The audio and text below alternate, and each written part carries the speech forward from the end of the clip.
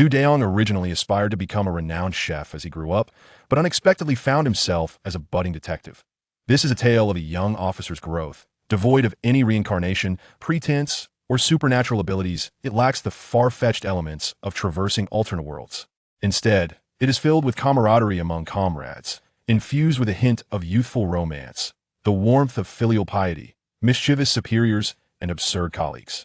Young officer Du Dayong possesses keen observational skills, sound logical reasoning, astute judgment, and vivid imagination. He faces each case with unwavering determination, delving into the minutiae and unraveling complexities, gradually cracking one case after another. Chapter 1. Reporting for Duty. Human beings can indeed be quite peculiar at times. As a child, Du Dayong cherished cooking above all else, nurturing a resolute ambition to become a chef. His mother, who was a chef herself, became romantically involved with another culinary professional during Du Dayong's early years. She abandoned Du Dayong's father, running away with her new partner. Du Dayong's father owned a moderately successful supermarket, benefiting from the property he owned, yielding a comfortable income. Yet he remained steadfastly devoted, single-handedly raising Du Dayong.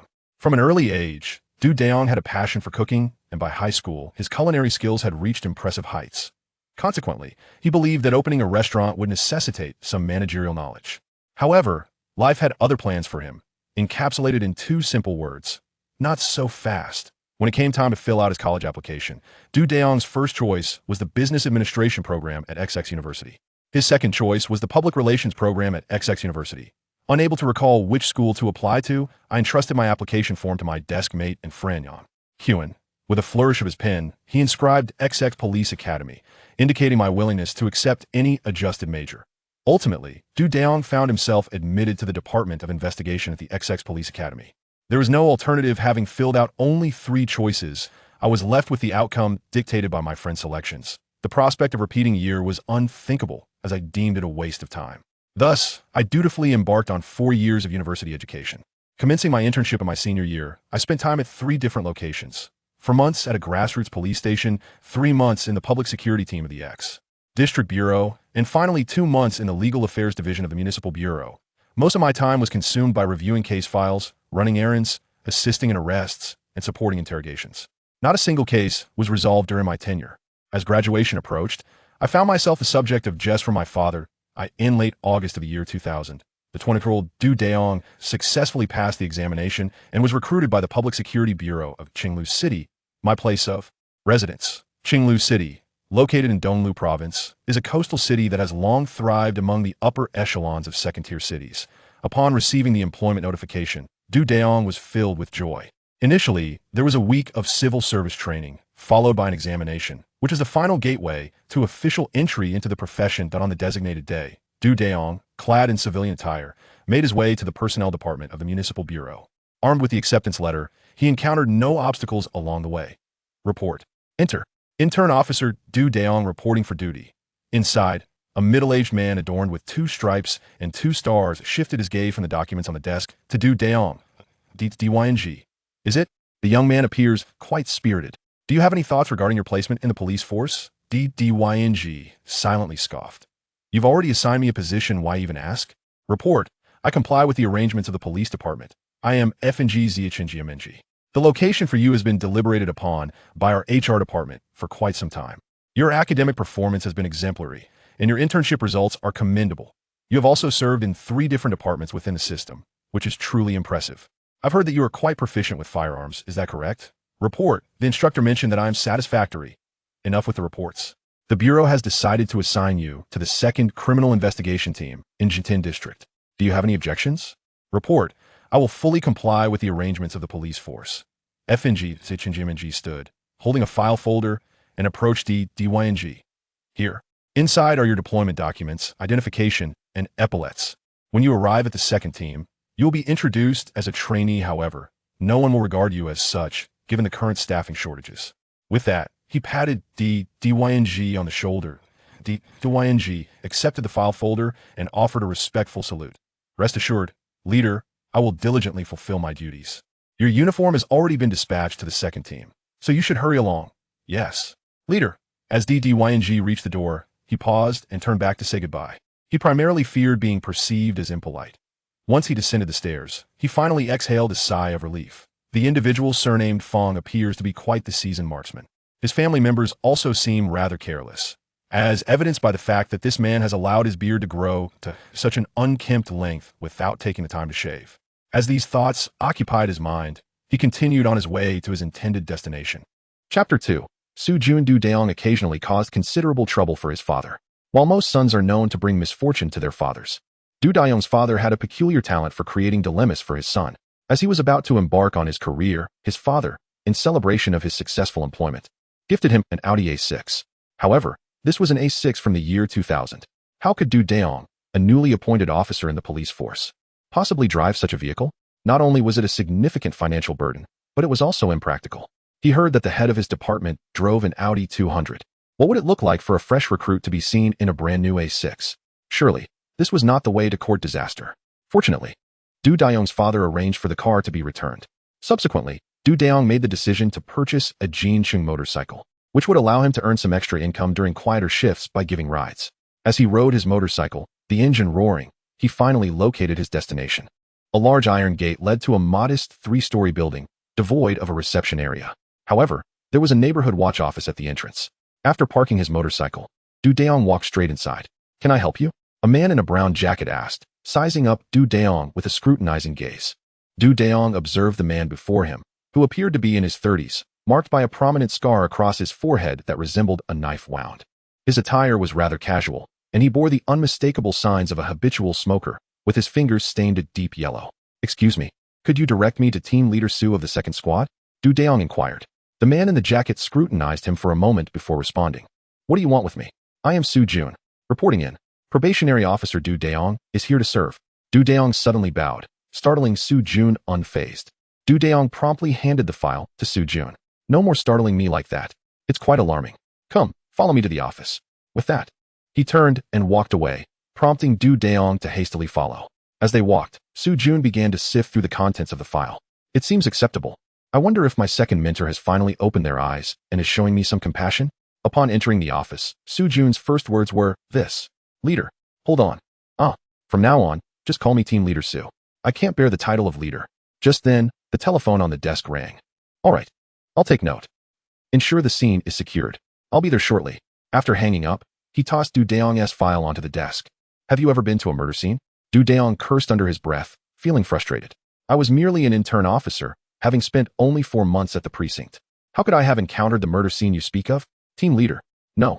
Soo-jun called out as he made his way towards the door, shouting, "Zhang Dongqiang. Xiangzi." A woman in her 40s, sporting 2 stripes, approached them. "Xiangzi and Lao Lu have gone out on a theft case. They should be able to handle it." "What is going on?" "A murder occurred at Unit 4, Building 3 of Fengxi Mountain Court. The nanny discovered it upon returning.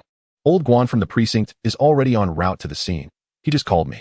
Shall I accompany you on a trip?" "Everyone from the team has gone out. Soon, Fan Yang and Shui Tianhang will return.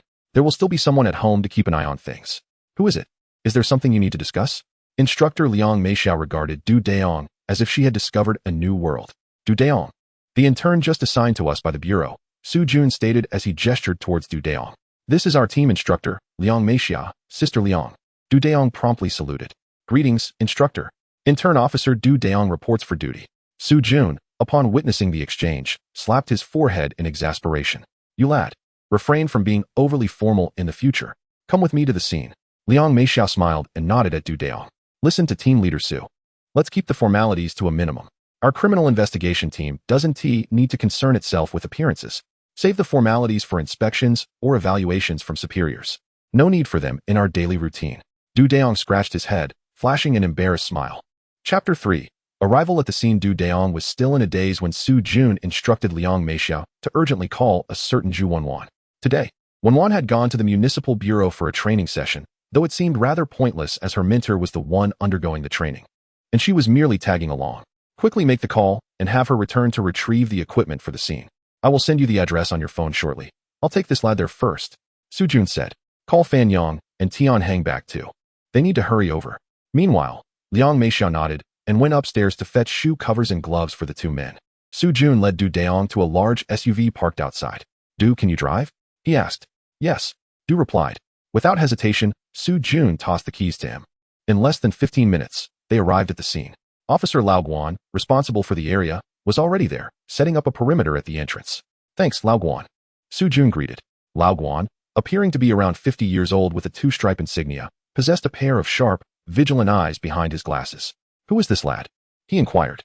He's a new intern assigned from the bureau. There's no one left in the team, so I brought him along, Su Jun explained. Du Dayong promptly saluted Lao Guan. Good day, Officer Guan. I am Du Dayong. Quite perceptive, I see. All right, follow your team leader into the scene. Remember to wear the shoe covers and gloves, Lao Guan instructed. Du Dayong was keenly aware of this, as Liang had already provided him with the necessary items before departing. You should inquire with the nanny to gather more information about the situation, Lao Guan added. Du Dayong approached a woman of approximately 40 years standing at the entrance of the courtyard. Greetings. I am Du Dayong from the 2nd Criminal Investigation Team. Here is my identification. He briefly displayed his credentials. Were you the one who discovered the body? Do you recall roughly what time it was? Officer Du. My name is Zhang Xiaolian. I work as a housekeeper for Mr. Li, but I do not reside here. I only come in the evenings to prepare meals before departing.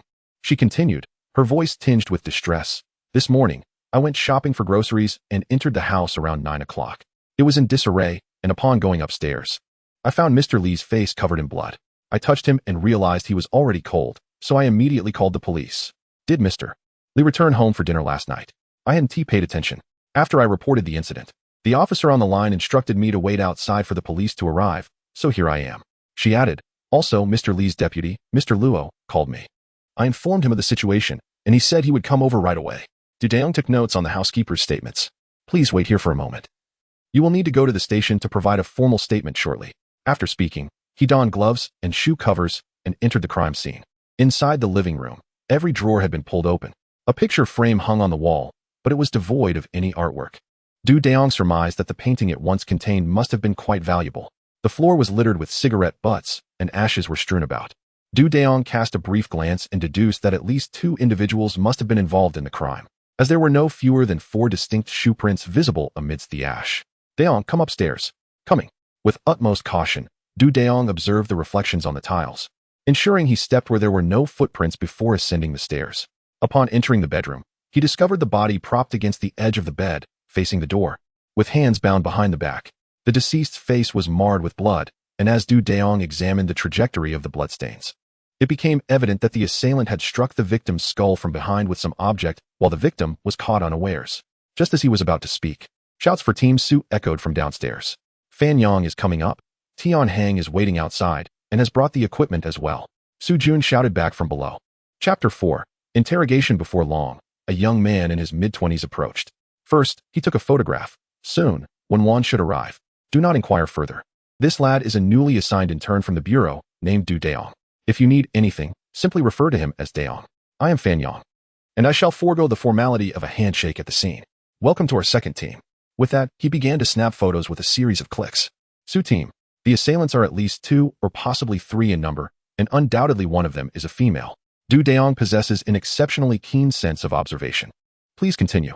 It appears to be a case of burglary that escalated to murder, and it is likely not their first offense. You've done well, young man. My mentor has indeed provided me with a competent intern. Elaborate on your reasoning. The safe in the room has been opened, and no signs of forced entry are evident. It is reasonable to surmise that it once contained cash. The victim likely endured interrogation. However, it seems the money was ultimately taken by the assailants. The perpetrators are likely not novices, as the scene shows signs of thorough rummaging, particularly in areas where valuables might have been concealed, with no additional signs of disturbance. Moreover, the wounds on the deceased's head and the ligature marks around their neck indicate that the assailants acted with great decisiveness. Thus, I deduce that the instigator is likely no stranger to murder and robbery. Why do you assert that a woman was involved? Upon analyzing the traces at the scene below, I discovered several fresh cigarette butts bearing 4 or 5 distinct footprints.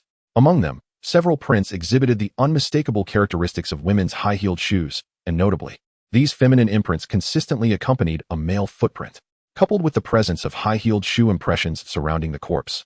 I am led to believe that a female perpetrator was indeed present at the crime scene. As Fan Yang busily captured photographs, he complimented, Su team. It appears the department has provided us with quite the specimen. Dayong should prove to be a valuable asset. He continued, Dayong, you have certainly earned my admiration. As he prepared to scrutinize the scene further for additional clues, Du Dayong had yet to respond humbly. Captain, the vice president of the deceased company has arrived. Xue Tianhang shouted from downstairs. Upon hearing this, Su Jun promptly descended the stairs. Officer Su, greetings. The vice president of the deceased's company quickly greeted Su Jun at the entrance. What was the name of the deceased? What business does your company engage in? What was the deceased's position? Officer Su, my name is Luo Hong. The individual residing here is named Li Qianyun. Qian as in universe, and Yun as in luck. Our company primarily focuses on import and export trade. Mr. Li is the legal representative of our firm. Listening attentively, Su Jun called out to the upper floor, Dayong, have you thoroughly examined upstairs? Once you have, please come down. He then turned to Xue Tianhang and instructed, Tianhang. Dayong is a newly assigned intern from the bureau, yet he possesses considerable skill. After exchanging pleasantries, accompany Fan Yang upstairs to assist with evidence collection. As Du Dayong arrived at the entrance, he was greeted by Xue Tianhang. Hello, Dayong. The captain just introduced you to me. I am Xue Tianhang. I am Du Dayong.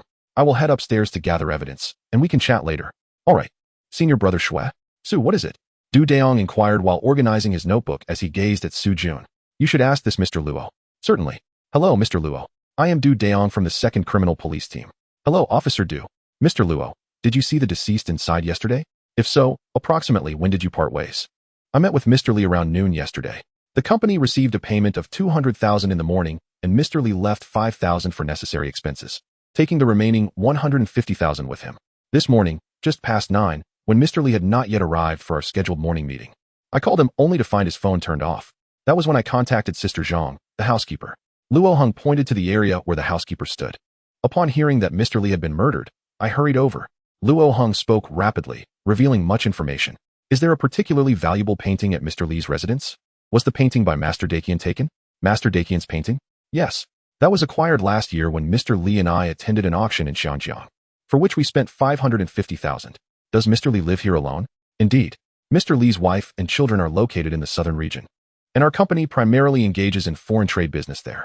Do you personally suspect that Mr. Li might be involved in some romantic entanglement? Luo Hang's comments directed towards Du Dayong were somewhat perplexing. Upon realizing that his subtle insinuations were lost on others, Du Dayong felt the need to clarify. What I meant to imply is that since his spouse is not by his side, could it be that he has developed close relationships with other women? This is truly uncertain. Even if Mr. Li were to have such connections, he would likely keep them concealed from us. What valuable possessions does Mr. Li typically adorn himself with, aside from that painting, if you happen to know? From what I have observed, Mr. Li possesses a gold chain, a platinum necklace, a European watch, a Rolex watch, a jade ring, and a platinum diamond-studded ring. Additionally, there might be some southern coins and currency from the ugly nation at his residence. Given that our business has been thriving in recent years, it is not uncommon for everyone to have acquired such currencies. When did you part ways with Mr. Li? Yesterday afternoon? Did he receive any phone calls in your presence at that time? No. His departure was quite ordinary, no different from our usual farewells. Du Dayong nodded towards Su Jun. Mr. Luo, you cannot leave just yet. Shortly, you must assist us with our work and provide a statement for our team.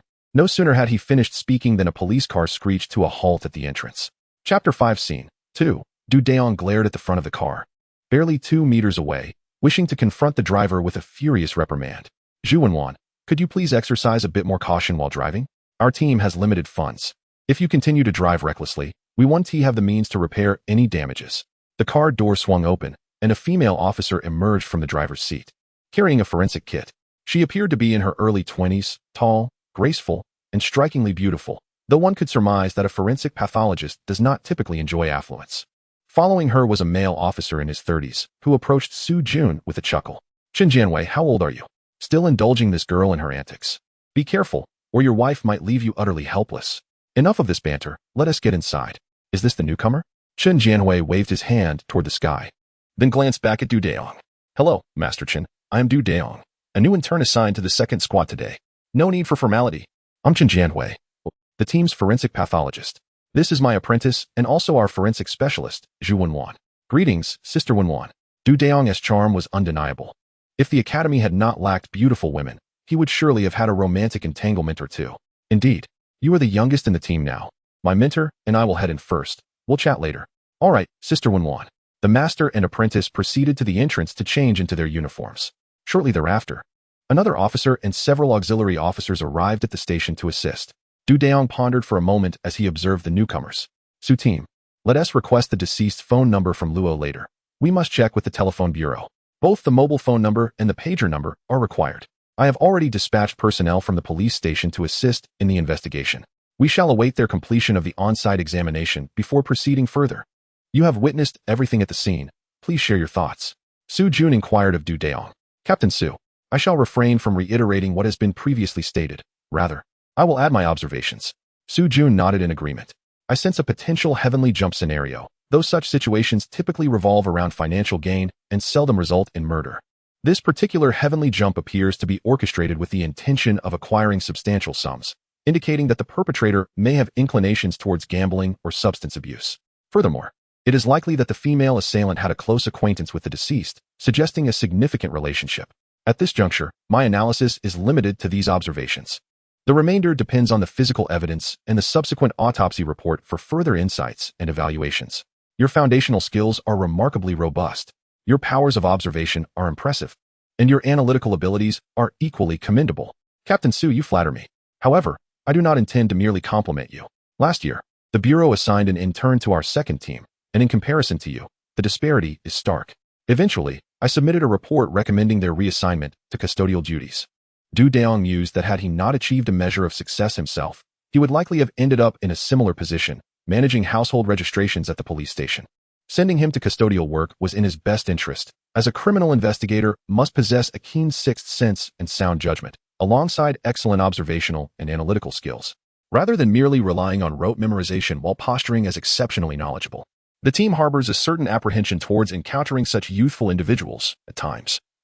Even a minor mistake can render a case stagnant or lead to far graver consequences. Thus, only those who can meet the standards are permitted to remain in the team. Some qualities are innate and cannot be cultivated over time.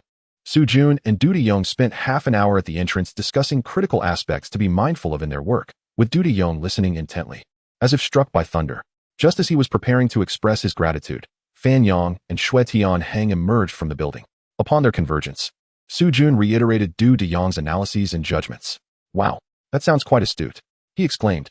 Let us await the outcome. If it proves accurate, Dayong, you owe us a meal. What? Just because I predicted it correctly, I have to treat everyone? Chapter 6 Investigation 1. Dayong sensed that there might be some underlying intricacies, albeit he was currently unaware of them.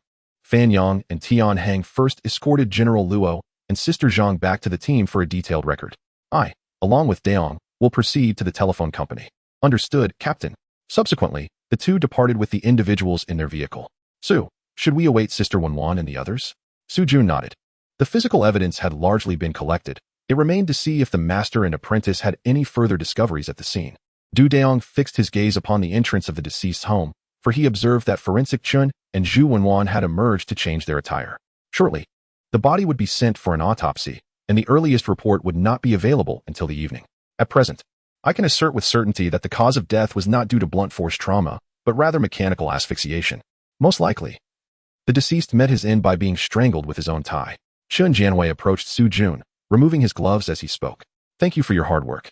Old Chun, Dayong, and I will retrieve the call records from the telephone company. After dinner, we shall convene a meeting to discuss the case.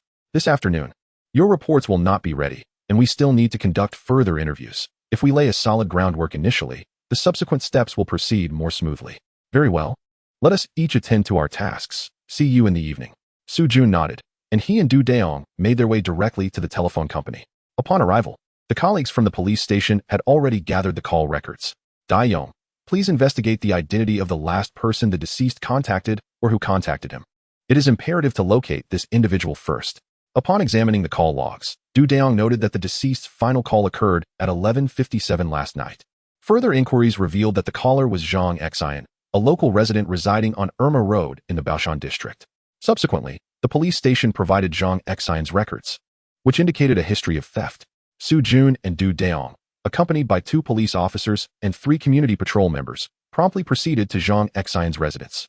The community patrol was well acquainted with the area, and soon one officer along with 3 patrol members managed to block 2 potential escape routes. Su Jun, Dayong, and another officer were dressed in plain clothes. As they approached the corner leading to the building entrance, Dayong exclaimed loudly, Su Gu, Wang Gu, do you think this kid will flee after owing our brother money? If we catch him, I can finally meet Fei Fei tonight. Officer Wang, ever vigilant, quickly interjected upon hearing Dayong's remark. Su Jun then produced a cigarette, lighting it for himself before tossing one to Dayong. As Dayong strolled closer to a group of individuals loitering near the entrance, he inquired, Gentlemen, I seek information about a certain Huang Dajuan. By the way, here is a cigarette for you. As he handed out the last cigarette, he casually asked, "Isn't that Zhang Xian over there? Long time no see. Do you recognize me?" Captain Su, accompanied by the officers originally assigned to block the suspects and the auxiliary forces, had successfully encircled several individuals. "Brother Zhang, allow me to show you this photograph. Do you recognize anyone?" After speaking, Dayong directly placed the photo into Zhang Xian's hands. As Zhang Xian lowered his gaze to examine the image, Dayong exchanged a knowing glance with another officer. In a swift motion, Dayong executed a sweeping kick, seizing one of Zhang Xian's arms and forcefully bringing him to the ground. "Police, do not move," Su Jun shouted, brandishing his firearm. The two individuals who had been conversing with Zhang Xian were still in a state of confusion, unaware of the unfolding situation, when they too were apprehended by the other officers and auxiliary forces. Chapter 7 Investigation 2. Dayong swiftly placed handcuffs on Zhang Xian and addressed Su Jun. "Let us first examine this fellow's residence. He ought to reside within this building." Su Jun inquired, "Zhang Xian, who else is at home?" Zhang Xian, pinned down by the handcuffs, looked up at Su Jun and asked, "Officer, what crime have I committed?" Su Jun replied, "Where were you past midnight last night? What were you doing? Speak now, and I shall consider it a confession." Su Jun crouched down to speak to Zhang Xian. At that moment, Dayong had already discovered a key and a mobile phone on Zhang Xian. "Su, this chap lives in 202. I shall proceed to investigate further. Old Wang, accompany me. Ensure your safety." After Su Jun instructed the accompanying officers to escort the individuals to the police vehicle, Dayong knocked on the door of apartment 202. But no response came from within. He then used Zhang Xian's key to attempt entry. Before long, the door swung open, revealing a two-bedroom apartment of approximately 60 square meters. The interior was not particularly disheveled, yet two bags in the corner of the small bedroom caught Dayong's attention. Upon unzipping one, he found it filled with bearings. The other contained pure copper plates. A cursory glance through the drawers revealed a savings book, albeit devoid of funds, along with no other valuables. Aside from those two bags, nothing of worth was discovered. The moment Dayong laid eyes on Zhang Xian, he instinctively sensed that this individual was not the perpetrator, for he could detect no trace of malevolence emanating from him. The two hefty bags were cumbersome, necessitating that they be carried downstairs one at a time. After a short while, Su Jun managed to bring the large vehicle down. Glancing at Dayong through the window, Dayong gently shook his head. The two individuals engaged in conversation with Zhang Xian also resided in the same community. "I instructed Xiao Pang to ascertain the details. There was no time for the crime to have occurred.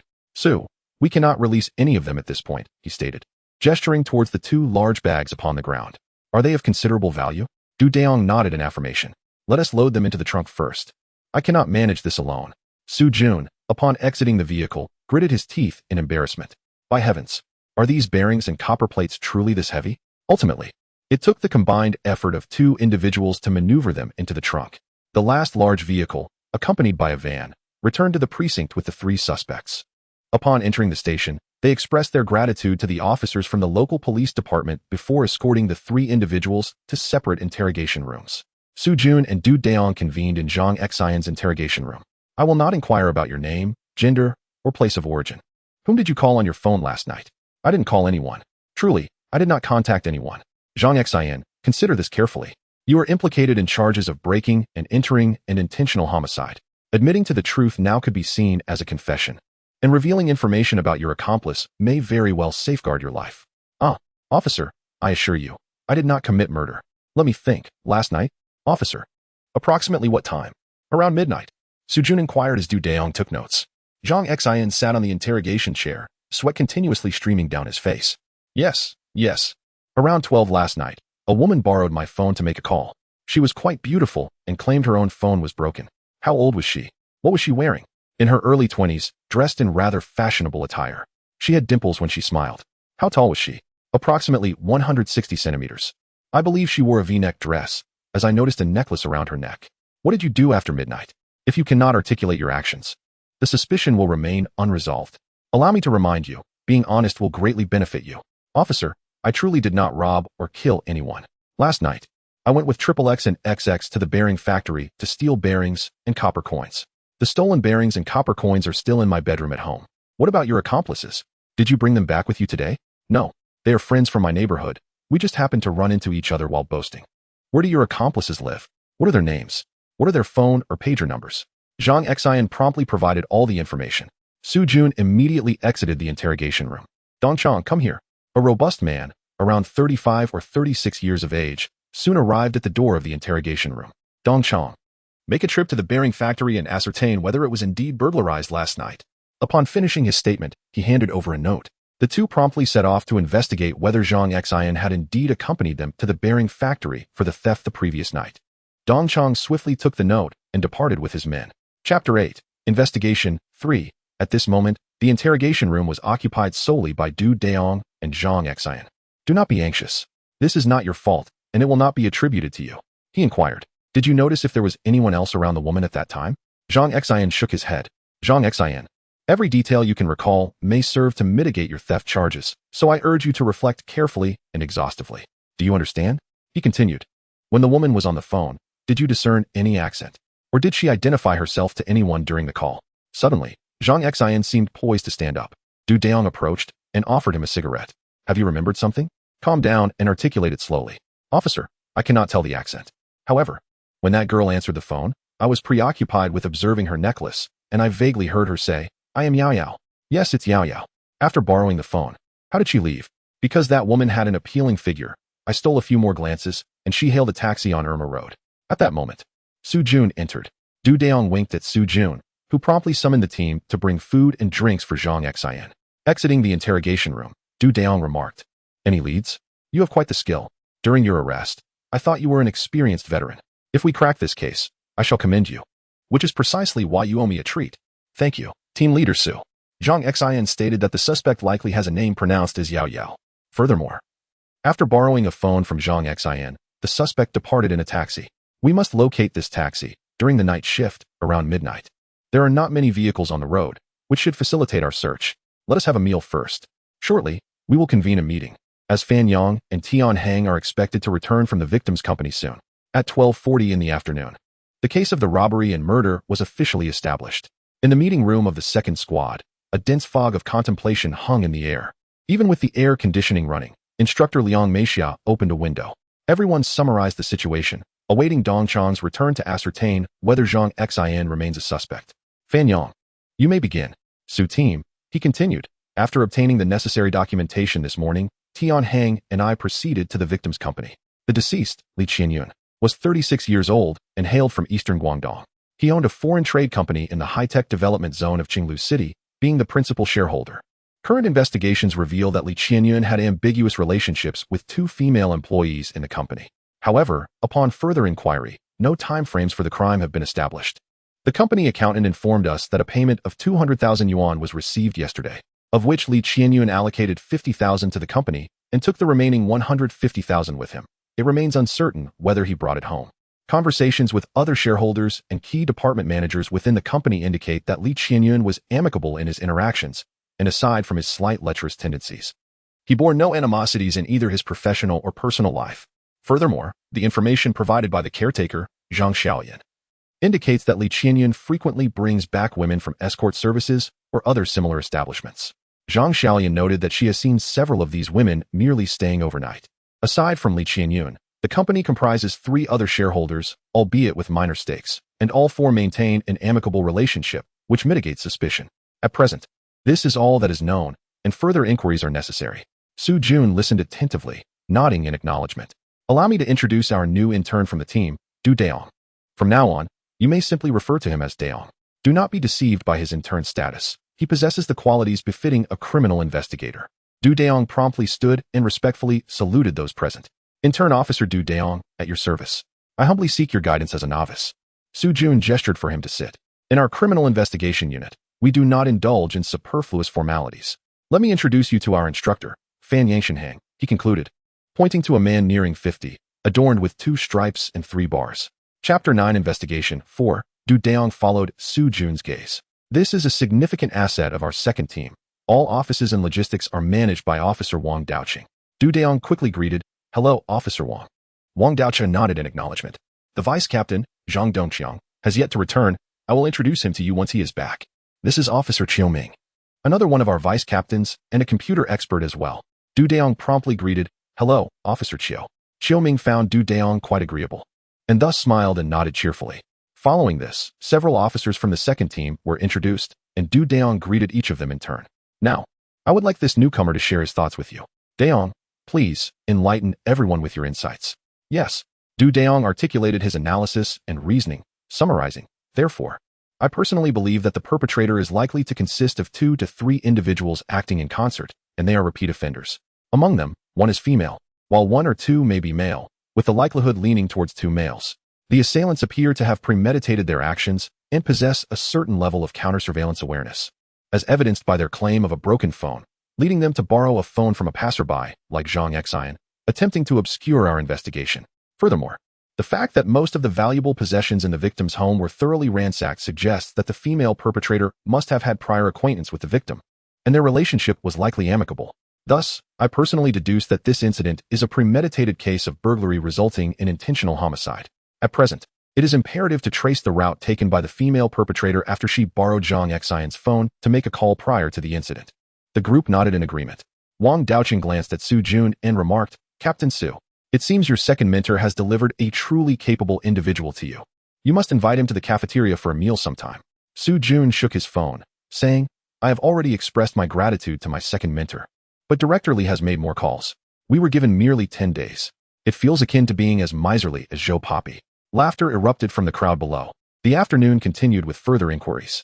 Dayong and I visited 3 taxi companies while the others canvassed other firms, with plans to regroup later. We aimed to ascertain the woman's travel route by nightfall.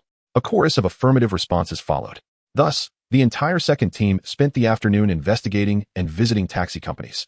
At precisely 4:10 p.m., a group of officers at Tianyu Taxi Company received a lead.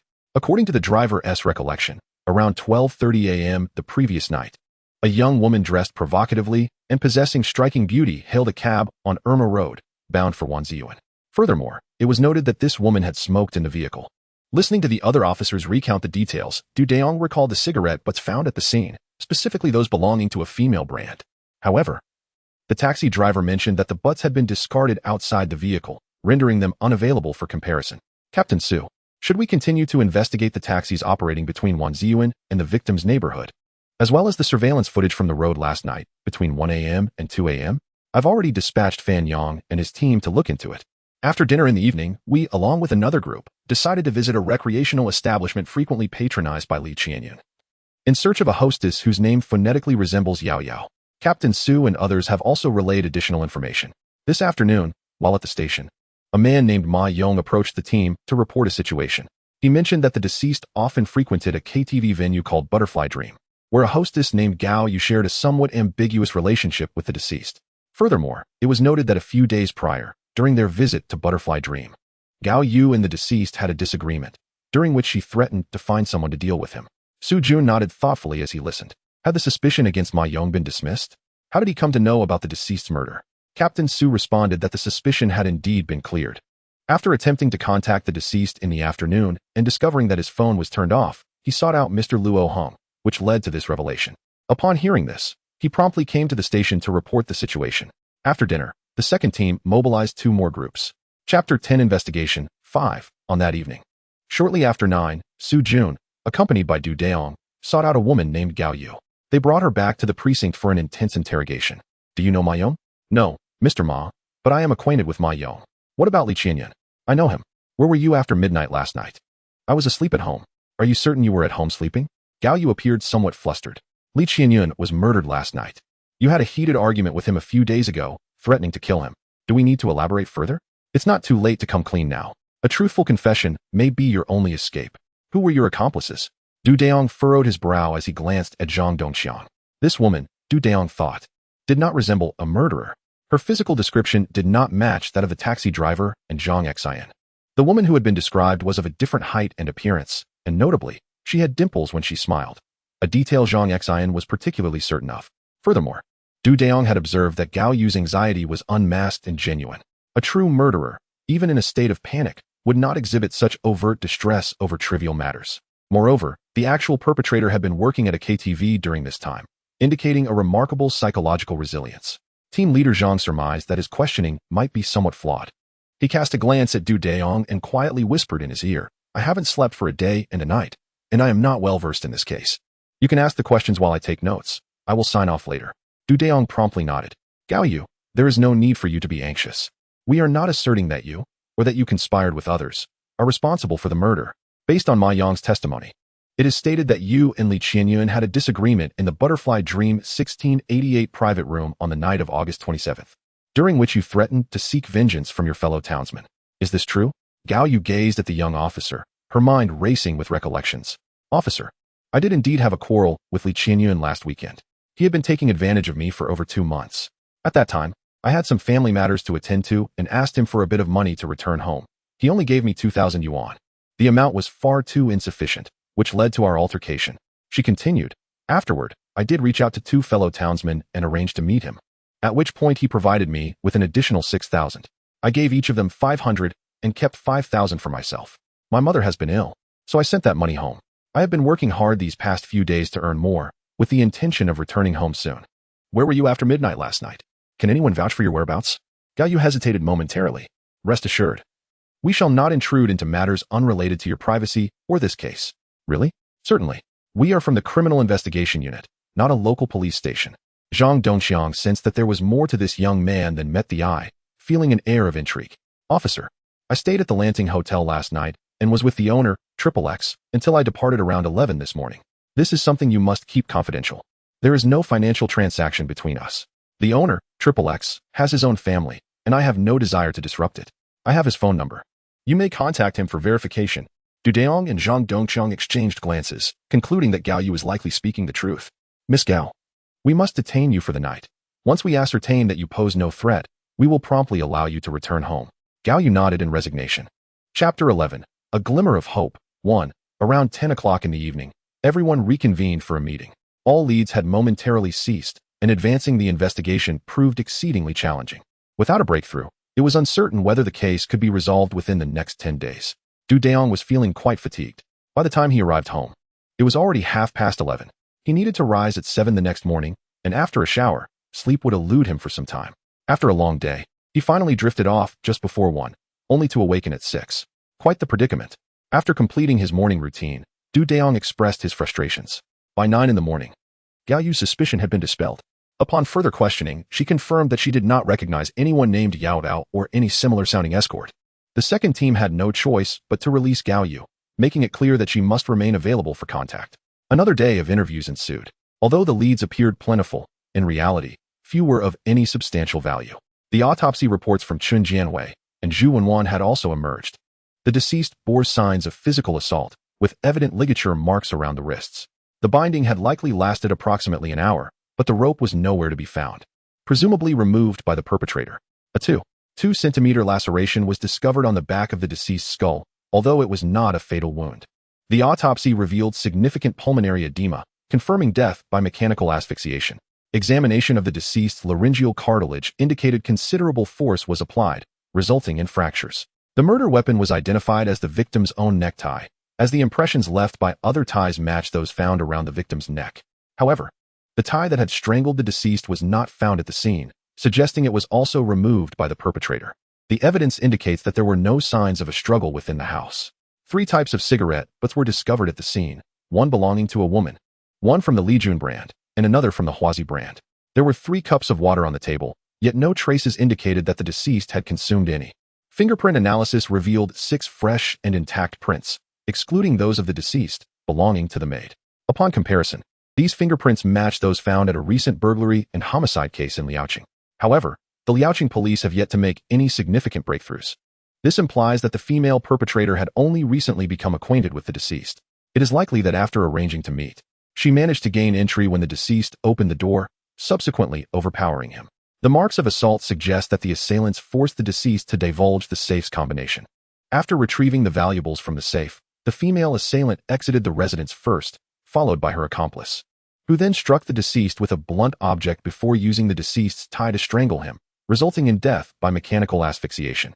Upon leaving the scene, they also removed the rope binding the deceased's wrists.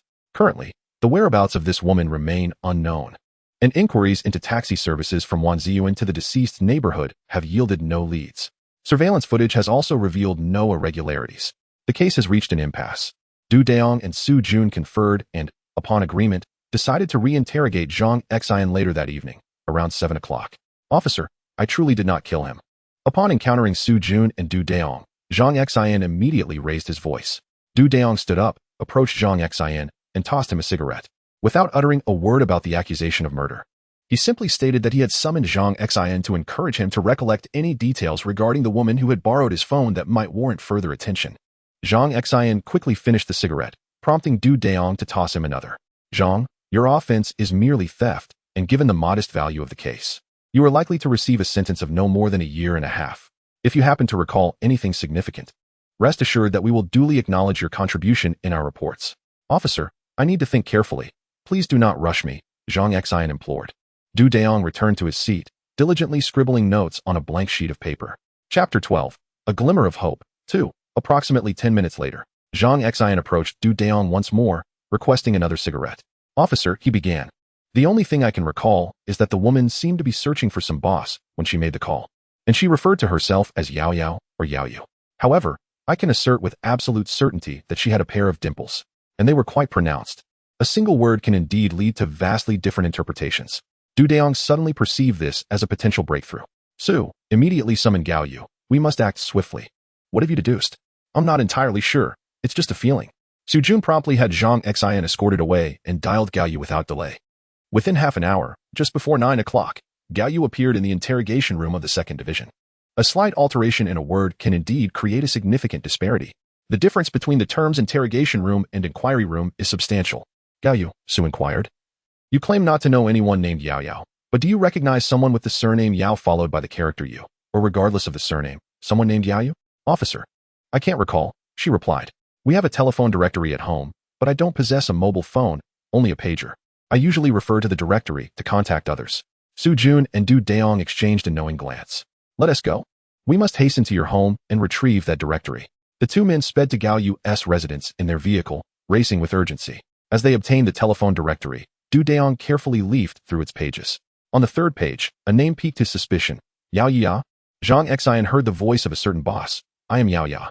The 3 characters all begin with the same consonant, making it easy to mistakenly think it was Yao Yao or Yao Yu. Gao Yu, do you know the phone number? Tai Dao Hotel, a 5-star establishment. Who doesn't know it? Thank you, Gao Yu. The case has been solved. I must express my gratitude. No need for formalities. Just ensure that the boss's wife remains unaware of this matter. Rest assured, we won't speak of it if you don't. Su Jun hastily notified Fan Yang and another officer to meet at the Tai Dao Hotel. 15 minutes later, the 4 of them gathered at the hotel entrance. Upon entering, they discovered that the Tai Dao Hotel had its own KTV. They summoned the KTV manager and learned that there was indeed a person named Yao Ya. But she was not from their establishment. She had come looking for a Wang Wan, who worked there. The 4 promptly requested the manager to bring Wang Wan to them. However, it turned out that Wang Wan was not working that night. Su Jun then instructed the manager to quickly find someone who knew Wang Wan's family. Soon, a girl was brought to them. Su Jun presented his identification, allowing the girl to lead them to Wang Wan's residence. As they drove, the route became increasingly familiar, eventually leading them back to Irma Road. Du Dayong gazed at the familiar newsstand, momentarily lost in thought. Could it be wrong? Does Wang Wan live here? Fan Yang quietly inquired of Du Dayong. Follow this young lady. The girl brought 4 individuals to the front of a building, just a neighborhood away from Zhang Xin's residence. Wang Wan lives in apartment 301, but I cannot accompany you upstairs. It would be difficult for me to explain if she spotted me. All right, Fan Junyi, you stay with her for a moment. We will go up first. Fan Junyi, also from the 2nd team, is around 27 or 28 years old. He is on duty tonight and is not usually stationed at the front lines. Chapter 13. A Glimmer of Hope. 3. Du Dayong glanced at the lights on the 3rd floor, both sides illuminated, indicating that either apartment 01 or 02 likely had occupants. Even if they were not home, they probably would not have ventured far. As they approached the landing between the 2nd and 3rd floors, Su Jun instructed Fan Yang to remain behind, ensuring no one escaped. Upon reaching the door of apartment 301, Su Jun urged Du Dayong to knock. Du Dayong rapped on the door assertively. Who is it? Came a voice from within. Your kitchen's water pipe is leaking. We received a call from downstairs, and I'm here to assess the situation, Du Dayong replied vaguely. The door opened slightly, revealing that it was still secured by a chain. Wang Wan peered at the visitor, a young man in his 20s, strikingly handsome, and decided to open the door. As the door swung ajar, the 2 men slipped inside. Upon seeing Su Jun's menacing firearm, Wang Wan was rendered speechless. You must have the wrong person. I don't have any money, she exclaimed. Su Jun produced his identification. Police, are you Wang Wan? If so, we need to speak with you regarding a matter. Will you accompany us? Do you understand? He pressed. Do you know a woman named Yao Yenya? Du Dayong felt it was pertinent to inquire at this juncture. I do know her, she admitted. However, I haven't been able to reach her since the 4th. Did you meet on the 3rd? Yes, she confirmed. She paged me at noon to return 3,000 yuan, which she had borrowed from me. But then she said she had other matters to attend to. By 7 in the evening, when she still hadn't arrived, I went to work at the station. At around 8 o'clock, she sent me a message asking me to call her before I returned home. I didn't arrive home until nearly 11, making the call from the bar beforehand. It was past 11 when I got home, and she arrived around 11:30, repaying the 3,000 yuan she owed me. And then? Dayong inquired with urgency. There is nothing more to it. After returning the money, she just left. However, when I went downstairs to purchase something shortly after, I noticed her borrowing a phone from a man. I wondered why she needed to borrow a phone when she had one of her own. Perhaps she was trying to attract a wealthy suitor. Do you know where Yao Yuya lives? She doesn't go by Yao Yuya. That is a false name. Her real name is Yi Yuyao.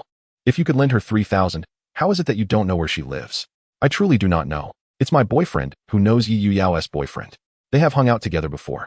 Recently, Yi Yuyao and her boyfriend came here to see my boyfriend. But they didn't have any money, and neither did my boyfriend. So he had to ask me for some first. Su Jun urged Dayong to continue asking questions while he himself went downstairs to give the young lady 20 yuan for her taxi fare home. He then entered Wang Wan's room accompanied by Fan Junyi and Fan Yang. Where does your boyfriend live? Dayong continued his inquiries. My boyfriend resides at the construction site. What is your boyfriend's name? Wang Ming. Where is the construction site? Do you know it? I do. It's south located on XXX Road in the Southern District. Just at that moment, Su Jun led the two individuals into the room. Captain Su. The construction site is located in the Southern District. Please notify the local police station. Understood. Su Jun promptly made the call and began to coordinate. The four individuals then drove with Wang Wan towards Wang Ming's construction site. Upon nearing the site, they discovered that the police station had dispatched 2 vehicles to await their arrival. In total, 12 personnel, including joint defense members, were present, with 6 firearms in their possession. The 17 individuals stealthily approached the construction shed. One of the joint defense team members located the elderly man overseeing the site and explained the situation. Upon seeing such a large gathering, the old man assumed that Wang Ming must have encountered a significant problem. Chapter 14. A glimmer of hope. 4. Su Jun reassured the old man not to be anxious, instructing him to merely mention that the foreman was looking for him, so as not to alarm him. The old man nodded vigorously. Shortly thereafter, he emerged with a young man in his late 20s. In an instant, several individuals subdued Wang Ming. Despite Wang Ming's initial intent to flee, escape was futile. What is your name? He stammered. I haven't committed murder. Su Jun seized the opportunity. I am Su Jun from the Criminal Investigation Team No. 2 of Jintian District, Qinglu City, and I solemnly inquire, what is your name? Fu Xiaoshan, came the reply. Su Jun deduced that this was likely the true name. Do you know why we are searching for you? I do. In 1998, I stole some cables back in my hometown, and when the incident was uncovered, I fled and have since been living under an assumed identity, working at a construction site. The 4 men exchanged glances, realizing the absurdity of the situation. It appears you are a fugitive. Su Jun pressed. Do you know Yi Yuyao? I do. Her boyfriend, Zhou Liang, and I are quite close. We once collaborated in stealing cables. When I continued my thievery, trouble ensued, prompting my escape. When did Zhou Liang last contact you? How did you learn they had committed murder? They reached out to me earlier this year, asking me to rent a house for them in Qinglu City. I arranged a rental for them in the outskirts of Jintian District, specifically in Village. Village. Indeed, it's house number 15 in the second group, belonging to Old Man Wang. How did you find out about the murders? Sir, it was reported in the newspapers. When they sought to have me vacate the premises, it was evident without the need for newspaper reports that they were up to something significant. Furthermore, they had a history of committing murder. Just a couple of days ago, they approached me in the dead of night, insisting that I vacate the property at dawn. Even without much contemplation, it was clear they were the culprits. The government is involved. That woman, Yi Yuyao, is quite toxic, and they indulge in such substances. Zhou Liang previously abstained from such vices, yet he fell victim to her influence, developing an addiction. Otherwise, how could he have dared to commit murder the last time? The government, moreover, they are also involved in trafficking such substances, which I happen to overhear. Now, Fu Xiaoshan has begun to divulge everything. Are you implying that Zhou Liang confided in you that they were responsible for the incident in Liaoqing? Su Jun interjected. Indeed, the government. Shortly after arriving here, Zhou Liang, after a night of drinking and partaking in that substance, likely in a daze, revealed to me that he had killed someone in Liaoqing. He mentioned that Yi Yuyao had incapacitated the man, allowing him to commit the act. Oh, by the way, government. They also have a lackey named Yi Shanliang, who is quite deranged. Are you suggesting that 3 individuals carried out the crime? After committing the act, they fled and then pressured you to vacate the property. Is that correct? Yes, government. Take me back. I will report to the precinct immediately. Su Jun took out his phone, going through the motions. 20 minutes later, the entire precinct was ablaze with lights, including the second team. After taking Wang Wan's statement, the second team permitted her to leave. The transcription by Fu Xiaoshan has just been completed. The second team promptly reported the details to the sub-bureau. In the Li Qianyun case, Yi Yuyao, Zhou Liang, and Yi Shanling have emerged as major criminal suspects. Subsequently, following the address provided by Fu Xiaoshan, the sub-bureau uncovered a wealth of evidence within the suspect's residence, including ropes, ties, and bloodstained garments. Fingerprints from the rental property were extracted and compared overnight, revealing a match with the fingerprints from the Laoqing 527 home invasion homicide case and the 904 home invasion homicide case. As a result, the case was declared solved 3 days post the 904 incident, confirming the identities of the suspects. However, the suspects have since vanished without a trace. Upon investigation, it was revealed that Yi Yuyao hails from Beidong, while both Zhou Liang and Yi Shanling are from Dongshan. Notably, Yi Shanling has a sister residing in Qining, which piqued Du Dayong's interest. Su, please expedite the investigation into Zhou Liang and Yi Shanling's call records. We are already in the process of retrieving them. They will arrive in half an hour. Su, let us inform the sub-bureau. The second team will head to Qining. It seems the most probable destination for them. Once the call records arrive, we can ascertain further details. Understood, Su. Du Dayong scratched his head in contemplation. Chapter 15. The capture at 8:45 a.m. The call records from 3 individuals, along with their pager logs, were meticulously scrutinized. Of particular interest was a phone number dialed by Yi Shanling, which corresponded to an address in Qining. Further investigation revealed that this number belonged to a small convenience store near the residence of Yi Shanling's sister-in-law. The distance from Qinglu City to Qining is approximately a 7-hour drive. The second team selected 8 police officers and dispatched them via a minibus. Su Jun, Du Dayong, and Fan Yang had all spent a sleepless night prior, thus Zhang Dongqiang, Park Zheng, and Li Gaofeng took the wheel, with 2 additional officers on standby. The group arrived in Qining late in the evening, armed with 7 firearms. Only Du Dayong was unarmed. The Qining police were also diligent in their collaboration, deploying 4 special police officers, 5 regular officers, and 10 auxiliary team members. Yi Shanling's sister resided in the suburban area of Qining and through the local neighborhood committee. She was summoned for questioning. Yi Shanhua, I am Su Jun, the captain of the Criminal Investigation Second Team at the Jintian branch of the Qinglu City Public Security Bureau. Once Yi Shanhua was seated, Su Jun presented his credentials. Your brother is suspected of serious criminal activities in Qinglu City not long ago, and I hope for your cooperation with our authorities. We have also obtained information that your brother contacted you just before leaving Qinglu City. If you are aware of your brother's whereabouts, please refrain from concealing or harboring him, as doing so would constitute a crime as well. Moreover, since we are able to investigate this matter, we must possess a general understanding. Capturing your brother is merely a matter of time. Therefore, please contemplate your response carefully. Yi Shanhua was immediately overcome with tears. I had no idea he had committed such a grave offense. He merely asked me to assist him in renting a room, claiming he intended to return to work. What is the address of the rental property? How many people are residing there? It is located in Lao Gotu village, in the rental house of Anzhong-san. It seems there is also a man and a woman. However, they are renting houses that are adjacent to each other within a small courtyard. Can you lead us there? Su Jun inquired. As Yi Shanhua nodded through her tears, everyone donned plain clothes, and the vehicles utilized were ordinary ones. Mr. Feng, could you provide some insight into the local environment? Team leader Su, it is of no concern. The rental houses in that area are scattered, and the suspects likely considered this when choosing a location to facilitate their escape in the event of an incident. With our numbers, we will surely be able to contain them. Thank you, Mr. Feng. Let us depart. 27 police officers and community defense personnel boarded 2 minibuses, proceeding directly under Yi Shanhua's guidance toward Yi Shanling's residence. As they neared their destination, Yi Shanhua pointed to a small courtyard and said, Police officers. It is that small courtyard. It contains 4 rooms that they have all rented together. Understood. Thank you. This has afforded your brother some advantage. 2 individuals remained in the vehicles to prevent any potential escape by the suspects, ready to pursue at a moment's notice. The courtyard was still illuminated, and faint sounds of card games could be heard within. Su Jun gently tossed a stone inside, yet no dog barked in response. Fan Yang promptly vaulted over the wall into the yard and swung open the door. A few others had already encircled the rear windows. Bang, bang, with 2 resounding thuds. For special police officers split into 2 groups, each forcefully kicking open a pair of doors. Freeze! Police! They shouted, and in an instant, the 4 individuals inside were subdued to the ground. After all were handcuffed, they were lifted to their feet one by one. State your names, came the command. Only one among the four spoke up. We didn't come for money. Why are we being arrested? What is your name? I am Doerbal. Am I to be apprehended for merely playing cards? Su Jun exchanged a knowing glance with Feng Dei from Qining. Observing the situation, they decided to drag this lively character, Doerbal, out first. Chapter 16. The triumphant return. Du Dayong gazed at the three individuals before him. Their expressions reminiscent of orphans bereft of parents, and a flicker of irritation ignited within him. Speak for yourselves, or shall we be obliged to reveal your identities? Du Dayong extracted a photograph of Zhou Liang from his pocket, forcefully presenting it. Is this you?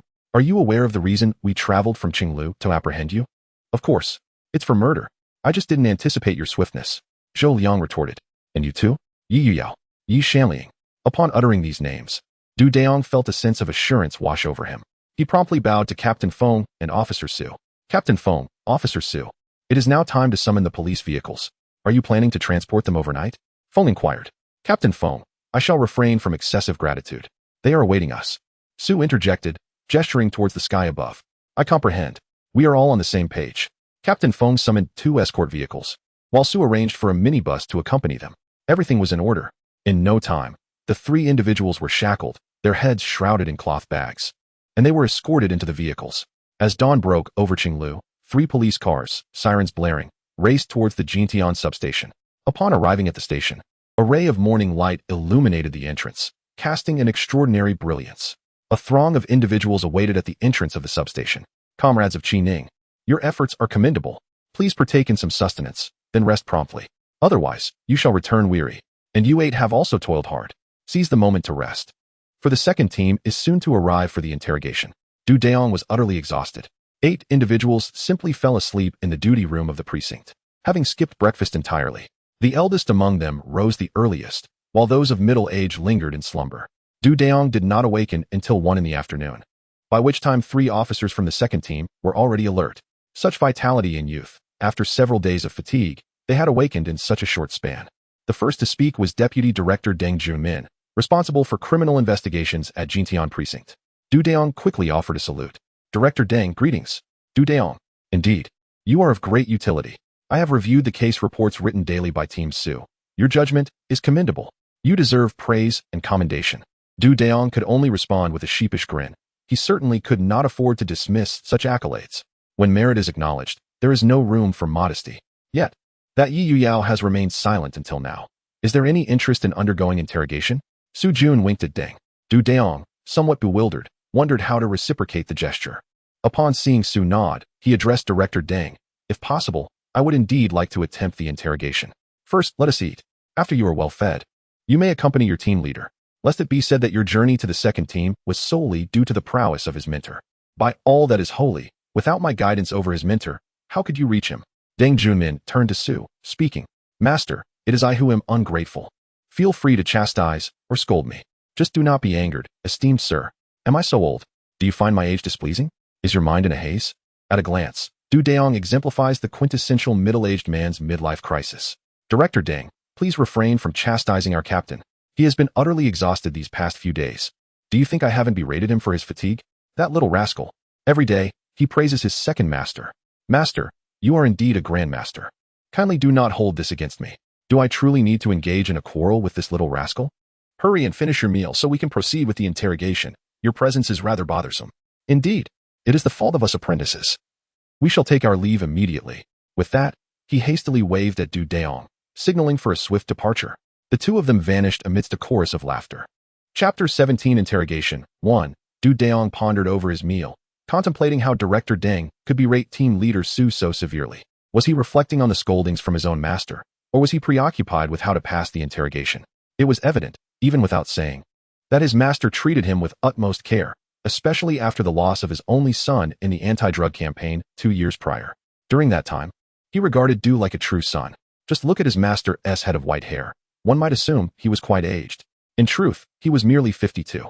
His master's wife had fallen ill, and within 6 months, his master's hair had turned entirely white.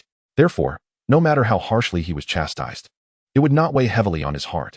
Reflecting on that mane of white hair, Du Dayong felt a surge of respect.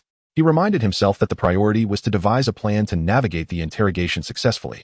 If all went well, he would likely achieve a third-class merit. Thus, embellishing his performance was essential. Yes, Team Leader Su.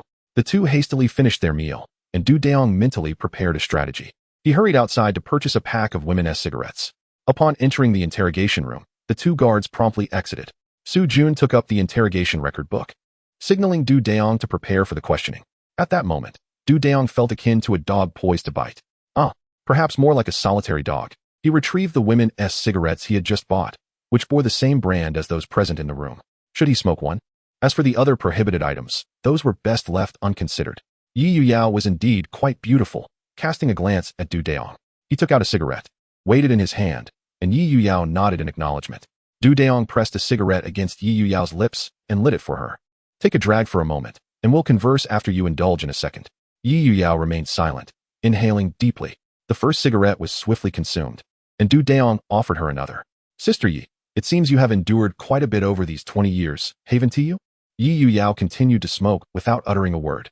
Though I am a policeman, I must be candid with you. With your circumstances, the death penalty is almost a certainty. Su Jun was taken aback, exclaiming, You really dare to say that? Silence would not serve you well. Both Zhou Liang and Yi Shanliang have shifted all responsibility onto your shoulders.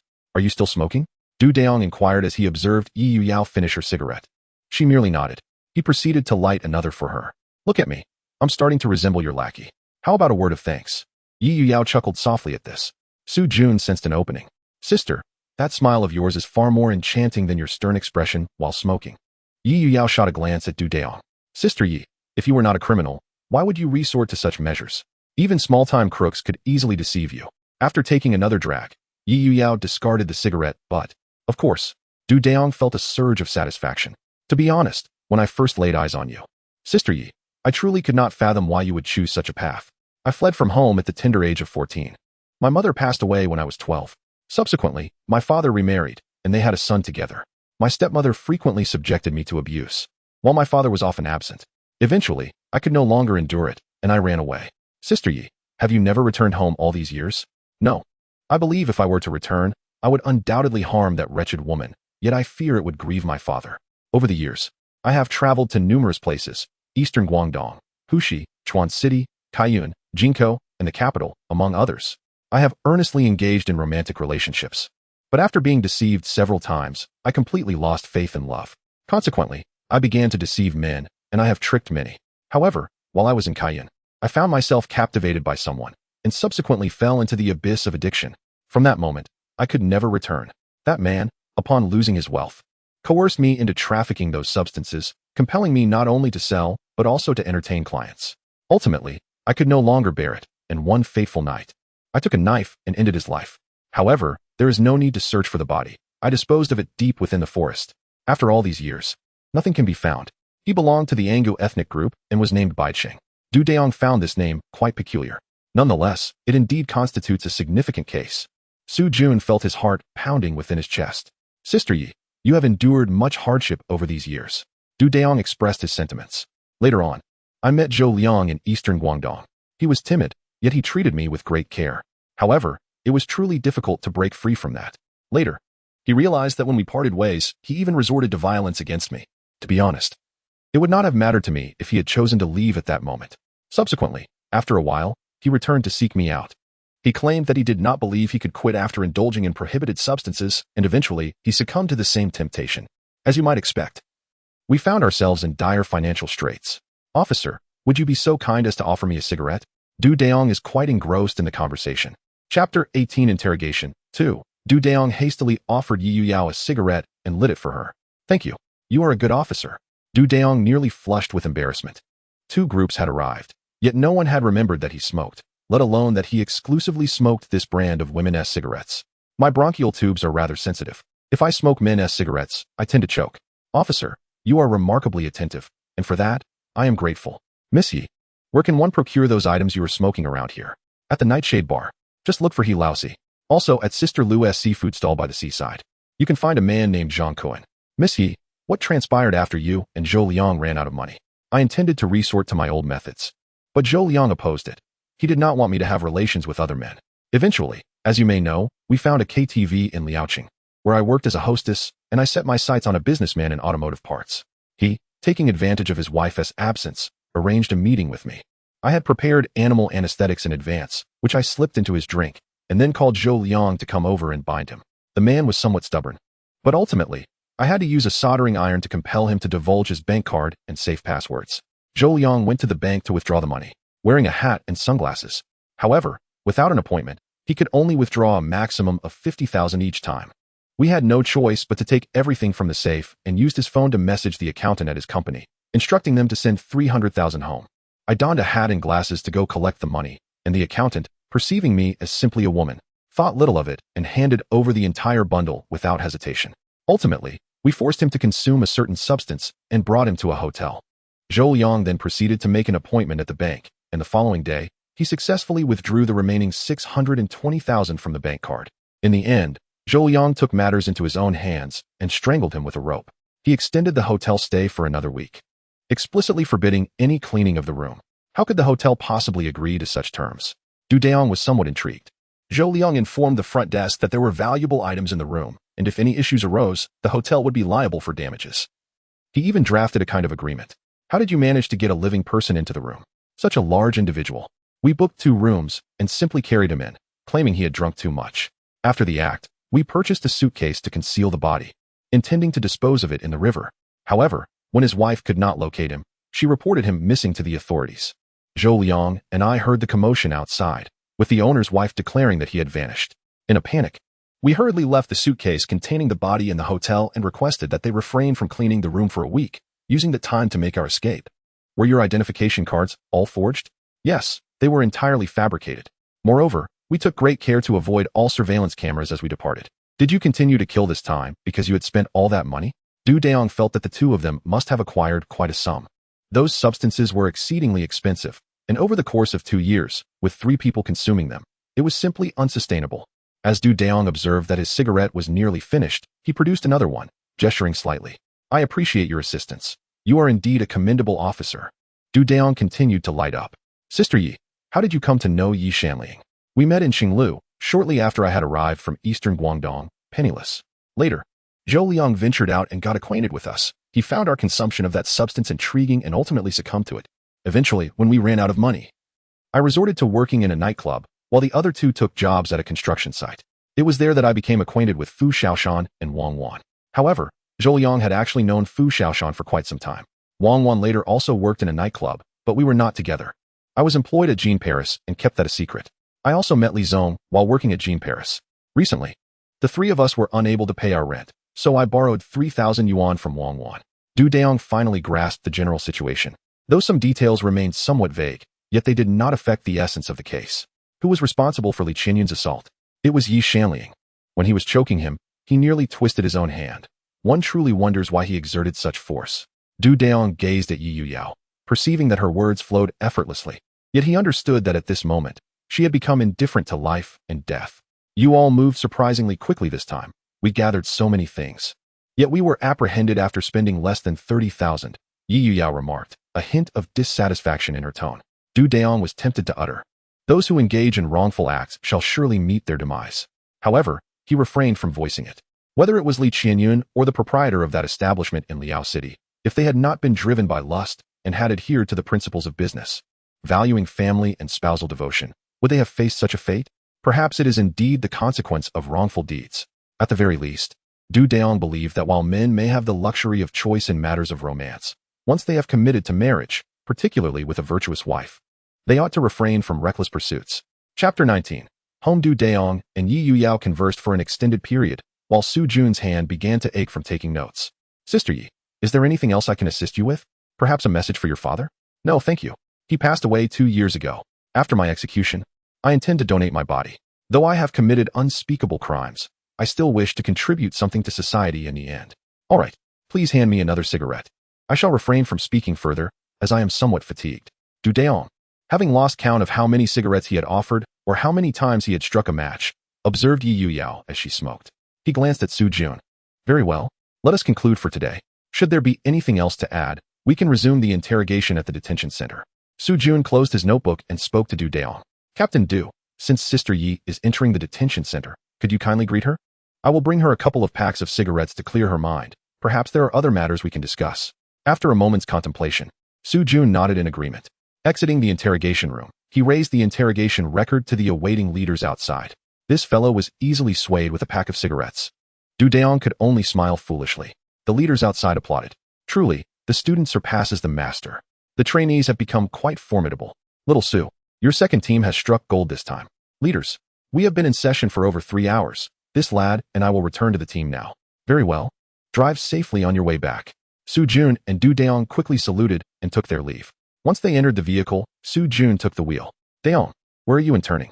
In Guangda City, the capital of Guangdong Province. I spent 4 months at the police station, 3 months in the Public Security Bureau, and 2 months in the Municipal Bureau's legal department. No wonder. Your foundational skills are remarkably solid. In this case of home invasion and intentional homicide, your contributions are significant. At least we didn't stray from the right path. That's also thanks to Captain Su's guidance. Dayong chuckled. What can we do?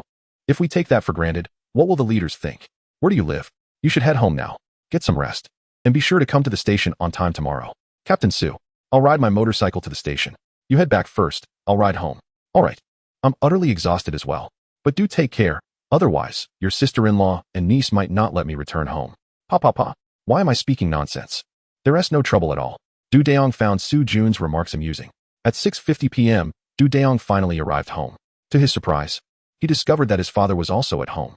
Comrade Dujioe, are you particularly free today? You've been away from home for several days. Have you learned nothing but to be glib? I recently hired someone. What do they call it? A professional manager. Dad, you own a small to medium-sized supermarket. How can you have a professional manager? To put it plainly, he's just there to watch the store. Dayong, it's really not that simple. He's encouraging me to open a chain of supermarkets. I only agreed to hire him after he offered to help me with that. Dad, your enterprise has grown immensely. But do not harbor any intentions towards me. I have no interest in operating a supermarket. Father, is the person you invited male or female? It is a woman. She is nearly 40 and returning to her hometown with a child from Shanghai. Is she divorced? Bringing along a daughter? Did you figure this out? You pretended to be oblivious in front of me? Dujioe looked at Dayong in surprise. Father, a woman of her age, returning to Qinglu from Shanghai. What does Shanghai have that compares to our Qinglu? Therefore, it is highly likely that she is divorced. Moreover, judging by the son's comments, it seems the father may not be providing for her, so I surmise she must have a daughter. Dujioe nodded in agreement with his son's insights. Dayong, I find the woman's reasoning quite compelling. Oh dear. Father, are you truly expecting a miraculous turn of events? Upon hearing this, Dujioe quickly swatted at Dayong playfully. You rascal, are you jesting at your father's expense? The woman your father invited is named Ho Li Feng, and I have looked into her. She indeed has excelled in supermarket management in Shanghai. Furthermore, she mentioned that Qinglu is currently undergoing significant development and suggested that if I have some capital, I could acquire a property suitable for a kindergarten in a residential area. She even indicated that this could become a chain.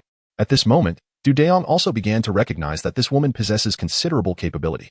Chapter 20. The Peculiar Theft Case. Dayong glanced at his father. Dad, how much money do we have at home now? Are you planning to open a supermarket or a kindergarten? Am I truly a second-generation rich kid? As he spoke, Dayong chuckled. Dujioe, listening to his son's words, cautiously surveyed their surroundings. All the savings accounts combined have over 6 million. We have around 500 to 600,000 in cash. Additionally, there are some large yellow croakers and paintings. Dayong was nearly taken aback, his smile instantly frozen. So, my family has earned this much during my 4 years in college.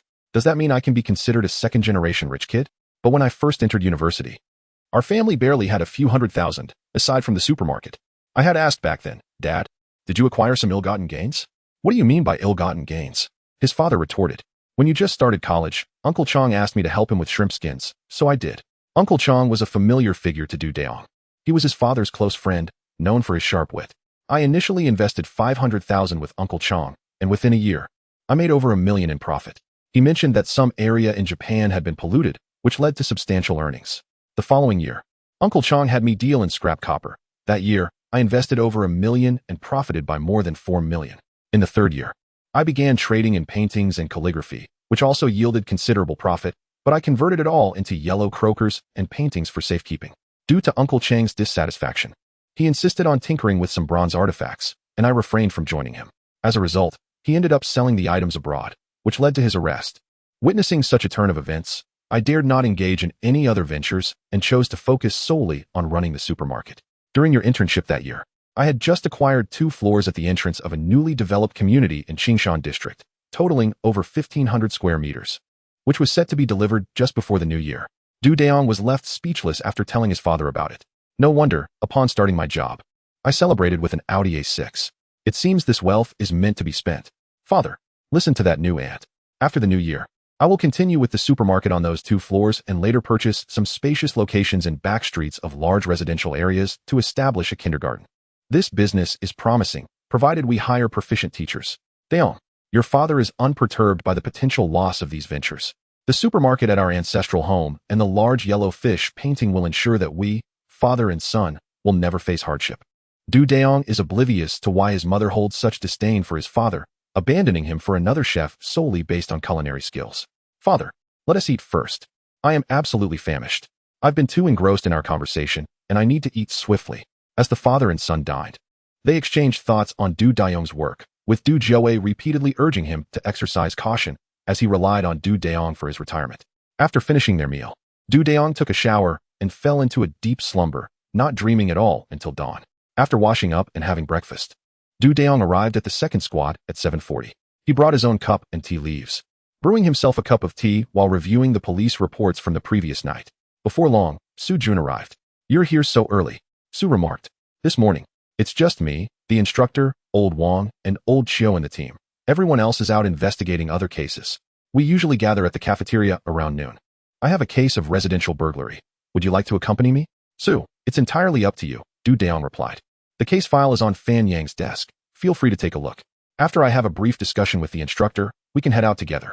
Listening intently, Dayong nodded and directly picked up the case file from Fan Yang's desk. The case dated back to August 27th. Reported by the Health Road Police Station in Jintian District, due to the value of the stolen items nearing 110,000 yuan. The victim's residence was burglarized, resulting in the theft of over 30,000 yuan in cash, a gold necklace, a wristwatch, and a pair of gold earrings. The wristwatch was the most valuable item, worth over 60,000 yuan.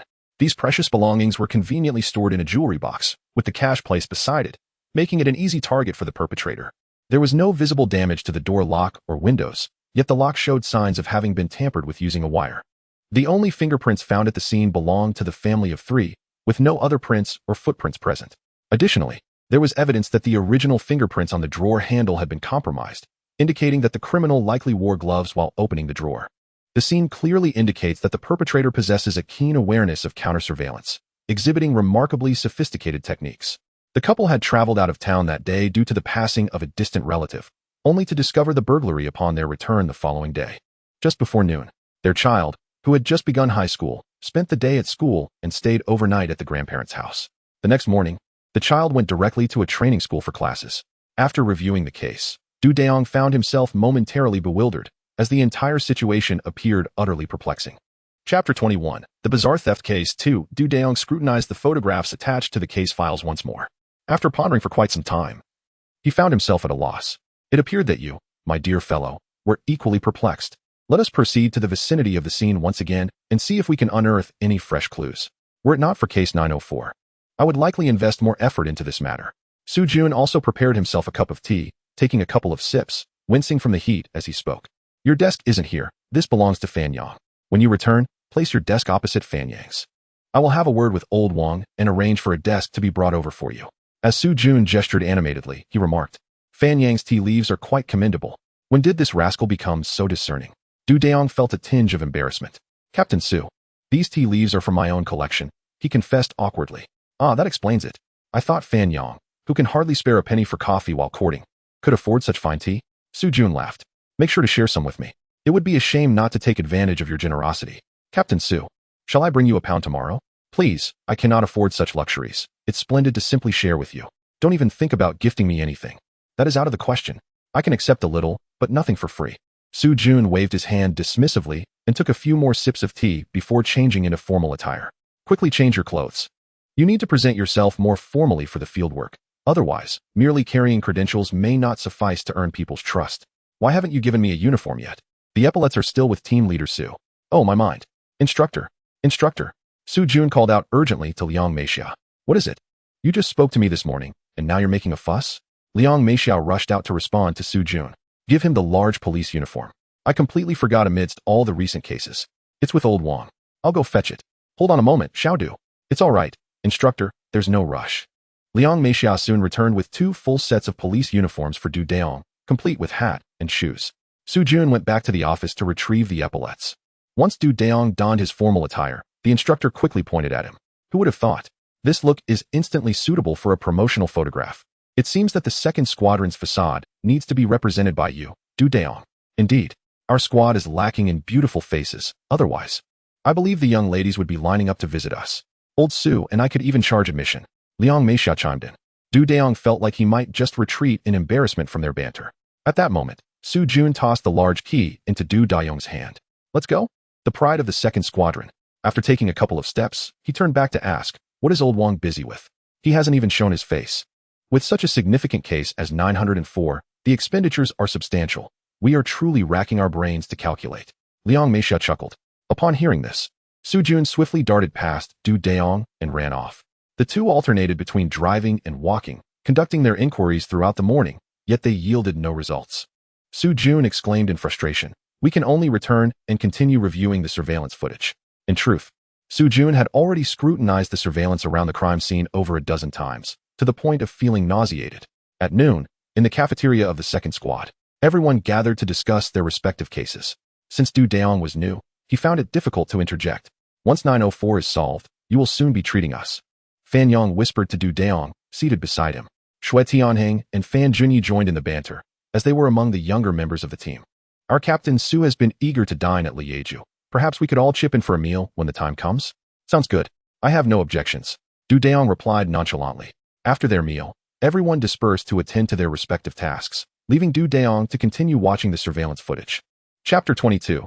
The Bizarre Burglary Case. 3. Dayong spent the entire afternoon poring over surveillance footage, and like Su Jun, he was nearly sickened by the monotony of it all, yet could glean no insights. As the workday concluded, Dayong informed Su Jun of his intention to visit the victim's residence that evening to further assess the situation. Su Jun, pleased by this initiative, acknowledged that the case held promise. Not only did Dayong possess commendable professional acumen, but he also exhibited remarkable resilience and character. Go ahead, however. Be mindful of your tone and approach. The victim is likely harboring some dissatisfaction and resentment. You'll need to exercise patience. Understood, Captain Su. Without returning home, Dayong opted for a simple bowl of noodles before proceeding directly to the victim's apartment.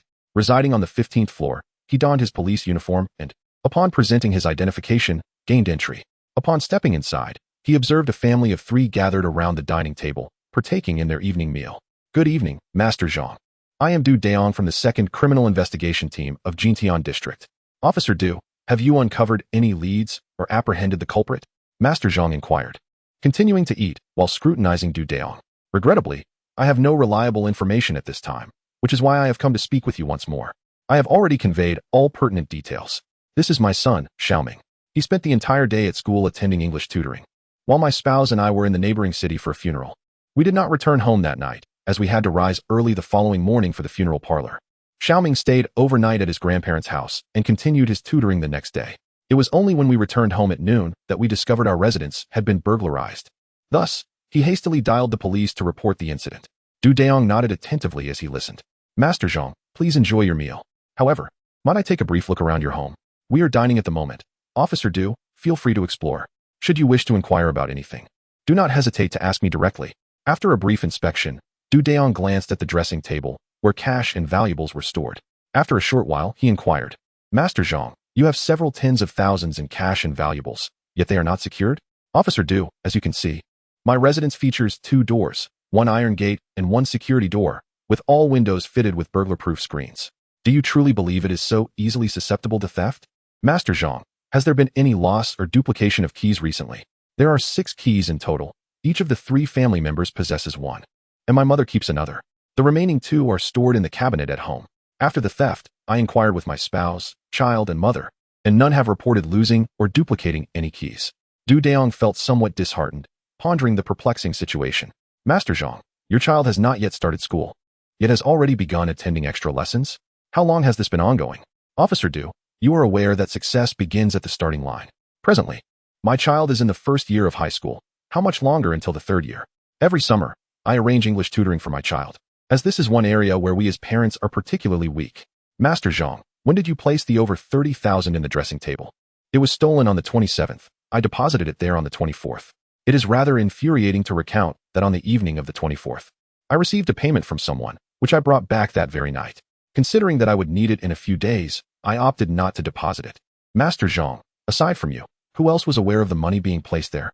Only the child's mother was privy to this. Even the child remained oblivious. Dayong glanced at the child who was currently dining. He pondered that the boy could be considered a young lad now, standing at a height of 167 centimeters. Master Zhang, what is your son's name? Where is he currently attending supplementary classes? Officer Du, what are you insinuating? Are you casting doubt upon my son? Dayong recognized that his inquiry was indeed inappropriate, particularly in its tone, which might be perceived as uncomfortable. Fortunately, Master Zhang did not take offense. Zhang Luo. Please greet Officer Du. Zhang Luo looked at Dayong and said, Hello, Brother Du. I am 16 years old and currently attending the Chiefeng Training Center for English tutoring. Hello, Zhang Luo. I would like to ask if you have made any new friends at the tutoring center? No. The majority of my classmates are girls. There are hardly any boys, and aside from one classmate, I haven't acquainted myself with anyone else. Dayong nodded in understanding. Chapter 23. A feast of teeth. Upon hearing Zhang Luo's account, Dayong rubbed his palms together vigorously. Master Zhang, aside from your family, who else is aware of your and your spouse's sudden engagement? Aside from my partner, no one knows. And what is the nature of your relationship with this partner? Officer Du, I would advise you to put such thoughts aside. My partner is my childhood friend. The wealth I possess today is entirely due to his influence. It is not merely a matter of tens of thousands. Had he asked me, I would willingly part with hundreds of thousands. Do you honestly believe he has any need for that? Furthermore, with his fortune in the tens of millions, would it be worth his while? Dayong contemplated this. Indeed, he was wealthier than his own father, so it seemed unlikely. Master Zhang, is there anyone close to your spouse who might be aware? My spouse and I are in the same company. Who else would know? I mentioned it to my partner, and once he agreed, we went directly to our relative's home. The child's grandparents are retired, and I simply told them we had a sudden matter to attend to, allowing Zhang Luo to stay with them for the night. Therefore, no one would know that we were absent from home that evening. This is not the first time such arrangements have been made. Previously, when we had matters to attend to, the child often stayed with the grandparents. After listening, Dayong found himself still somewhat perplexed. He could only take a few photographs and bid farewell to Master Zhang and his family as he exited. After cycling home and freshening up, I lay in bed, lost in thought, yet unable to grasp a singular point. Eventually, as I pondered, I drifted off to sleep. The next day, I arrived at the second team at precisely 7:40. As soon as Su Jun arrived, he inquired, Dayong, did you glean any insights after last night's home visit?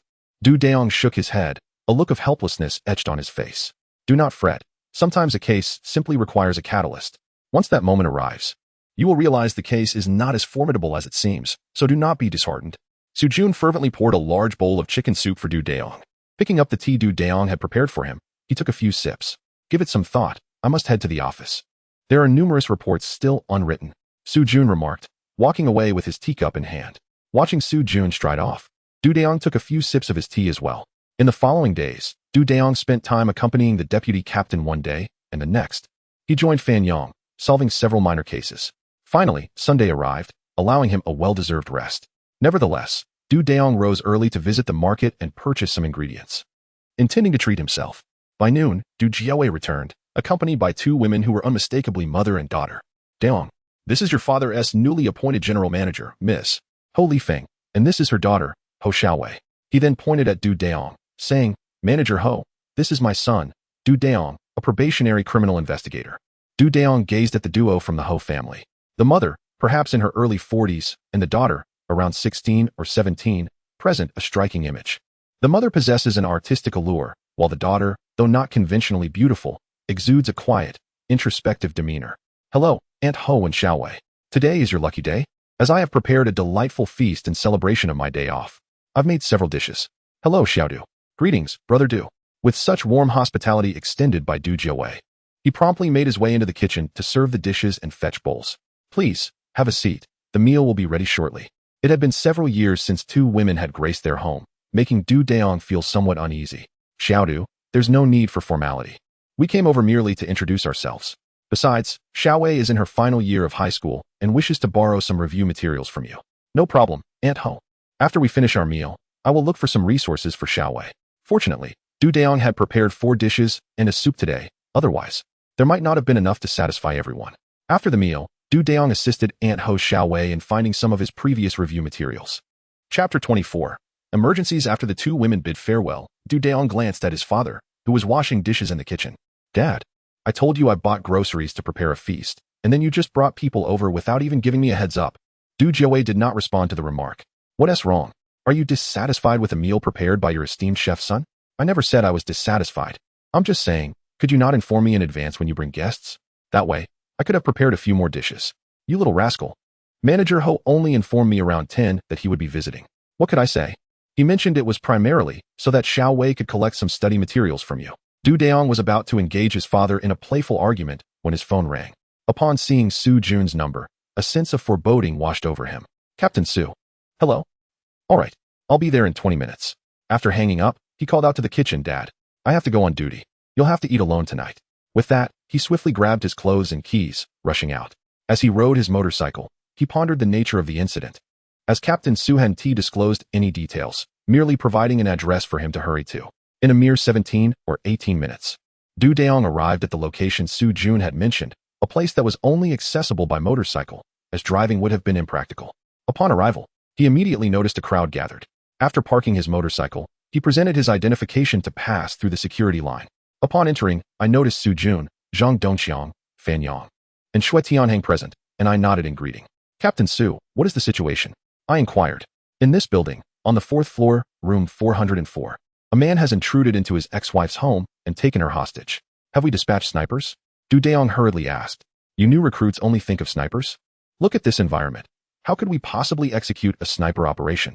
Only then did Du Dayong observe the impossibility of such a tactic. The building was situated at the corner of the residential area, misaligned with the adjacent structures. Moreover, the hostage's residence was located deep within, with the living room window not facing the buildings of the community, but rather overlooking the street outside the community's fence. Across the street stood no large buildings, and the area near the balcony was also a road, devoid of significant structures on the opposite side. Du Dayong scratched his head while examining Shui Tianhang's sketch. Captain Su, does this man have any demands? The negotiation expert has already arrived at the door to initiate dialogue, but I am not well versed in the specifics at this moment. Everyone, listen carefully. We must swiftly gather intelligence on the suspect named Wei Li. We need to compile any relevant information as soon as possible. When the family arrives, we will attend to them separately and reconvene afterward. Captain Su, there are no children involved, correct? No. The child is at the grandmother's house today. An hour swiftly elapsed, and we had essentially gathered all pertinent details regarding the suspect. The suspect, Wei Li, is 37 years of age. The hostage is Wei Li's ex-wife, Jiang Hong, age 35. The couple divorced in 1998, and neither has remarried since. Their child resides with Jiang Hong, and it remains unclear why Wei Li chose to abduct her today. Over the past 6 months, their interactions have been limited to bi-weekly weekend outings with their child, without significant conflict. Upon their divorce, the house was awarded to Jiang Hong, while all financial assets were allocated to Wei Li, who subsequently purchased a new property. Thus, there have been no substantial economic disputes between them. Earlier today, Wei Li visited Jiang Hong, and a quarrel ensued within their home, the specifics of which are unknown. Eventually, a neighbor heard Jiang Hong scream that someone was being killed, prompting them to call the police. When the police arrived, they overheard Wei Li shouting that he intended to take them both down, although he did not disclose the reasons for his actions. Following the officers' attempts to knock on the door, Wei Li brandished a knife and struck the door from within, leading to a report to the second squad. The situation has been summarized, and several individuals are now observing Su Jun Chapter 25. Incident 2. Su Jun gazed at everyone, questioning, why are you looking at me? I have already reported to the Bureau, and they are currently engaging negotiation experts to communicate with the suspect. All I can do now is convey this basic information. At that moment, Fan Yang pushed his way in and addressed Su Jun. Captain Su, the children of the two individuals have arrived. What should we do? Send them to the negotiation experts. We cannot ascend the building at this moment. Is there still any movement from the female hostage? We cannot afford to have issues with the hostages while the experts are still negotiating. Du Dayong recalled an internship in Guangdong province, where he had encountered a case that had dragged on for hours. By the time the negotiation experts became alert, the hostage had already been murdered by the suspect, who subsequently committed suicide by jumping from the building. There is still movement. Otherwise, we would have already gone up. Su Jun remarked, touching the gun on his waist. Du Dayong contemplated the rooftop of the 6th floor, pondering an idea. Captain Su, is it possible to rappel from the 6th floor to infiltrate the victim's residence on the 4th floor? Su Jun cast a scornful glance at Du Dayong. Do you think you're the only one aware of this? Go take a look at the other side. It's entirely secured with iron bars. Even the bathroom is fortified. Du Dayong immediately retreated in defeat. Fan Yang and Shui Tianhang chuckled nearby. When we first arrived, we hadn't surveyed the scene fully, and just like you, we received quite the reprimand. However, Dayong remained undeterred, making his way to the side of the building, his gaze fixated intently on the security window. Sue, come take a look. The bathroom window is covered with paper, and it is slightly distanced from the living room window. Is it possible they first removed the screws from the bathroom security window before attempting to find a solution? Upon hearing this, Soo Jun's eyes instantly lit up. Dayong, you are indeed invaluable at times. I will report this to the leadership. With that, he hurried away. Within a mere 10 minutes, 2 ropes were seen dangling from the rooftop of the 6th floor as 2 individuals, who appeared to be firefighters, cautiously began to dismantle the screws of the bathroom security window. In no more than 5 or 6 minutes, they lowered another rope and gently hoisted the removed security window upwards. The bathroom window itself was not securely closed, allowing the suspended individual to slowly open it. Subsequently, 2 people were lifted up, and shortly thereafter, 2 others were lowered down. As the firefighters commenced their dismantling, the corridor echoed with the voices of negotiators, accompanied by a child, calling out Wei Li's name to engage in further communication with the suspect. Remarkably, within 10 minutes, the victim's front door was opened from the inside. The suspect, handcuffed, was then escorted out.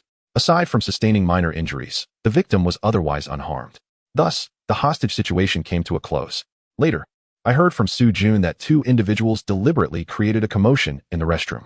The suspect, accompanied by the victim, intended to investigate the source of the noise.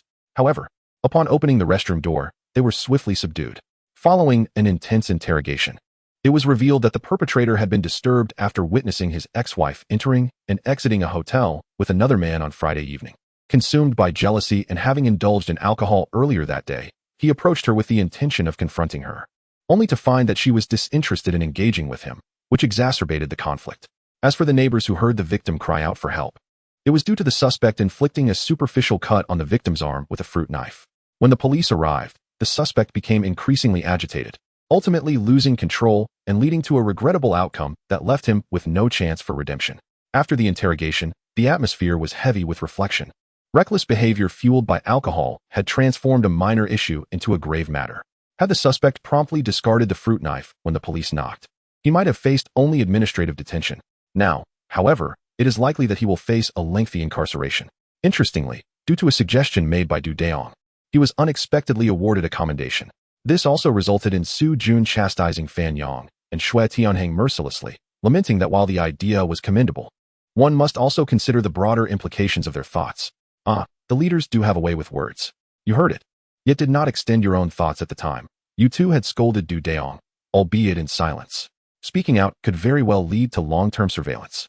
Chapter 26. The old case. What began as a perfectly splendid Sunday was thus squandered. Dayong had agreed with his father not to return home for dinner, and at this hour, he was at a loss as to where to go. Ultimately, with nothing pressing to occupy his time, he returned to the precinct to continue poring over the surveillance footage, which was becoming increasingly nauseating. After watching it repeatedly, he still gleaned no insights. Even Dayong found himself somewhat admiring the audacity of the thief. As dusk settled, he reluctantly tidied up and went out for a hasty meal before heading home. Thus, a few tranquil days passed, during which Dayong had memorized the footage. Yet, he remained fruitless in his endeavors. And even Soo Jun perceived that Dayong had become somewhat obsessed. It was perplexing. Perhaps the criminals had grown quiet. Or perhaps they were collectively preparing for the National Day holiday, as there had been no notable crimes reported. Soo Jun decided that this was unacceptable. He instructed the officer to rummage through the archives for unsolved old cases. Dayong was assigned one such case, which dated back to 1995, a theft incident. The target was the finance office of the Jintian District Foundry, which had been burglarized just before the new year. The safe containing cash had been opened without a trace, and an astonishing sum of 300,000 in wages and year-end bonuses, intended for distribution before the holiday, vanished overnight. Photographs from the crime scene indicated that entry to the finance office was seamless, and the safe had been accessed without any signs of forced entry. The investigation at that time was predicated on the assumption of internal personnel engaging in embezzlement. Ultimately, the findings exonerated all employees of the foundry, leading the case into a deadlock and relegating it to the status of an unsolved mystery. Presently, the foundry has been demolished, and the original site has been redeveloped into a commercial complex. Moreover, the new foundry has undergone restructuring, relocating to the outskirts and transforming into a private enterprise. Dayong, after perusing the case files, found his hair relatively tidy. Otherwise, he might have been beset by a flurry of dandruff. Soo Jun, perched on the second floor, observed Dayong scratching his head and chuckled like a cunning old fox. He then entered the office, cradling a teacup before descending the stairs. What's the matter? Are you feeling overwhelmed by the scant knowledge you've acquired? Do you find yourself at a loss? Su Jun intoned sagely as he stood beside Dayong. Captain Su. This case has lingered for over 5.5 years without any leads.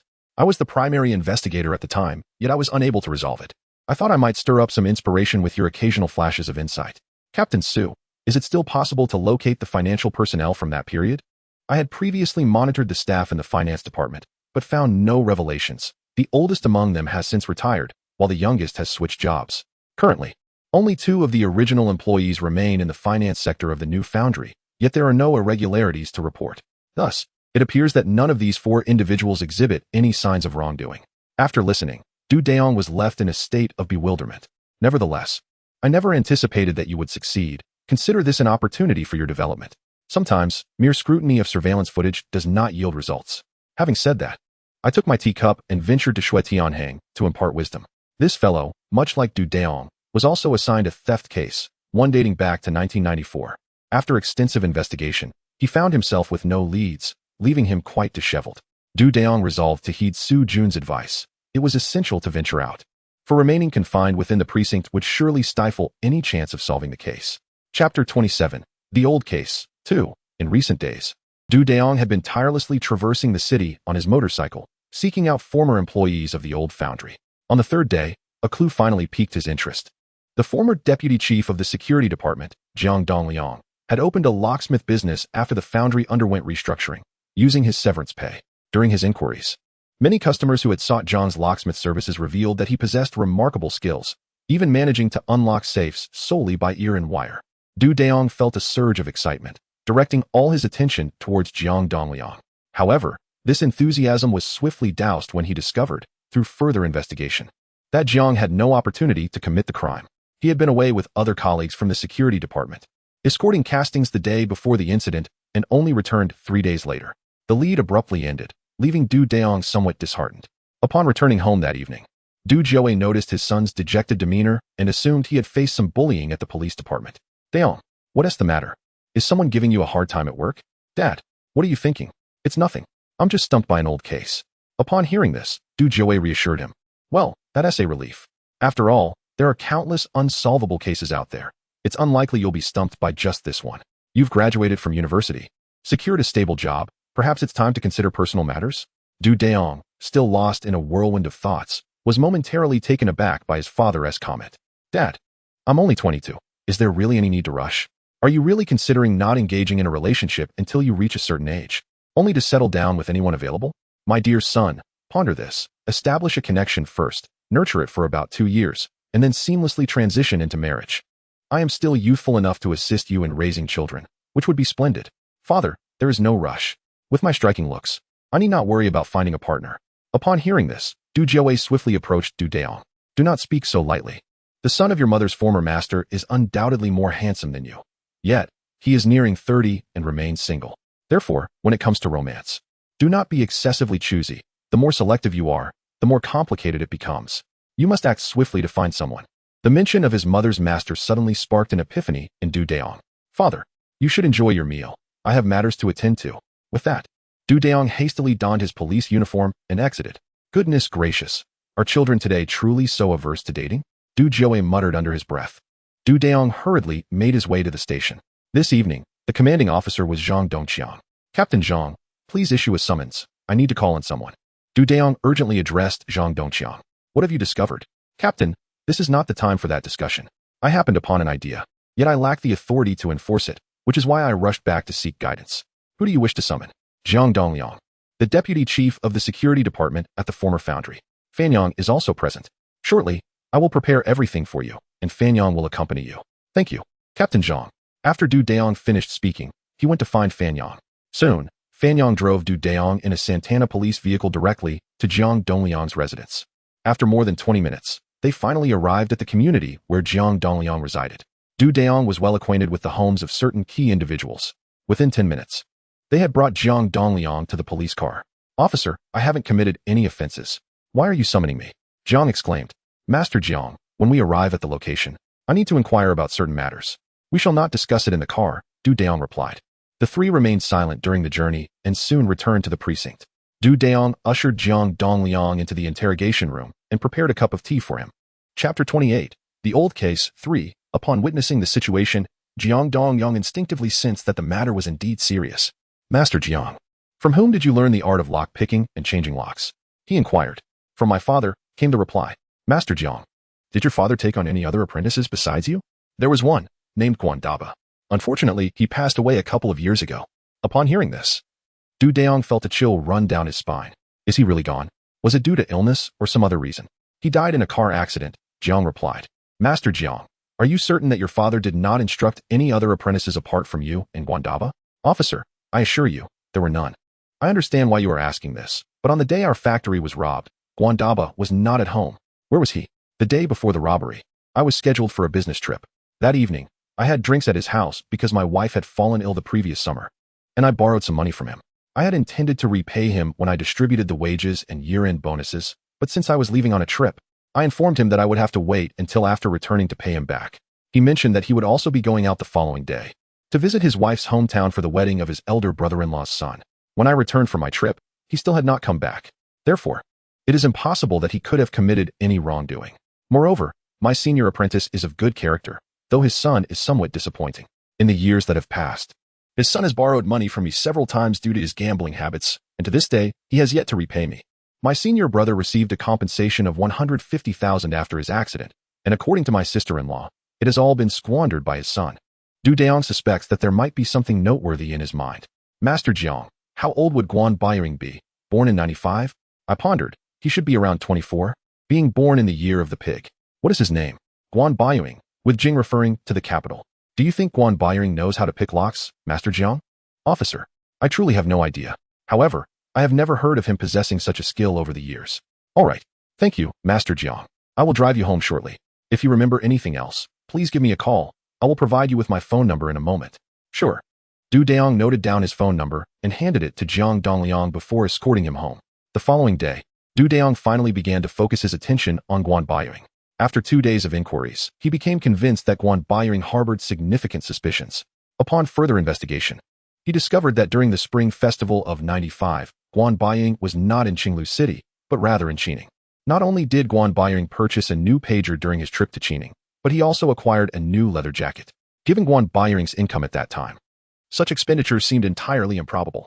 Additionally, through conversations with others who had been involved with Guan Bairing due to gambling, Du Dayong learned that Guan Bairing had indeed lost a considerable amount of money during the Spring Festival in Qining. Yet, the exact figure remained unknown. On the third day, Du Dayong sought permission from Su Jun to investigate Guan Bairing in Qining. Unexpectedly, the young man had indeed uncovered some insights. Tian Hang's family was connected to Qining, prompting him to set aside his current case and accompany you on this journey. Thank you, Captain Su. I will strive to clarify the investigation as soon as possible and report any developments to you immediately. Very well. Please ensure your safety while away. Shui Tianhang, come here for a moment. Su Jun called Shui Tianhang over to offer some advice before sending Du Dayong and Shui Tianhang off to the train station. Chapter 29. The Old Case 4. Du Dayong and Shui Tianhang took 9 hours to arrive in Qining. Throughout the day, the Qining police force provided immense support to these two young officers. It was also on this day that Du Dayong received crucial information. A prisoner currently incarcerated in Qining prison had a close relationship with Guan Bairing. After obtaining the consent of the Qining police, Du Dayong and Shui Tianhang successfully met with this inmate, Zhang Chong, on the evening of their first day in Qining. We are detectives from the Jintian branch of the Qinglu City Public Security Bureau. I am Du Dayong, and beside me is Shui Tianhang. We have traveled from Qinglu City specifically to inquire about a matter. If you can provide us with valuable information, we will advocate for your commendable conduct to the prison authorities. Zhang Chong listened intently to Du Dayong's words, nodding slightly. Do you know Guan Bairing? Also known as Guan Taitu? Reporting to the government. I know him. During our questioning, there is no need to report to the government. Just respond directly to my inquiries. Du Dayong had no time to entertain unnecessary formalities. Yes, Guan Bairing came to Qining around the Spring Festival in 1995. Did he stay at your home during that time? Yes. Did Guan Bairing bring a substantial amount of money with him to gamble during the Spring Festival? Reporting to the government. At that time, Guan Bairing came to my home but did not stay with me. He resided in my old house. However, to my knowledge, he lost nearly 30,000 yuan during the Spring Festival. Upon hearing this, Du Dayong realized that the matter was likely settled. Zhang Chang, please continue with what you know. We will meticulously record everything, and the credit shall be yours. You will not be at a disadvantage. Tai 2. No. Guan Baiying did not incur significant losses during the new year in Qining. In fact, he won around 50,000 during the Lantern Festival. After this fortunate turn, he even gifted me 2,000 as rent. At that moment, I did not decline and accepted it. Following the Lantern Festival, he frequently traveled between Qining and Qinglu until summer, when he found a girlfriend in Qining and stayed there for an extended period. Do you know the name of that woman? Report to the authorities. Her name is Wang Fangfang, from the Lixia district of Qining. Please proceed. Indeed, since Guan Baiying began his romantic involvement, he seldom stayed at my old residence. By September, he informed me of his intention to purchase a house in Qining and asked for my assistance in finding one. I promptly searched for properties in Lixia. And after viewing them, Guan Baiying purchased a 130 square meter apartment for 72,000 the very next day. Subsequently, he returned the old house to me. While I was tidying up the place, I discovered several slips of paper used for bundling cash, each bearing the stamp of a name, Lin Qingxia. At that moment, I thought he was quite impressive, even using Lin Qingxia as slips for bundling cash. Dayong quickly inquired, did you dispose of the slips? No. I placed them in a tin can in the old house. I even took them out to boast to others. Dayong promptly suspended the interrogation and exited the interrogation room. He immediately called Su Jun to explain the current situation, urging him to visit the bank early the next morning to investigate whether there was an individual named Lin Qingxia associated with the withdrawal from the mint at that time. Following this, he re-entered the interrogation room. Zhang Chang, the information you have provided is of utmost significance. If it can be substantiated as a crucial element in solving this case, you will have made a monumental contribution. Therefore, you must think carefully and articulate your thoughts precisely. Report to the authorities. Yes. In November of 1995, I heard that Guan Baiying lost a considerable sum at Tang Laohai's casino. Some said it was 100,000. Others claimed it was 200,000. The exact figure eludes me, but Tang Laohai certainly knows.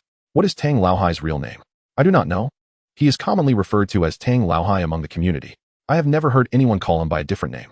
However, Tang Laohai is currently incarcerated in Yandoshi prison. Later, Guan Baiying sought me out once in late 1995, requesting my assistance in selling his house, stating his intention to relocate to Tianjin. Ultimately, in January 1996, I sold it for 73,000 yuan, and he compensated me with 3,000 yuan. After that, I did not see him again until 1998, when he approached me, inquiring if I wished to accompany him to Tianjin for opportunities. Due to my mother's ill health at the time, I declined to join him.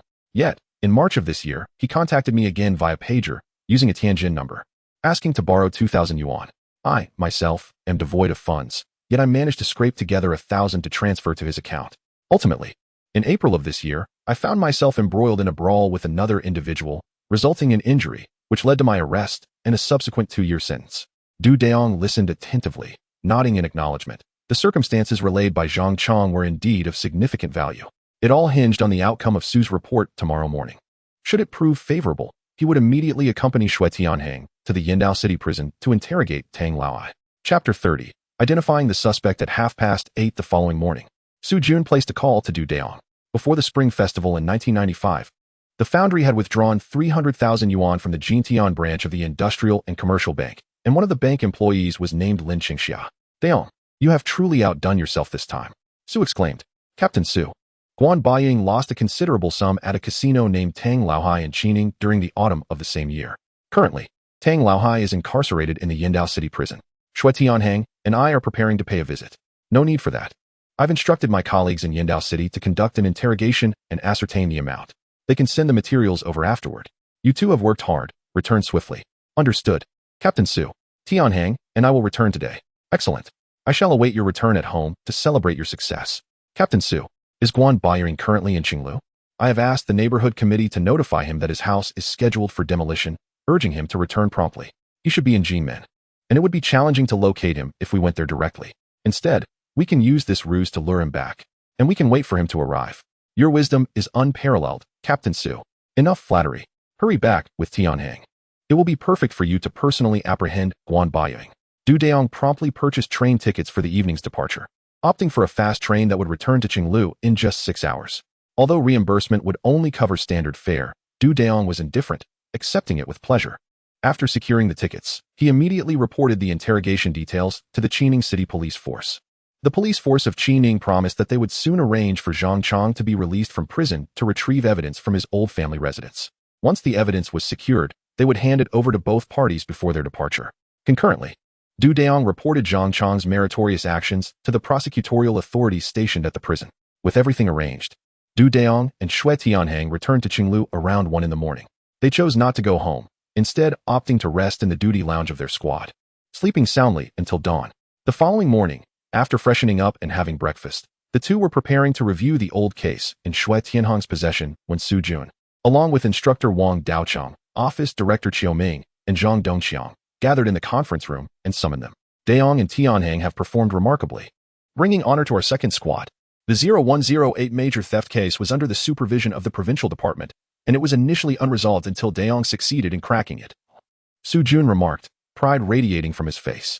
Wang Daocheng echoed his sentiment, reflecting on how, at the time, they had not considered that approach. Nor did they know of Jiang Dongliang's skills in lock-picking and changing locks. He was immediately ruled out, leaving no room for deeper investigation. He lamented, Master Wang, it was merely a stroke of luck, a blind cat stumbling upon a dead rat. Dayong admitted sheepishly, scratching his head. Nonsense. There is no way to catch a dead rat without effort. Your accomplishments are undeniably yours, Dayong. With such impressive resolutions of these two cases, you might be up for an early promotion. Qiu, the vice captain, chuckled warmly. Thank you for your concern, leaders.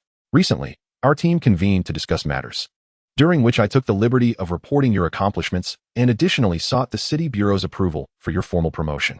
Su Jun, in a serious tone, addressed Dayong about this. You have already achieved 2 significant milestones since your arrival, much to the admiration of Fan Yang and Fan Junyi, who are quite envious of you. Zhang Dongqiang chimed in cheerfully. I share in that envy. Shui Tianhang added with a smile. Without further ado, the community committee has informed us that we must conduct preliminary assessments by the afternoon of the day after tomorrow, and we sincerely hope that Guan Bairing can return by tomorrow morning. Su Jun addressed the group. Su team, how did the committee acquire Guan Bairing's phone number? Someone inquired. The committee did not request it directly. Instead, they notified Guan Bairing's mother, urging her to inform her son to return promptly. We feared that if we sought the contact information, it might raise suspicion.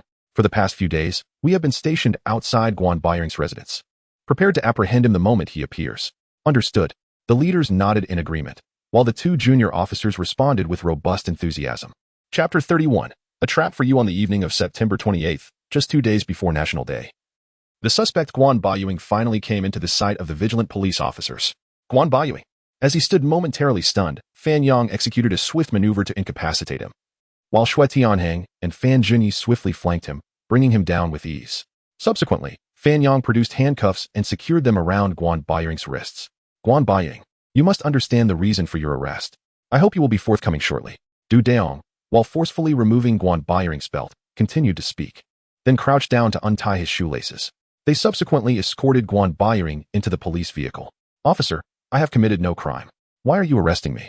Guan Bairing exclaimed loudly from within the car. However, no one paid him any heed. The vehicle soon arrived at the second squadron, where Guan Bairing was immediately taken into the interrogation room. This evening, Dayong would lead the interrogation, while Fan Junyi would record the proceedings. After all, the credit should be shared among all. Guan Bairing, you need not feel wronged. Without evidence, do you think we would apprehend you arbitrarily? Let me give you a hint. Think back to the Spring Festival before 1995. The rest, I hope you will candidly disclose yourself. There is a significant difference between your own words and those I might say. I trust you understand this. Guan Bairing's eyes darted around. Yet he remained silent for an extended period. It seems you are not inclined to confess. Then I shall continue to remind you. Guan Bairing glanced at Dayong. Shall we smoke a cigarette? And after finishing, perhaps you could enlighten us. The opportunities before you are indeed few. Once I present the evidence, you shall find no chance to speak. After uttering these words, Dayong lit a cigarette and offered it to Guan Bairing. Within 2 minutes, Guan Bairing had finished smoking. Have you come to a decision yet? Can you divulge what you were engaged in prior to the Spring Festival of 1995? Officer, I truly do not comprehend what you are referring to. I went to Qining City before the Spring Festival of 1995, and I have no idea why you are prompting me about my activities before that time. Dayong shook his head, thinking to himself. One truly does not relent until reaching the Yellow River. Guan Bairing, we not only know that you traveled to Qining during the Spring Festival, but we are also aware that shortly after your arrival, you lost 30,000 yuan, and on the Lantern Festival, you won over 50,000 yuan. Where did your 30,000 yuan originate? Are you familiar with Lin Qingxia? The 30,000 yuan was lent to me by a friend. Who doesn't know Lin Qingxia? Oh, a friend lent it to you? Which friend? This Lin Xingxia is not the Lin Xingxia from Taidao province.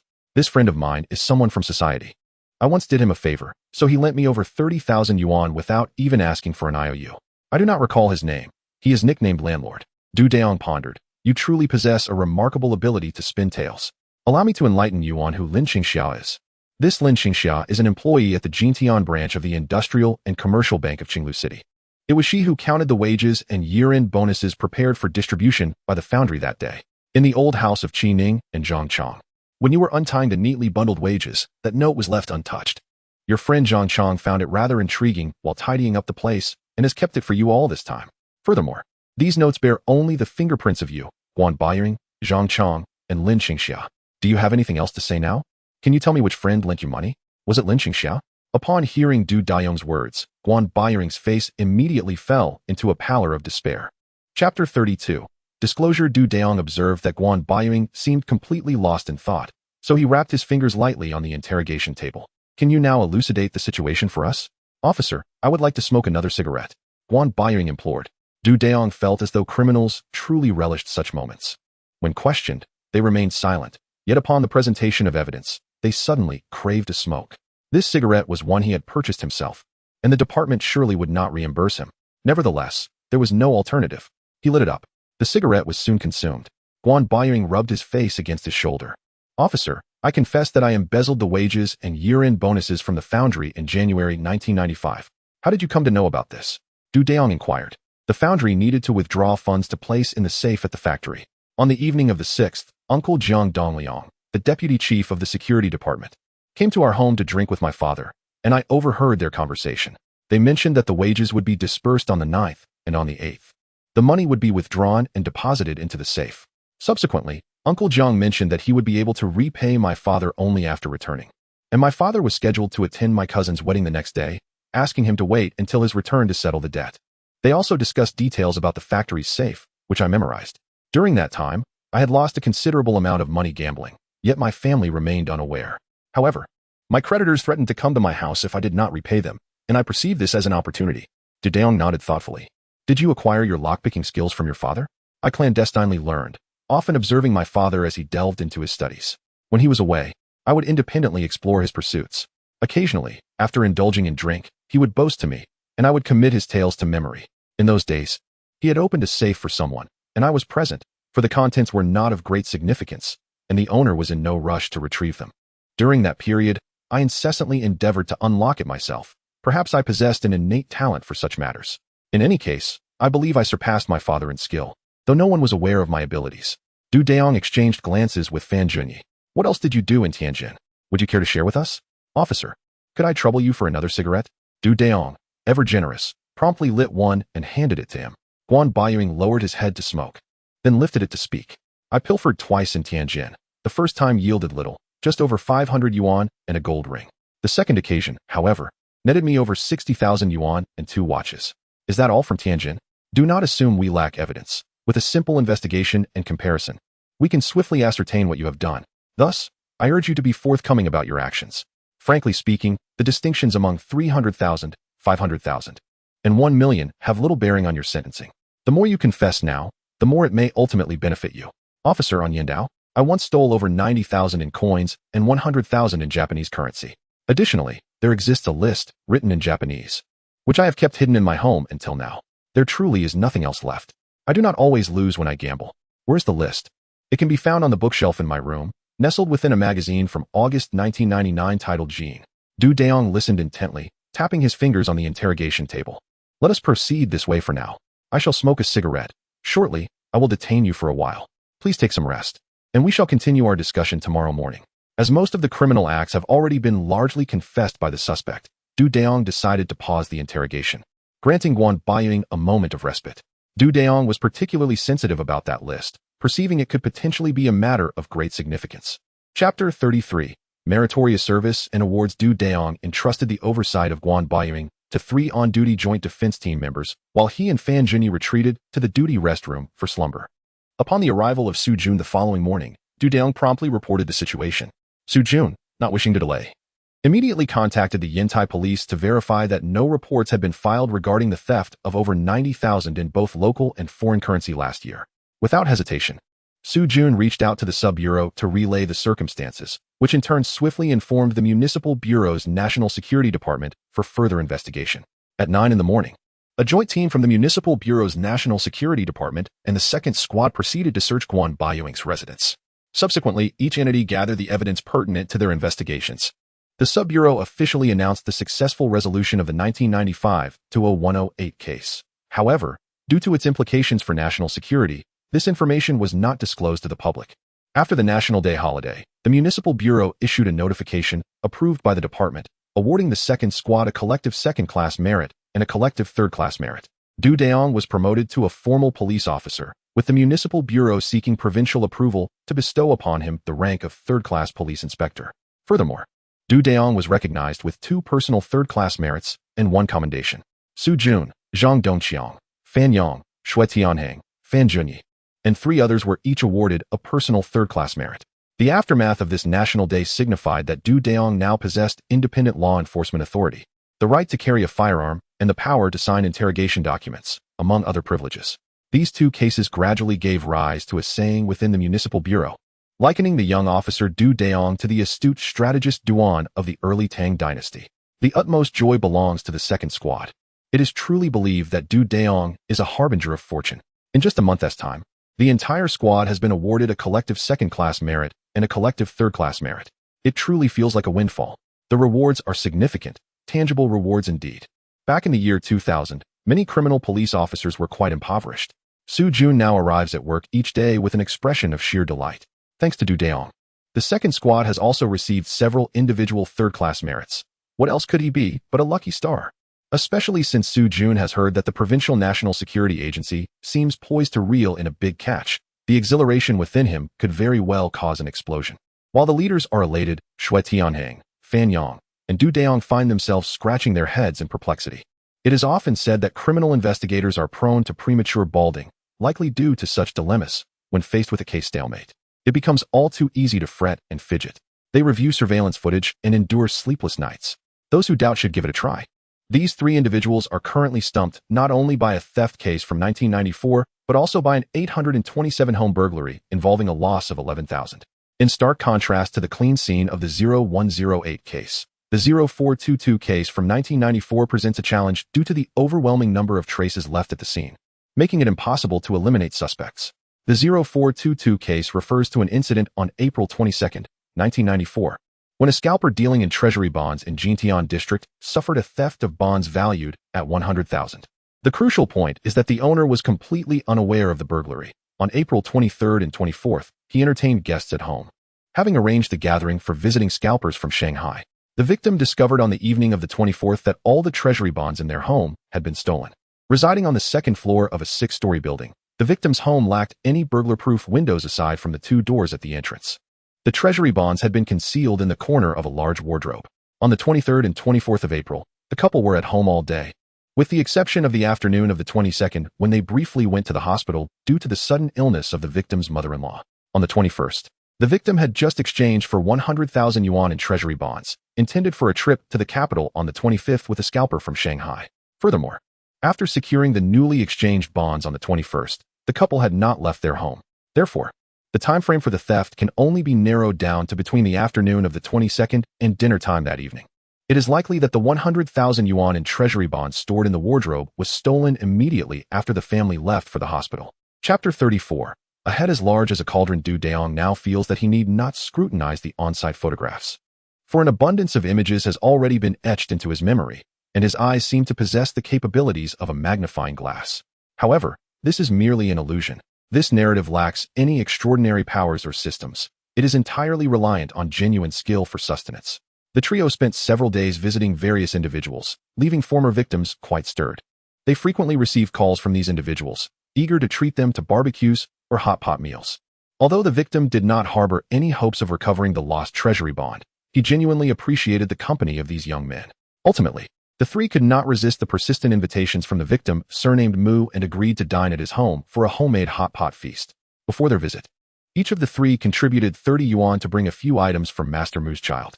Upon entering, after a round of pleasantries, Master Mu quickly arranged for them to be seated, as the hot pot and ingredients were already prepared. Once Master Mu took his place at the table, The group gathered around the hot pot and raised their glasses for a toast. Master Mu, losing 100,000 at that time, did it affect you greatly? One inquired. What do you think? My wife nearly divorced me over it. Master Mu replied with a hint of resentment. Why haven't we seen your wife and child today? This year, we have indeed divorced. My daughter has grown, and it is no longer convenient for me to take care of her, so I let her stay with her mother. I send 300 yuan every month. With that, he downed another glass of liquor. A few days ago, we came to inquire, but have yet to hear from you. We did not observe any indication that your spouse is indeed contemplating divorce. I suggested she feign a semblance of normalcy to spare you the trouble of visiting her workplace. What is the reason for this divorce? At that time, when you were robbed of such a substantial amount, you did not choose to part ways. Fan Yang expressed a sense of lamentation for Master Mo. The 100,000 was merely the visible amount. Over the years, I had also saved some personal funds. My former partner had a penchant for financial support from her family, which is why I have not disclosed everything to her even now. I told her that a friend had lent me 50,000 to help me regain my footing, which prevented the divorce at that time. The current situation primarily revolves around issues concerning her brother's family, leading to our quarrel and impulsive decision to divorce. However, even without the argument, divorce seemed inevitable. Her elder brother's family sought to borrow 50,000 from us for his child's wedding. While her younger brother and parents are financially secure, they specifically chose to approach us. She is overly concerned about her family's reputation, fearing that if she falters, returning home would be embarrassing. She shows little regard for my feelings. Our daughter is now of considerable age and soon to enter high school, which entails significant expenses. The funds borrowed from me by her brother and younger sibling have remained unpaid for the longest time, with some debts lingering for 8 years. Let us not dwell on her. As long as she treats the children well, that suffices.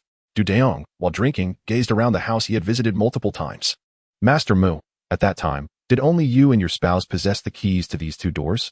Indeed, only the 2 of us had access. The skill of the locksmith who entered to steal the treasury bonds was remarkably high. Upon my return that day, I found no evidence that the door had been tampered with. As you have mentioned, apart from you and your partner, no one else was privy to the substantial number of treasury bonds you brought back. But what of her brother and sister? It is inconceivable, for they were out of town collecting treasury bonds at that time. Many are aware of this fact. I too harbored doubts. Yet numerous individuals have confirmed that those 2 never returned. Dayong, feeling exasperated, took a sip of his drink. Such is my fate. You young ones have done your utmost. I do not hold you accountable. Consider it a misfortune that has been expended. Master Mu declared, raising his glass. And the 4 of them shared a toast. Although the 3 had partaken in the drink, upon hearing Master Mu's words, their heads felt as heavy as lead. Chapter 35. The turning point. More than an hour later, the 4 individuals had indulged in a satisfying meal. After 3 of them bid farewell to Master Mu, Shui Tianheng suggested a leisurely stroll along the beach. Thus, the trio made their way to the shore, where the evening sea breeze was refreshingly pleasant. Couples strolled hand in hand along the beach, creating an awkward atmosphere for the 3 men. Tianheng, are you bringing us here just to suffer? One remarked, noting how every couple passing by cast a glance in their direction. Dayong chuckled heartily at this observation. Since we aren't in uniform, do you think people perceive us as ruffians? Shui Tianheng nodded in agreement, clearly contemplating the notion. At that moment, not far ahead, a couple suddenly erupted into an argument. Your mother is ill, and your father, retired, refuses to lend a hand. As your daughter-in-law, he is still your mother's husband. The woman exclaimed. My father's back isn't well. Please be more understanding. It's all my fault. If I hadn't been so busy, you wouldn't have had to care for her alone. If it weren't for your aunt visiting today, we wouldn't even have had the chance to go out together. Suddenly, a thought flashed through Dayong's mind. Could there be something amiss with Master Mu's father-in-law, the seemingly honest man depicted in the photographs at Master Mu's home? To this day, Master Mu had never mentioned whether his father-in-law was present when his mother-in-law fell ill. Tianheng, Fan Yang, we must return to Master Mu's house immediately. Hurry. What is the matter, Dayong? They inquired, as Dayong shared his troubling thoughts with them. The 2 individuals were immediately taken aback, pondering the absurdity of the situation. How could one conjure such elaborate thoughts over a mere quarrel? Within half an hour, 3 individuals found themselves at Master Mu's residence. Dayong cast a scrutinizing gaze upon Master Mu, who felt increasingly uneasy under Du's intense scrutiny. Officer Du, what troubles you? Master Mu inquired. I implore you, Master Mu, to contemplate each question I pose with utmost care and diligence. Master Mu promptly nodded in agreement. You mentioned that your mother-in-law fell ill quite suddenly. Who contacted you? Either by pager or phone. That requires no deliberation. Around 12:55 p.m., my father-in-law used a public telephone at the entrance of the 2nd Municipal Hospital to page me. I recall this distinctly as I was preparing to take a shower after finishing my meal. Yet, He could not have been involved. He is a man of integrity, having led a life devoid of conflict. Master Mu, refrain from speaking for now. Simply respond to my inquiries. Understood, Officer Du. Upon your arrival at the hospital, did your father-in-law ever leave your side? He returned briefly to fetch a blanket, as he intended to stay the night. How long was he gone? Did he successfully retrieve the blanket?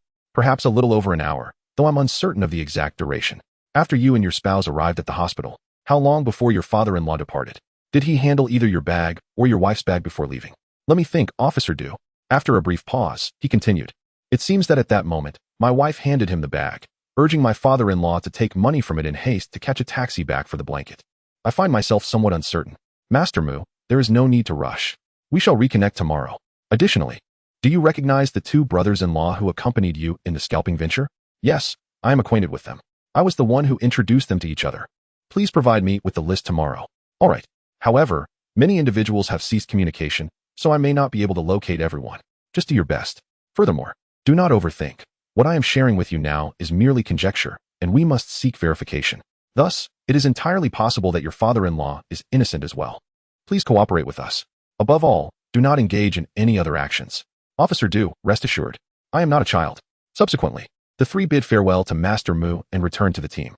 Chapter 36. Irrefutable evidence. What a coincidence. Su Jun is leading the team tonight.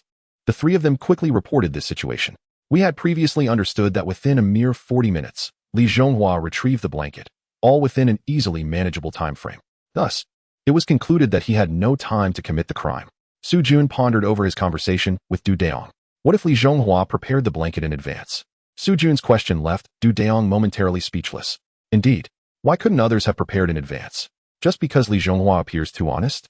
His demeanor certainly does not resemble that of someone who would steal from his own son-in-law. Su Jun felt a surge of thoughts exploding in his mind. Dayong, I'm counting on you. Let us start our investigation focusing on Li Zhonghua and his two sons tomorrow. Understood. Dayong proved to be remarkably capable. How astute he is. Fan Yang weighed a spoon in his hand.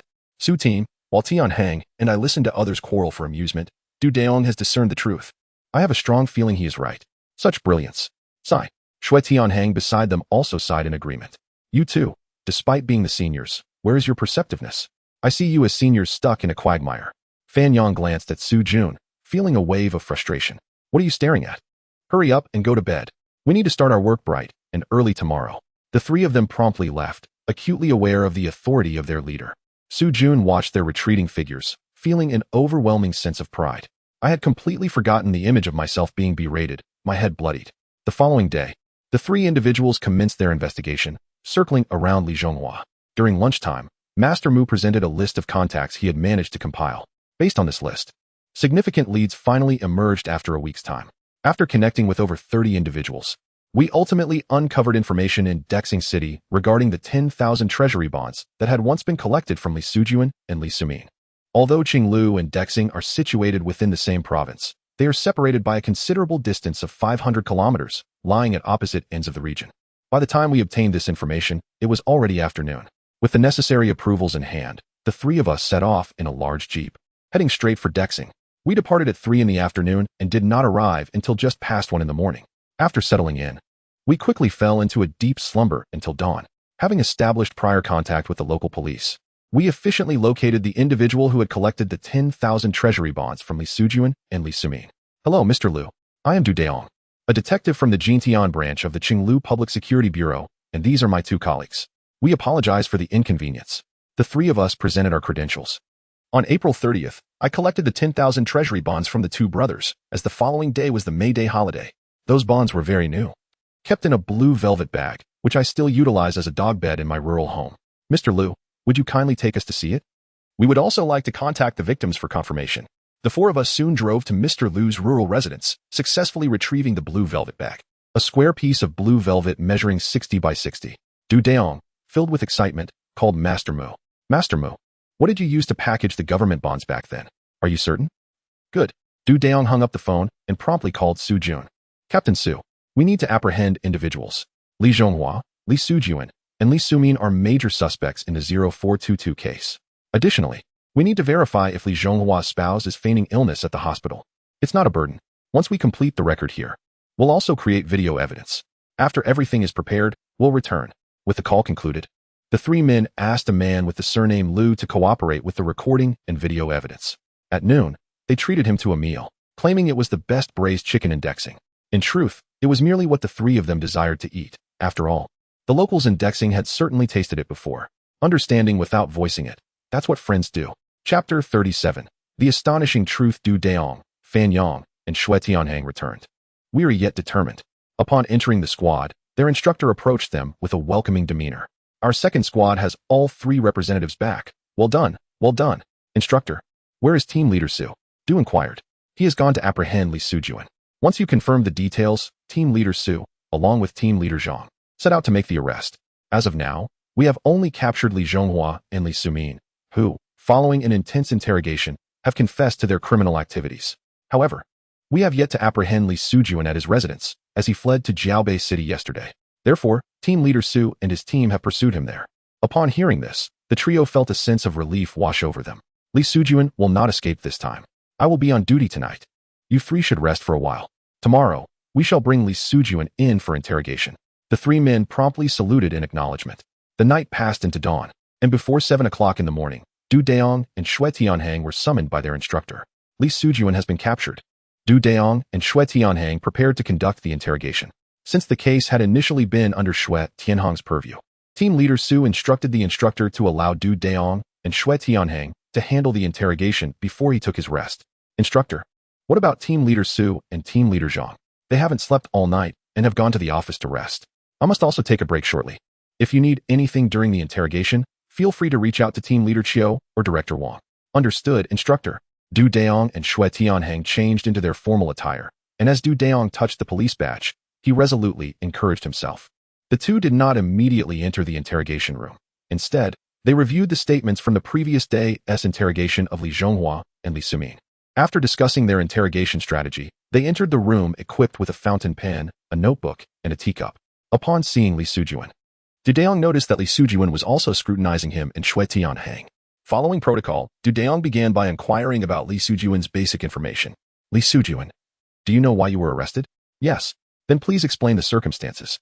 On April 22nd, 1994, I stole my brother-in-law's treasury bonds. How much did you steal? 100,000. Did you act alone, or were others involved? I conspired with my father and younger brother.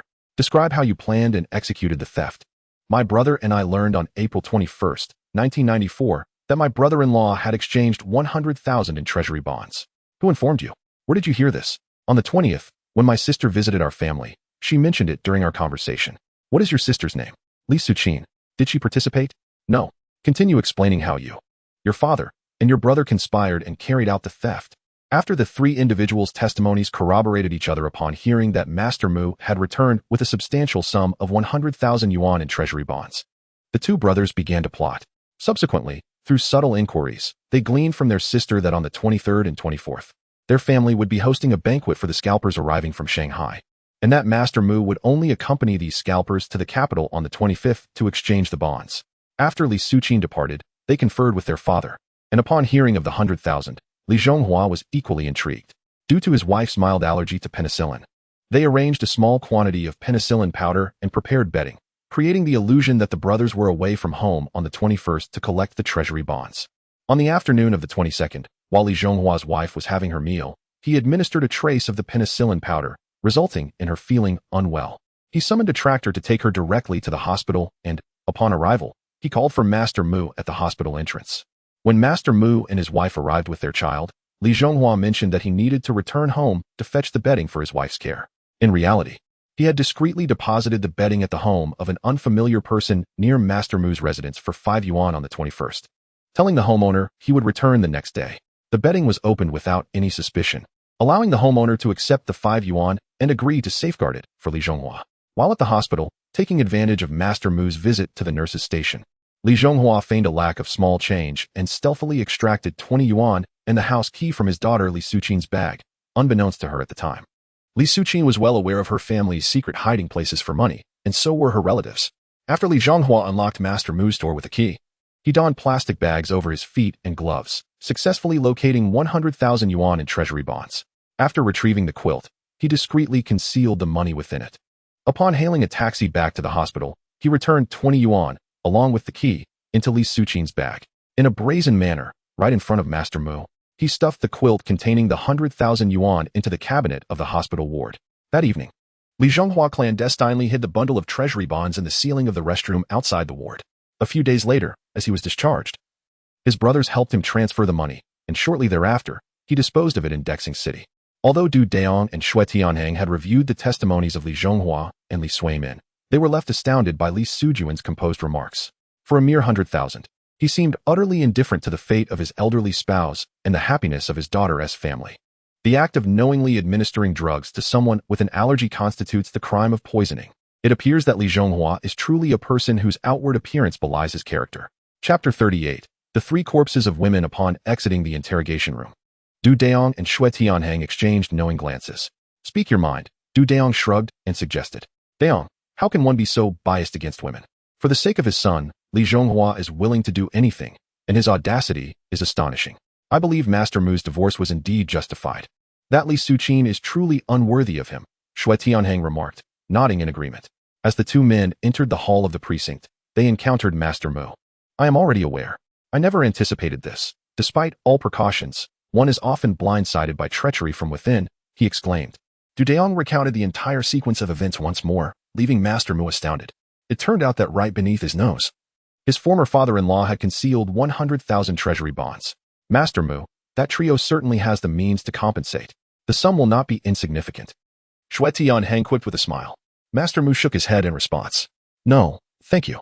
I truly have no interest in the money, after all. The children are still their granddaughter and niece. Now that the three of them are apprehended, their own offspring will suffer as well.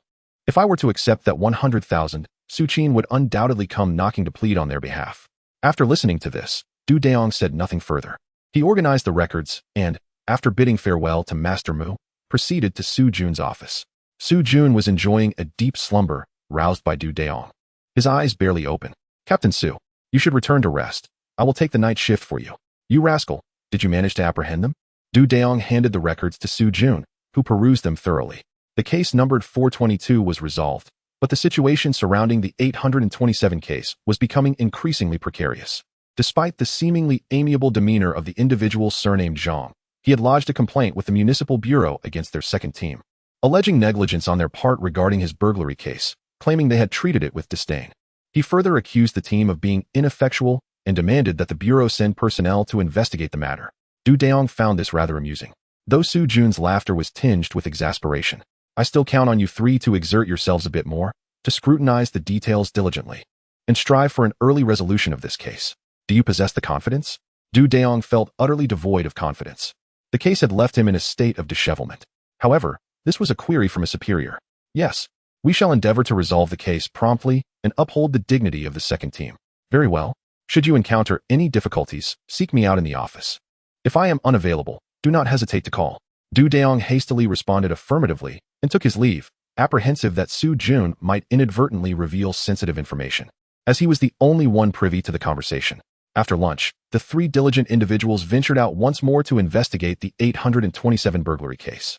They toiled tirelessly until after 7 in the evening, at which point they had their dinner and continued to examine newly acquired surveillance footage until nearly 11 o'clock. Su Jun was on duty that night, and any suggestion for Du Dayong to substitute for him was utterly absurd. Nevertheless, I proceeded downstairs to offer some guidance to a few individuals, though it proved to be of little consequence. Suddenly, the blue telephone in the lobby rang, causing the hair on the backs of 4 necks to stand on end. This indicated a significant case. Su Jun promptly answered the call, concluding the conversation in just 3 sentences. He then called out to everyone present in the lobby and those on duty. All personnel, listen up. Those with ongoing cases should set them aside, except for those who must remain on duty. The rest, prepare to deploy. A flurry of activity ensued downstairs, and within 5 minutes, all available officers were seated in the patrol cars. What major incident had Su encountered? Du Dayong inquired while driving, glancing at Su Jun in the passenger seat. 3 female corpses have been discovered at the Green Court building on South Street. What? 3? Fan Junyi nearly exclaimed. The situation at the scene remains unclear. We shall ascertain the details upon arrival, Su Jun replied, massaging his temples. The Green Court building is situated on the outskirts of South Street, a 10-story structure erected in the late 1980s, a time when such edifices were often referred to as buildings. Due to its unfavorable location, few companies occupy its premises. The South Street Police Station had already dispatched around 10 officers and community patrol members, who, in the darkness, established a perimeter. 7 officers from the 2nd Squad had also arrived. Chen Jianwei and Zhu Wenwan were en route. Ensure you have your hoods, gloves, shoe covers, and equipment ready. For cases of this nature, especially those occurring at night, no carelessness is permissible, Su Jun instructed as he exited the vehicle. The police officer from the local precinct came to discuss the situation regarding a reported incident. However, no one anticipated that the individual filing the report was, in fact, a thief. Paralyzed by fear, he did not dare to flee and instead waited for the arrival of the police. It turned out that the burglar had been scouting the area for 2 days and had identified this particular company as being vacant for several days. Upon inquiry, it was revealed that the business had fallen behind on its utility and rent payments, resulting in a month of inactivity. The building management was hesitant to touch the company's belongings, fearing repercussions should the owners return. Yet, the thief was unconcerned by such matters. Thus, during the day, the burglar had discovered through a window that there were still numerous items inside the office, which ignited his nefarious intentions. That night, he stealthily entered, and upon illuminating the company's refrigerator with a flashlight, he was immediately taken aback. Upon opening it, he was met with an unbearable stench that permeated the 2nd floor of the building. Fan Junyi and Shui Tianhang had already entered and quickly exited to vomit. Du Dayong managed to hold his composure, though Fan Yang's face was flushed with discomfort. Chapter 39. The 3 female corpses. 2. The 2nd floor of the building was now ablaze with light. Such a significant event rendered any concerns about unpaid electricity bills trivial. Upon entering, it became evident that the concealed bodies resided within a large freezer. The scene bore little forensic value, as the thief had thoroughly trampled the vicinity of the freezer. The appliance stood ajar, and the stench emanating from it was overwhelming, even for Su Jun. He promptly closed the half-open lid. At this juncture, Du Dayong and Fan Yang had commenced photographing the scene. Su Jun opened the forensic kit he had brought, extracting a blood detection lamp and luminol reagent. The company was modest in size, merely occupying over 40 square meters, partitioned into a hall, a small office, a restroom, and a break room. The freezer was nestled in the corner of the small office. Su Jun, along with the recently arrived Fan Junyi and Shui Tianhang, conducted thorough inspections inside and out, yet failed to uncover any blood traces. Shortly thereafter, Chen Jianwei and Zhu Wenwan arrived with 2 additional forensic experts. Upon opening the freezer and shining a flashlight inside, they promptly closed it again.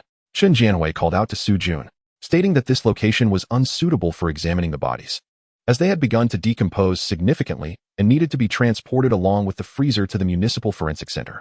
Su Jun nodded in acknowledgement. Thus, the group assisted in collecting hair, fingerprints, skin flakes, and all contents from the trash bins. After nearly 3 hours, they finally departed from the scene, sealing it with tape. Zhang Dongxiang, accompanied by other officers, embarked on a late-night quest to investigate the registration details of the company, including the number of employees and its specific operational circumstances. Su Jun and his team returned to the precinct shortly after 3 in the morning. Su Jun promptly instructed everyone to rest, for in cases of this nature, even if the 2nd Squad was designated as the primary unit, without adequate rest, success was unattainable. By 7:30 the following morning, all were awake. There was no choice but to be alert, as such cases would undoubtedly attract the attention of City Bureau personnel for oversight. Moreover, this time, it was the deputy chief of the criminal investigation team, Hu Qiang, who personally led a contingent to the 2nd Squad. On the morning of October 23rd, at 9 o'clock, the meeting room of the 2nd Squad was filled to capacity, with some standing due to the cramped space. It was not that there were too many attendees, but rather that the meeting room could scarcely accommodate more than a dozen individuals, yet nearly 20 were crammed inside. The scene was captured in over 100 photographs. However, as the forensic autopsy report had yet to be released, they could only convene a preliminary analysis meeting regarding the case. Chief Hu, our 2nd Squad arrived at the scene at 11:42 last night. It had been a considerable time since anyone had been there, leaving behind scant evidence.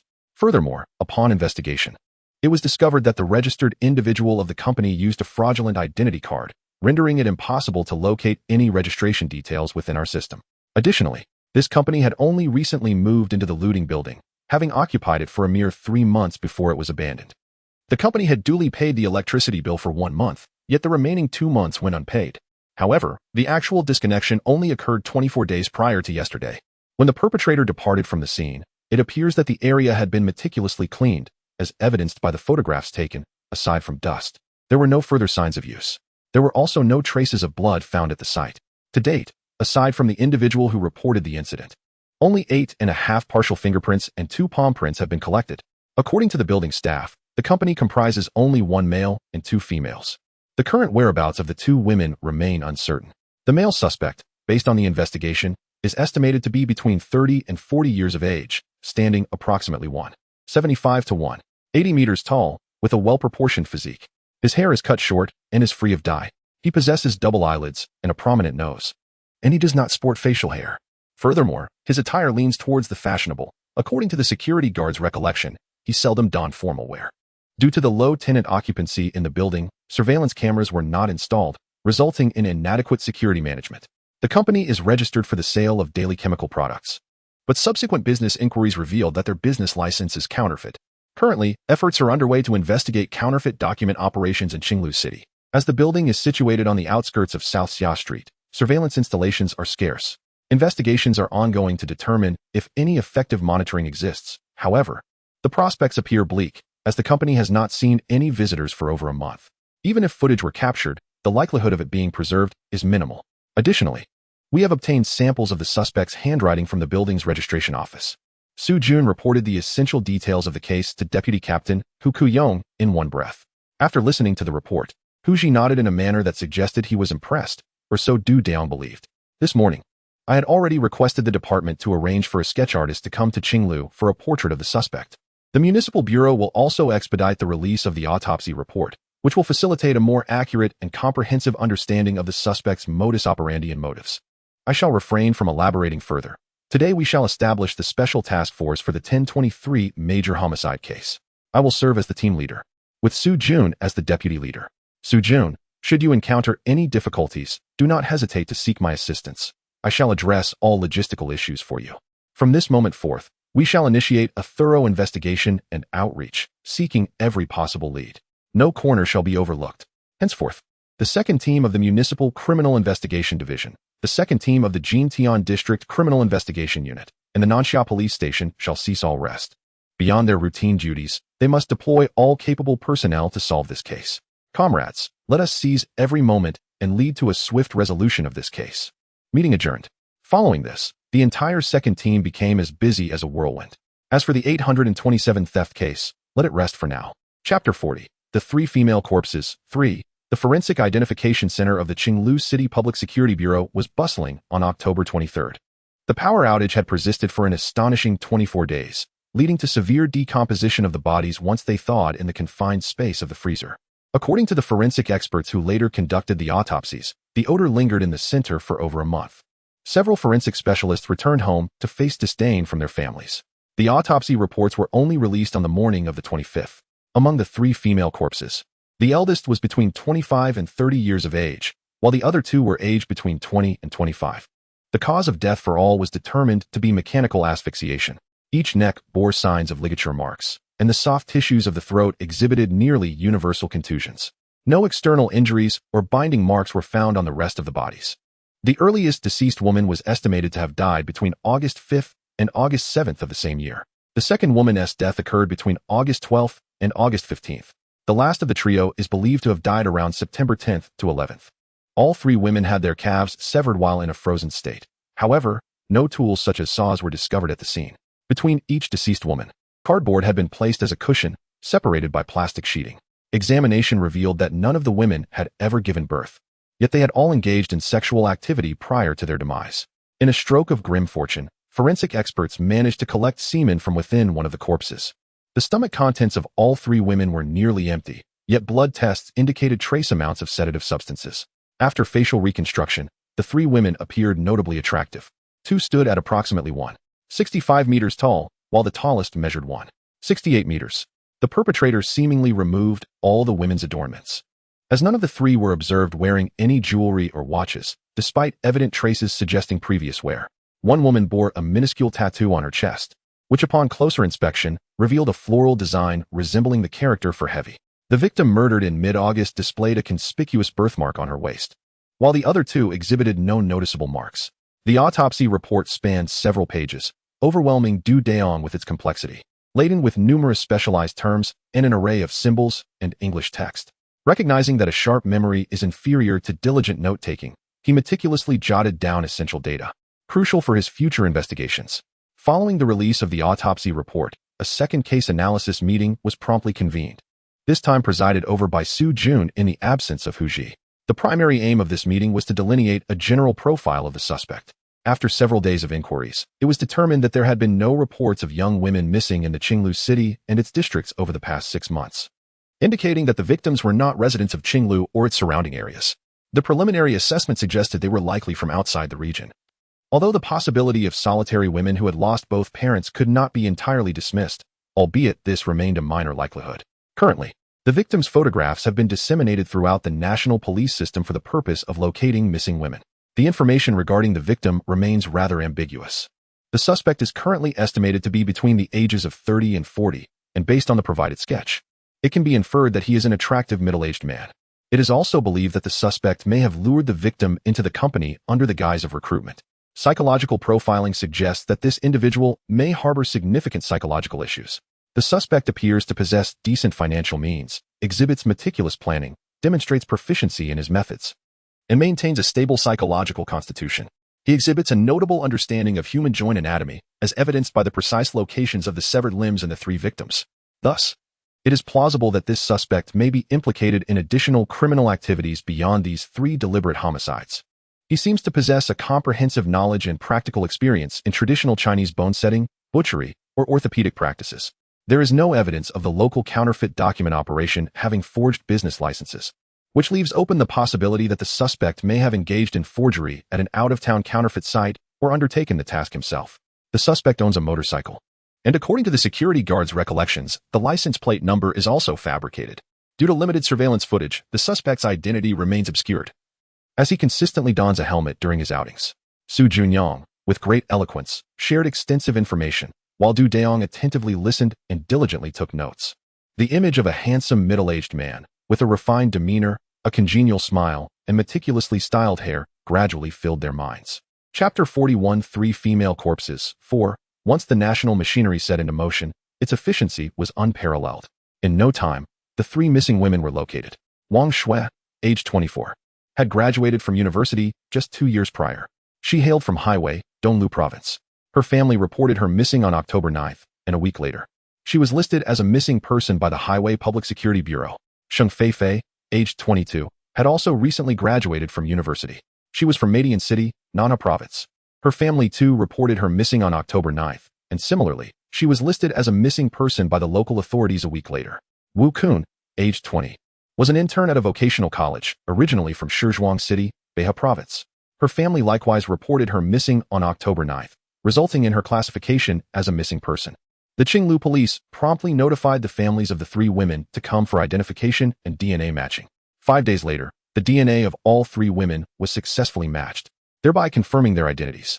Upon investigation, it was revealed that all 3 had been transferred through 3 different employment agencies in Wanzhong City, Nana Province, with Wukun having been transferred the most, through 6 different agencies consecutively. However, the final agencies that received them were all located in Qinglu, and they reported that the individuals who came were wearing helmets and spoke Mandarin. They claimed to have just established a company and were seeking an administrative assistant, with specific requirements regarding height, weight, and appearance.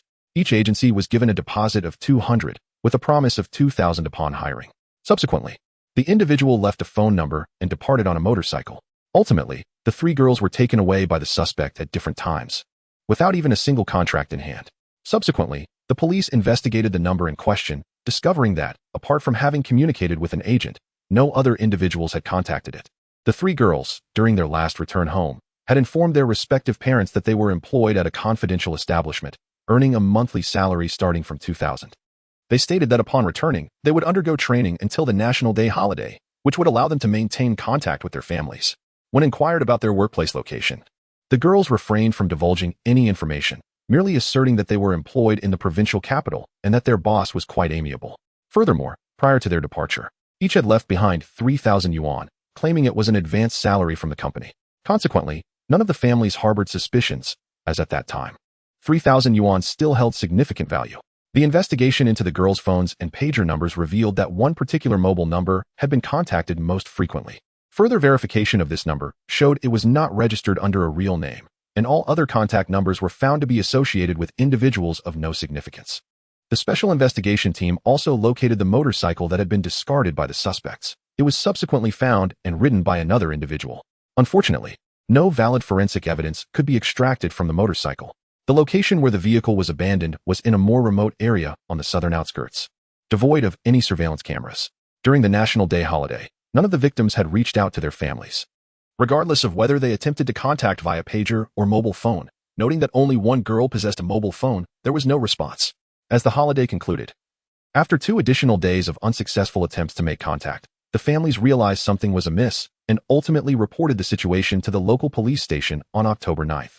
To put it simply, Dayong has been preoccupied until November. The task force has convened several meetings, yet the leads remain alarmingly scarce. Investigations into the Green Pavilion building have abruptly reached a standstill. It is now evident that the suspect possesses at least a profound familiarity with Qinglu City. Even if not a local, they must have resided there for an extended period. With a population exceeding 7 million across the city and its districts, coupled with its status as a coastal tourist destination, the prospect of matching the suspect's DNA proves futile. Not to mention, the current technological advancements in forensic science are still in their infancy, and had Qinglu City not been a subprovincial city, rapid comparisons would be out of the question. Additionally, the vast local population and the influx of tourists complicate matters further. Every lead has been meticulously scrutinized, and the investigation has delved into the minutiae. However, progress has stagnated. Even with personnel from the department arriving to assist, the situation remains unchanged. The initial fervor and exuberance have dwindled to a state of despondency and low morale within merely a month. Countless hours have been devoted by over 100 police officers and community patrols, tirelessly working day and night. Aside from the initial DNA findings from the corpse, the inquiries have yielded almost no information regarding the suspect. The understanding of the suspect aligns closely with the analysis presented by Su Jun during the preliminary case discussion. The investigation has now reached a stalemate. Chapter 42, Stalemate. By mid-December, the department had dispatched 2 teams, yet the 1023 case remained stagnant. Efforts to search for missing persons of a similar nature yielded no results. Since the 3rd victim's demise, no comparable incidents had occurred nationwide. The perpetrator seemed to have vanished into thin air. This silence left the special investigation team utterly perplexed. The entire 2nd squad was now weary and dispirited, struggling to regain their footing.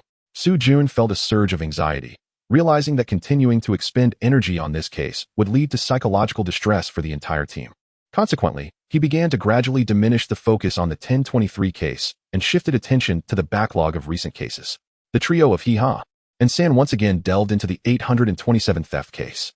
Dayong had not returned home for sleep in several days, usually just grabbing a change of clothes before hastily returning to the team.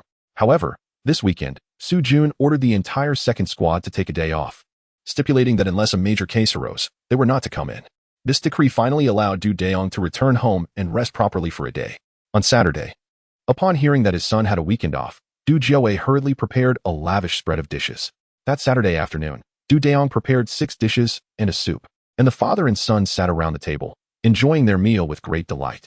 "My son, the life of a criminal investigator seems exceedingly arduous. Shouldn't I help you find a more relaxed position? Father, please don't worry unnecessarily. Although my work is demanding and at times challenging, it is truly fulfilling. Just don't inadvertently complicate matters for me."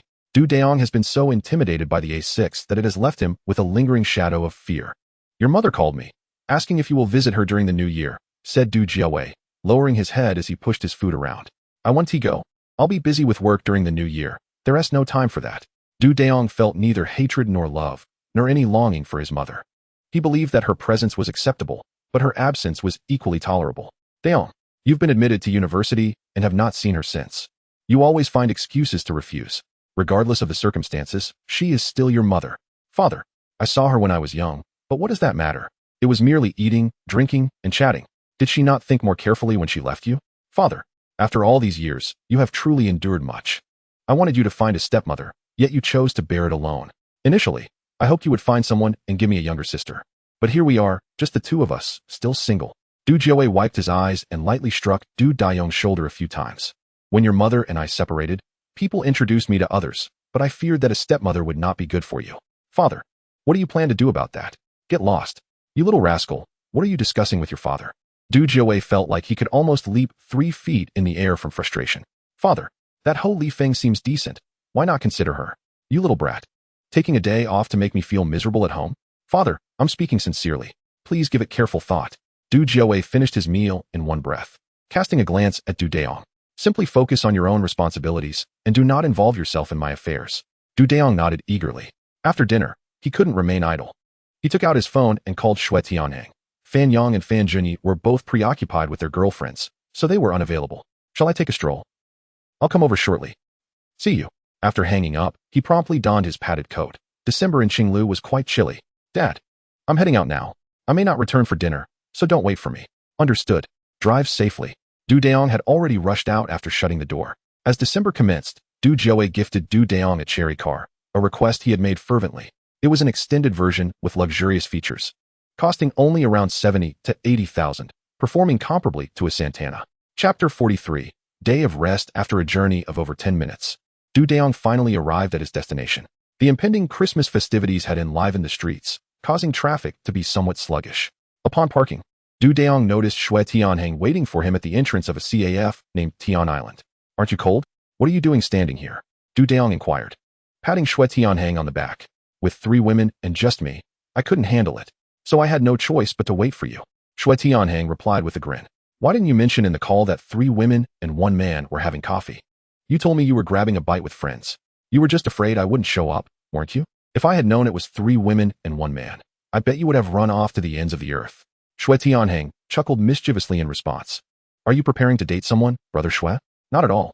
What makes you think I'm dating? They are my cousin's college classmates. She invited me because her wallet is cleaner than her face. Du Dayong playfully kicked Shui Tianheng. Old Shui, you aren't expecting me to foot the bill, are you? If that's the case, I'll walk right out. I came out after having a hearty meal. Why are you like this? Do you think I could bully you just because I'm older? If I made you pay, Sue would likely kill me. Do you believe that? The two bantered as they entered the private room. The 3 girls immediately focused their attention on Du Dayong, their faces alight with curiosity. Hey, this is my colleague, Du Dayong. Upon hearing his name, all 3 girls burst into laughter. One girl in a purple-red coat extended her hand toward Du Dayong. I'm Zhao Yue. It is a pleasure to make your acquaintance, fellow graduate of the 1998 English department. Du Dayong promptly extended his hand for a handshake. Another individual, clad in a white casual cotton jacket, also reached out. I'm Fong Li, and I share both a class and a dormitory with Yue and Wan Qing. It is delightful to meet you. Du Dayong eagerly reciprocated the handshake. I need not introduce myself. Let us shake hands as well. What else could Du Dayong do but continue to shake hands? I heard from my brother that you are quite remarkable. Du Dayong cast a resentful glance at Shui Tianheng. Do not pay heed to your brother's nonsensical ramblings. Work as a criminal investigator is merely a collaborative effort. No one is superior to another. Sometimes, it is simply a matter of luck being slightly more favorable. Do you have a girlfriend? Du Dayong suddenly felt his cheeks flush.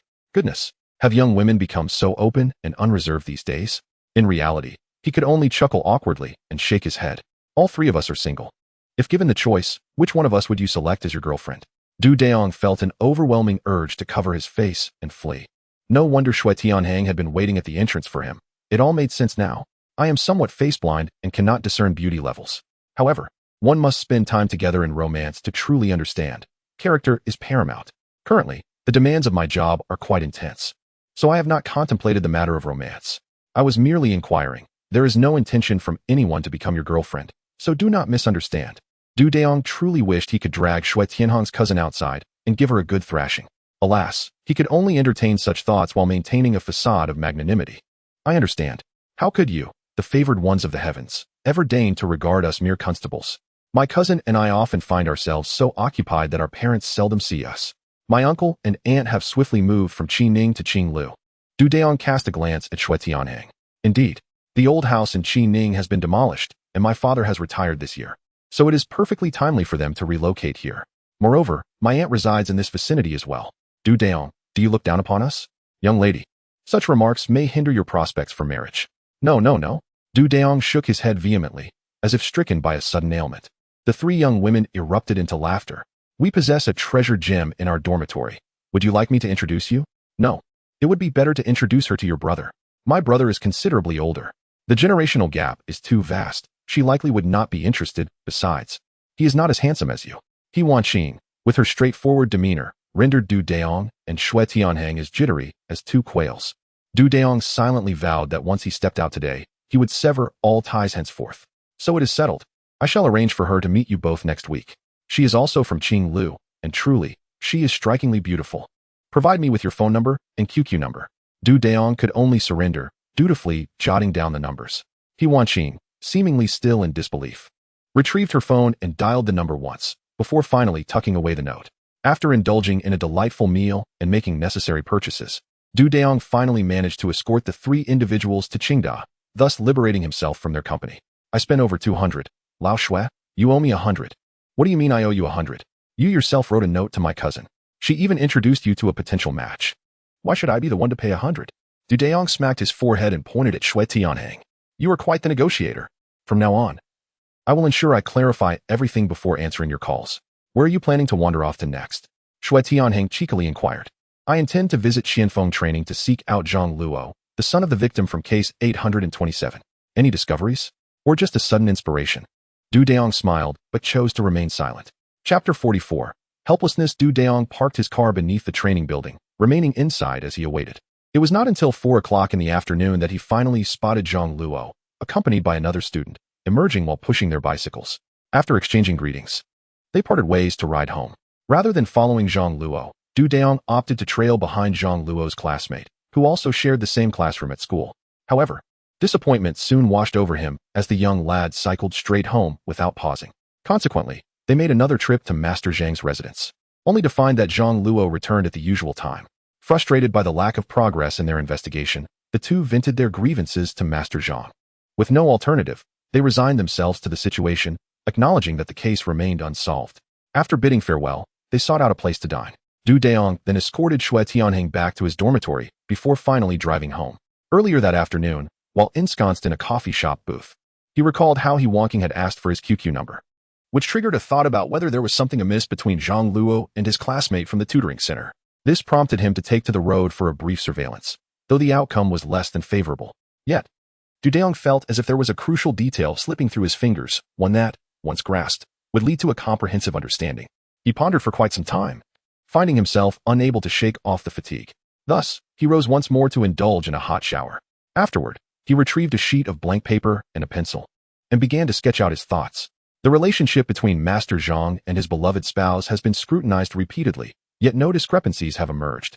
Given that Zhang Luo is merely a minor, the investigation has not been particularly rigorous, which has led Dayong to ponder whether Zhang Luo or his classmates might have had the opportunity to commit theft.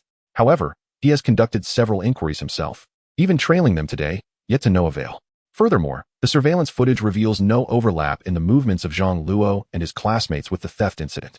Both children excel academically in their class, and their prospects for university appear promising, making it unlikely that they would engage in such misconduct. Where could the oversight lie?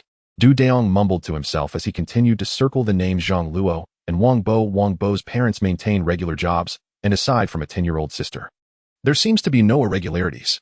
Dayong's head throbbed with the weight of his thoughts, prompting him to set down his pen and paper and retire to bed. For the morning would bring yet another round of inquiries regarding case 1023. Upon arriving at the station the next morning, Su Jun noted that most of the team was gathered in the lobby and quickly clapped his hands to garner attention.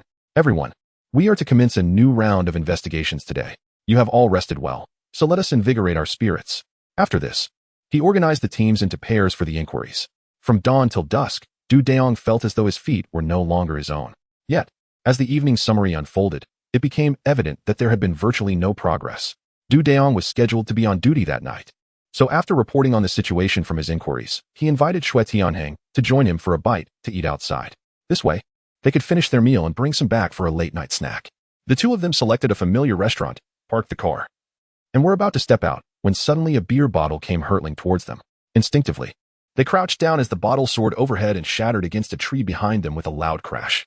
Once they stood up, they noticed a tumultuous scuffle involving 5 or 6 individuals in the open space near the restaurant. They promptly called the police and retrieved their rubber batons from the car. Rushing towards the fray, they shouted, "Stop, police!" The intoxicated individuals, seemingly unfazed, retorted, "Mind your own business. This is a private matter. Don't provoke us." 4 of them began to assault the 2 officers. "We warn you to cease immediately. Otherwise, we will arrest you." The assailants ignored the warning. Dayong brandished his baton and charged forward, with Shui Tianheng following suit. In a matter of moments, the ringleader lay subdued on the ground. Just then, a police vehicle from the local precinct arrived.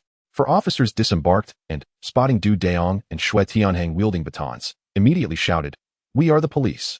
Put down your weapons and do not resist." Dayong responded by tossing his badge towards them. Upon seeing it, The leading officer relaxed his stance. Brothers of the second squad, what has transpired?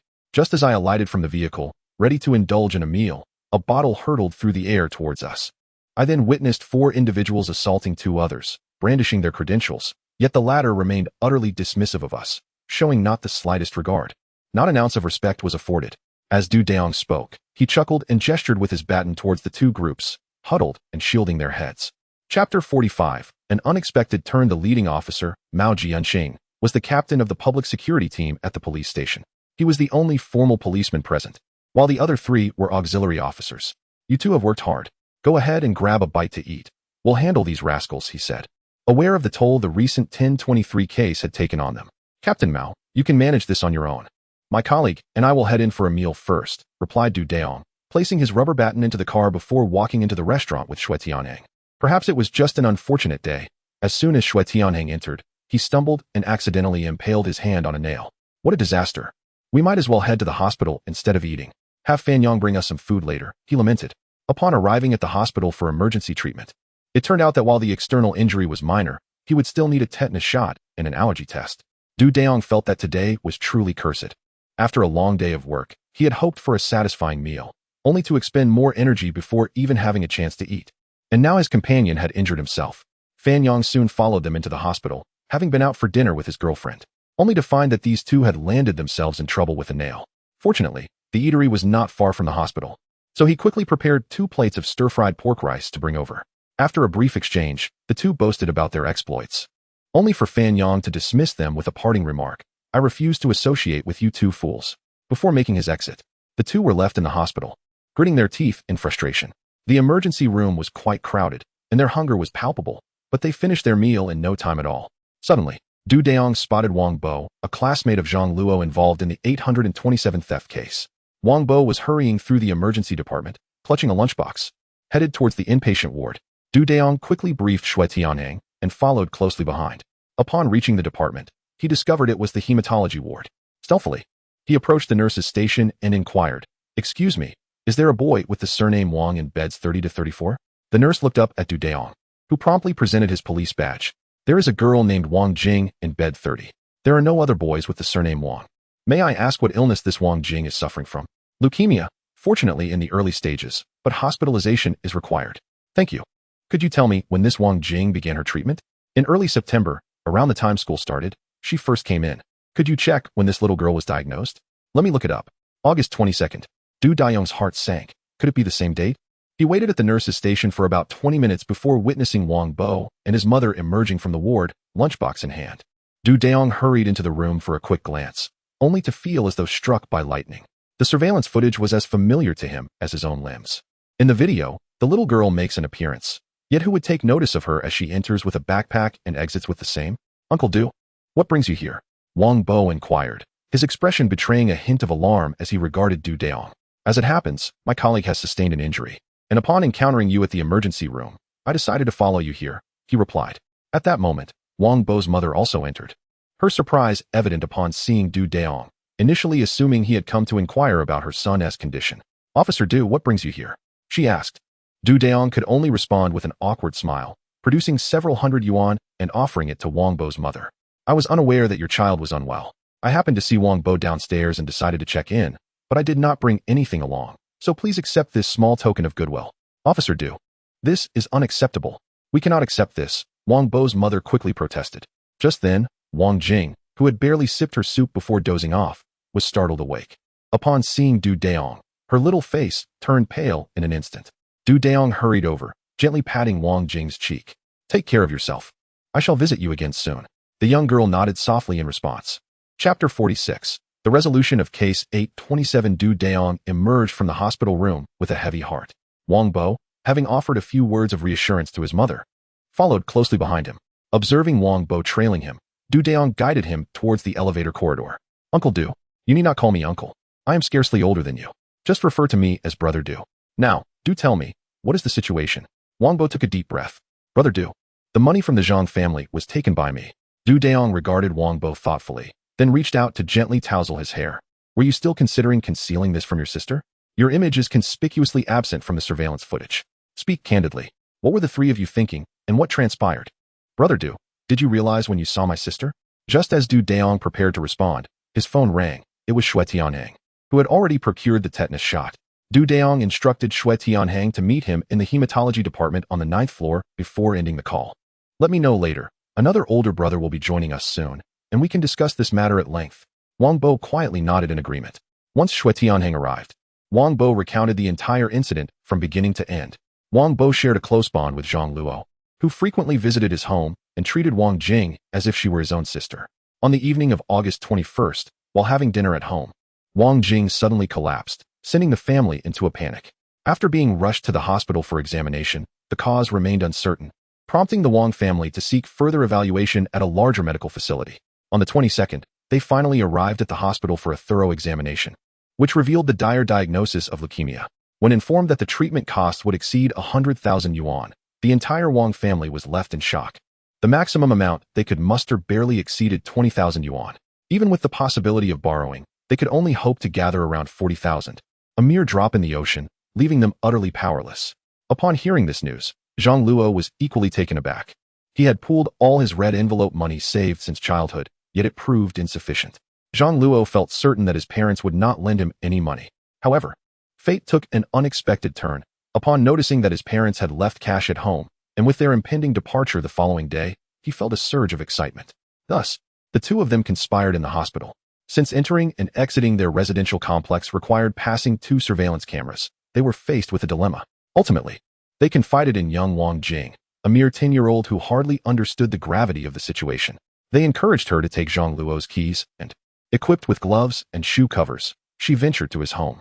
They also instructed her to poke a wire into the keyhole of the security door upon her exit. It turned out that these two had studied numerous detective novels to emulate the methods depicted within. Following Zhang Luo and Wang Bo's guidance, Wang Jing successfully retrieved cash and a jewelry box, rummaged through several drawers, and left the scene disheveled. Subsequently, Zhang Luo enlisted the help of an acquaintance to find a pawnshop, and Wang Bo managed to sell a watch in Qining for 25,000 yuan. He also sold a gold necklace and earrings there for just under 10,000. However, despite these efforts, they still faced the challenge of providing the money to Wang Bo's parents in a legitimate manner. Thus, the two individuals expended 500 yuan to enlist someone to impersonate a representative from a charitable organization, who generously donated 70,000 yuan to Wang Jing's parents. They even had Wang Bo's parents sign a receipt and compose a letter of gratitude. At this point, even Wang Bo's parents were oblivious to the ruse, as their child was gravely ill and the arrival of such a substantial donation seemed paramount. After all, saving a life took precedence over scrutiny. Even when the police approached them for verification, this couple harbored no suspicions regarding the source of the funds. Dayong and Shui Tianhang found the situation rather amusing. Several police officers, including the 3 of them, had invested considerable effort and time, only to be outsmarted by 3 children. The surveillance footage revealed that Zhang Luo and Wang Bo exhibited no suspicious behavior. Moreover, during the time frame of the incident, neither of them appeared within the camera's view. Who could have anticipated that a 10-year-old girl would wield a key, don gloves, and shoe covers to access the location, retrieve the money, rummage through other drawers, disrupt the scene, and finally poke the keyhole with a wire? From the evidence at the scene, she was undeniably a seasoned pro. Yet, this is the outcome. Both individuals were left with throbbing headaches from the sheer absurdity of being outwitted by these 3 children. Chapter 47. Embarrassment. A report must be made regarding the case. Su Jun listened intently to the entire situation over the phone, finding it hard to believe, so he drove over. Upon meeting Wang Bo, he insisted Wang Bo recount the details once more before he finally accepted the reality of the situation. The crux of the matter was how to proceed. 2 16-year-olds and 1 10-year-old. The trio was not apprehended, and they could only head to Master Zhang's residence first. Upon entering, they found Zhang Luo already fast asleep. Dayong recounted the entire sequence of events to Master Zhang and his wife, leaving them utterly bewildered. The first question that arose was whether Su Jun would arrest anyone. Su Jun himself could not provide an answer. The child, why did he not confide in us? This predicament left them in a quandary. Dayong immediately sensed that this response was likely a post-facto rationalization. Had Zhang Luo informed his parents from the outset, it would have been categorically dismissed. What could a 16-year-old possibly comprehend? Thus, the matter escalated to the precinct, where the leaders were equally perplexed. They hurriedly contacted the district prosecutor's office. Ultimately, after discussions between the district prosecutor and the city prosecutor, it was decided not to press charges. However, those who had received the stolen watches, necklaces, and earrings faced dire consequences. The fraudulent charity organization was compelled to return 500 yuan and was also subjected to administrative detention for 15 days. Zhang Luo's parents managed to reclaim the watch and gold jewelry, albeit after paying 35,000 yuan as the penalty for receiving stolen goods. For the sake of their child, they had no alternative. The two unfortunate youths were summoned to their local police station for admonitory discussions and required to write self-reflections. As for Wang Jing, no one dared to disturb her. Ultimately, Du Dayong discreetly retrieved 70,000 yuan from home and handed it over to Wang Bo's parents, requesting them to return the sum to Zhang Luo's parents. The following day, the Wang family presented a banner to the second squad, leaving Du Dayong in a state of utter embarrassment. Yet, no amount of awkwardness could compare to the discomfort experienced by those who previously handled the case, including Su Jun. A few seasoned detectives and junior officers had left the three children in a state of disarray. Recently, Fan Yang had begun to question whether the laughter he observed from others was directed at them. Team leader Su summoned the bureau's leadership and endured a half-hour reprimand, only to be released after being chastised for a lack of meticulousness and insufficient consideration of the case details. Everyone managed to escape unscathed except for Du Dayong, who even received commendation from the bureau. When the trio gathered, they couldn't help but reflect on the situation. How is it that these children have developed such cunning minds? They seem capable of mimicking actions merely by reading a few books. Du Dayong, however, did not concur with Fan Yang's assessment. This was a case of deliberate cunning. Could one truly anticipate a 10-year-old girl committing burglary? They had exploited a gap in our psychological defenses. The critical aspect was that the girl named Wang Jing exhibited remarkable execution. Even I could memorize the surveillance footage, and it would not have been certain that I could crack this case. Du the great detective, how formidable! Shui Tianheng quickly chimed in with flattery. Formidable, my foot. My father berated me to the point of humiliation. Considering the multitude of patients in the world, the meager resources he possesses cannot withstand my extravagance. The crux of the matter lies in the fact that if Wang's family discreetly accepted the favor, it would result in a harmonious conclusion. However, with the presentation of such a banner, how shall I navigate my standing in the second squad? It would inevitably lead to whispers that Du Dayong's family is quite affluent. Du Dayong, already plagued by a sense of despondency, finds himself the subject of jest from the instructor, who whimsically suggests that he should be referred to as De Fu instead of Dayong. Su Jun, ever the opportunist, has ingeniously arranged for a monthly allowance of 300 yuan for fuel, thereby requisitioning Du Dayong's chire. In light of a pressing situation within the team, Du Dayong's vehicle is deemed essential. Su Jun has even instructed him to install a portable alarm system without offering any reimbursement. Both Fan Yang and Shui Tianheng have come to the conclusion that when dining out in the future, it would be more prudent for Du Dayong to foot the bill, allowing them to indulge in 4 or 5 meals a month and elevate their cigarette choices. Chapter 48. Assault on Police After Considerable Effort. The investigation into Case 1023 remains frustratingly stagnant, with all collected materials accumulating to fill an entire ping-pong table. At this juncture, the Municipal Bureau has resolved to deploy a select group of elite officers to collaborate with personnel from the provincial department in a concerted effort to advance the case. The sudden alleviation of their burdens has left the second team feeling as though they have stumbled upon a bed after several sleepless nights. With the new year just past, the good times have abruptly come to an end. As the eve of the Lunar New Year falls on the 23rd of this month, there has been a marked increase in criminal activities as the festive season approaches. On January 5, 2001, at precisely 11:20 p.m., Officer He Duoqiang from the Kongfu Road Police Station, along with auxiliary team members Yuan Jun and Xiu Yuelen, were patrolling the Chuanfu Street area when they encountered 2 individuals engaged in theft. During the attempt to apprehend these criminals, one suspect wielded a concealed dagger, inflicting severe injuries upon auxiliary officer Yuan Jun, while both He Duoqiang and Xiu Yuelen sustained minor injuries. At home, Du Dayong was enjoying a deep and restful sleep, oblivious to the events unfolding around him. However, tonight he was on standby duty. The shrill ring of the telephone soon roused him from his slumber. Team leader Zhang.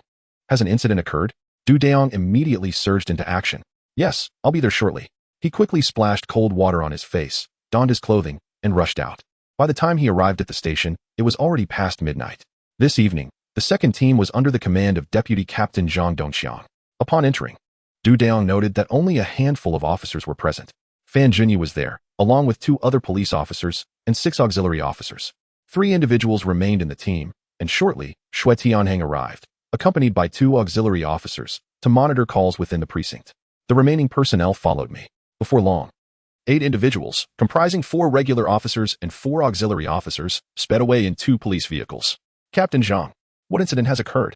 During a nighttime patrol, The officers from the Kung Fu Road police station discovered two individuals engaged in theft. Unfortunately, the suspects were armed with knives, resulting in one officer sustaining severe injuries and two others suffering minor wounds, while the culprits managed to escape. Surveillance footage from the command center revealed that the two suspects rode a motorcycle along Chengdu Road, disappearing near the Sanjiku area. Captain Zhang. This area is predominantly filled with self-built houses. It will be challenging to conduct a search. Dayong pondered the implications of the Sanjiku area and found himself at a loss. Both the Kung Fu Road police station and the Sanjiku police station had dispatched personnel to assist. The suspects were riding a maroon motorcycle, devoid of a license plate, and there was a possibility that the left foot peg on the rear seat was missing. Both suspects donned green cotton overcoats, and according to the patrolling officers, they appeared to be around 25 years of age, with slender builds. One of them spoke with a local accent. Due to the subpar quality of nighttime surveillance, the available leads were unfortunately limited. Dayong felt that the clues were rather insignificant, given the abundance of self-built houses with small courtyards in Sanjiku. After over an hour of searching with dozens of personnel, they had yielded no results. Dayong was left with no choice but to devise a cunning plan. Zhang, our current method of searching is certainly ineffective. There must be a motorcycle repair shop nearby, at Sanjiku.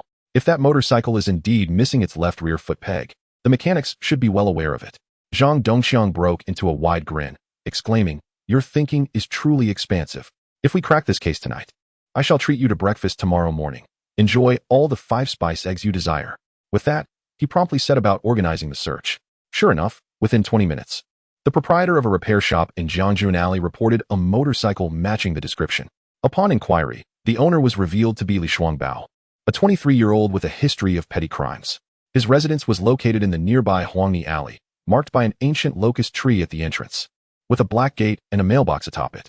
Soon after, a team swiftly gathered at Huangni Alley, surrounding Li Shuangbao's home from all sides. A police auxiliary from the Kung Fu Road precinct scaled the courtyard wall and, upon opening the gate, discovered what appeared to be the motorcycle in the storage room of the yard. Within 3 minutes, 2 suspects were apprehended. By this time, it was already past 3:40 a.m. Chapter 49. The Suspect's Dilemma. 2 criminal suspects were brought to the interrogation room of the second squad. Following identification by He Duoqiang and Xiao Yuelin, it was confirmed beyond doubt that these were indeed the 2 individuals who had attacked them that very night. This identification made the interrogation process remarkably straightforward. However, just as Dayong asked Li Shuangbao to sign the statement, Li Shuangbao unexpectedly revealed a significant piece of information. Li Shuangbao confessed that he and his accomplice had been scouting the area since December. They had observed a particularly beautiful woman residing in room 201 of Unit 2, Building 15, Jinjiang Garden. Not only was her attire exquisitely chosen, but she also adorned herself with an abundance of jewelry. The 2 had closely monitored her movements, preparing to rob her household. However, the woman mysteriously vanished around Christmas last year, and despite their prolonged surveillance, they had not glimpsed her again. After the new year, they noted that the lights in her apartment would illuminate in the evenings, typically turning off around 10 o'clock. Yet, on the night of January 3rd, they observed that the lights did not come on again, prompting them to decide to execute their burglary. Around 12:30 that night, they entered the residence, only to find it exceptionally tidy, with all the woman's clothing meticulously folded. To their dismay, all her jewelry and valuable possessions were absent. Ultimately, they pilfered a rice cooker and a microwave from the kitchen before fleeing. On the 4th and 5th, they had returned to the area beneath the apartment, but still found no trace of the woman. With the approach of the New Year festivities, they resolved to continue their criminal activities on the night of the 5th, unaware that they would soon be discovered by patrolling officers, leading to a cascade of ensuing events. The second squad has become particularly sensitive to the presence of women. After documenting the situation, Zhang Dongxiang resolved to report to Su Jun the following morning. After the intense interrogation, it was nearly 5:30, leaving Dayong no choice but to seek refuge in the duty room for a brief respite. Dayong, Dayong. Su Jun's voice resonated through the 2 adjoining rooms. Startled from his slumber, Dayong sprang from his bed. Upon entering the hall, he was met with raucous laughter from several individuals. "Captain Su, your hound is truly sharp of hearing and sight," Wang Daoqing exclaimed, pointing at Dayong with mirth. Bewildered, Dayong glanced at Su Jun. "Captain Su, I haven't had a proper night's sleep. Is there a case? If not, I shall return to my slumber. Do not heed old Wang's nonsensical banter. He claims I'm your hound. You are indeed the hound of our second squad. Captain Su, you might as well call me a hunting dog. It would be more straightforward. Quickly wash up. We must head over to the location that Li Shuangbao mentioned." Upon hearing this, Dayong proceeded to freshen up. "Fanyang, Junie, bring the inspection equipment along. And do not forget the luminol reagent. Although I hope we won't need it. 5 minutes later, the four of them set off towards their destination in Dayong's Cherry. Jinjiang Garden is a modest 6-story residential complex, a newly developed community with currently few inhabitants. In the year 2001, the housing market was sluggish. The entire complex features only one sales office, lacking property management and surveillance. With merely 2 security guards, one during the day and another at night, despite having 3 entrances. Upon arriving at the sales office, it was revealed that the complex had just opened in early December, comprising 20 buildings, yet only 66 households occupied, all of which were sold as fully furnished units. It was learned that the resident of Unit 201 in Building 15 is a young woman named Chen Shi, aged 24. With her registered address in the eastern region of Sichuan Province. Due to the absence of keys for the unit at the sales office, Su Jun knocked on the door multiple times and called out Chen Shi's name without receiving any response, prompting him to seek professional locksmith services. Upon the locksmith's arrival, he immediately remarked that the place had likely been burgled. Su Jun, fully aware of the theft, refrained from further comments, urging the locksmith to expedite the process. Once the door was opened, Su Jun instructed Du Dayong to hand over 20 yuan as payment for the locksmith, assuring him that the expense would be reimbursed and he would not be burdened with the cost. I am not saying anything, Su team leader. With 3 days left until payday, the 3 of us are certainly cash-strapped. You are the only affluent one among us. Indeed, Fan Yang and Fan Junyi lowered their heads in silence. Dressed in hats, masks, gloves, and shoe covers, they finally entered the apartment. The standard 3-bedroom apartment, approximately 90 square meters in size, was maintained in a surprisingly orderly manner by Li Shuangbao and his partner, exhibiting a semblance of professional ethics. However, upon entering the bathroom, Du Dayong was immediately struck by a foul odor, reminiscent of decaying matter. Junyi retrieved the blood detection lamp and the luminol reagent. Su Jun and Fan Yang, along with Fan Junyi, instantly sensed something was amiss.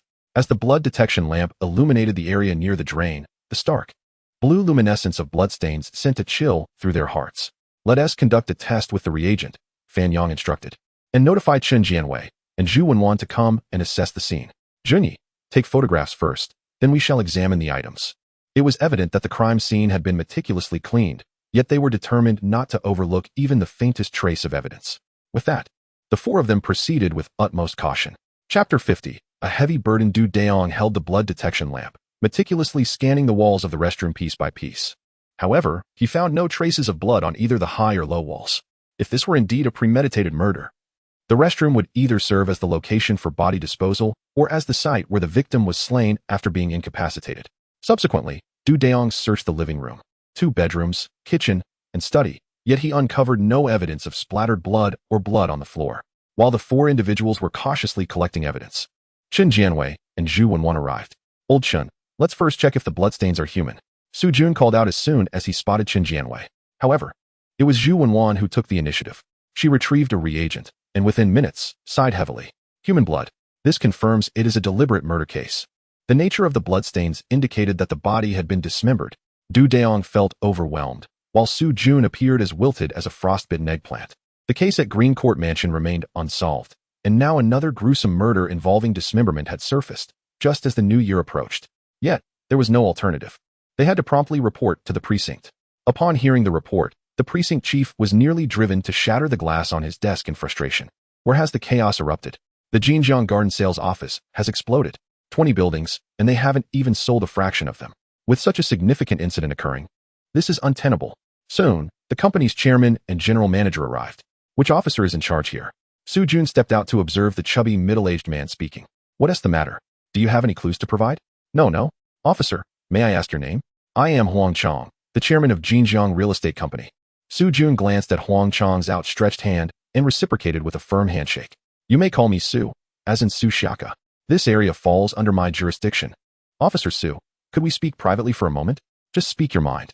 Officer Su, would it be possible for you to refrain from reporting the homicide case to the media for the time being? That decision rests with the leadership of the precinct. I have no authority over that. Please have the sales representative for this property come over shortly. I need to inquire about some matters. Certainly. Zhang, please find out who sold this property and have her come promptly to assist. The individual referred to as Zhang promptly descended to summon someone. Huang, there is no need to exert influence here. Only the precinct leadership or the deputy director overseeing criminal investigations at the municipal bureau can make such decisions.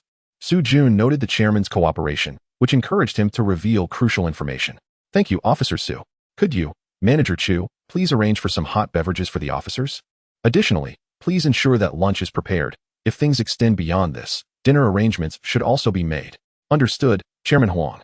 There's no need for formality, Chairman Huang. Not at all. Providing assistance within my capacity could help you solve the case sooner. Officer Sue, here is my business card. I must attend to other matters now. Thank you for your hard work. Huang Chong presented his business card to Su Jun before bidding farewell. Shortly thereafter, the real estate agent arrived. Su Jun called out to Du Dayong. Dayong, come over and take some notes. Upon hearing this, Du Dayong quickly produced a notebook and a pen. Greetings, comrade. I am Du Dayong, a criminal investigator from the Jintian branch of the Qinglu City Public Security Bureau. Hello, Officer Du. My name is Zhang Xiaomei. I was the one who sold this property. Du Dayong diligently recorded the information in his notebook. Chapter 51 Assistance. As Du Dayong diligently recorded the sales, a sense of unease began to creep into his mind. He cast a glance at the sales representative and assured her, there is no need for anxiety. This is merely a routine inquiry. He inquired whether she remembered if the woman named Chun she had come alone to purchase the property or if she was accompanied by others. Officer Du. She came alone on the morning of December 8th last year, around 10 o'clock. It was the very first day of our opening, and the turnout was considerable. But I distinctly recall that woman because she was exceptionally beautiful.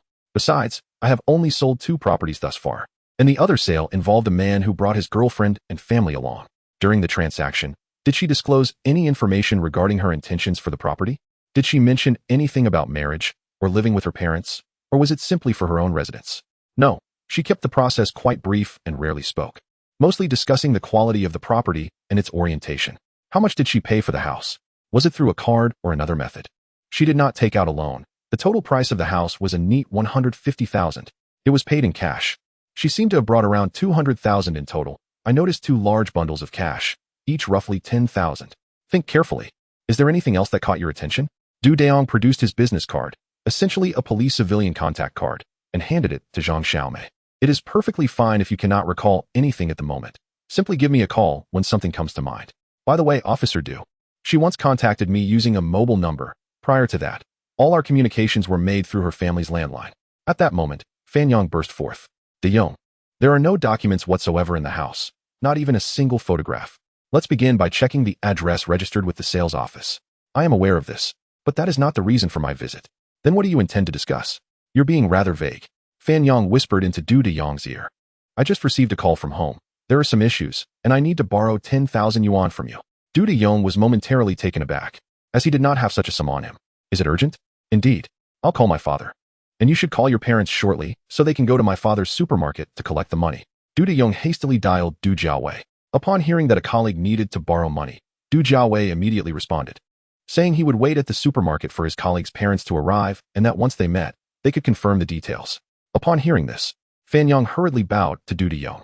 Dayong, you have truly saved me in this dire situation. What is this matter that you cannot divulge? Fanyang glanced at the salesperson and pulled Du Dayong aside. My girlfriend is pregnant. It has been nearly 50 days. Her mother just visited my home and mentioned it. We have previously viewed properties together, and the down payment, including renovations and marriage expenses, amounts to roughly 100,000 yuan. Now we can only purchase a furnished apartment, just like this one. Ugh. The property comes furnished, which has made financial arrangements rather challenging. Du Dayong nearly burst into laughter at Fanyang's expense. 50 days? Good grief. How could you have not noticed for such an extended period? Truly. There was no reaction whatsoever. At times, my girlfriend is also prone to delays, so it took about 50 days for me to realize. Goodness. You should just get married already. I am not in a rush for the funds. If you require more, do not hesitate to ask. However, do refrain from mentioning borrowing money from me. That is out of the question. About 10 minutes later, Du Jiawei's call came through. Once Fanyang confirmed it was his father, he proceeded to gather evidence in the house. Miss Zhang, I apologize for the delay. I was caught up with some matters. It's quite all right, Officer Du. By the way, when did Chin page you? What was her reason for reaching out? It was the day before Christmas. Around 7 in the evening. She mentioned that her home phone was inoperative. I informed her that I couldn't address it that evening and suggested she wait until the following day. Then, on Christmas Day, she paged me from her residential phone to let me know that her phone had been repaired. Beyond that, I believe she has not contacted me again. She is rather reticent. Very well. Please think carefully. If you cannot recall anything today, I have given you my business card. Feel free to call me should anything come to mind. I appreciate your patience. Not at all, Officer Du. May I take my leave now? Certainly. Should you need anything further, I will reach out to you. Just provide me with your pager number. Once she had recorded the contact information, Zhang Xiaomei returned to the sales office. It was at this moment that Dayong began to slowly organize his thoughts. Chapter 52. The Dismemberment Case. 1. Dayong was preoccupied with his own thoughts, wishing he could transform into the astute Ikkyu at that moment, devising several clever solutions. However, perhaps he was overthinking the situation. At present, it remained uncertain whether the victim was indeed the individual named Chun Shi, who was purchasing a house. If it were Chun Shi, being merely 24 years of age, the likelihood of possessing 200,000 in cash for the purchase appeared quite slim. Hence, where could the funds for the property acquisition have originated? According to Li Shuangbao's account, Chun Shi had vanished on Christmas Day. Yet the sales office's Zhang Xiaomei had received a message from the paging service the following day. Notably, the paging service had indicated the home telephone number of Chun Shi. Dayong pondered whether Li Shuangbao might have misinterpreted the timing of Christmas, as the first night of Christmas is Christmas Eve, followed by the revelry of the second night. It was plausible that Li Shuangbao conflated the two nights, suggesting that he might have last seen Chun Shi on December 24th. If Chun Shi were indeed the victim on Christmas Eve, it would imply that the most likely time of her demise was the afternoon of the 25th, as the perpetrator would least expect the telephone at the victim's residence to have been inoperative on the 24th. However, what had become of that mobile phone? While the number could be traced, the device itself was conspicuously absent from the scene. Dayong concluded that he must first locate Chun Shi's immediate relatives for a DNA comparison, if a match were found. It would enable a substantial amount of investigative work surrounding Chun Shi to commence. However, should it fall short, this case may prove to be rather challenging to solve. Once the four individuals had concluded their testimonies, they promptly returned to the precinct to investigate Chun Shi's familial circumstances. To their astonishment, their inquiries revealed unexpected details. The local police station, where Chun Shi was registered, provided some insights into his background after further investigation. Chun Shi's parents had separated when he was merely 4 years old, and he had since been living with his father, though in reality, he resided with his grandparents. After graduating from high school, he ventured into the workforce and, to date, had only remitted money home without ever returning. Due to his father's subsequent remarriage, there was reluctance to visit Qinglu, as it was perceived to be excessively costly.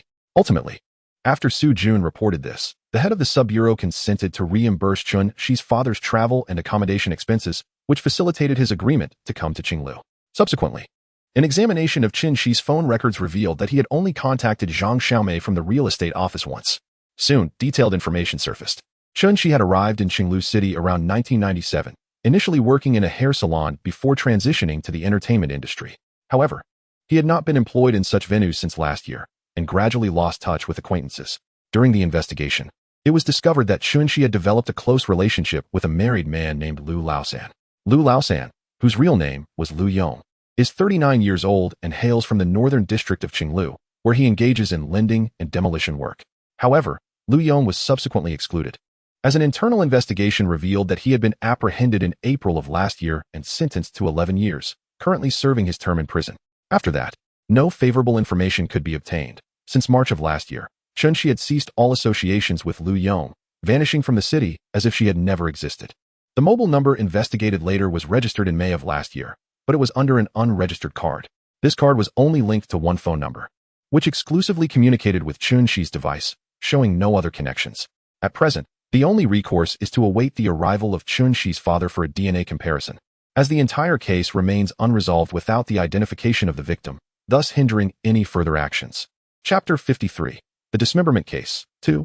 Chun Shi's father spent nearly 3 days waiting for the expedited comparison results, and by the time they arrived, a full 4 days had elapsed. The results of the comparison were astonishing, revealing no connection whatsoever to Chun Shi's father. This revelation left everyone in a state of bewilderment. The case had suddenly become shrouded in mystery. Could it be that Chun Shi was the perpetrator, having killed another person and fled? However, according to Li Shuangbao, they had not discovered any trace of Chun Shi. Subsequently, Su Jun, accompanied by several colleagues, revisited the Jinjiang community for further inquiries.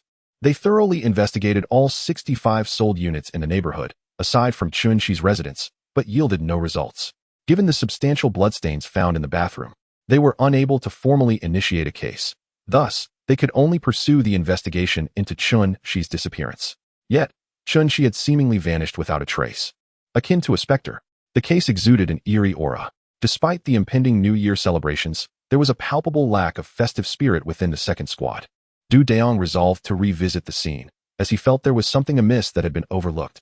He and Fan Junyi drove back to the location once more. Du Dayong first lingered at the spot where Li Shuangbao had been surveilling, before instructing Fan Junyi to traverse the unit corridor several times. It soon became apparent to Du Dayong that Li Shuangbao's vantage point could not definitively ascertain whether he could clearly see Qin Shi's face. Moreover, it is improbable that Li Shuangbao and his companion could remain vigilant for a full 24 hours, not to mention that they have departed from this location on several occasions. Consequently, the surveillance that Li Shuangbao described bears no significance. The only course of action now is to interrogate Li Shuangbao once more, urging him to meticulously recollect certain details from the surveillance. Du Dayong, impeccably attired, re-entered the room and squatted in the bathroom. Fixating on the spot where he had discovered traces of blood, he stared vacantly at the drain, leaving Fan Junyi bewildered by Du Dayong's peculiar demeanor. Dayong, are you alright? Du Dayong merely shook his head. Then why are you gazing at the drain? Are you suggesting that someone was dismembered and the remains washed away? Du Dayong shook his head again. The scene did not meet the criteria for dismemberment. Not a single droplet of splattered blood was found, nor any trace of human tissue fibers. The entire kitchen bore no evidence of blood. Thus, your assertion is untenable. Furthermore, Tianhang and I have already inspected the drain on the first floor, where only a scant amount of blood was present. Du Dayong sensed that something was amiss. Yet he could not pinpoint the discrepancy, as though a veil obscured his vision, an obstruction he could not lift. With Qin Shi missing and a substantial quantity of blood discovered in the bathroom, later determined not to belong to Qin Shi. Could it be that Qin Shi truly committed a murder and fled? However, inquiries revealed that Qin Shi possessed a slender physique, a gentle disposition, and a remarkably amiable temperament. She hardly seemed capable of calmly disposing of a corpse and meticulously cleaning the scene as a female murderer would. Moreover, the origin of the 200,000 yuan that Qin Shi possesses raises significant questions. This sum is certainly not trivial. Furthermore, during the past 6 months, Qin Shi has had no contact with the outside world, leading one to ponder how she acquired such funds. After the afternoon of the 25th, Qin Shi vanished without a trace. If she truly committed murder, how did she manage to remove the body from the scene? Investigations have revealed no witnesses who observed a woman departing with a large suitcase. Even if no one saw her, how could she have transported such a heavy suitcase? According to the inquiry, from the 25th to the 5th, no taxis were recorded at any time in the vicinity of Jinjiang Garden, indicating that Qin Shi had not left the premises by taxi. Countless questions began to materialize in Du Dayong's mind, causing him considerable distress. Observing Du Dayong, Fan Junyi perceived a profound depth in his demeanor at that moment, as an unspoken force emanated from him. Chapter 54. The Dismemberment Case. 3. Du Dayong slowly rose to his feet, massaging his numb legs. He wandered through the living room and bedroom once more. Yet the entire scene was remarkably pristine. Apart from the disarray caused by Li Shuangbao, everything else was meticulously organized. Moreover, he pondered why the lights had illuminated for 3 days, only to extinguish around 10 o'clock. This enigma left Du Dayong utterly perplexed. Did someone specifically choose to come in the evening to tidy up? Or had someone else clandestinely removed items when Li Shuangbao and his companions were absent? At that moment, a loud crash echoed from the kitchen, shattering a bowl. Fan Junyi turned to Du Dayong, exclaiming. He quickly grabbed a broom to sweep up the scattered fragments. Junyi, hold on a moment before you start sweeping. Du Dayong abruptly halted Fan Junyi, who was poised to clean.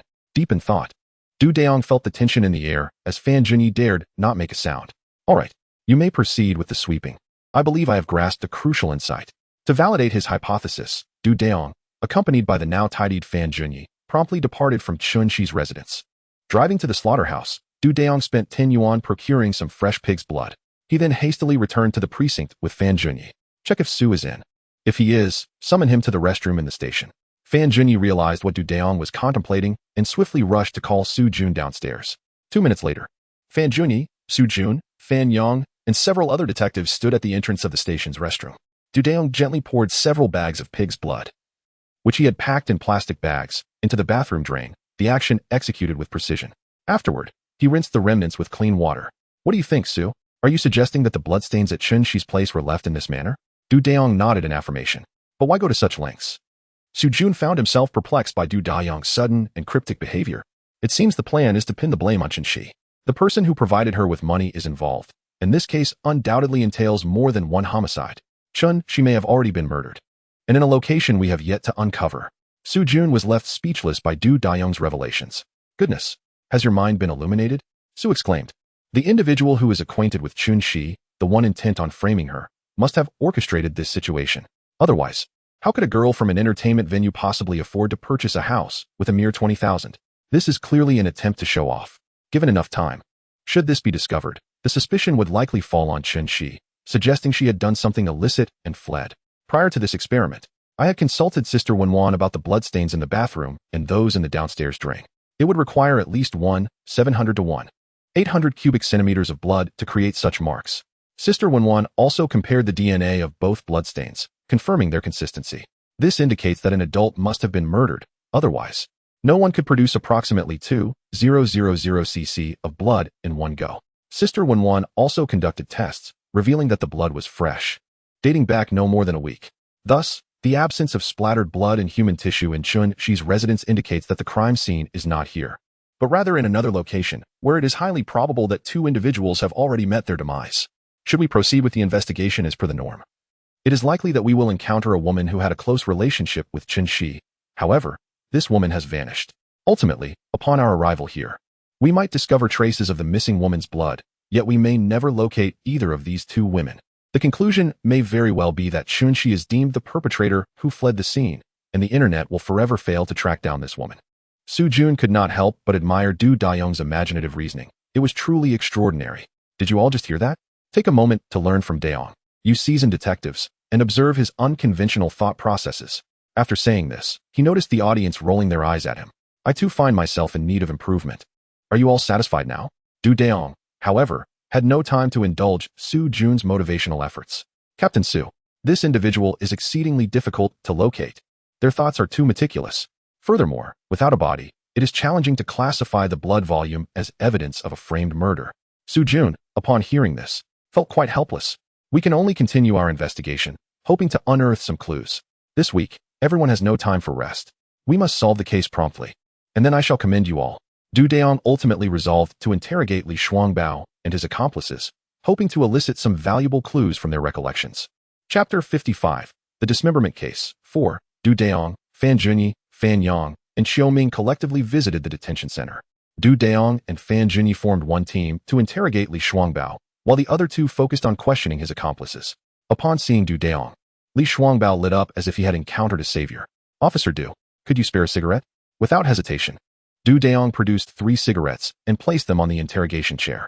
If you can provide valuable information today, I will speak with the authorities on your behalf and secure you 2 packs of cigarettes. This could also count as a contribution.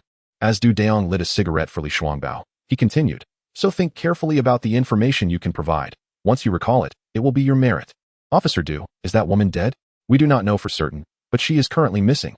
Li Shuangbao took deep drags from the cigarette, striving to recollect significant details from when he had been tailing the woman. Officer Du, please give me a moment to think.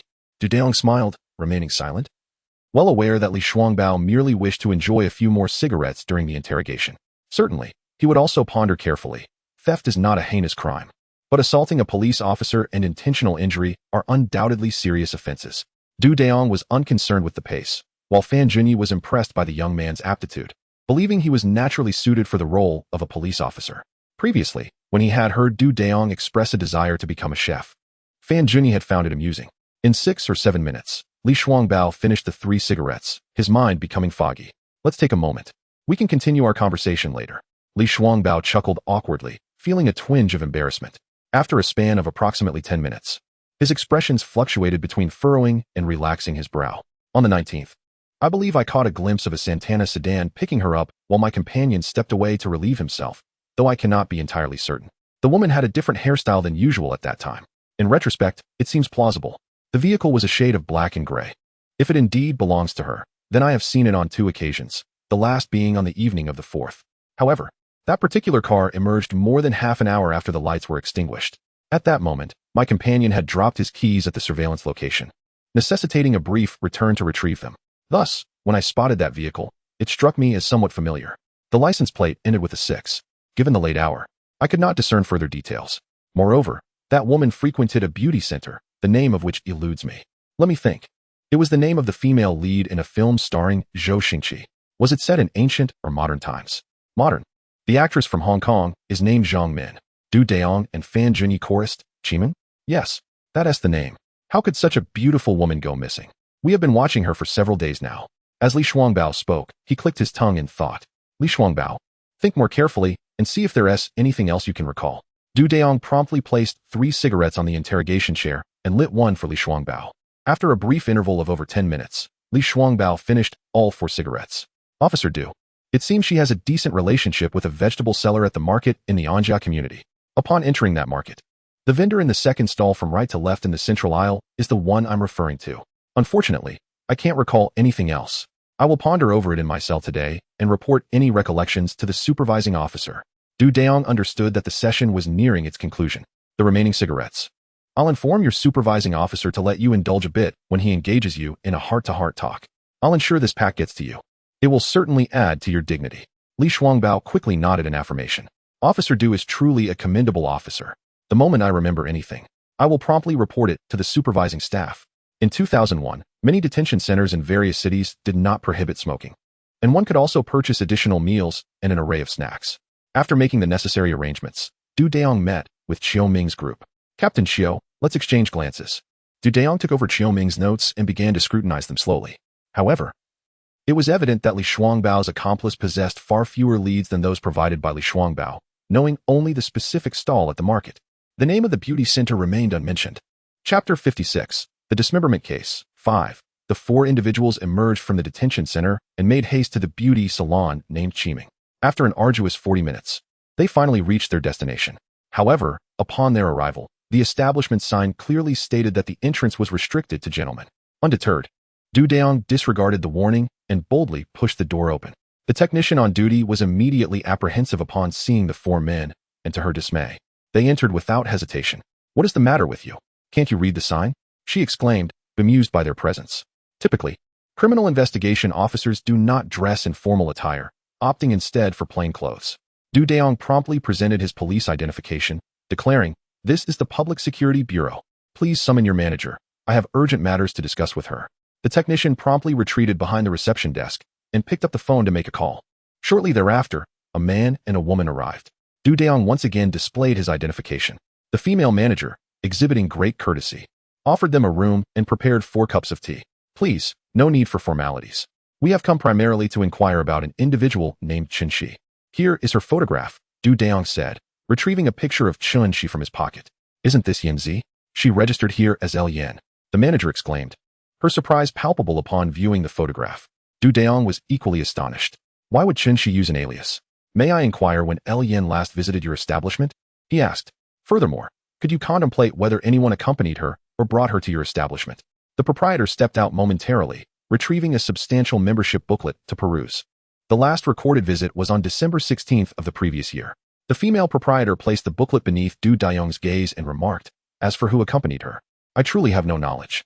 I shall inquire with the esthetician who frequently tends to her facial treatments." "Please summon that esthetician," Chiu Ming interjected. "Very well. I shall bring her down," came the response. Shortly thereafter, the esthetician materialized before the quartet. "Do not be anxious. Take a look at this photograph. Do you recognize her?" Du Dayong reassured the somewhat apprehensive esthetician. She scrutinized the image before nodding in acknowledgement. "Do you converse often? Has she mentioned anything to you?" "Miss LV hardly speaks. When she does, it is solely concerning her skincare regimen. Moreover, she always arrives alone. I have never seen anyone accompany her." Du Dayong felt a twinge of disappointment upon hearing this. Yet, at that moment, the female proprietor interjected, "I seem to recall that once Miss LV was brought here by someone. The vehicle was similar to my husband's. Ours is white, while the one that fetched her appeared to be black or gray." "Is your husband Escar Santana?" "Indeed, officer. Is there an issue?" "No, none at all." Du Dayong shook his head. "Proprietor, can you recall anything else?" The female proprietor shook her head in response. Du Dayong had no choice but to hand her his contact card, inviting her to call him whenever something came to mind.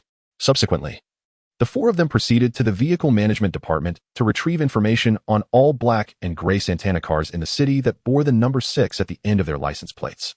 After a thorough examination, they discovered a total of 11 black and gray Santanas with the specified ending digit. This endeavor extended into the evening. Chiu Ming instructed everyone to return to the station, suggesting they convene for a brief meeting after dinner to review their current findings. By 8 o'clock that night, the cafeteria was shrouded in a haze of smoke, enveloping a few individuals. However, due to the absence of crucial leads, the group deliberated for an extended period without gaining any insights, leaving them with no choice but to resort to more direct methods. The following morning, Du Dayong planned to visit the market to inquire with the vegetable vendor for additional information. Fan Junyi, Shui Tianhang, and 3 other detectives, accompanied by 5 auxiliary officers, set out to verify the specifics concerning the owners of the 11 Santana vehicles. Chapter 57. The Dismemberment Case. 6. Dayong awoke unusually early today, for the vegetable vendors commenced their trade at dawn. It was most prudent to visit the market when the throngs of shoppers were still sparse. Upon arriving at the Unju Community Vegetable Market, he located the stall as per the directions provided by Li Shuangbao. The vendor, a woman in her 30s, exuded an air of competence. "Good day, madam. Do you recognize this individual?" Dayong inquired, presenting a photograph of Chen Shi. "I do. Who are you?" the vendor responded, her speech laced with a strong Sichuan accent, which Dayong, a connoisseur of Sichuan cuisine, found somewhat familiar.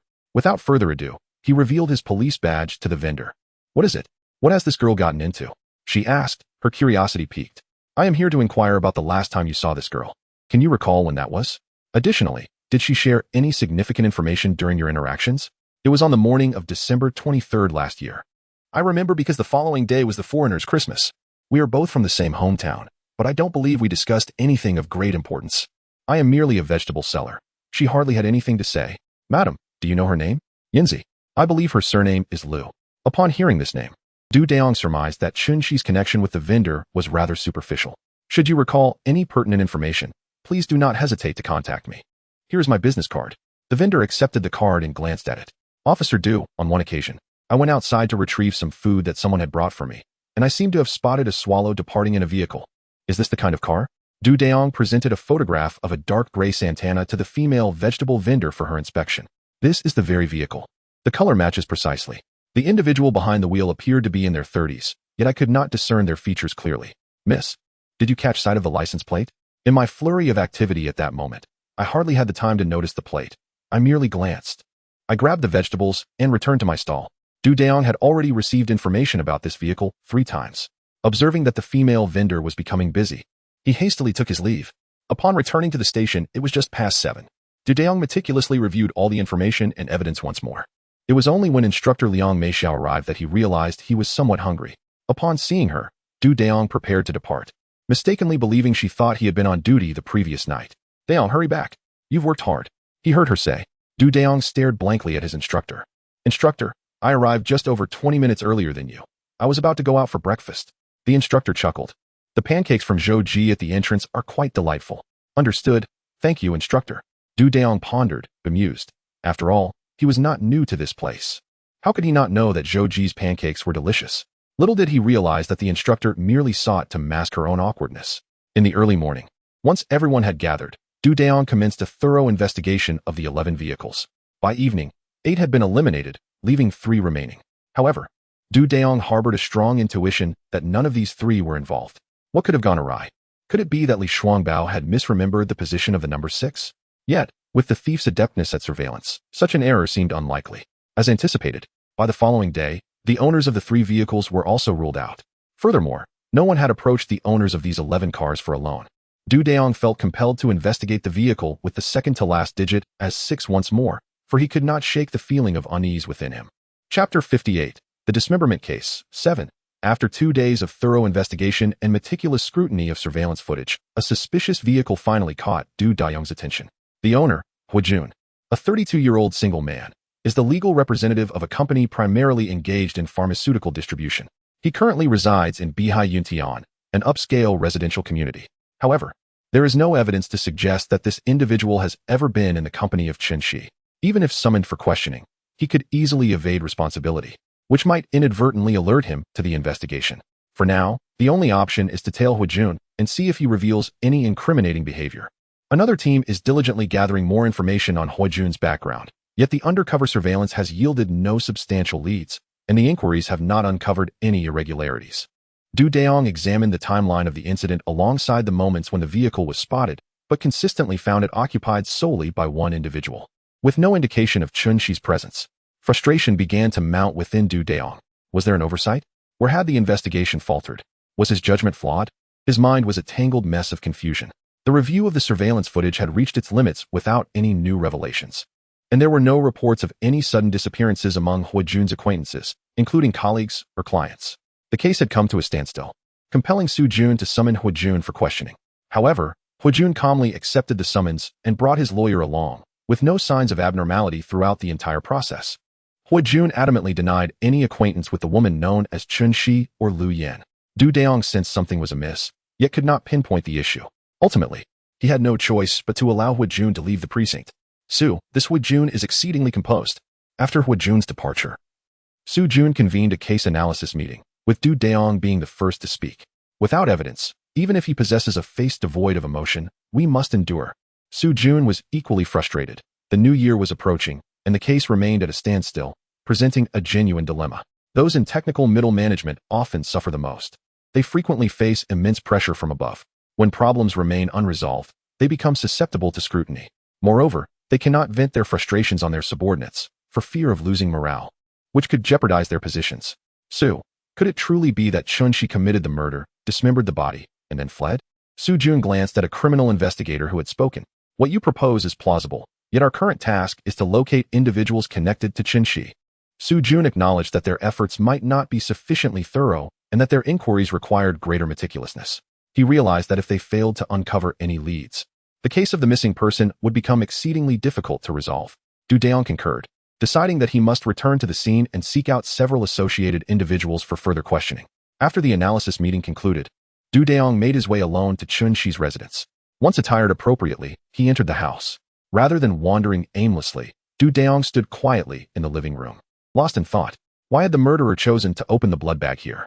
If, as he surmised, this act was indeed intended to frame Chun Shi, then the victim must have had some acquaintance with him. However, despite his inquiries, he had yet to uncover anyone with whom Chun Shi shared a close relationship, suggesting that this individual had seldom interacted with him. Why would infrequent encounters serve as the basis for framing Chun Shi? Was it merely due to the sum of 200,000? And from whence had Chun Shi acquired such a substantial amount? This considerable sum was no trifling matter. Yet there was no evidence of such financial movement from Jun's accounts. Dayong had even investigated Jun's financial transactions over the past year, revealing nothing amiss. Surely, there must be some oversight on his part, he silently admonished himself. Chapter 59, The Dismemberment Case, 8. Thus, Dayong stood in the living room for over half an hour as the sky gradually darkened. Suddenly, a possibility struck him. Chun Shi was indeed LV Yin, and LV Yin was Chun Shi. Perhaps these two individuals bore such a striking resemblance that the one seeking to purchase the property used Chun Shi's name, while the actual buyer was the one known as LV Yin. Was it possible that from the very beginning, a cognitive error had occurred, mistaking LV Yin for a fictitious name concocted by Chun Shi, when in truth, they were simply two remarkably similar individuals? Chun Shi remained Chun Shi, and LV Yin was unequivocally LV Yin. Therefore, the person who had vanished should be LV Yin, not Chun Shi. It is conceivable that Chun Shi had been missing for a considerably longer time, with LV Yin utilizing Chun Shi's identification to register the property, suggesting that Chun Shi may have encountered difficulties much earlier. Yet, how could it be that this LV Yin spoke with a distinct Sichuan accent? If LV Yin were from Qinglu, acquiring a native Sichuan dialect would not be an easy feat, given the vast geographical disparities. This implies that LV Yin must also hail from the Sichuan East region of Qinglu, and that Chun Shi may have faced troubles even before working in the entertainment sector. Subsequently, this LV Yin continued to operate under the name of Chun Shi. It was imperative to investigate the beauty center to ascertain when this individual named LV Yin first began attending. If her tenure there was not extensive and she still used the name LV Yin, it is plausible that the name itself was fabricated. Dayong felt as though his mind were on the verge of explosion. After regaining his composure, he promptly called Jun to convey his conjectures and deductions. Upon hearing this, Jun felt as though he was engulfed in a tempest of ideas. Two remarkably similar individuals had emerged, and it could only be concluded that Chun Shi was indeed a genuine presence, while the others were likely mere smokescreens released by the woman who had vanished, but whose bloodstains were found in the restroom. It certainly could not belong to Chun Shi, as DNA comparisons had already confirmed there was no blood relation to Chun Shi's father. Could it not suggest that three individuals had perished? Jun's mind was on the verge of exploding, following the earlier discovery of a corpse concealed in a freezer. Now there were indications of potentially three victims at the scene. Dayong, what kind of reasoning is this? Dayong resolved to interrogate Li Shuangbao again the following day, hoping for new revelations. Unbeknownst to Dayong, Jun had gathered the team immediately after hearing his thoughts, initiating a brainstorming session. The second squad was bustling with activity that night, as this missing persons case had become the most intellectually stimulating challenge of the year for them. Jun, evidently still unsatisfied, reported Dayong's analysis to the division chief and the deputy chief in charge of criminal investigations. As a result, he faced a tirade from the chief, who berated him mercilessly over the phone, Yet the deputy director of criminal investigations found Du Dayong intriguing. Su-jun, your colleague Du Dayong possesses quite a sharp mind. Our division is in dire need of talent. Could we perhaps recruit him for some practical experience? Now it was Su-jun's turn to be flabbergasted. Guanmin, this is a valuable opportunity that my mentor painstakingly secured for me. Do not entertain any delusions of snatching away such a promising talent. Although your rank surpasses mine, I must decline this request. Should you dare to act independently, I shall report you to my second master. Look at you. The moment this topic arises, you become hostile. Are you a dog? How dare you call me Guanmin? It appears that you, Su-jun, have grown quite audacious. Guanmin on the other end of the line feigned anger. Guanmin, do not attempt to intimidate me, lest I swiftly inform my second master of your bullying. I cannot fathom why this senior brother of mine continually harasses me. Upon hearing this, Guanmin relented. Fine. It was merely a jest, yet look at your anxiousness. Do you truly believe this senior brother could undermine you? That is utterly impossible. I mustn't linger on this. I am quite busy, so do not engage in idle chatter with the master. Farewell. Su-jun chuckled, muttering to himself. You think you can contend with me? Chapter 60. The Dismemberment Case. 9. Du Dayong promptly contacted the proprietor of the beauty center. After verification, he discovered that LV Yan's membership tenure was rather brief, leading him to suspect that her name might be an alias. After departing from the scene, Du Dayong sought out an entertainment venue that she frequented often. This establishment, known as Moyu, boasted a commendable scale. Du Dayong reserved a private room and summoned the floor manager, instructing him to relay to the madam that only Sichuan girls who had been employed for over a year would be entertained in the room that evening. The madam soon arrived at the private room, and without hesitation, Du Dayong handed her 200 yuan. Ah, how considerate. I assure you it will be arranged as per your request. Here is my business card. Feel free to call me for any needs. Du Dayong smiled, non-committally nodding as he accepted the card. Before long, the madam returned with 4 Sichuan girls who had been working there for over a year, informing Du Dayong that 2 others were still on duty but could come by after their shifts. Du Dayong nodded in agreement, suggesting that the 2 could certainly drop by later, promising generous tips. The madam relished this notion, almost inclined to leap into Du Dayong's arms in delight. Once the madam exited the private room, Du Dayong retrieved Chen-shi's photograph and laid it on the table. One of the women glanced at it, and then at Du Dayong. Are you a police officer? She inquired. Du Dayong neither affirmed nor denied. I have been searching for this girl for quite some time. Sister Chun is quite amiable. When I first started working here, she treated me very well. However, we are not in the same group, nor do we live together. She and Xiao Feng have rented a place outside. Du Dayong pretended to be oblivious. Sister Chen? The woman I am looking for is named Lu Yan. Lu Yan? I do not recognize her. Clearly, it is Sister Chen-shi. The woman glanced at the photograph several times before stating with certainty. Is Sister Xiao Feng still working here? She has gone home for the new year. Are you looking for her? A fellow townsman is currently living with her, and she might come by shortly. You could inquire with her. Du Dayong tucked the photograph away, observing several young girls singing. After more than half an hour, the madam re-entered, accompanied by 2 women. The girl who had just spoken with Du Dayong cast her gaze at one of them, and then back at him. Du Dayong understood that this was a signal being conveyed to him. He handed 1,000 yuan to the madam, instructing her to keep the woman who approached him while sending the others away. The madam realized that Du Dayong was preparing for something significant, advising him to be swift, ensuring that this woman must return within 15 minutes at most. Du Dayong nodded, indicating his understanding. The woman who remained looked at Du Dayong with surprise. I believe I do not know you. Du Dayong produced the photograph and handed it to her. Chen-shi? I haven't seen her in ages. Are you one of her regular customers? The police are also searching for her, claiming she is missing. Are you a police officer? The individual I am searching for is named Yan, not Chen-shi. Du Dayong did not elaborate too much. It is simply impossible. This is clearly Chen-shi. I can recognize the mole at the corner of her eye even in ashes. Why did you not mention this when the police inquired? Du Dayong handed this woman 200 yuan. Here, none of the women enjoy dealing with the police. If things aren't clear, they risk being taken in repeatedly for questioning, and we still have to work. Who has the time to waste with them? Thus, one might claim familiarity or ignorance as the situation demands. Have you encountered a girl who bears a striking resemblance to Chen-shi or heard her speak of anyone similar? I truly do not know. When I arrived, Xiao Fengjie was living with Chen-shi, and I only stayed for 2 days before Chen-shi moved out. They conversed quite frequently and shared a very good relationship. However, it is now the new year, and Xiao Fengjie has returned home for the celebrations. Do you have Xiao Feng's phone number or pager number? You can't possibly be a police officer, can you? Du Dayong produced another 200 yuan.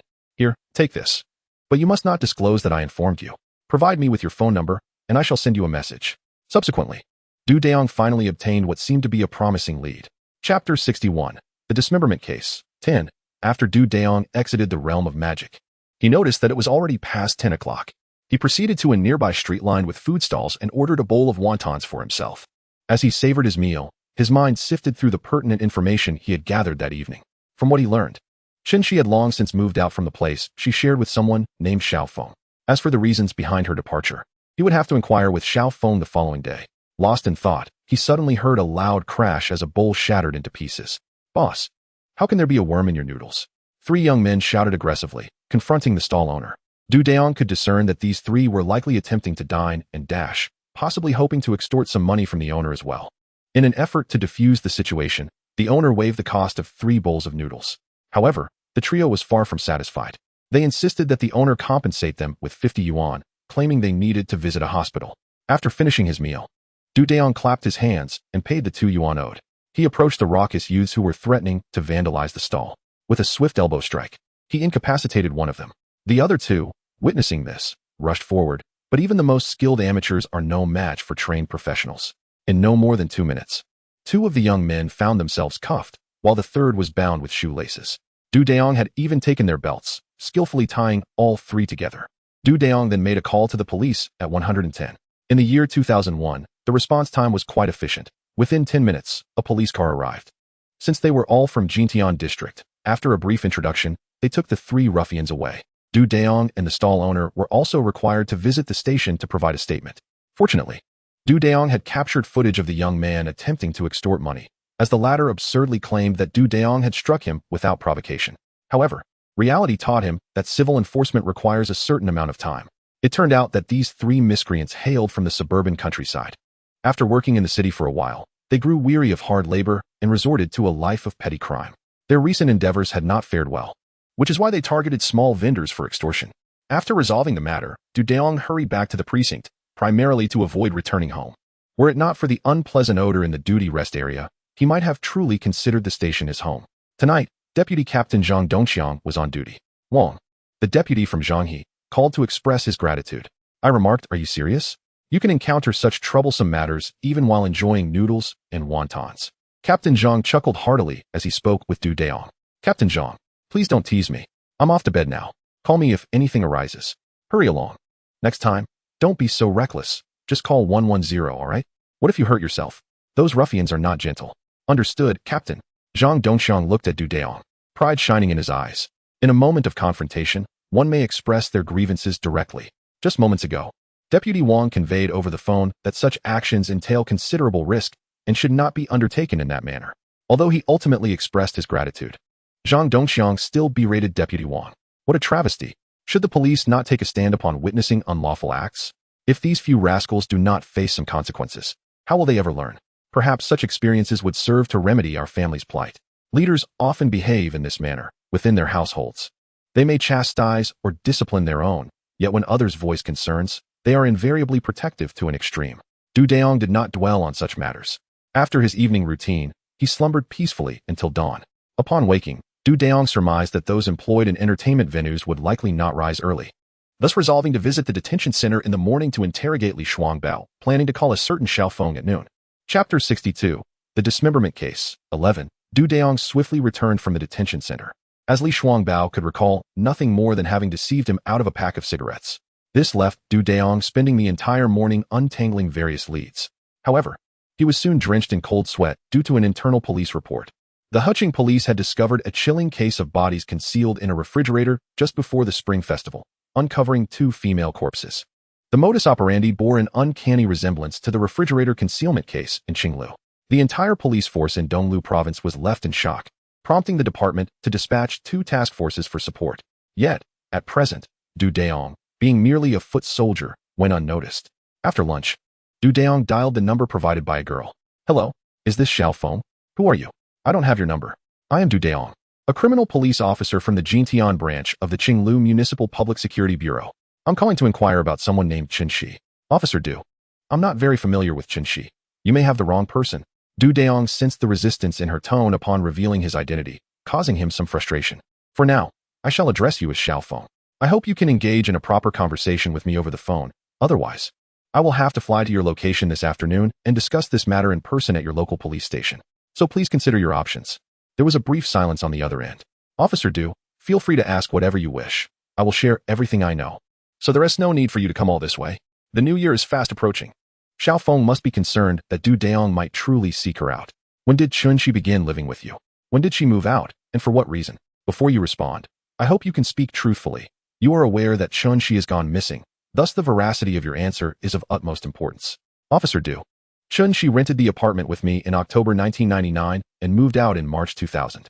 She arrived before me. When I came, her place was about to be demolished, so she agreed to rent with me. Initially, I did not have sufficient funds, and she lent me some money. Du Dayong did not interrupt Xiao Feng's narrative. Last year during the new year, she met a man named Lu Yong, who treated her well at first. However, despite providing her with money, he frequently became drunk and would hit her, prompting her to move out in March to evade him. Later, when I spoke with her, she mentioned that she had met someone particularly wonderful who treated her exceedingly well. Yet, when I inquired for specifics, she insisted on keeping it confidential. So I refrained from probing further. When was the last time you were in contact with her? It was in May of last year, through a phone call. Subsequently, it seems she changed her phone number, as I could no longer reach her on her previous number. Eventually, we lost touch. Was the last call initiated by her or you? She called me. However, she did not say much. She merely asked where I purchased my former lipstick. After Chun-Shi moved in with you, did she have any plans for beauty treatments or visits to a beauty center? Officer Du, that is inconceivable. Chun-Shi's skin is prone to allergies, so she rarely uses any cosmetics or skincare products, to the extent that one could say she almost never does. Most of the time when she went to work, she appeared without makeup. At this point, Du Dayong had already confirmed certain matters. Do you know Elian? She is also a girl from Sichuan who works at Qinglu. Elian? No, I am not familiar with her. Have you ever heard Chun-Shi mention a woman who resembles her closely? Very similar? No. I lived with her for just a few months. During the day, I would sleep, eat a bit in the afternoon, and then go to work in the evening. Our conversations mainly revolved around men. Besides Lu Yong, who else do you know that Chun-Shi is acquainted with? There are quite a few.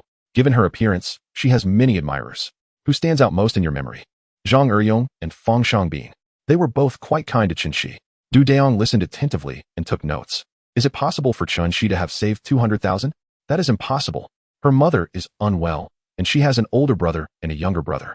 So much of her earnings go to support them. During the Lunar New Year in the year 2000, Zhang Eryong and Fang Shangbin each gave her 3,000. Otherwise, she would have had no money to send home for the holidays. She was planning to ask Lu Yong for 4,000, but at that time, the two of them even got into a fight over that money. Du Dayong found Chun-Shi's social connections to be rather convoluted. Chapter 63. The Dismemberment Case. 12. After finishing the call, Du Dayong speculated that since May of the previous year, Chun-Shi must have been replaced by this Lu Yan. As for the reasons behind this substitution, and whether Chun-Shi had already fallen victim to foul play, Du Dayong found himself at a loss. However, Xiao Feng also mentioned two new individuals, Zhang Eryong and Fang Shangbin. Du Dayong promptly reported the situation to Su Jun and, along with Fan Junyi, began to investigate the circumstances surrounding these two men. They toiled tirelessly for 2 days, ultimately eliminating any suspicion surrounding them, yet no further promising leads emerged. Upon returning home that evening, Du Dayong, after dining, sat alone in his dimly lit room, enveloped in silence. He recognized that his investigative direction was undoubtedly flawed. The individuals capable of orchestrating Chun-Shi's disappearance were unlikely to be those she encountered in entertainment venues. What about the imposter, Lu Yan? A strikingly beautiful woman. Also from Sichuan, surely someone must have noticed her after May. Why were there no leads? Was it possible that Lu Yan had arrived from another region? If so, the scope of the investigation would expand exponentially, rendering it an insurmountable task given the current police resources. Surveillance footage from the train and bus stations had already been reviewed, but it revealed no sign of the woman impersonating Chun-Shi departing within the last 15 days. Du Dayong delineated a timeline for both Chun-Shi and Lu Yan. Since May of last year, Lu Yan has replaced Chun-Shi, and after Christmas, Lu Yan also vanished without a trace. If Lu Yan impersonated Chun-Shi, where did she reside prior to purchasing a house? Why has no one noticed her presence during this period? Furthermore, is there any connection between the missing Lu Yan and the alibi-less Huijun? Additionally, if the bloodstains found in Lu Yan's house do not belong to Chun-Shi, were they left by Lu Yan or someone else? If they were indeed left by Lu Yan, this implies at least 2 lives have been lost. Conversely, if they do not belong to Lu Yan, the count could escalate to 3. If Lu Yan was murdered within that residence, why are there no other traces aside from the pool of blood? What could possibly motivate the perpetrator to stage this scene? Is it conceivable that the real Chun-Shi is still alive, and that this imposter, Lu Yan, has met her demise? However, that argument falls short as well. Chun-Shi is yet to appear, and no one has been able to reach her. Du Dayong found himself engaged in a relentless mental exercise. Now, he even began to doubt whether his initial evaluation of the pig's blood experiment was indeed correct. After contemplating it several times, he felt increasingly that there was something peculiar at play. Suddenly, he surmised that this case could not have been executed by a single individual. Otherwise, certain aspects would defy logic. Moreover, the number of victims may exceed the seemingly apparent two. This hypothesis frightened Du Dayong. Ultimately, unable to fathom any further, he resigned himself to a troubled sleep. The following day, Du Dayong convened the investigative personnel associated with the case for a discussion. He articulated his thoughts, leaving everyone in a state of bewilderment. To speak candidly, had it not been for Zhu Wenjuan's assessment that the volume of blood flowing into the sewer was sufficient to account for the murder of an adult, the case might have been abandoned altogether, with merely a report of a missing person filed for one Chunxi. However, this Chunxi was no longer the same individual, which heightened the case's significance. Yet, no one could have anticipated that as the investigation progressed, and with the new year approaching, the situation would become exceedingly complicated. Furthermore, resources were severely strained due to the ongoing cases in Huqing City, which had diverted attention back to the Qinglu's 1023 case. With only a handful of personnel available, comprehensive searches and interviews were virtually impossible. The entire investigation had reached a stalemate akin to the refrigerator corpse case. Yet it could not be escalated for formal reporting due to the absence of a body as evidence. Even Zhu Wenjuan hesitated to step forward. Du Dayong found himself devoid of viable options and resolved to pause the investigation for the time being. He decided to take a well-deserved rest today and return to the scene tomorrow, feeling an unsettling sense that something was amiss. Chapter 64. The Dismemberment Case. 13. Upon his arrival at the office that morning, Du Dayong greeted Su Jun before making his solitary way back to Chunxi's residence. The day was remarkably bright, with sunlight flooding the entire room. Du Dayong meticulously commenced his search throughout the house, driven by a fierce determination. However, he scoured every conceivable hiding place without uncovering a single clue.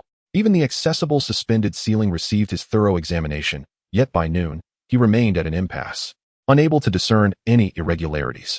Feeling somewhat disheartened, Du Dayong sank onto the sofa. As he gazed out at the sun, he could not shake the feeling of chill within. His attention was then drawn to a few books on the coffee table. Although he had perused these volumes several times without discovering anything amiss, the sunlight revealed signs of frequent handling on one particular book, capturing his interest. It was a rather ordinary novel, which he had previously skimmed, identifying it merely as a commonplace romance. Today, however, Du Dayong began to examine the book more slowly. He noticed that certain words had been lightly marked with a pencil. A sudden realization struck him. Both Chen Shi and Lu Yin must have exchanged thoughts within its pages, though no one had ever taken note. The pencil markings varied in intensity, and Du Dayong retrieved his notebook, methodically piecing together the significance of the more pronounced annotations. In the event of my misfortune, please contact a resident from XX Township, XX County, Yishur, in the Chuandong Province. The individual responsible for my plight is undoubtedly Li Keishing from Weishur. Du Dayong became quite agitated and swiftly took the novel to the team. Upon arriving at the meeting room, he shared the news with Su Jun, who genuinely admired the young man's initiative. Soon, the small conference room was enveloped in a haze of smoke once again. Look at Dayong's proactive approach. And then at yourselves, Su Jun exclaimed, leaving the entire case group in a state of confusion. Su Jun gradually recounted how Du Dayong had uncovered the clues. Su team, Dayong is not human. Fan Yang chuckled from the side. Oh, Dayong is not human? And you are? Su Jun retorted. Quickly, divide into two teams. One to Yishur to assist the local police in searching for this individual named Lu Yan, and the other to Weishur to collaborate with the local authorities in finding Li Keishing. Dayong will take one person with him to Yishur, while I will take someone to Weishur. Once Dayong has verified information, we will then proceed to apprehend Li Keishing. Does anyone have any objections? Dayong, who do you wish to take with you? I'll take Junyi. Like me, he is single, so even if we are delayed during the new year, it won't be a significant issue, Du Dayong replied with a chuckle. After a brief moment of contemplation, Su Jun added, that day, Heng accompanied me to Weishur, while Fan Yang will stay behind to assist the team leaders with operations. The group closed their notebooks and exited the conference room. Du Dayong could no longer manage so much. He waited for the team to allocate funds for a trip to Yishur, which would likely necessitate a train journey. It seemed that he would have to embody a spirit of perseverance. At precisely 4:10 in the afternoon, Du Dayong and Fan Junyi boarded a plane, bearing an official letter, and headed straight for Chung City in the eastern part of Sichuan Province. Upon exiting the Chung City airport, it was already nearly 7 o'clock. The duo decided to have dinner at the airport. Subsequently, Du Dayong spent 900 yuan to hire a Xiaoli taxi and set off for Yishur, specifically to XX County. They finally arrived at XX County in Ishur at 3:40 in the morning. The two promptly contacted the local police and rested at the police guest house until they were awakened at 7:30 the following morning. By 9 o'clock the next day, they arrived at the jurisdictional police station indicated in the novel. This location was nearly adjacent to the border of Cayenne province. After inquiries at the local police station, they learned that the family in question bore the surname Shur. Dayong quickly checked the registered residence of the Chunshi family, only to discover it was situated less than 40 kilometers away in another county. The Shur family was recorded to have 6 members in total, the head of the household and his wife, along with the head's mother, and 2 daughters and 1 son. Chapter 65. The Dismemberment Case. 14. Dayong gazed at the names of 2 women inscribed in the household register, one named Shur Xiaofeng and the other Shur Xiaoyan. At that moment, an unsettling feeling began to brew within him, a mixture of apprehension and uncertainty. When he encountered the couple of this household, he presented them with a photograph. "Has something happened to Xiaoyan?" inquired Shur's father, immediately seizing the photograph handed to him by Dayong. Dayong shook his head. "At present, it is merely a missing persons case. The circumstances remain unclear." He continued, "Additionally, may I inquire if you are acquainted with Chunshi from XX County?" XX Township? The couple shook their heads, indicating they were unfamiliar with the individual. Dayong found it peculiar that Shur Xiaoyan bore such a striking resemblance to Chunshi. Subsequently, accompanied by Fan Junyi and local police personnel, Dayong and the couple proceeded to the Shur residence. The Shur family home appeared relatively well kept within the village. A 2-story building adorned with white ceramic tiles. The entire house featured cement flooring, and both the furniture and appliances were in commendable condition. The 2 men collected various biological samples while thoroughly inquiring about Shur Xiaoyan's situation. They learned that Shur Xiaofeng had married and simply had not transferred her household registration. Meanwhile, Shur Xiaoyan's younger brother was still attending high school. However, through a conversation with Shur Xiaoyan's grandmother, Dayong discovered that the family originally bore the surname Chun but had changed it to Chung after fleeing calamity. This was due to a misfortune that befell their branch of the Chun clan, prompting them to scatter to 3 different locations.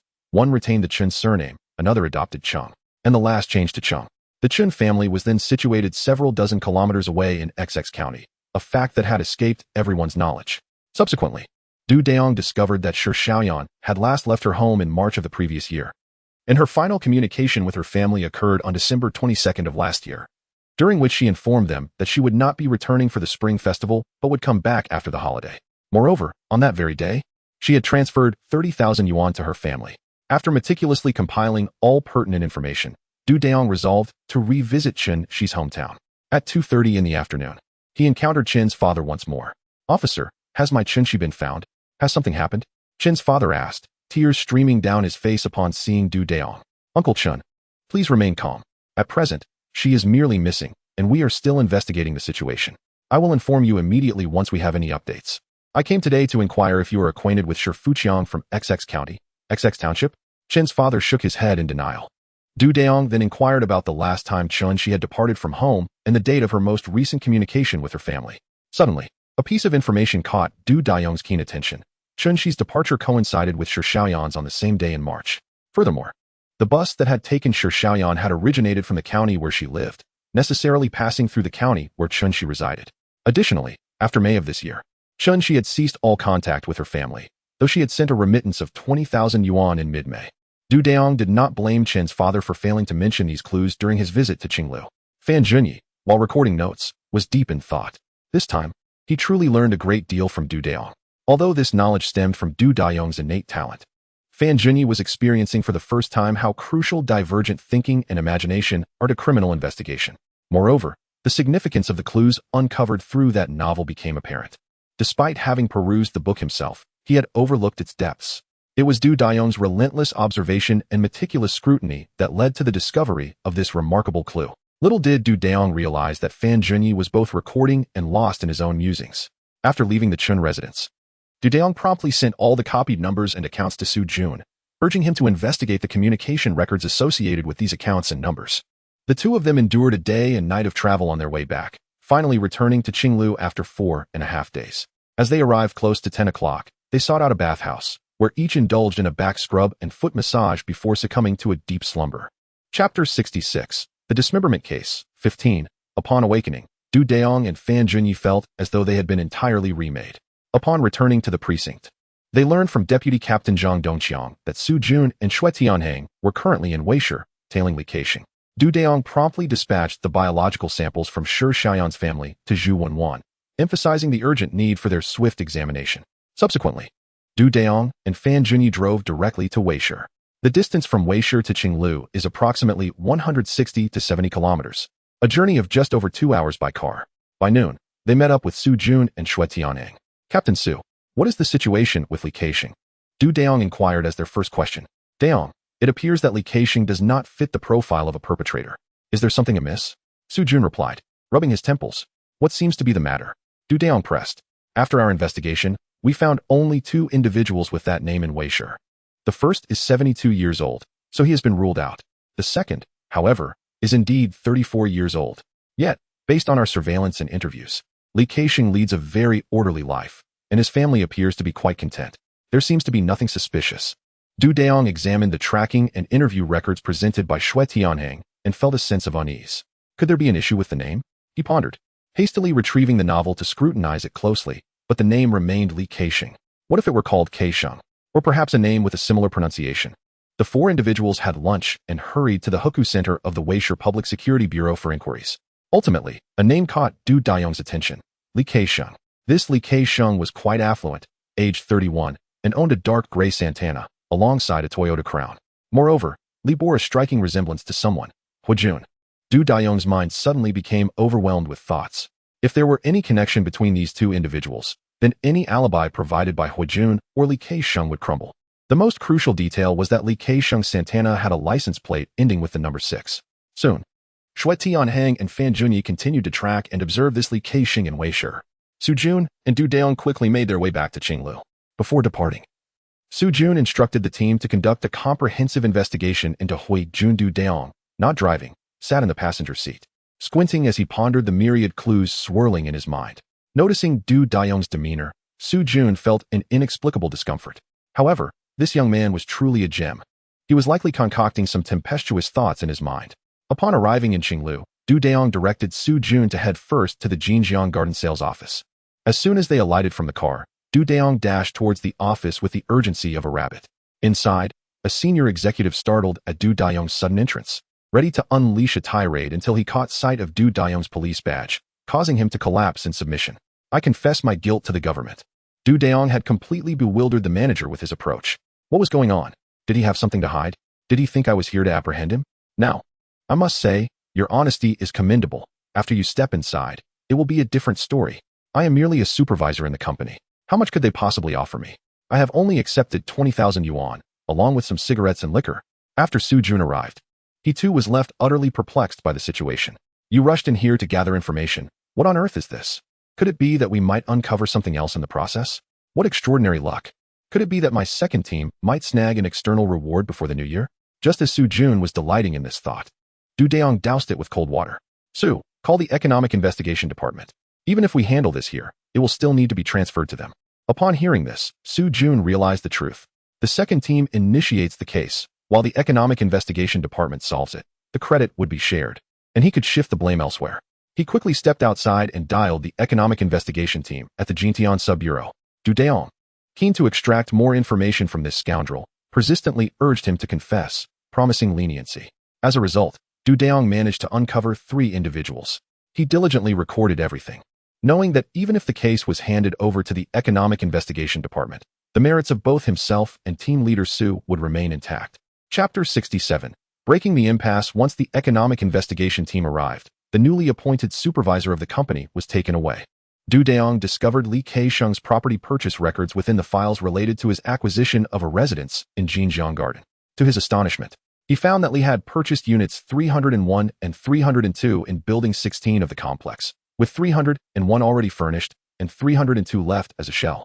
Du Dayong promptly contacted the individual monitoring Huijun to inquire about his whereabouts, and after receiving the information, he summoned a locksmith while simultaneously notifying Deputy Captain Xiaoming and Zhu Wenwan to bring their team and equipment to Jinjiang Garden without delay.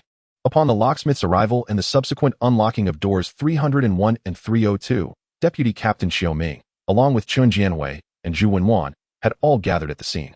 Dressed appropriately for the task, they cautiously entered room 301 first. Following a thorough search, no anomalies were detected. However, Du Dayong felt that the positioning of the wardrobe in the bedroom was amiss. After pulling away the back panel of the wardrobe, he was astonished to find a passage leading directly to room 302. Upon entering 302, Chun Jianhui immediately sensed something was off, as he employed a bloodstain detection device. He was met with a shocking sight. Numerous bright blue stains were visible everywhere. Su Jun quickly made a call to coordinate simultaneous arrests on both ends and promptly reported back to the sub-bureau, requesting that they send an official letter to the Weisher Municipal Bureau to authorize a search of Li Keisheng's residence in Weisher following his capture. Additionally, they were to inquire at the Weisher Housing Authority to determine if a person named Huijun was registered as a property owner there. Should such a registration be confirmed, that location would also warrant a search. In no time, a contingent of leaders from both the municipal and sub-bureau, along with a team of criminal investigators, arrived at Jinjiang Garden. This commendation cannot solely be attributed to the criminal investigation team of the precinct.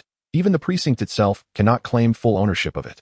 Chun Jianhui swiftly conducted blood type analyses on the extensive bloodstains at the scene, revealing the presence of types A, B, and AB, with the largest quantities being of types A and B. At this juncture, only 2 days remain until the eve of the Lunar New Year, to be precise. 2 days and 1 night. The scene at room 302 not only exhibited a plethora of bloodstains, but also unveiled a large pot and a liquefied gas cylinder in the unfinished kitchen. Additionally, a refrigerator was discovered in the same kitchen. However, Dayong's keen observation led him to note that the cement floor of both the unfinished kitchen and the bathroom appeared to have been significantly reinforced. Upon breaking the ground with a sledgehammer, an alarming number of human remains were unearthed. Furthermore, a substantial amount of dog hair was collected from the scene. The mere thought of it sent chills down Dayong's spine, causing the hairs on his neck to stand on end. This was a quintessential case of premeditated murder and dismemberment. The perpetrator displayed not only unbridled savagery, but also an exceptionally cruel methodology that was utterly abhorrent. Some accompanying officers and superiors had already succumbed to nausea outside, retching uncontrollably. The Municipal Bureau once again urged the Weisher Public Security Bureau to expedite the search for the other residences belonging to these two individuals while simultaneously conducting inquiries within the city. As midnight approached, the evidence collection in room 302 was nearing completion. However, the lights of the entire precinct building remained aglow. This was due to the ongoing discoveries and searches of additional residences linked to the two suspects, which revealed a crime scene in Weisher strikingly similar to that in Qinglu City. At 3:20 a.m., a substantial quantity of contraband, weighing a staggering 7.45 kilograms, was discovered in a residential property registered under the name of Huijun in a community in Weisher. This revelation sent shockwaves through the police forces of both regions. By 4:10 a.m., 3.82 kilograms of prohibited items were unearthed in another residence belonging to Li Quanxing in Qinglu City. This marked the first occasion that such a significant cache of contraband had been uncovered through a single operation by the police in both locales. Instantaneously, the entirety of the municipal police departments, including divisions, narcotics teams, and criminal investigation units, were mobilized. The Provincial Narcotics Task Force and Criminal Investigation Unit arrived at both Qinglu and Weisher by 8 a.m. the following morning to provide guidance. Subsequently, the suspects Li Quanxing and Huijun were taken to their respective municipal police stations for intensive interrogation. However, by noon the next day, neither suspect had uttered a word.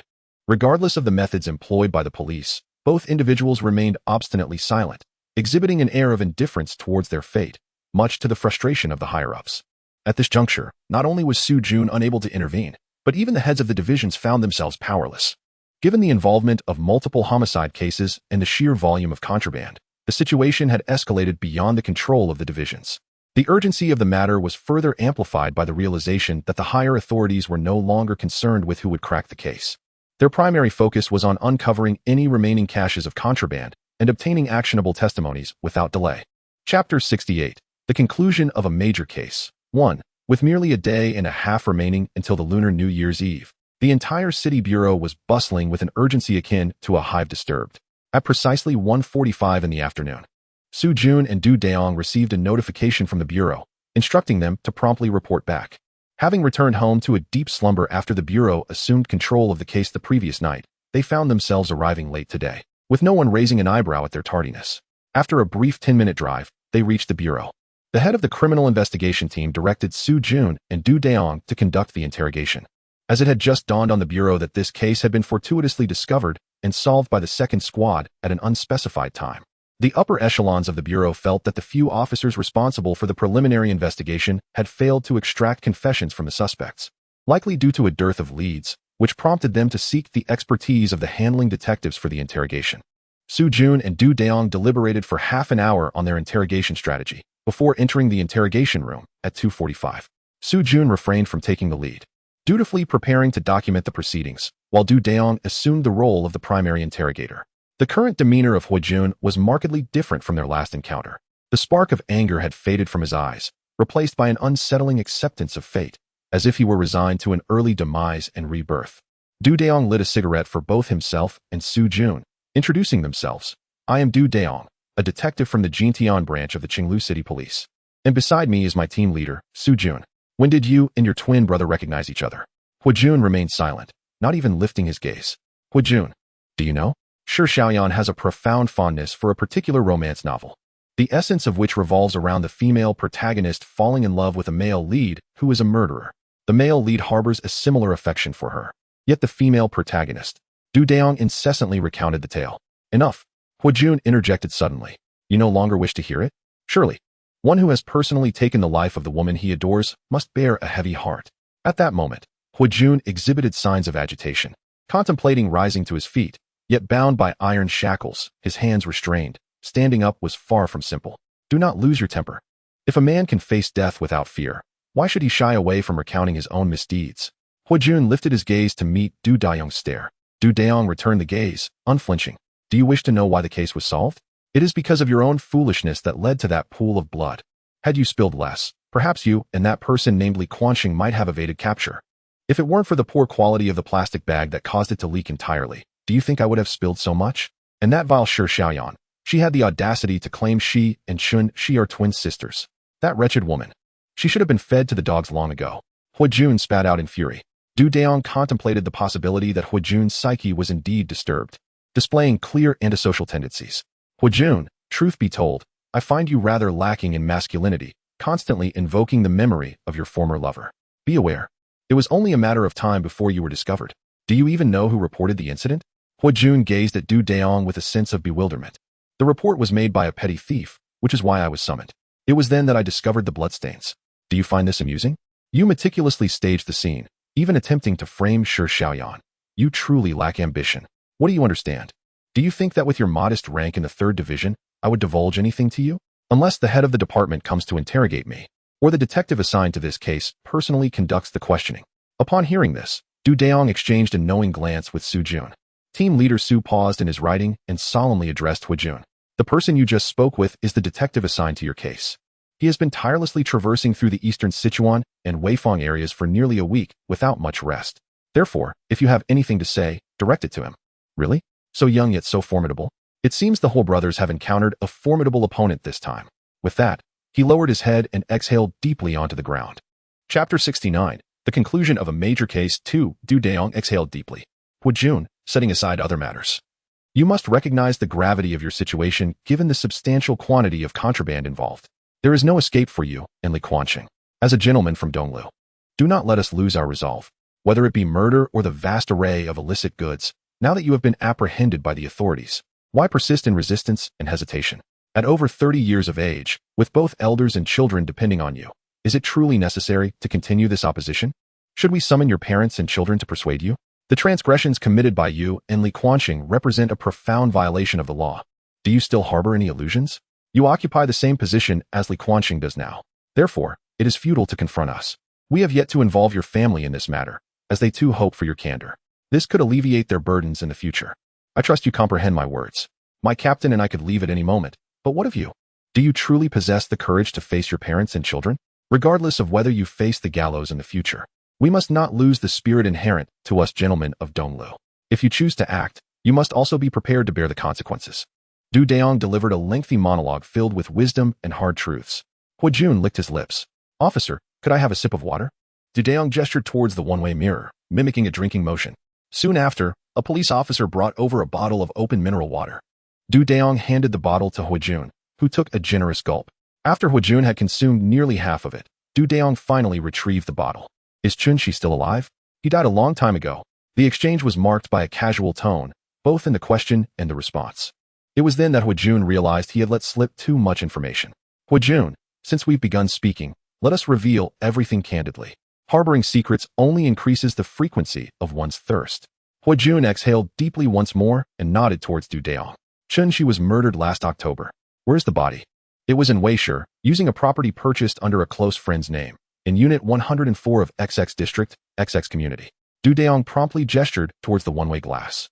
When was Xiaoyan killed? On Christmas Day this year, in Unit 302 of Building 16. Then whose bloodstains were found in Xiaoyan's apartment? It belongs to someone my brother killed. The blood was delivered to me by him, who primarily distributed your contraband. Can you elaborate?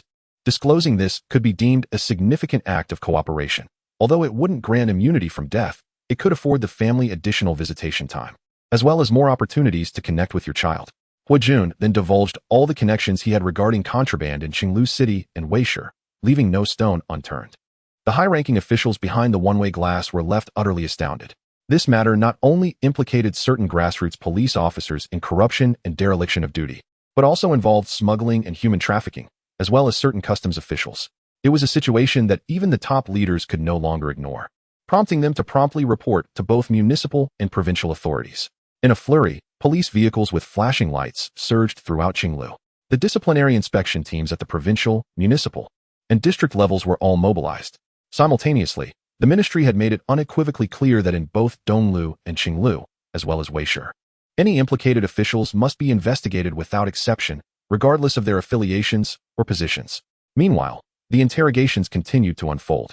Huijun, how many people have you killed? 5. Dayong felt a chill run down his spine upon hearing this. And do you know how many people Li Quanqing has killed? Well, as far as I know, there are 6. Why does Xiaoyan harbor such a deep-seated hatred for Li Quanqing, to the extent of marking his name in the novels she frequently reads? Huijun glanced at Dayong, who understood that it was time for another drink. Chapter 70, the conclusion of a major case. 3. Huijun drank nearly half a bottle of water in one go before shaking his head to indicate that he no longer needed any. Would you like to smoke? If you wish to, I can light one for you. Dayong inquired as he retrieved a cigarette from the pack. Huijun shook his head in refusal. I do not smoke, drink, or gamble. Apart from my fondness for women, my passions lie in watching football and traveling. Huijun's declaration surprised Dayong somewhat. Xiaoyan has been with both me and my brother. I met her in Weisher. At that time, she was my brother's partner. Later, when my brother took up with another woman, he passed her on to me. Dayong felt a bitter taste in his mouth. My brother and I grew up in poverty, which led to one of us being sent away. My mother gave birth to both of us at home, and the midwife was my brother's adoptive father's wife. Eventually, our parents offered one of us to them, a secret known to no one. It was only when my brother's adoptive father passed away that he revealed this to my brother, who then came here to reconnect with his roots. But no one outside was aware of it. My brother would always come at night and leave under the cover of darkness. In the mid-1990s, my brother became acquainted with a powerful figure from the border of Cayenne province, a man deeply entrenched in the illicit trade. My brother followed him for over a year before returning to Weisher to carve out his own path. Dayong pondered whether he could probe into whether this pair was involved in the chilling case of the body concealed within the refrigerator at the Vision building. Did you two have a hand in the refrigerator body concealment case at the Vision building? Absolutely not. We would never resort to such barbaric means of disposing of a body. Dayong contemplated the iron pot and the heap of dog hair, a wave of nausea surging within him. When did your brother first meet Xiaoyan? According to my brother, it seems it was around the year of Hong Kong's return. At that time, Xiaoyan had only recently started working in entertainment venues, and soon after, she became involved with my brother. I visited Xiaoyan's hometown in East Sichuan. Interestingly, Xiaoyan and she did not know each other there. Yet, how did they come together? That deceitful woman has been lying to me. Last March, she returned home and coincidentally ran into Chunxi in a car. Upon meeting, they discovered an uncanny resemblance between them, and thus began to get to know one another. Subsequently, Xiaoyan insisted that Chunxi was her younger sister, even claiming they were twins, akin to my brother and me, sharing similar circumstances. They indeed bore a striking resemblance, which left me no reason to doubt. Whenever I was with them, I felt a peculiar joy. However, Chunxi, upon learning of my brothers and my actions, resorted to blackmail, demanding 500,000 as hush money, threatening to report us otherwise. My brother confronted her, and then, in that house in Weisher, which I just provided you the address for, he killed her and subsequently fed her remains to the dogs. He also buried her bones beneath a thickened layer of concrete. It was only during her demise that I realized Xiaoyan had deceived me all along. Nevertheless, having observed her unwavering loyalty to us over the years, I refrained from taking action against her at that moment. Dayong gazed into Huijun's eyes, momentarily lost in thought. To speak of murder as casually as one might speak of drinking water is to acknowledge a profound moral decay, rendering one indistinguishable from a demon. In this world, there exists not a single woman devoid of greed. The few I have slain were victims of their own avarice. Most women in the entertainment industry are untrustworthy. Some merely indulge for a time, growing weary, and then they are eliminated. Yet, why then did you choose to kill Xiaoyan? As you mentioned, she had been steadfastly following you and your brother for several years. She learned of our murderous deeds. And shortly after I had purchased a house for her, she began to fear that I might seek other women. On Christmas Day, she followed me. My brother and I had to deal with a disobedient subordinate that day, and we executed him in her apartment complex, room 302.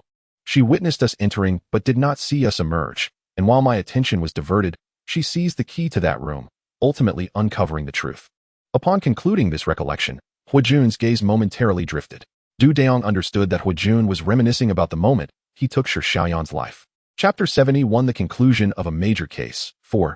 Dayong suddenly pondered a question. Did Xiaoyan remain unaware of Chunxi's demise? Indeed. I had instructed her to purchase a property under Chunxi's name, simultaneously informing her that this residence was a gift from my brother to Chunxi. I had also promised her a larger house after the new year.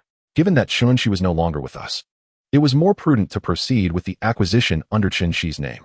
Moreover, I had conveyed to her that Chunxi had been dispatched by my brother to the province of Kaiyuan, implying that this property was a reward from him to Chunxi. When my brother learned of my status as a murderer, he happened to visit that very day. I had assumed she was asleep, and we began discussing the matter. My brother suggested eliminating her, but I insisted it was unnecessary, claiming I could manage the situation. He merely shook his head, and I understood that her fate was sealed. Little did I know, she was wide awake. The following day, she reached out to me via a dedicated phone line. Upon realizing this, I assured her that I had persuaded my brother not to take her life, and that I was still planning to buy her a grander residence. After lunch on the 25th, I used our sole means of communication to invite her to room 301, promising a surprise.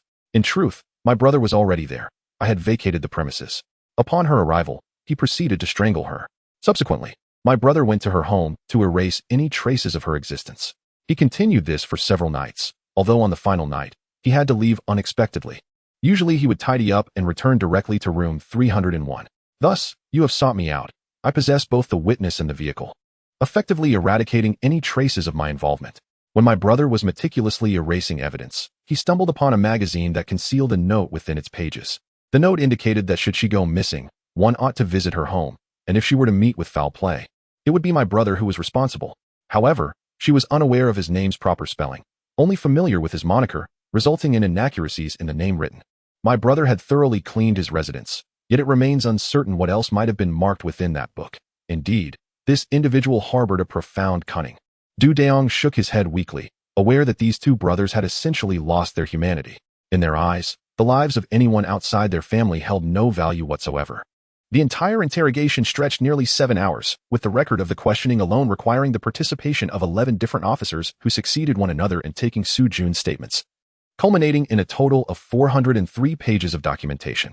Among the cases involving Huijun, there were approximately 10 related to smuggling, including 2 instances of human trafficking. Additionally, more than 20 cases involving substantial quantities of prohibited items were noted, exceeding a total weight of over 100 kilograms.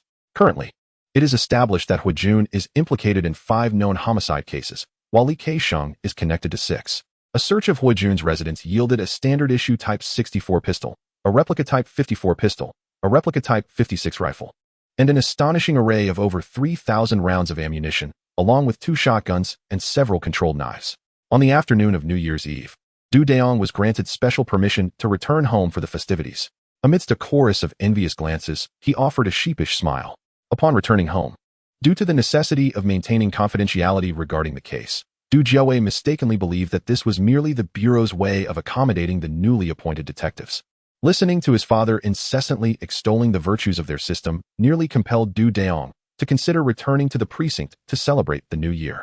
Despite the sparse communication throughout the year, during festive seasons, an influx of messages from classmates and friends inundated him, leaving Dayong feeling somewhat disoriented. However, one particular message did bring a smile to his face. It was from Shui Tianhong's cousin. Happy New Year. After the holidays, you must give me a red envelope when we meet, and I will introduce you to a girlfriend. As Dayong read the message, it felt as though he had consumed bitter herbs, the taste of anguish lingering from his lips to his heart. She was a little enchantress, one to be avoided. Wishing you a joyful new year filled with all good fortune. Such is the nature of a straight man's approach. Chapter 72. The busy new year of the criminal police. Du Jiaowei had prepared an abundance of dishes, intending to celebrate the new year in style with his grandson. At this moment, Du Dayong was clad in an apron, skillfully flipping and stirring in the kitchen, while Du Jiaowei tested the tenderness of the stewing old hen with his chopsticks. After a mere 2 hours of diligent effort, they had assembled a lavish banquet. Du Jiaowei had also planned for them to enjoy a drink together. However, Du Dayong refrained from indulging. On New Year's Eve, in the event of an emergency, he would need to don his clothes and take to the road. Ultimately, Du Jiaowei savored a bit of red wine, while Du Dayong accompanied him with some orange juice. As the clock approached 7:30, they concluded their meal, and Du Dayong received a red envelope from his grandfather, containing a fresh stack of 5,000 yuan bills neatly tied with red paper. At this juncture, Du Jiaowei had no time to engage in idle chatter with Du Dayong. After washing the dishes, he needed to prepare for the Spring Festival Gala. Conversely, Du Dayong lacked the energy for such festivities, as fatigue had enveloped him. Once the kitchen settled down, his grandfather devoted himself entirely to watching the gala in the living room, while Du Dayong succumbed to slumber. Before the clock struck midnight, Du Dayong's phone began to ring incessantly. Initially, he mistook it for the early hours of New Year's Day. Upon closer inspection, he realized there were still over 20 minutes to go.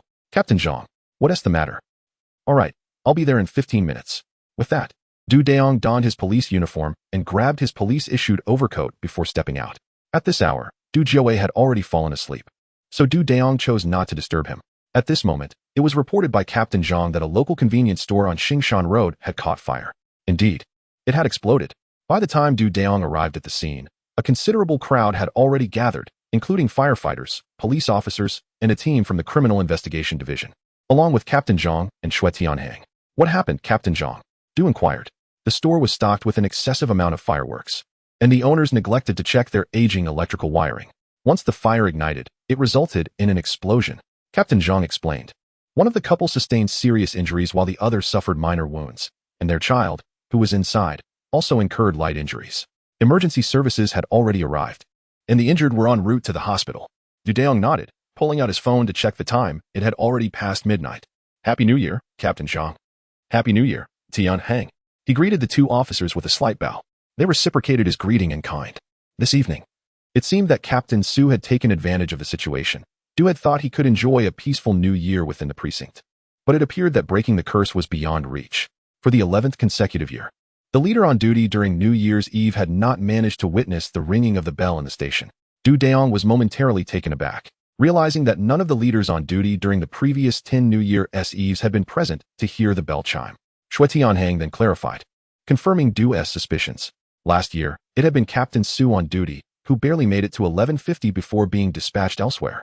He had hoped that the decade-long streak would end under his watch, but alas, he too was mistaken in his optimism. As Captain Zhang recounted this, he began to chuckle. Du Dayong and Xue Tianhang joined in the laughter.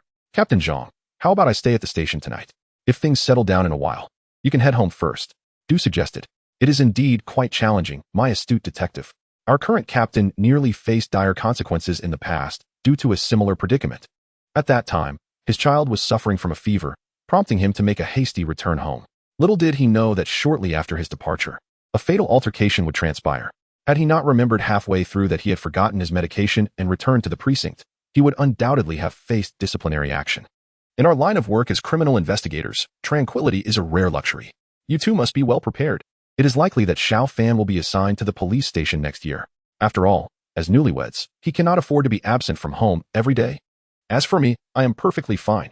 I am still young and without a girlfriend, so I can dedicate a few more years to my career, Du Dayong declared, performing a chest-expanding exercise.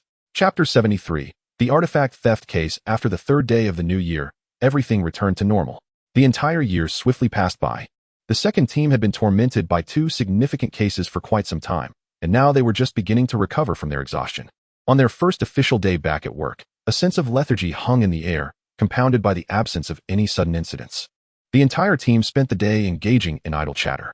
However, as the hour approached for the end of their shift, a phone call disrupted this atmosphere. The call was directly forwarded from the emergency services, reporting a major theft case in the Ziki Donglai Villa area under the jurisdiction of the second team. Consequently, Su Jun led his colleagues Qiu Ming, Xue Tianhang, Fan Junyi, Du Dayong, along with 5 auxiliary officers to the scene. Upon entering the community, The group disembarked from their vehicle, and the auxiliary officers set up a perimeter. An elderly couple approached Su Jun and his team. "Who are you?" "Comrade Police. I am Lee Jun Kai, the owner of Dongfeng Paper Industry. This is my wife. We made the emergency call. I am Su Jun, a detective from the Golden Field Division. These are my colleagues.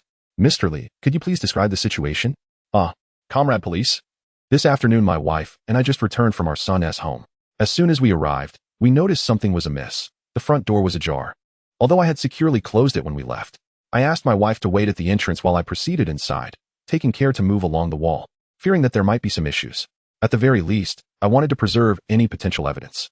Dayong listened and sensed that the old man possessed a rather meticulous mind. Had it been an ordinary person, they might have rushed in recklessly. Upon arriving at the location of the safe, I noticed its door was ajar, prompting me to call the police. Subsequently, I made my way along the base of the wall and awaited your arrival here. Su Jun nodded at Xiaoming. Soon, Xiaoming and Dayong donned their gear and proceeded into the villa. The living room showed no signs of disturbance, leading Dayong to consider that either an acquaintance had committed the act or the value of the items taken was substantial, thus leaving the living room undisturbed. As they ascended the staircase, Xiaoming and Dayong arrived on the second floor, where they discovered a standing safe in Mr. Li's bedroom. However, they could not enter just yet. They needed to take photographs first. This was not the time for social media.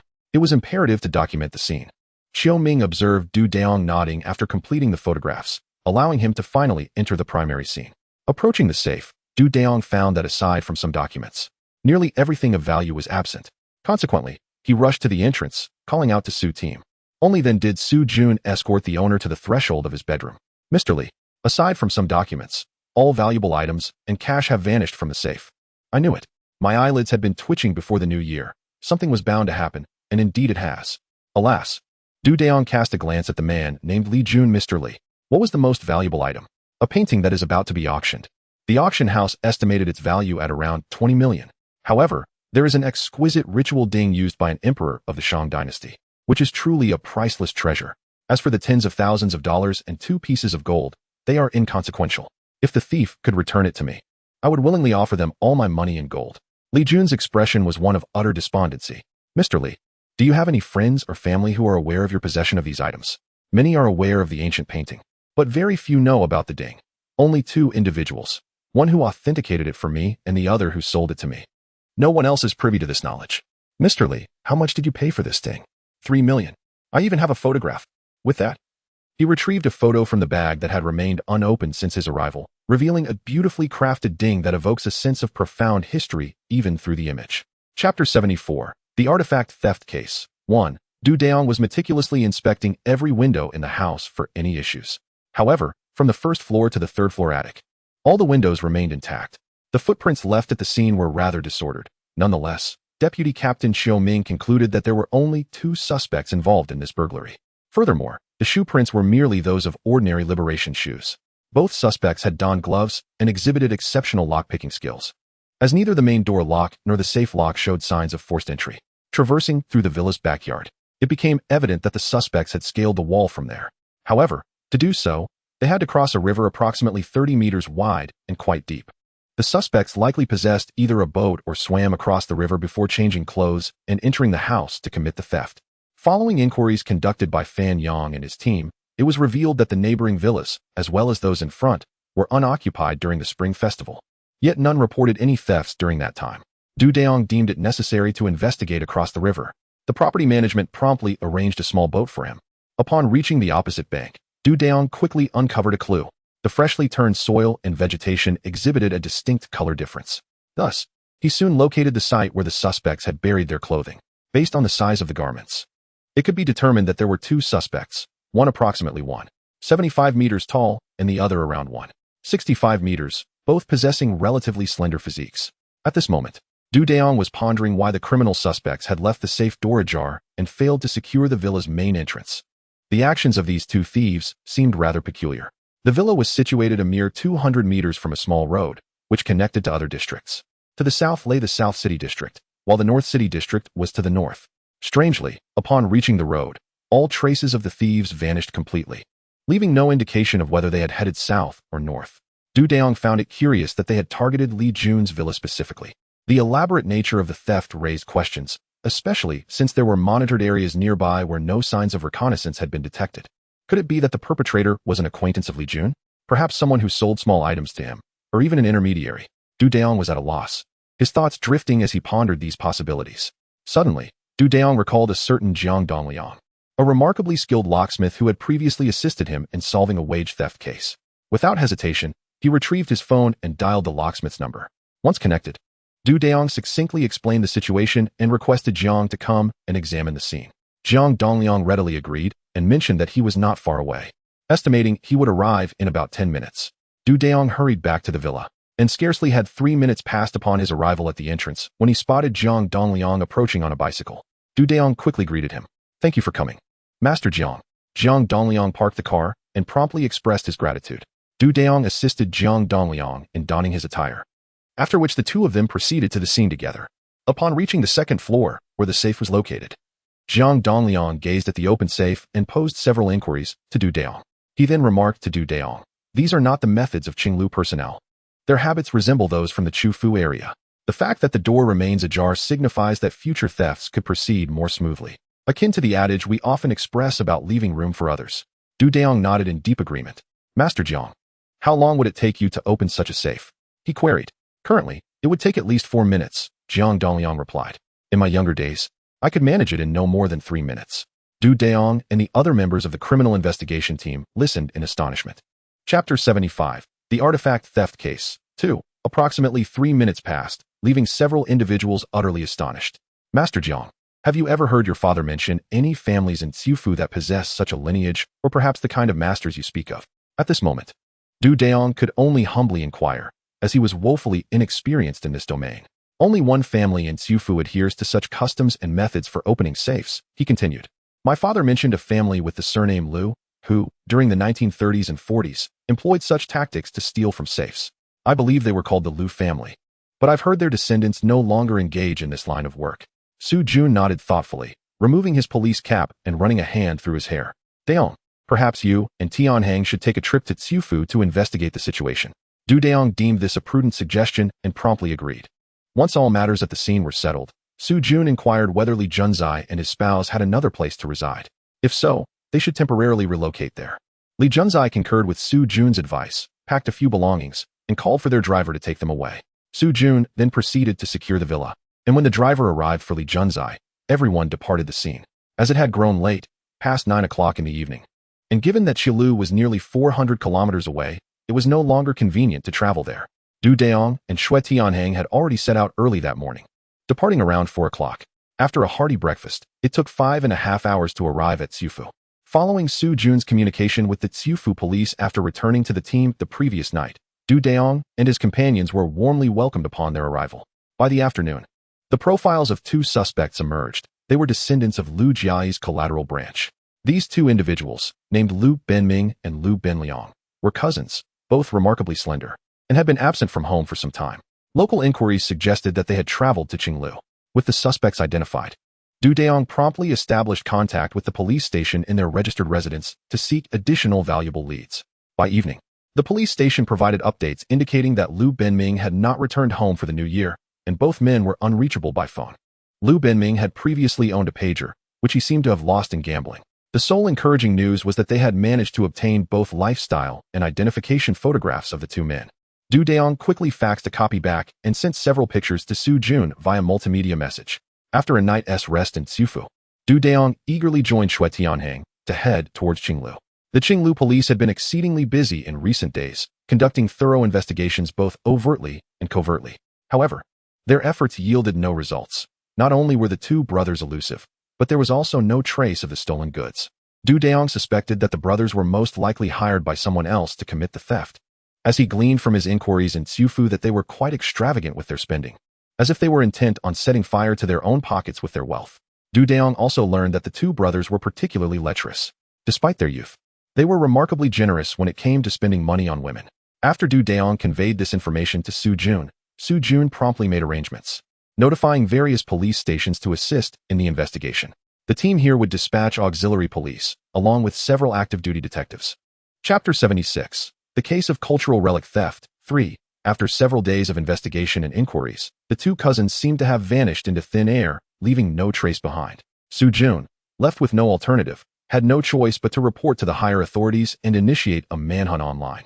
Dayong, despite lacking concrete evidence to validate his suspicions, firmly believed that this burglary was orchestrated by hired hands. However, the recent inquiries and investigations had ruled out intermediaries, sellers, and even some close friends of Li Junkai as potential suspects. According to information from Chufu, Liu Binming and Liu Binliang were not present in Chufu at the time of the incident, but were instead active in Yandao City.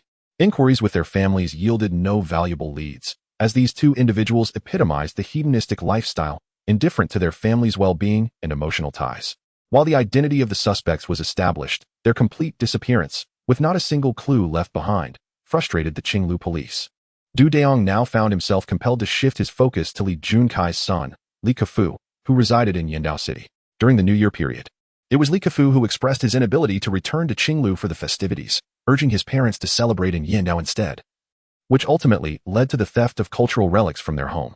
Dayong persisted in his belief that coincidences must hold some significance. Several coincidences, when intertwined, could not simply be regarded as such, suggesting the presence of a deeper conspiracy at play. However, the police in Yandao were commissioned to investigate Li Kefu, only to discover that he harbored no such intentions. Currently, Li Kefu is deeply involved in a substantial business in Yandao, making it utterly implausible for him to covet this so-called priceless treasure. Dayong, undeterred, continued to subtly inquire with Li Junzai, but upon reflection, Li Junzai understood and candidly informed Dayong that his son would never engage in such actions. For him, the equity of his paper company held far greater significance than these trinkets, and even when he considered transferring shares to Li Kefu, the latter declined the offer. At this juncture, Dayong began to feel genuinely disheartened. As the case reached this impasse, a somber atmosphere enveloped the entire second division. Su-jun convened a meeting for the entire team. We cannot expect every case to be solved instantaneously, much like the earlier case of Chun-Shi's disappearance, which unexpectedly unraveled into a significant series of major criminal cases through a mere bloodstain. Therefore, we must not lose heart. We cannot presume that our second division is invincible within the entire police force. Some cases indeed require the trifecta of time, opportunity, and luck to bring clarity to the murky waters. After concluding his remarks, he nodded toward the instructor, Liang Meixia. Liang Meixia glanced around at her colleagues. As the instructor, she too had recently found herself somewhat dazzled by the accolades achieved by our second division, and here I must offer a moment of self-reflection. One should not become overly elated merely upon receiving praise from our peers.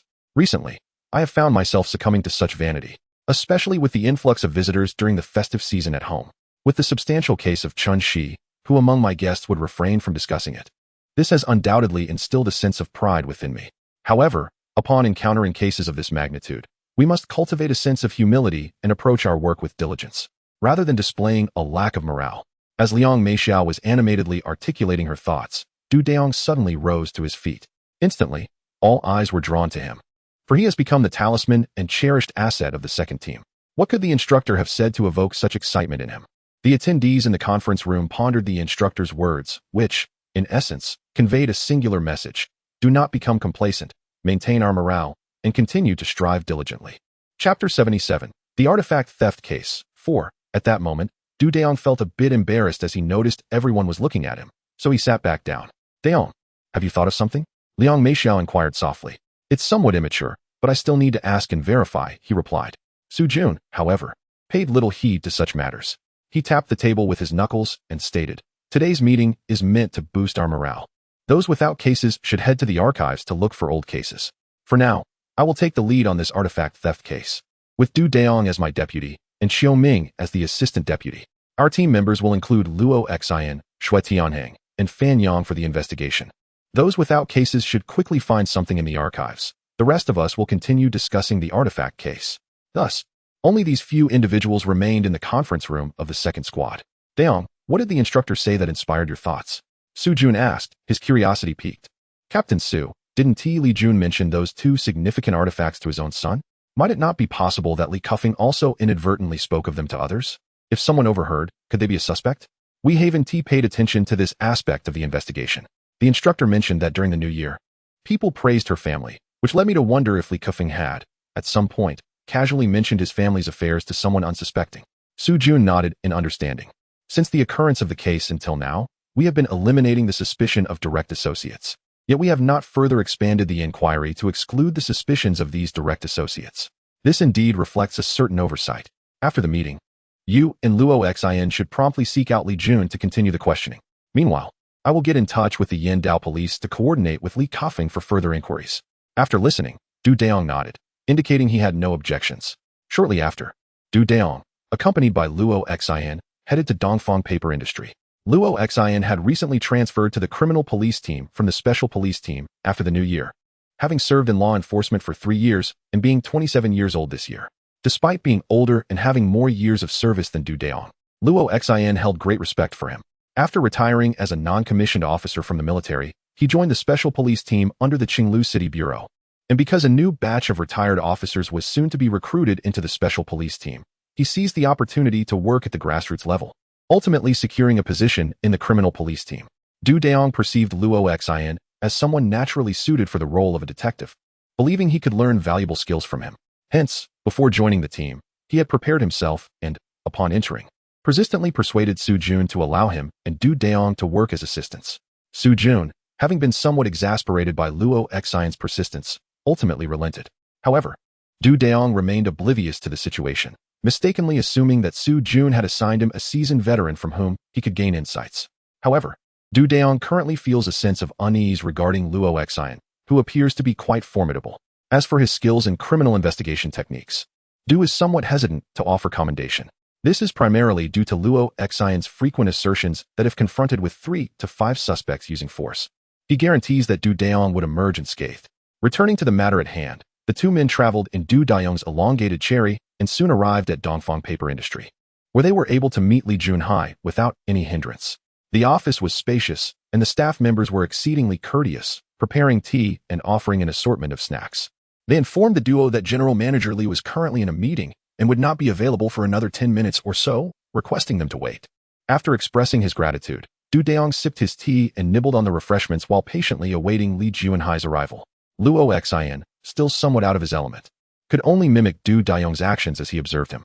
Chapter 78. The Artifact Theft Case. 5. Du Dayong and Luo Xion waited for nearly 20 minutes before they finally saw Li Jun come through the door.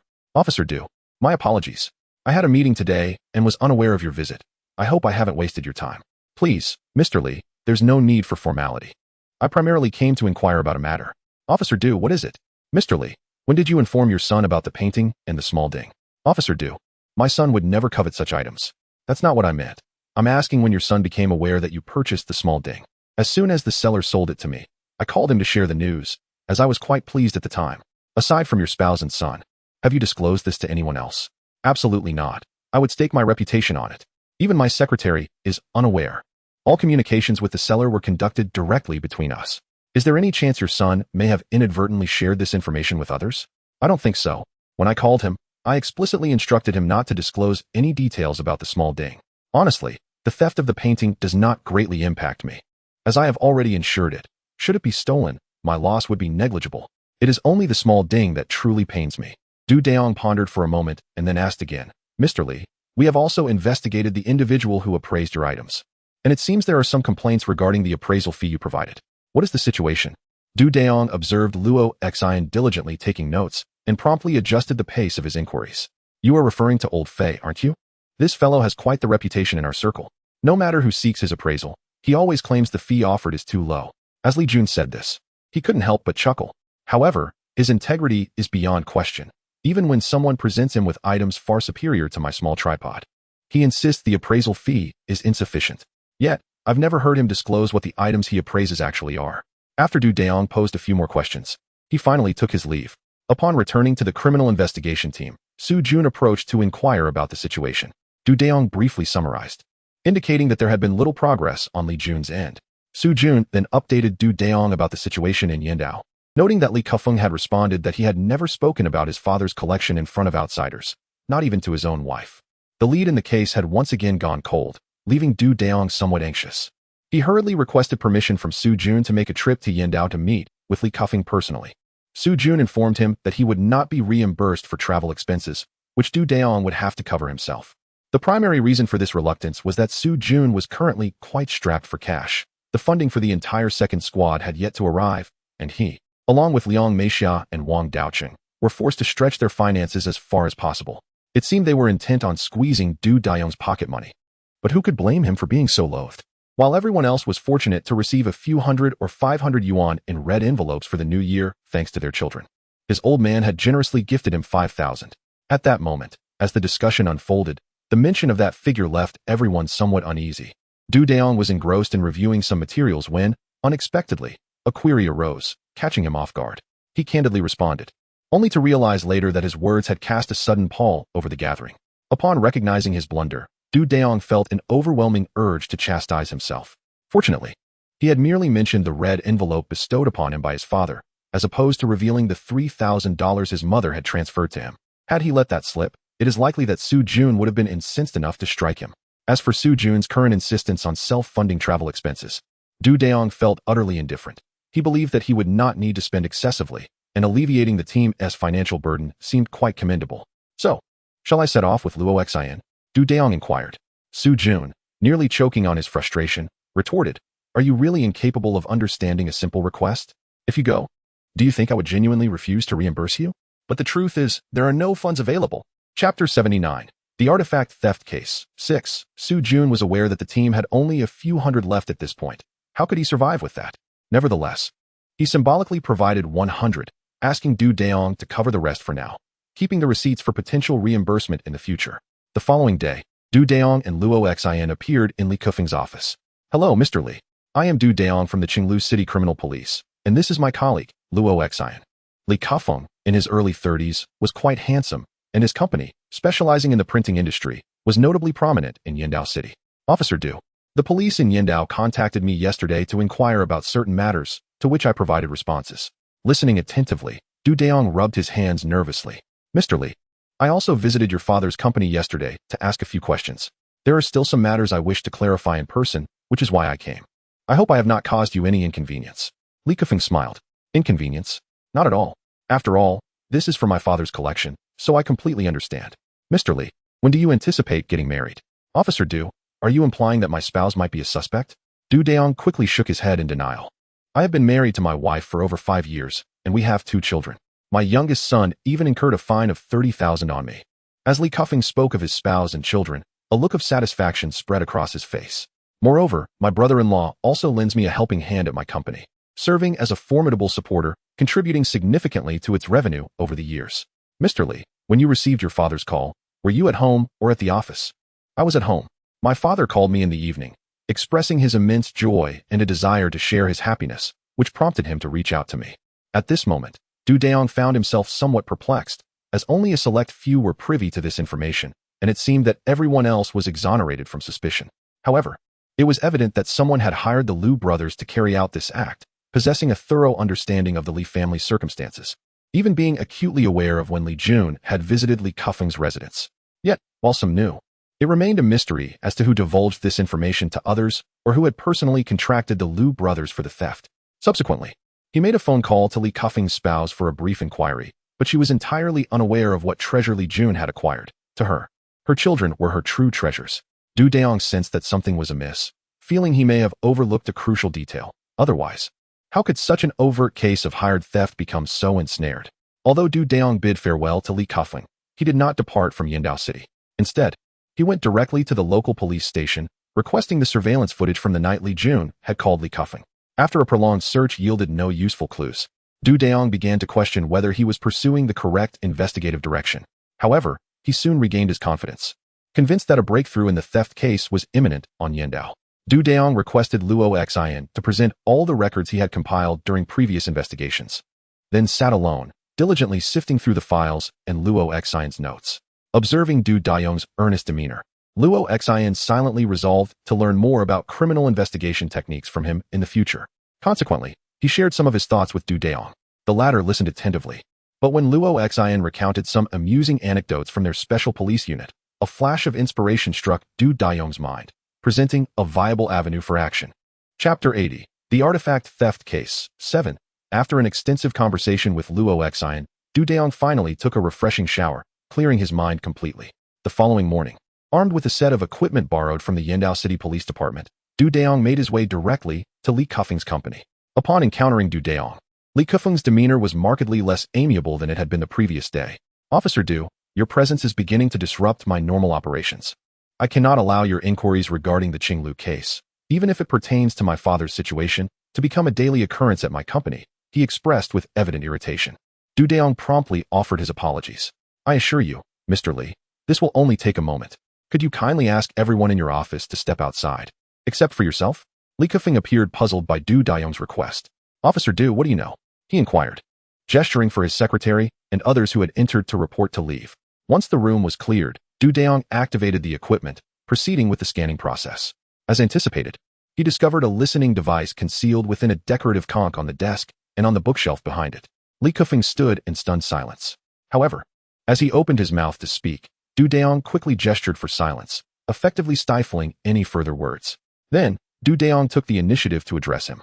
Mr. Li, we suspect that the theft of your father's belongings may be the work of his adversaries.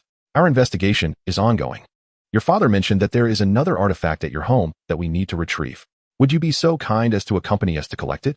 Du Dayong, while speaking, raised the listening device towards Li Kefeng. Li Kefeng, being quite astute, promptly returned the gesture to Du Dayong. Subsequently, Du Dayong placed the listening device back in its original position before departing the office with Li Kefeng. Once they were in the car, Li Kefeng finally spoke. Officer Du, how did you know someone was eavesdropping on me?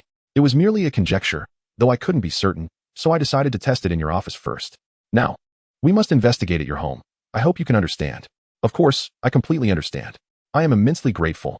The three of them drove to Li Kefeng's residence, which was also a villa. During the search conducted by Du Dayong and Luo Xian, they uncovered 4 listening devices, one of which was located in the bedroom. Li Kefeng's anger was palpable as the veins on his forehead throbbed. I never imagined this despicable person would resort to such actions. Du Dayong responded with surprise. This must have been installed by your spouse's brother. Your partner may be unaware. Wang Qingfang. That can't be true. He has always been diligent and earnest. Considering the dust on this listening device, it suggests that the individual doesn't frequently visit your home. If it were truly your partner, this device wouldn't be so filthy.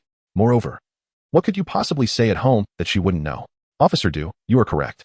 I must admit, my partner and I have been arguing often lately, primarily regarding our child's education, so, Li Kefeng said, chuckling awkwardly. At this moment, Du Dayong was almost certain that the theft case was orchestrated by Wang Qingfang. The only task remaining was to confirm whether the fingerprints on the listening devices belonged to Wang Qingfang. With the assistance of Li Kefeng, they established during lunch that 2 of the listening devices had indeed been placed by Wang Qingfang. Subsequently, Du Dayong informed the local police to apprehend Wang Qingfang, as he possessed a foreign green card, which posed a risk of escape. However, Li Kefeng suggested that it would not be necessary to complicate matters and proposed that he could persuade Wang Qingfang to surrender. Du Dayong, however, promptly dismissed this suggestion. At precisely 1 minute to 1 in the afternoon, Wang Qingfang was captured just as he entered the company premises. Chapter 81. The Artifact Theft Case.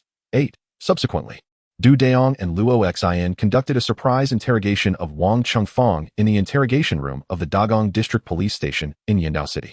Wang Qingfang, your brother-in-law must treat you quite well. Why do you behave this way towards him? The man named Wang Qingfang wore an obstinate expression, prompting Du Dayong to feel an overwhelming urge to strike him. Is it just because you installed a few listening devices? Can that really land me in prison? Wang Qingfang, you are evading the crux of the matter. Do you think that merely installing a listening device would prompt our criminal police to pursue you? Moreover, we are from the Qinglu City Public Security Bureau. Now that we have located you, it is evident that we possess substantial evidence. This evidence is far from unfounded. Through comparisons with individuals, we can easily trace Wang Qingfang's movements in the surveillance footage. You might consider your current admission as honest. But should we apprehend those 2 brothers later, it is likely that they will reveal the truth about you. I genuinely do not know why you are looking for me. I merely installed a listening device for my brother-in-law. If there are other matters, you may consult my lawyer. Du Dayong nearly laughed out loud. This person had learned nothing but the clichés from Hong Kong and Taiwan dramas, casually invoking a lawyer at every turn. We are under the people's democratic dictatorship, a socialist nation. You have already been presented with conclusive evidence, yet you continue to spout nonsense. Without uttering a word, Du Dayong showed Wang Qingfang the video surveillance footage provided by the Yindao City Police. Upon seeing it, Wang Qingfang deflated like a punctured balloon. It is still not too late. Whether to speak or remain silent is entirely your choice. Even if you choose silence, do you truly believe you can evade capture once the Liu brothers are apprehended? The police may not yet know the precise address of the Liu brothers, but it is abundantly clear which neighborhood they reside in. We will expend only a few days at most, and it is certain we will catch them. If you disclose the specific address now, it will be considered a contribution to the case. Think it over. Those two brothers reside in room 203 of Building 3 in the Qinghe community. Ultimately, Wang Chengfang revealed the precise residence of the Liu brothers. The Liu brothers, having indulged in alcohol at noon, were found asleep in their room, each embracing a woman, and were caught red-handed. Subsequently, Wang Chengfang recounted in detail the entire sequence of events surrounding the crime. It turns out that prior to the new year, Wang Chengfang had learned through a listening device that Li Kefeng's father had acquired a priceless treasure. Coincidentally, having recently suffered significant gambling losses and simultaneously maintaining 2 girlfriends, his expenditures had skyrocketed, prompting him to entertain nefarious thoughts. Thus, through various underground means in Yindao City, he located the Liu brothers and, after testing their skills, prepared them for the task at hand. Initially, Li Kefeng had not planned to invite Li Junxin and his wife to Yindao City for the Spring Festival. It was Wang Chengfang who suggested that it would be inappropriate for the elder to spend the holiday alone at home. This prompted Li Kefeng to call and invite Li Junxin and his wife to join him in Yindao City for the festivities. Only after learning their arrival time did he notify the Liu brothers to disguise themselves and proceed to Li Junxin's home in Qinglu City for the burglary. Due to Wang Chengfang's frequent visits to Li Jun's residence and his prior experience swimming in the river behind the villa, he was thoroughly familiar with the terrain. This enabled the two of them to swim across, subsequently burning their clothes before burying them. Little did they know that the brothers, fearing that a fire might arouse suspicion during the night, merely buried their garments. After committing the theft, they deliberately left the scene employing the ancestral methods passed down through generations. At around 6 in the evening, the criminal police from Yindao, based on Wang Chengfang's testimony, successfully located the concealed painting and small cauldron. However, the cash and gold had already been squandered by the Liu brothers. Upon hearing the news in Qinglu, the second team nearly celebrated with a cacophony of firecrackers. Su Jun was aware that this would likely prompt the bureau to allocate funds, and the chief would undoubtedly be in a good mood. However, he was taken aback to discover that Li Jun had purchased a Santana for their bureau and a van for their team. Yet, it took Su Jun several confrontations to finally retrieve the van for the squad. Among them, Luo Xin was the most jubilant, not only for the collective third-class merit, but also for achieving his first personal third-class merit since joining the police force. Du Dayong also received a third-class merit. But once the Huijun case concluded, he was assured of a second-class merit. Chapter 82. The transfer order with the successful resolution of the cultural relic theft case. The entire Jintian district is currently devoid of significant criminal incidents, aside from the refrigerator-concealed corpse case. Consequently, the team has resumed its investigation into past unresolved cases. Du Dayong, due to his adept handling of several cases, has garnered attention within the team, the sub-bureau, and even the municipal bureau. Following the Lantern Festival, the municipal bureau awarded Du Dayong a medal for outstanding detective work, acknowledging his contributions. The Jintian sub-bureau is now fervently seeking talent, and the head of the Criminal Investigation Division has repeatedly advocated for Du Dayong's transfer to the division, believing that he could further illuminate their efforts. Upon hearing this, Su Jun leaped with joy, expressing concern that their team had painstakingly cultivated a promising talent, and that the division should not hastily poach him. Ultimately, through various negotiations, personnel arrangements were made on February 21st. Su Jun was appointed as the deputy head of the Criminal Investigation Division, overseeing criminal investigations. Du Dayong, Shui Tianhang, and Luo Xin were also transferred to the division. Du Dayong was appointed as the leader of the third group of the Jintian Public Security Bureau's Criminal Investigation Division, with Shui Tianhang as the deputy leader, Gan Changzheng as the political commissar, and Luo Xin, Du Wei, Li Meng, and Wang Junkin as group members, alongside 6 auxiliary officers assigned to the group. This third group, aside from Gan Changzheng, an experienced detective, consists entirely of young officers, with an average age of 34, including Li Meng, a mere 26-year-old female detective. The Jintian Criminal Investigation Division is indeed a bustling hub. Inside, a dozen police cars were parked, with even more motorcycles. Du Dayong, clutching his transfer order, was somewhat bewildered. What was happening? He had been investigating a perplexing case, having just obtained the suspect's confession. Yet before he could report it, his instructor handed him a transfer order. At that moment, Du Dayong was unaware that he was not the only one being transferred. Several others were as well. Since the transfer order was issued late in the afternoon, he could only return home with it for the time being.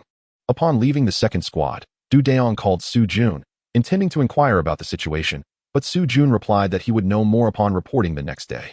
On the morning of the 22nd, Du Dayong arrived at the Criminal Investigation Brigade with the transfer order in hand. As he stepped inside, he immediately spotted the familiar face of Su Jun, causing Du Dayong to momentarily question if he had entered the wrong place. He quickly stepped back outside to check the signage. Are you doubting you've come to the right place? Su Jun chuckled, pulling Du Dayong inside. I've also been transferred to the brigade. I am now the deputy captain in charge of criminal investigations. Tian Hang and Luo Xin have joined us as well. To my surprise, Luo Xin truly possesses some skills. He is relentless in tracking people down. Su Jun then pointed to a middle-aged man in his 40s. With a touch of gray in his hair, not particularly handsome. This is Captain Wu Jingping, the most formidable veteran in our precinct's criminal investigations. Du Dayong quickly stood at attention and saluted. Good day, Captain Wu. Wu Jingping patted Du Dayong on the shoulder. I have long been aware of your existence. It was precisely due to you that I had a quarrel with the director and with your predecessor, Su. This led to your transfer here. So you ought to greet me properly.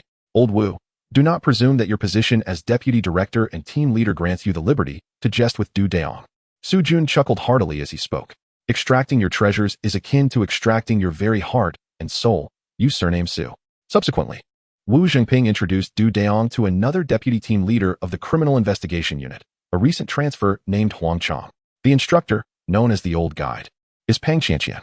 Upon hearing the name, one might assume her to be youthful, yet she is in her 50s, having dedicated her career to political work, though she possesses a kind and gentle visage. The office director, also a seasoned individual, is named Li Jiefang. He is around 50 years old, with small eyes that lend him a somewhat cunning appearance. Nonetheless, he enjoys a stellar reputation within the unit. Du Dayong soon learned that the unit comprises 6 teams, consisting of both large and small groups.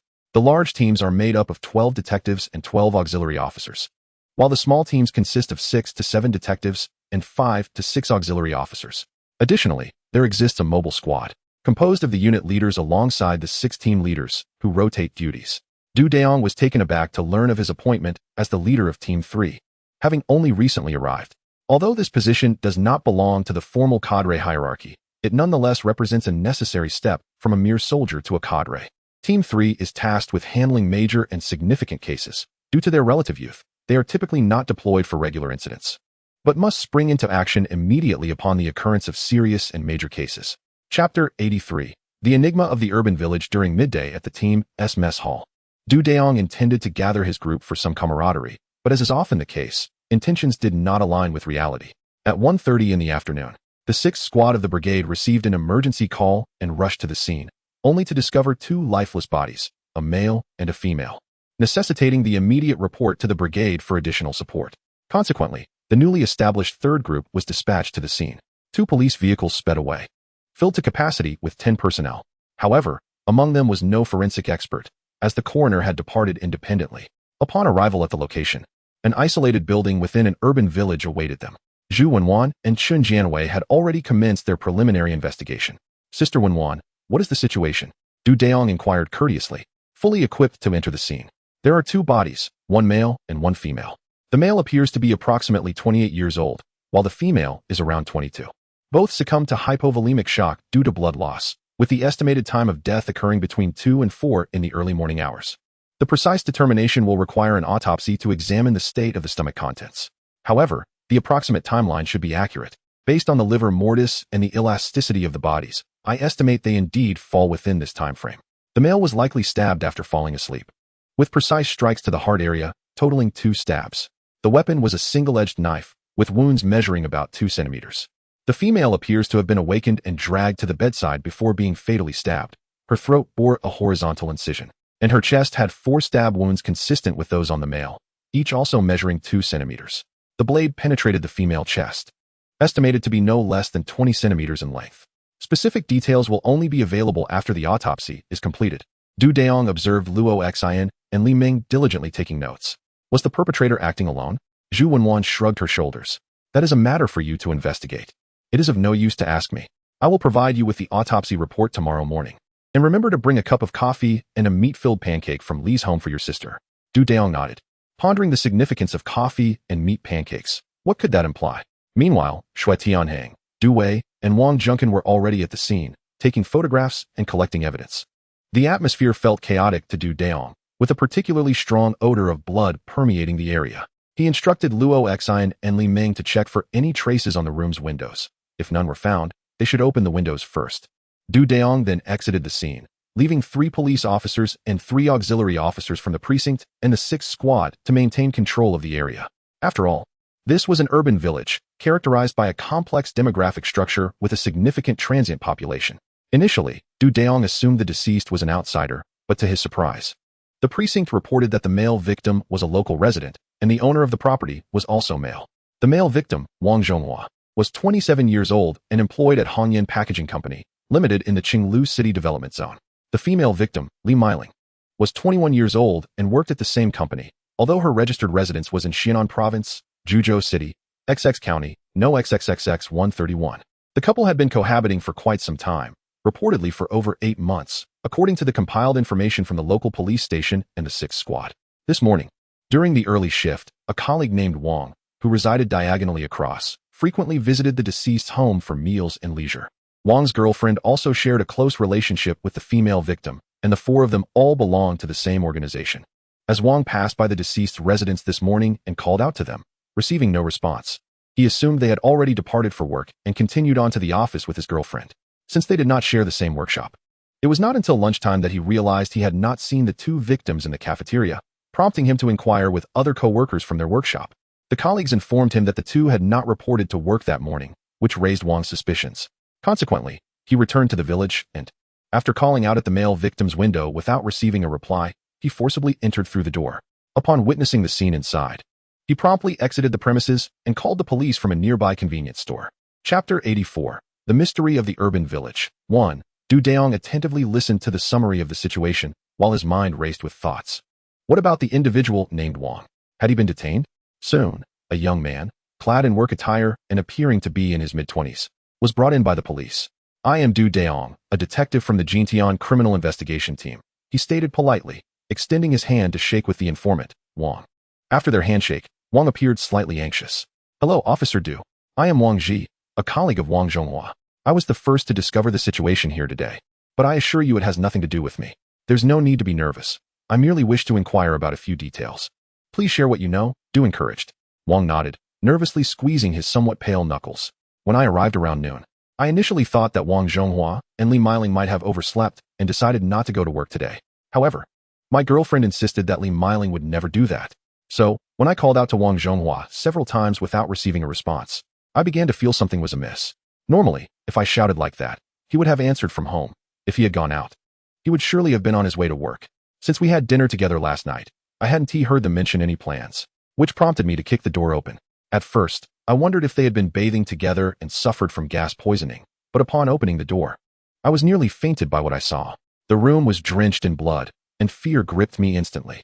I hurriedly retreated, acutely aware that the scene must remain undisturbed, and I feared that I might be unable to articulate the situation clearly later on. Once outside, I rushed to the convenience store to report the incident. Dayong pressed his finger against the bridge of his nose. Wang Ji, when did you dine with Wang Zhonghua and Li Meiling last night? When did it conclude? I returned home after work at around 6:40. I purchased some marinated dishes. Wang Zhonghua mentioned he had leftover fish stew from the previous day. My girlfriend brought a bottle of white liquor, and we heated the food.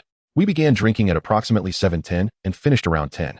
Wang Ji, did you notice anything unusual about Wang Zhonghua last night? Did he have any conflicts with others? Absolutely not. There was nothing amiss. Wang Ji responded swiftly. Wang Zhonghua is a wonderful person, and his girlfriend is equally delightful. Li Meiling was introduced to him by my girlfriend. They have been living together for nearly half a year and are planning to marry in the latter half of this year. As for conflicts, that is entirely improbable. Wang Zhonghua is rather timid and does not engage in provocations. Typically, if he feels he has fallen short in any matter, he is the first to offer an apology. Why haven't we seen Wang Zhonghua's family? Dayong inquired, somewhat astonished. Given the time that had elapsed since the homicide, it was curious that no family members had appeared. Officer Du, Wang Zhonghua is an orphan. His parents passed away long ago. This house was left to him by his adoptive father, who has also since departed. This implies he is entirely alone. Wang Ji nodded in affirmation. Is your girlfriend at home or at the factory? If she is at the factory, could you kindly fetch her? I need to discuss some matters with her. My apologies for the inconvenience. Wang Ji readily agreed and swiftly went to find his girlfriend. At that moment, Shui Tianheng and Wang Junkin approached Dayong. Shui Tianheng handed his camera to Dayong, who did not reach out to take it. What is the matter? If there is something to discuss, please do so directly. There is an aspect I'm uncertain about, hence I wanted you to take a look. Am I expected to examine the camera while still on site? Shui Tianheng nodded. After hearing this, Dayong took the camera and began to inspect it. The photographs captured at the scene included one of a window, wherein a vague silhouette was discernible on the opposite side. A subsequent photo taken a few seconds later revealed that the figure had vanished. Chapter 85. The Enigma of the Urban Village. 2. Dayong was aware that some suspects had a penchant for revisiting the scene of their crimes. Consequently, he promptly stepped outside, only to find that the area across the window was devoid of any presence. After all, it was impractical to cordon off the narrow alley completely, yet a portion of the perimeter had been established. Subsequently, Dayong inquired with the auxiliary officer stationed at the scene, who informed him that no one had lingered or observed the unfolding events. If anyone had, they likely went unnoticed amidst the throng of passers-by. A considerable number of onlookers had gathered, and he, along with other auxiliary officers, had been diligently dispersing the crowd. Reluctantly, Dayong returned to the confines of the building. Although the features of a particular individual remained obscured, their posture struck him as peculiar, as though they were poised to flee while simultaneously attempting to observe. Could it be that the perpetrator had returned? Shui Tianheng remarked as he gazed at the camera. Let us set that aside for now and discuss your opinions. The three of you. This time, Shui Tianheng refrained from taking the lead, instead offering the floor to Du Wei to report the findings. Based on the evidence at the scene, it appears that the assailant was likely a solitary individual. A group of two or more seems improbable. Furthermore, an analysis of the footprints suggests that the perpetrator is male, with a shoe size of 43. The wear patterns on the sole indicate a habitual reliance on the right foot, evidenced by significant wear on the right heel, while the wear on the left heel is markedly less pronounced. This suggests that the assailant may have a slight outward gait and hails from a modest background. Additionally, I surmise that there was a prior conflict between the victim and the perpetrator. The perpetrator exhibited a remarkable proficiency with the long-handled knife, leading me to surmise that he may have previously worked in the slaughtering industry. Dayong nodded in tacit agreement upon hearing this assessment. At that moment, Wang Ji arrived with his girlfriend. The young woman, named Zhang Hongxia, possessed a rather commonplace name, yet she was quite attractive and notably tall. Dayong felt compelled to introduce himself once more. Hello, Officer Du. Zhang Hongxia quickly greeted after hearing Dayong's introduction. Miss Zhang, how long have you known the two deceased? Zhang Hongxia's demeanor visibly darkened, tears streaming down her face. Miss Zhang, let us refrain from tears for now. Your most pressing duty is to provide us with any pertinent information. This will enable us to apprehend the assailants swiftly and bring them to justice. With the encouragement of Wang Ji and Dayong, Zhang Hongxia gradually regained her composure, wiping her tears as she began to speak. I have known Meiling for quite some time. We originally met at another factory. 2 years ago, when I changed jobs, I asked her if she wanted to come with me, but she mentioned that her salary had yet to be settled, advising me to start here first, and she would join once her matters were resolved. At that time, Meiling was quite young and just embarking on her career, so she placed great importance on her salary, and I did not press her further. It was not until the first half of last year that she came to find me, expressing her intention to seek new employment and inquiring if my factory had any openings. I assured her that we certainly did. Subsequently, she resigned from her previous job and joined us, as Wang Ji and I had begun our relationship in the latter half of the previous year. He shares a close bond with Wang Zhonghua, which is why I soon introduced Meiling to him. After spending time together, Meiling found Wang Zhonghua to be quite a remarkable person, leading them to officially embark on a romantic relationship in late May of last year. However, official in this context simply means that they began living together. Miss Zhang, did Meiling have any boyfriends prior to this? No. Meiling was an untouched maiden when she began her relationship with Wang Zhonghua. I have even seen that piece of red cloth. Wang Zhonghua treats Meiling with exceptional kindness. She has mentioned to me during our conversations that the match I made for her is truly wonderful, and she never expected to encounter such a fine man on her first experience of love. Dayong found this quite amusing. Chapter 86. The Enigma of the Urban Village. 3. Dayong listened intently as Zhang Hongxia recounted her memories of dining together the previous day. Has Li Meiling exhibited any peculiar behavior lately? Dayong inquired unexpectedly. Zhang Hongxia appeared momentarily taken aback, then pondered for a moment. Not that I can recall. However, she did seem somewhat despondent a few days ago. When I asked her about it, she merely stated that it would take some time to ascertain. Thus, I refrained from pressing further. Have Li Meiling's parents visited Wang Zhonghua? Dayong probed. They came by at the end of last year. Meiling and Wang Zhonghua even gifted her father 20,000 yuan. Dayong surveyed the chaotic scene, initially uncertain regarding the motive behind the violent act.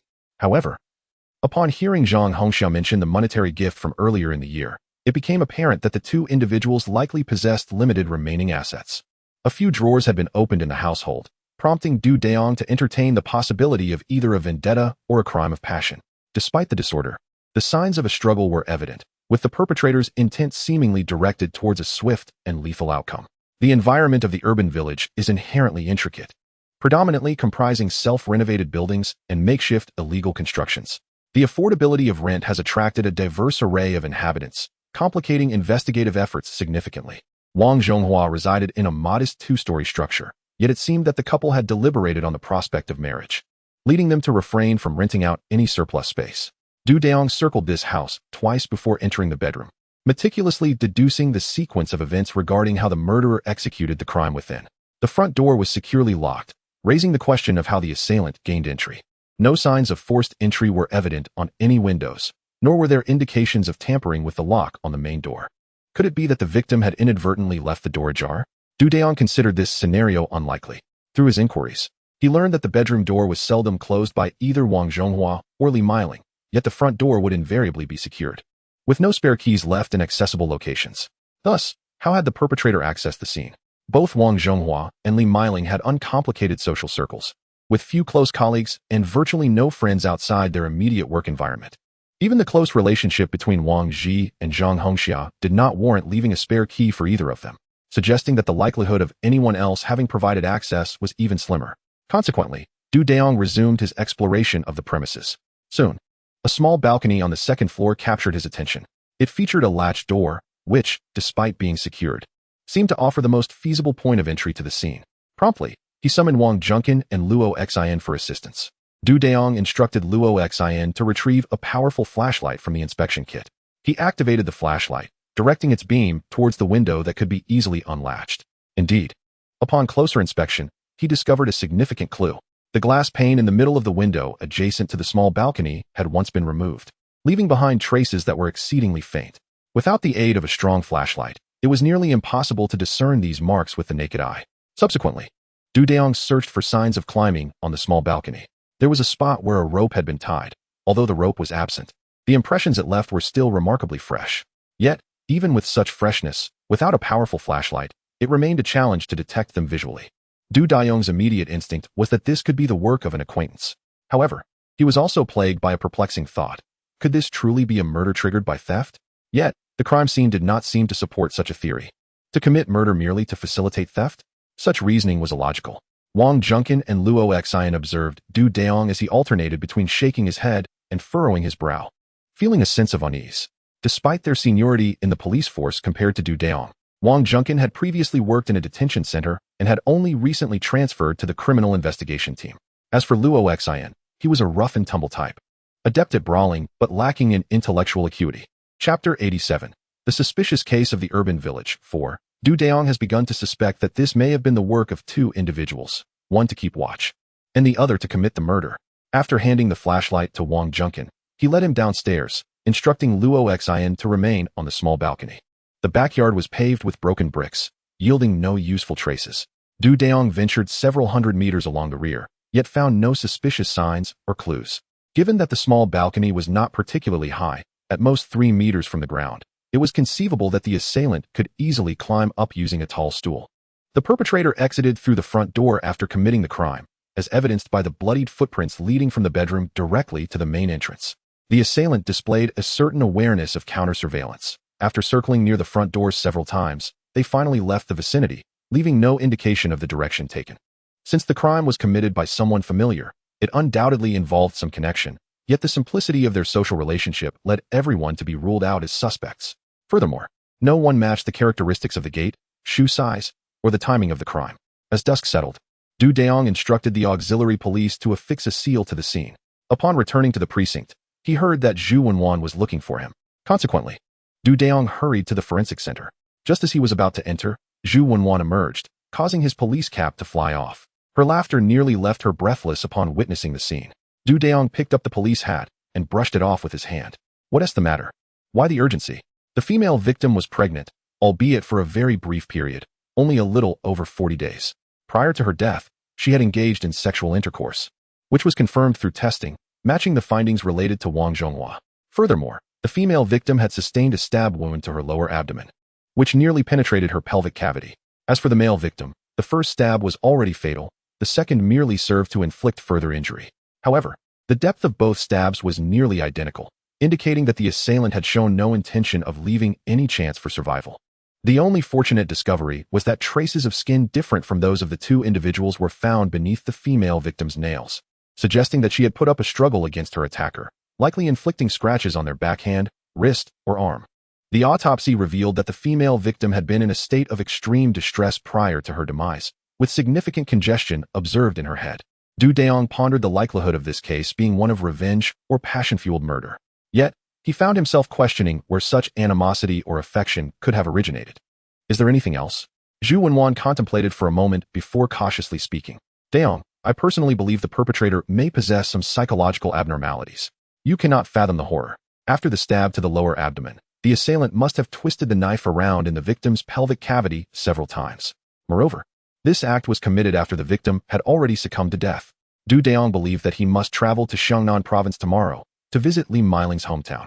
It was imperative to inquire about certain matters on site, otherwise he would be at a loss as to where to begin. The division had allotted only 15 days for the case to be solved, and should that time elapse, the case would be handed over to another team. Dayong felt that he could not afford such disgrace, thus he was determined to exhaust every effort to crack the case. Upon returning to the team, he meticulously organized the entire case from the day, reviewing all photographs and records from the scene before finally preparing to wash his face and retire for the night. The following morning, Dayong promptly reported the situation to Captain Wu Jingping.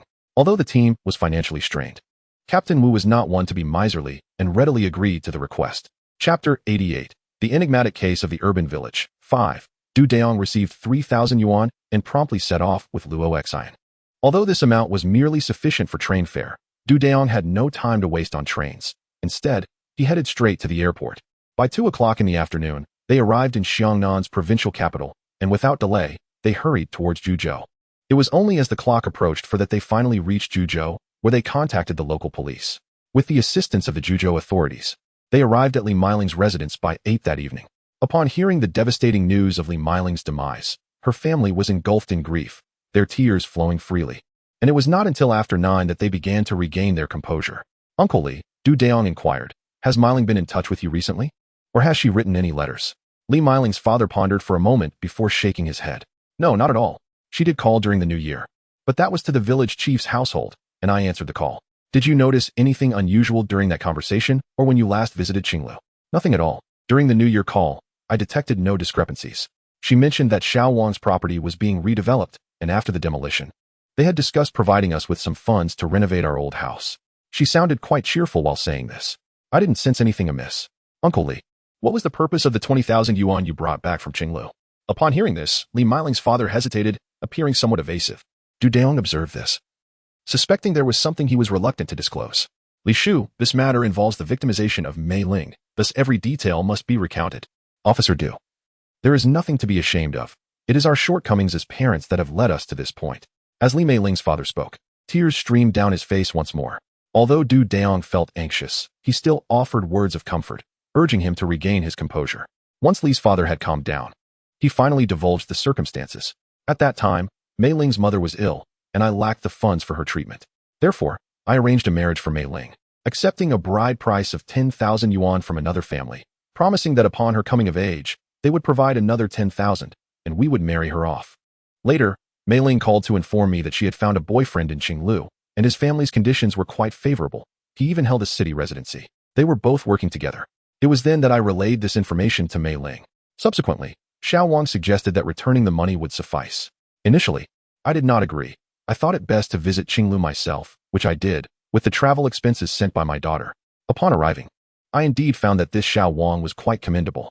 The two of them then asked me to invest 20,000 to resolve the matter, which made me feel more at ease.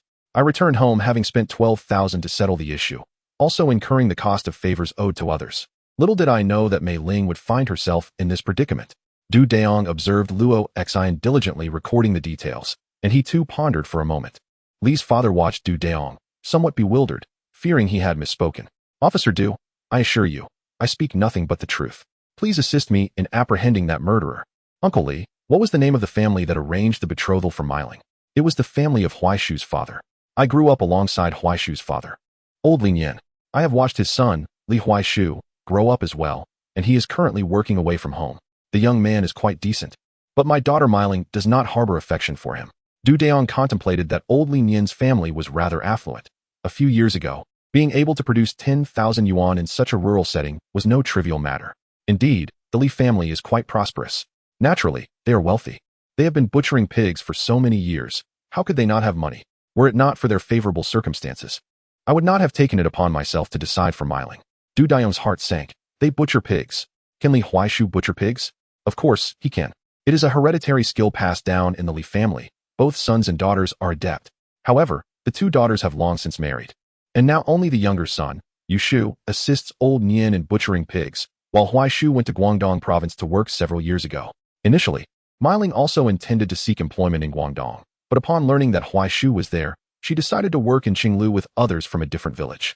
Chapter 89. The Mystery of the Urban Village. 6. At this moment, Du Dayong's suspicions regarding Li Huaishu had intensified significantly. As the hour grew late, he took his leave from Li's father and retired to the guest house in the town for the night. The following morning, Du Dayong briefed the local police about the situation, prompting them to promptly investigate and compile information regarding Li Huaishu's workplace.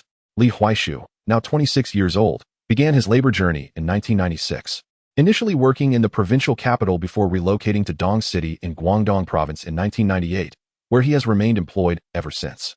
Presently, he holds a minor leadership position in a clothing enterprise in Dong City. Throughout his employment, both locally and in the provincial capital, Li Huaishu has garnered a commendable reputation, exhibiting commendable personal character and qualities.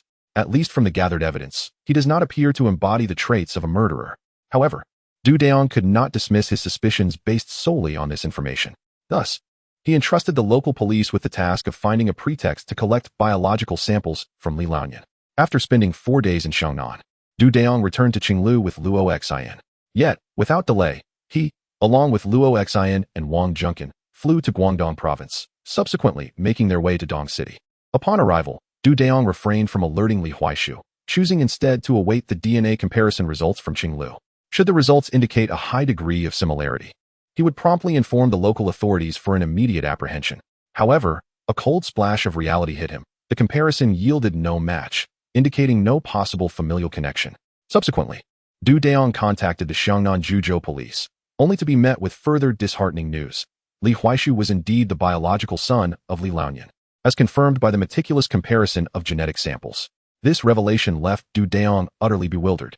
He then proceeded to gather information regarding Li Huaishu's acquaintances, but failed to uncover any significant leads. The entire case had abruptly descended into a stalemate, with nearly half of the allotted time for resolution already elapsed. Upon returning to the hotel in Dongshi, Du Dayong, along with Luo Xian and Wang Junkin, convened in their room for a discussion. After summarizing the situation, they concluded it was exceedingly unfavorable. Not only did Li Huaishu wear size 42 shoes, but the degree of wear on his footwear did not correspond with the footprints left at the crime scene. Furthermore, Li Huaishu was currently in a romantic relationship.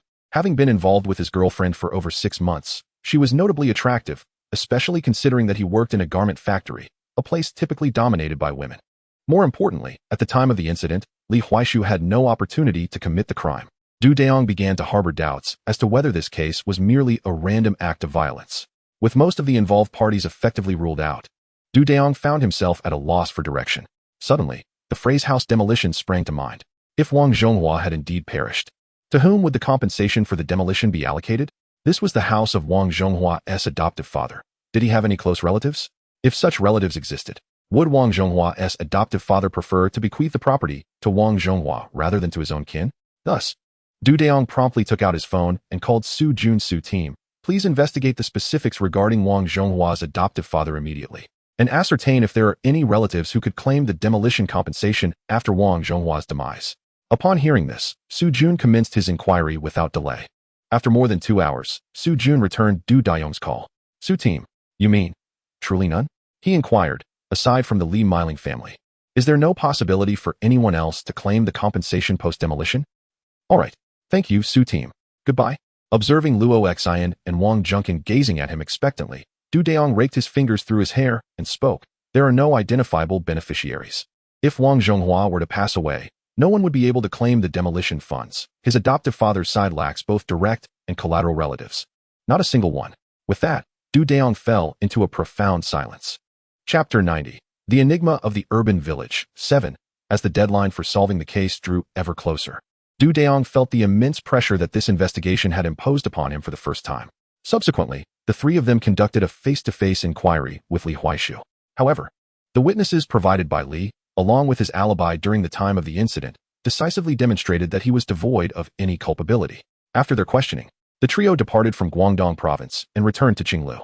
At this juncture, only 6 days remained until the deadline for resolution.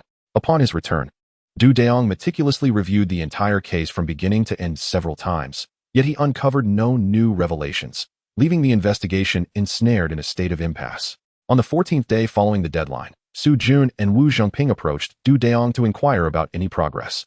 By then, Dayong appeared utterly exhausted and could only shake his head in response, indicating that there had been no developments.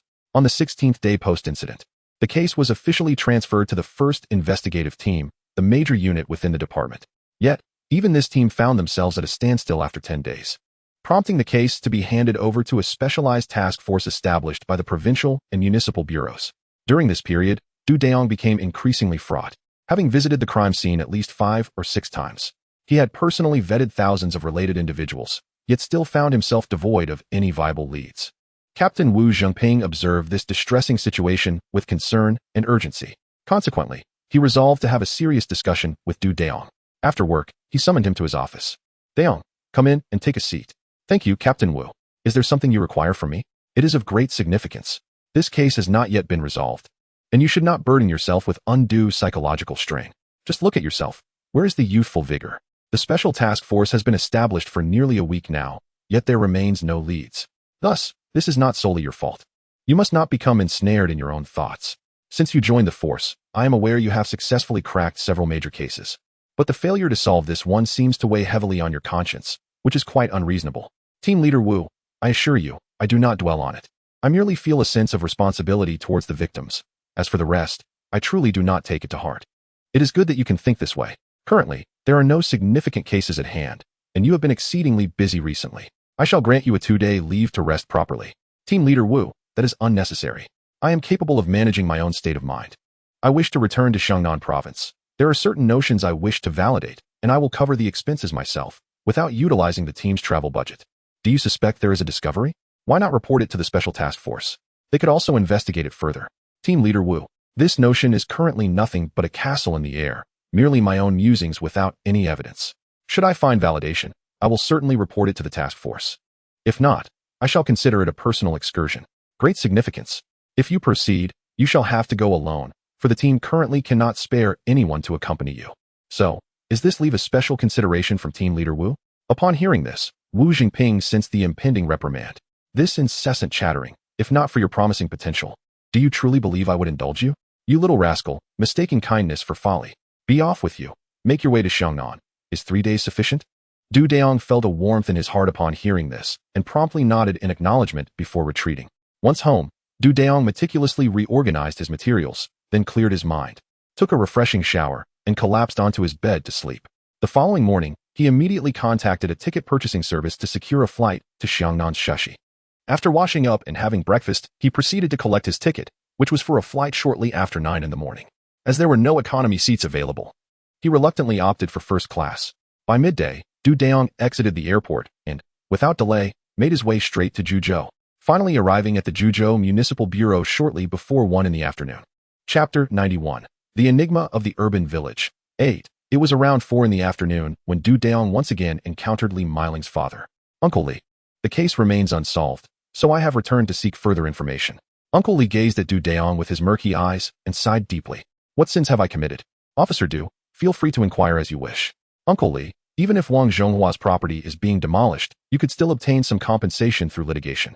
That would be a silver lining amid the misfortune. Officer Du, does money even matter now? Miling is gone. My only wish is for you to resolve this case swiftly, so that Miling and Xiao Wang may find peace in the afterlife. I understand. That is why I have come here again. I wish to ask, was Li Yushu, the son of the old man Li, at home during the time when Miling was murdered? Li Yushu? I've recently seen him often with the old man slaughtering pigs. Uncle Li, think carefully. I am not referring to recently, but rather from February to March. He was at home before the new year. As many families were slaughtering pigs then, and we could all see it. However, this lad is rather reclusive and does not enjoy conversing with others. During the spring festival, it seems I did not see him, but I cannot be certain, as he often stays indoors. Uncle Li, does Li Yushu have a slight outward turn in his gait? Yes, I know that. It's just like his father. The locust tree does not have it, but even Li Yushu's footwork is identical to his father's. He wears size 43. Dayong felt his heart begin to race. Uncle Li, was Li Yush tree present when you annulled the engagement and returned the money? Yes, he was. The money was even handed to him by his father. Officer Du, are you suggesting that Yush tree went to Qinglu to commit murder? That is impossible. Yush tree has a fiancée. They are about to get married. Besides, he hardly had any dealings with Meiling. Uncle Li, I'm merely inquiring. We must eliminate suspects one by one. Uncle Li, what I've shared with you today must remain confidential. It is crucial to the case. Officer Du, I understand. Rest assured, I will not disclose anything. Upon returning to the county, Dayong immediately contacted Wu Jingping to discuss this unusual situation. Wu, I was thinking. The murder technique was exceedingly professional. An ordinary person would not be so composed while wielding a knife. Additionally, I have investigated the social connections of the two individuals involved, and currently, only 3 people from the Li family are linked. Li Laonian and Li Huaitree both have no alibi. Initially, during the screening process, Li Yush tree was also considered, but it was only Li Laonian and his mother who provided testimony. Although neighbors corroborated, they merely overheard a conversation between Li Laonian and Li Yush tree. However, I suspect that Li Yush tree may have employed some means to convince the neighbors he was at home. Certainly, this involves Li Laonian in some capacity, but I believe there is a possibility that Li Laonian may be misleading us. Indeed, shortly, I shall visit the county bureau to request the retrieval of certain surveillance footage for verification. Team Leader Wu, I urge you to investigate on the Qinglu side for any signs of activity related to Li Yushu. After concluding the call, Dayong, undeterred by the late hour, proceeded directly to the county bureau to begin the extraction of surveillance footage from the entire month of February, focusing on the route from Li Yushu's residence to the county town. It was not until the early hours of 3 o'clock that Dayong finally uncovered the activity trail of Li Yushu. The time coincided with the week preceding the incident, specifically on February 14th, which is also Valentine's Day in foreign lands. Li Yushu had disguised himself exceptionally well. Had it not been for a momentary glance back, his visage would have remained elusive to the cameras. Once the attire and posture of Li Yushu were confirmed, tracking his subsequent movements became remarkably straightforward. Not only did Li Yushu don a scarf, but he also wore a mask and glasses, rendering his appearance starkly different from his usual self in the village. Subsequently, Dayong shared the captured images with Team Leader Wu and Team Leader Su.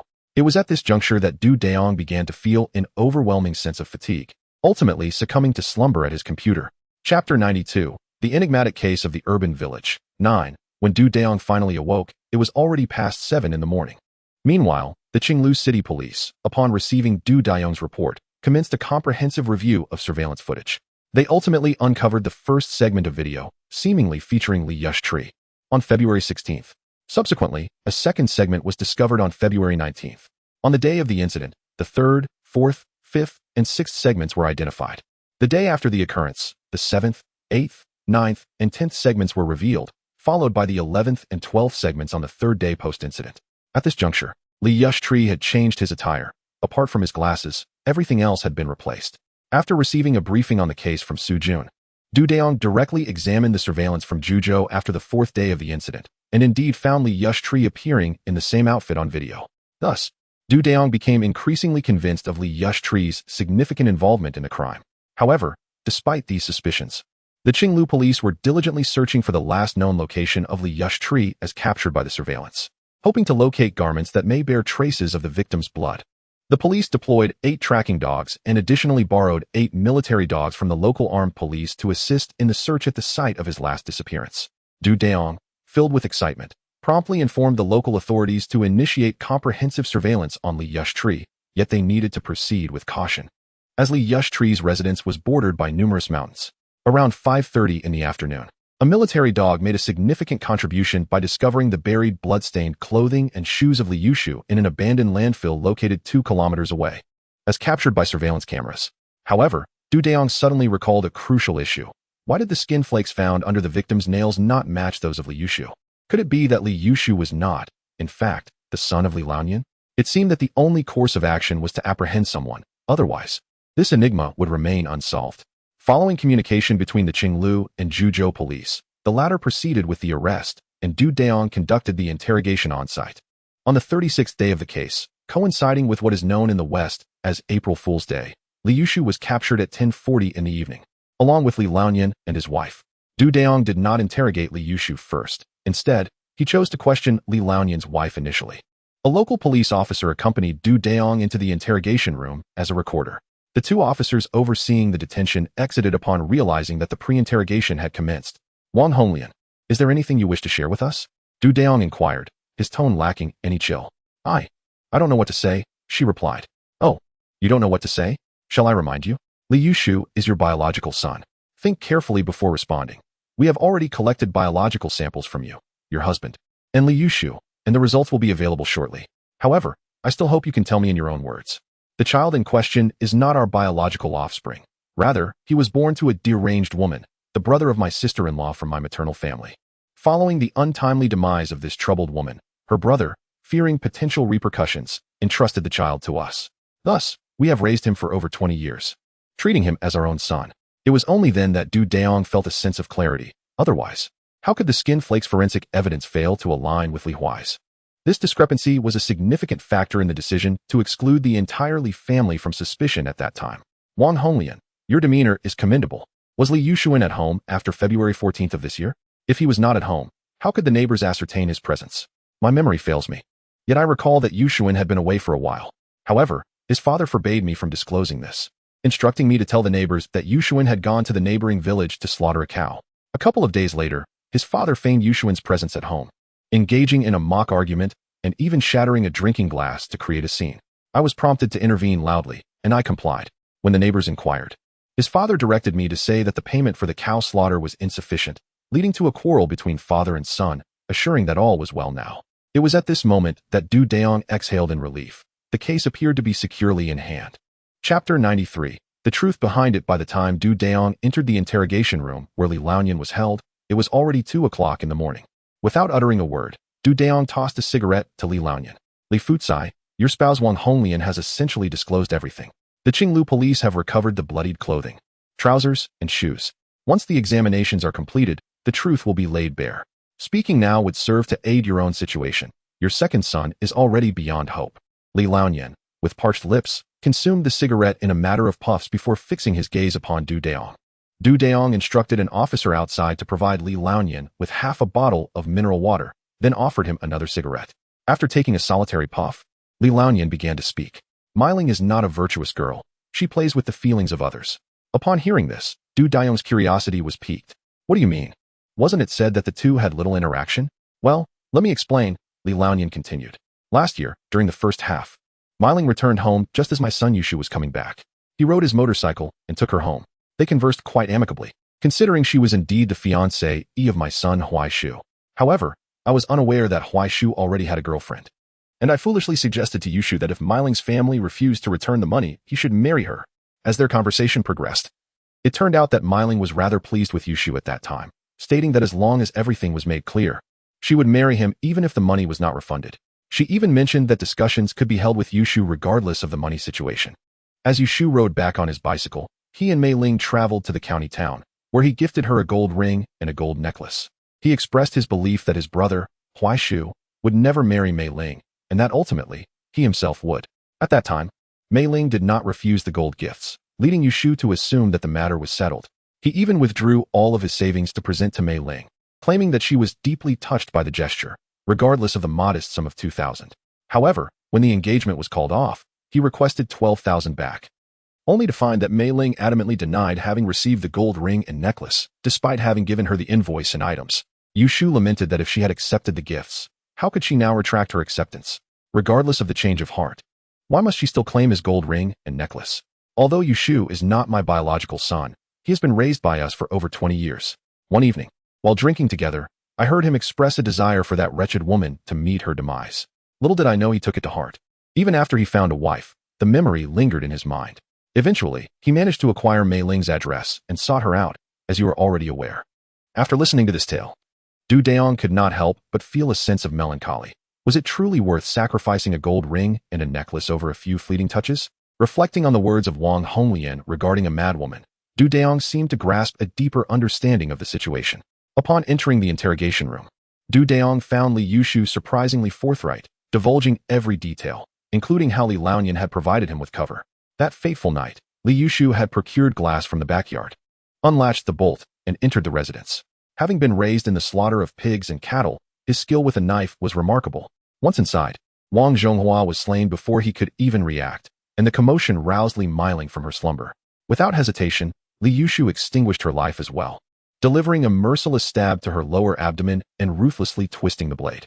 Subsequently, he calmly changed into the spare clothes and shoes he had brought, left Wang Zhonghua's home with composure, and even returned to the scene the following day. However, the site was in utter disarray, and after confirming the deaths of both individuals, he departed Qinglu and returned to Juzhou.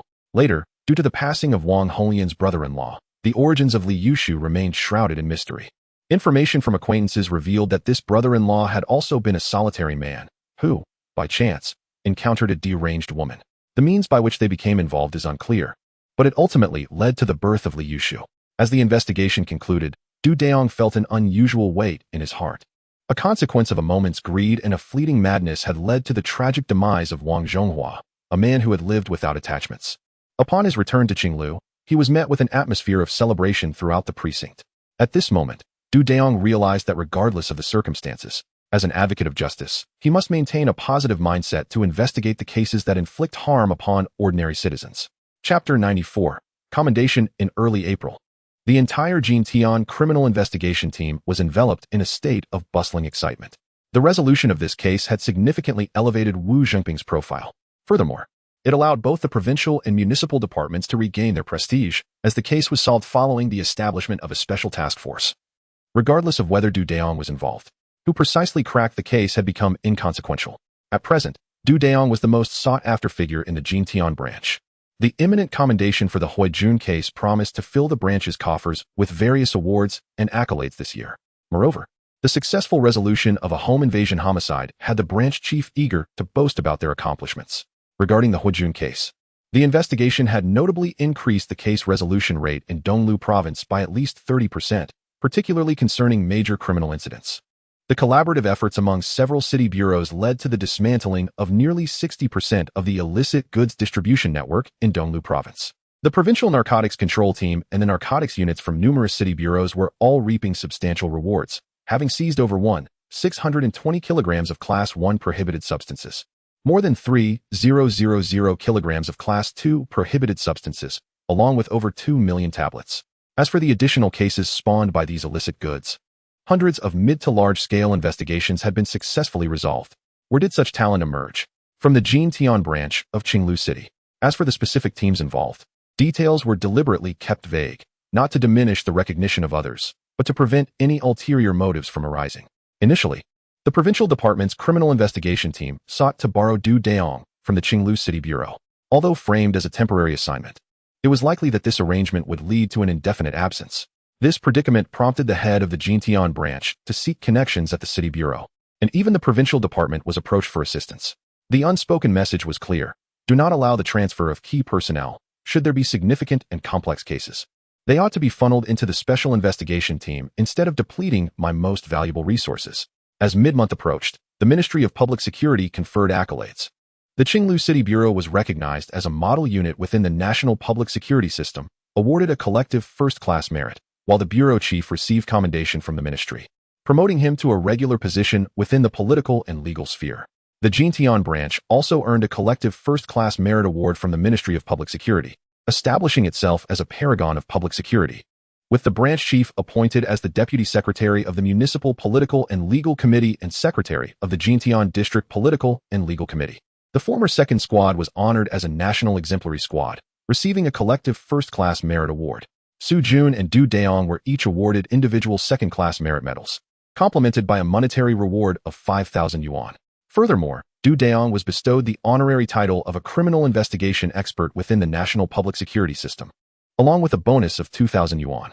As for others, numerous third-class merits were distributed, encapsulating the overall sentiment with the phrase, "Joyous celebrations abound." Dayong's reputation within the Qinglu City Bureau and Jintian branch shone brightly. He mused that with the case resolved, the expenses he had incurred should be reimbursed, considering he had spent several thousand yuan on trips to Xiangnan. At this stage, such matters seemed trivial. Wu Zhengping also recognized that yet another collective second-class merit award was beckoning him. The other branches beneath the Qinglu could not help but feel envious. As various meetings were promptly convened, focusing on the concentrated investigation of significant cases, exuding an air of fervent productivity. Even Su Jun hastily invited Du Dayong to his home for a meal, expressing that his wife wished to thank Du Dayong for helping Su Jun earn 6,000 yuan. Ultimately, every individual from the original second team who received a bonus contributed 100 yuan to indulge in a feast at the finest hotel in Qinglu. By the time the commotion gradually subsided, the May Day holiday was fast approaching. The brigade was primarily occupied with addressing lingering old cases.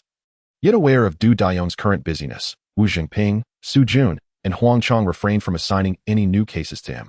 This led Du Dayong to feel that winning an award was perhaps less favorable than not receiving one at all. When the leaders became aware of this situation, they were genuinely at a loss as to whether to commend or reprimand him. After all, Du Dayong had not even engaged in a romantic relationship. Had he been romantically involved, yet still harbored such sentiments, the leaders might have regarded him as a paragon of integrity. Having traversed this age themselves, they understood that despite their current leadership roles, those who had spent years in criminal investigation, married, and raised children seldom returned home to find a welcoming atmosphere. With meager salaries, the relentless pace of work left little respite. During busier times, there was rarely a moment to catch one's breath, and when things slowed, there remained a backlog of cases to manage. For families with elderly members in poor health, the chaos was even more pronounced. Chapter 95. Domestic Affairs and Personal Matters. Despite Du Dayong's busy schedule within the police force, his father, Du Jiawei, is no less impressive. Not only has he recently inaugurated a large supermarket, wholly owned by the family, but he has also established 3 kindergartens and a domestic service center. Du Jiawei has kept all of this from his son, as Du Dayong has essentially made the police dormitory his home and the police cafeteria his dining hall since commencing his service. The father and son have had minimal communication over the past few months. It was not until Du Dayong returned home during the May Day holiday that he discovered the remarkable achievements of his father. On the afternoon of May Day, the two enjoyed some beer and prepared a few appetizers to indulge in. Dayong, you haven't cooked in ages, yet your culinary skills have not diminished in the slightest. In fact, they seem to have improved. Du Jiawei remarked, astonished by his son's prowess in the kitchen. Dad, I often cook for our team. How could my skills possibly decline? Several bachelors who initially planned to dine at home have opted to stay back instead. Especially Sue and Director Wang, who frequently offer me a bit of cash to take the dishes home once they are ready, Du Dayong explained. Du Jiawei was momentarily bewildered, trying to comprehend what his son actually did at the police station. So, all these medals you've earned were for your cooking? Noticing the look of skepticism on his father's face, Du Dayong realized that his father was completely misinterpreting the situation. In the evening, I find the time to prepare a few dishes, while the master chef at the cafeteria takes care of the meals at noon. Those medals of mine were truly earned through solving cases. Do not presume that my culinary skills alone garnered the admiration of our superiors. It is no simple feat to acquire such accolades within our system. Du Jiawei raised his glass and toasted with Du Dayong. Dayong, we must not recklessly charge into high-risk endeavors. You are the sole heir of the Du family. Furthermore, at my age, the prospect of having another child is rather unrealistic. Do take care of yourself. Dad, I am merely exercising my intellect. It is not akin to leading troops into battle. Besides, we are armed when we go out, and ammunition is included. There is no cause for concern. Please refrain from unnecessary worries. I merely suggest you exercise caution. Your mother is scheduled to return from Paris in the latter half of this year. It would be prudent for you to find a girlfriend quickly, lest her incessant nagging becomes unbearable, unlike my gentle approach. My mother is coming back. How was I not informed? She sent me money before the new year without mentioning her return. Is she unable to continue over there? Du Jiawei tossed a chestnut at Du Dayong, who winced in response. Your mother is flourishing in her business, having opened dozens of branches. There is no way it could fail. My modest background pales in comparison to hers. A couple of years ago, she ended things with that man, and neither she nor I mentioned it to you. All these establishments now belong to her. However, she has since found a new partner, a Chinese gentleman, who has only one daughter. All her assets are yours. Why would I concern myself with her wealth? With your current accomplishments, I am assured that I shall not face any hardships in this lifetime. My mother, too, has found another companion, though she does not share her life with you. The bond between my mother and I resembles a shattered mirror, irreparable. Even for the sake of togetherness, there will always be a lingering unease. This arrangement seems to work well. Father, it appears you have developed a rather pleasant rapport with that manager lady. You rascal, don't drag me into this. Consider your own affairs. Almost half a year has passed. When shall you bring home a girlfriend for your father to meet? Du Dayong's aspirations have seemingly crumbled. Come, dear father, let us indulge in some drink. The two of us engaged in light-hearted conversation, and after a hearty meal and drinks, we parted ways around 2 in the afternoon. It seems that after a few beers, we had no inclination to clean up and simply retreated to our respective rooms for a nap. Du Dayong awoke from his slumber at 4:50 in the afternoon, roused by a phone call from Xue Tianheng. What is it? Tianheng. He Wanqing? Who? Oh, what? What time is it? You want me there in half an hour?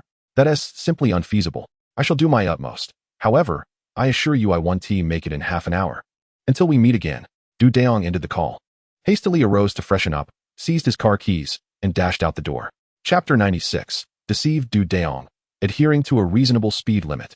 Took a leisurely 45 minutes to arrive at the location indicated by Xue Tianheng.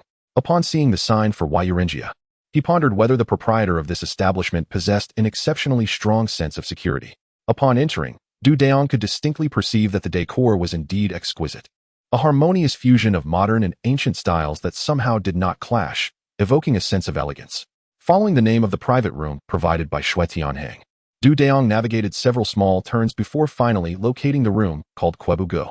Pushing the door open, he was greeted by the sight of Xue Tianheng, seated solemnly, resembling a Buddha. Upon noticing Du Dayong's arrival, Xue Tianheng's demeanor changed, as if he had encountered a divine presence, and he waved his hand, calling out, Dayong, come in quickly. Du Dayong felt as though Xue Tianheng was on the verge of being sacrificed. However, once he entered, he too immediately felt deflated. He Wanqing was seated across from Xue Tianheng, flanked by two stunningly beautiful women. The reason for describing them as such was evident when the two girls turned to look at Du Dayong, causing his heart to skip a few beats. One resembled a captivating blend of Dong Jie and Lu Shishir, while the other bore a striking resemblance to Tong Lia. At this moment, Du Dayong was unaware of these celebrities. The author merely provides this description for context.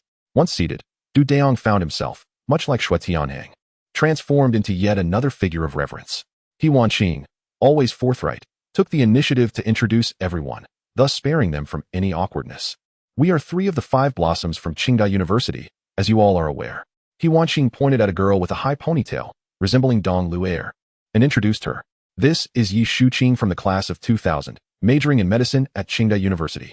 She then gestured towards the girl with long hair, who bore a resemblance to someone named Tong. And here we have Shangwan Xianyu, also from the class of 2000, majoring in law. Finally, she pointed at Du Dayong. This is Du Dayong, the head of the criminal investigation team at the Jintian branch of Qinglu City. I've heard from my cousin that he is a renowned detective who has solved numerous major cases. Upon hearing such an introduction, Du Dayong nearly collapsed from embarrassment. He cast a few glances at Xue Tianheng, who, at that moment, wished he could bury his head in the table. Don't listen to Wanqing's nonsense. I'm just an ordinary detective, not as formidable as she claims. Du Dayong felt that every time Xue Tianheng invited him to places like this CF, tea house, or restaurant, it could only lead to trouble. The two girls, witnessing Du Dayong's anxious explanation, nearly burst into laughter. At that moment, He Wanqing felt quite proud. Her cousin often boasted about his dining companions, but had never introduced any beautiful women to him.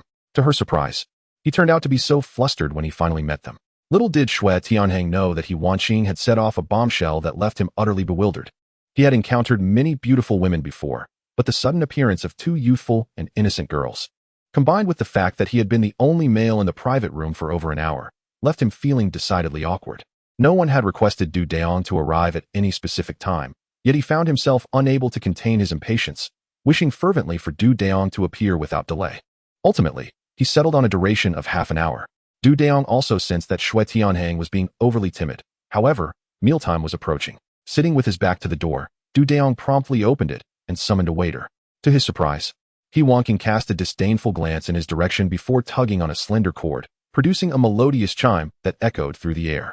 Feeling a sense of embarrassment, Du Dayong shot several resentful glances at Xue Tianheng, silently conveying his frustration about having such a troublesome cousin who only seemed to burden their family.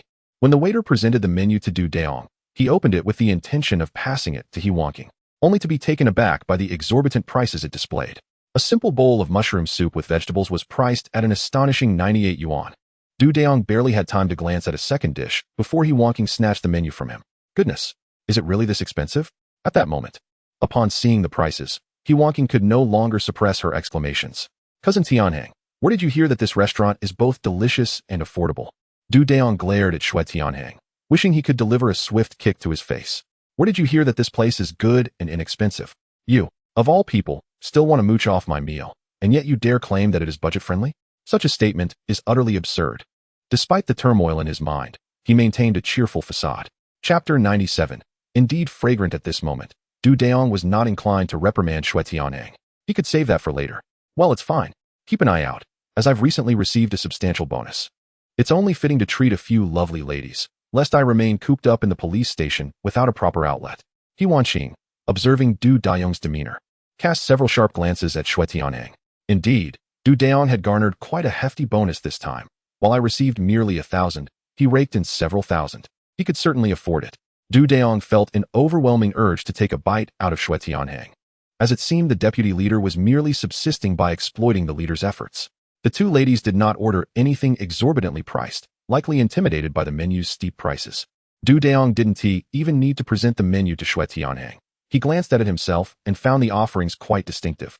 The beverages were homemade fruit wines, and the juices were freshly squeezed, devoid of any other alcoholic options. Looking at the photographs of the dishes, Du Dayong mused that if they truly resembled the menu's images, the presentation alone would be quite exquisite.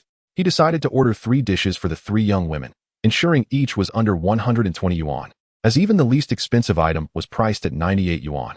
The selections included soup with mushrooms and greens, fish tofu and sauce, and finely sliced eggplant. Du Dayong reasoned that for a party of 5, they ought to indulge in at least 6 dishes and a soup. Thus, he added a dish of grilled king crab, priced at 558 yuan, and a charcoal grilled yellow fish for 418. Additionally, a camouflage-style braised beef brisket for 618, along with a bowl of seafood soup for each person at 168 yuan per bowl. A jug of freshly squeezed watermelon juice, not considered exorbitant, seems quite reasonable at 108 during this season.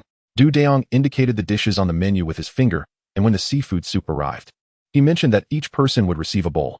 Ultimately, he also ordered the watermelon juice, leaving the other 4 unaware of his choices. The menu clearly stated a service charge of 8 yuan per person, which Du Dayong presumed everyone noticed, except for Shui Tianheng. However, Shui Tianheng now resembled a quail. Rendered speechless, He Wanqing would certainly not let him off the hook. Cousin Tianheng, what kind of criminal suspect are you interrogating? Fraud. Upon hearing this, Du Dayong exclaimed, "Oh, so you came here after listening to a suspect of fraud? If a wealthy individual fell into your hands, would you intend to take us to the most upscale places in Qinglu for a stroll? Cousin Tianheng, how much did they defraud?" He Wanqing continued, relentless.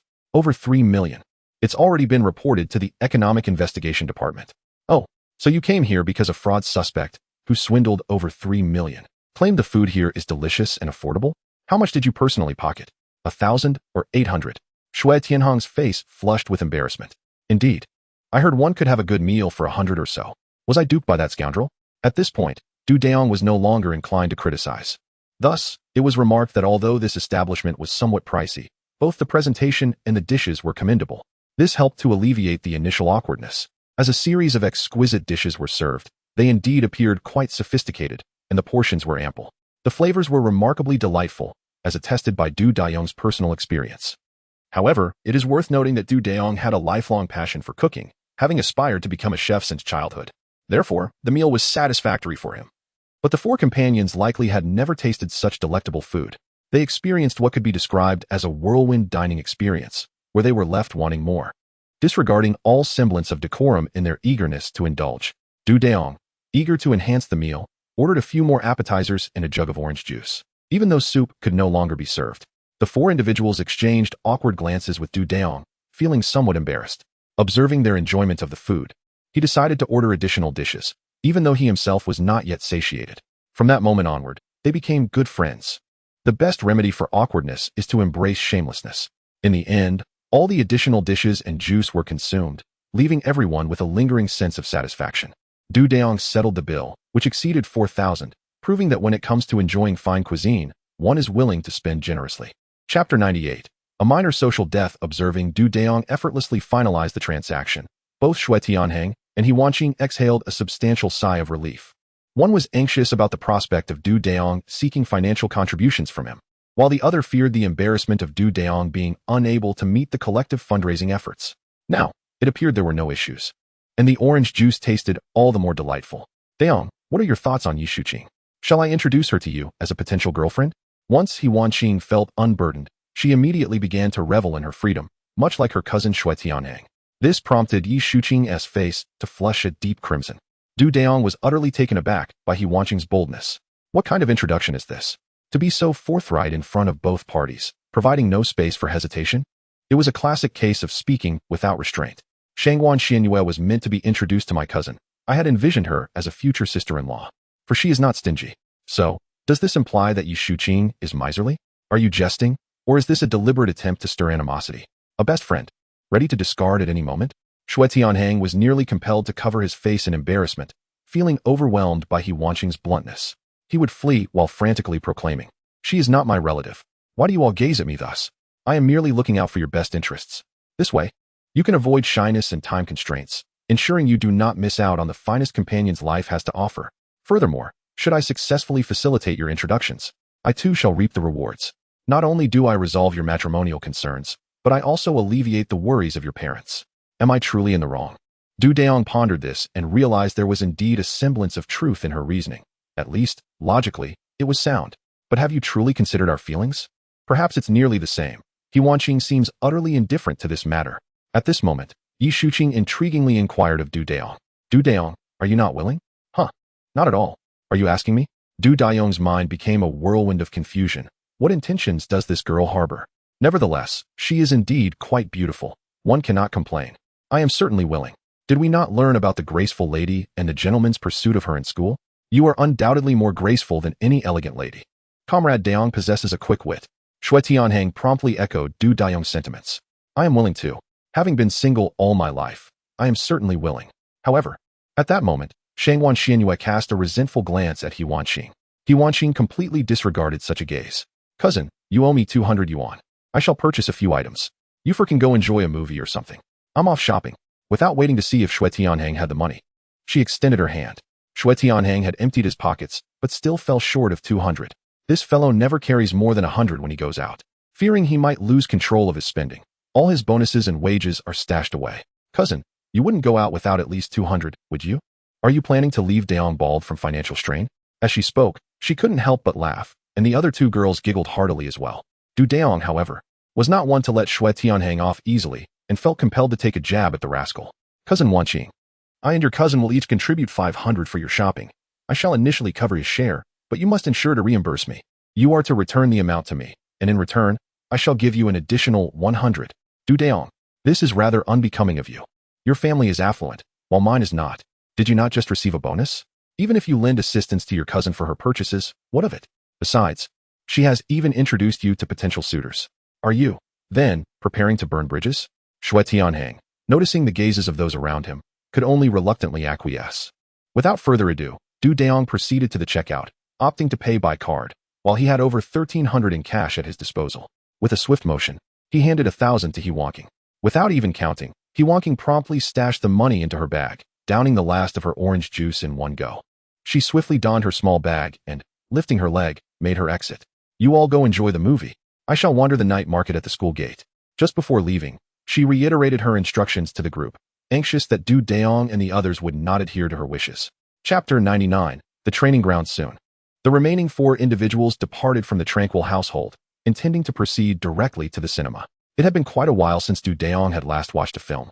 The last one he saw was Jack and Rose, an outing characterized by 3 men accompanying a single woman. This arrangement had been necessitated by the scarcity of female students during their university days. Upon arriving at the cinema, they found the war film Purple Sun, and Du Dayong noted that the synopsis appeared promising. Shui Tianhang promptly retrieved his wallet to purchase 4 tickets for the screening scheduled in half an hour, along with some snacks and beverages. The total expenditure approached 100, effectively depleting his funds. Du Dayong cast a disapproving glance at him, silently conveying his sentiment that Shui had finally managed to broaden his horizons.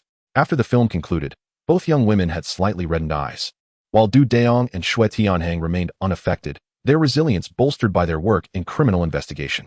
Ultimately, Du Dayong and Shui Tianhang drove the 2 young women home, exchanging phone numbers and QQ accounts before bidding farewell and returning to their respective abodes. At that moment, Du Dayong and Shui Tianhang could only retreat to the dormitory of their unit for the night. The following morning, Shui Tianhang unexpectedly expressed his desire to visit the training ground.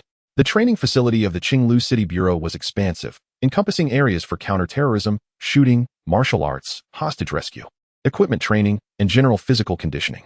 Typically, criminal investigators engaged in training sessions focused on shooting, combat, hostage rescue, equipment handling, and general fitness. Du Dayong found the interaction between the 2 individuals rather dull, prompting him to summon several members from the group. Upon arriving at the combat training ground, he specifically called out Xue Tianheng for a semi-protective sparring match. This was Dayong's way of venting his frustrations from the previous day's events. Was it not exhilarating to deliver a justified beating to Xue Tianheng? Initially, Xue Tianheng intended to evade this confrontation, but after receiving some flattery from the other group members, he begrudgingly donned his protective gear and stepped into the arena. In the first round, Dayong did not exert his full strength, resulting in a balanced exchange with Xue Tianheng, both evenly matched. This led Xue Tianheng to become overconfident, believing that he could easily overpower Dayong with a bit more effort. However, it was not until the second round that he realized Dayong's cunning. He was struck with the ferocity of a tempest, leaving him battered and bruised, with several contusions adorning his body. He was ultimately forced to plead for mercy while being pinned to the ground. Meanwhile, Luo Xian, who was observing the match, was filled with fervor. The combat was indeed a spectacle that demanded attention. After he successfully subdued both Wang Junkin and Du Wei in tandem, he issued a challenge to Dayong. Not one to shy away from confrontation, Dayong readily accepted. The two engaged on the combat stage, exchanging blows with remarkable vigor. Remarkably, Dayong maintained his ground through the fourth round without being knocked down, which began to agitate Luo Xian. Little did Luo Xian know, Dayong possessed extraordinary endurance and an abundance of stamina. Until the sixth round, Luo Xian could only intensify his attacks, which allowed him to gain a slight advantage. However, despite the fact that Dayong had endured quite a beating, he remained standing. By the eighth round, Luo Xian's stamina had waned significantly, and Dayong seized an opportunity to deliver a powerful whip kick that finally brought Luo Xian down. At this point, Dayong was nearly as exhausted as a panting dog. Several team members observed their leader's remarkable prowess, pondering who Luo Xian was, one of the former kings of Sanzhou from the Special Police Unit. The fact that Dayong had managed to wear him down in such a manner illustrated that he was not merely proficient in reconnaissance, but also formidable in combat. During lunch, the team gathered for a meal, which Dayong generously covered, with the promise that they would reimburse him once the rewards for the recent home invasion case were distributed.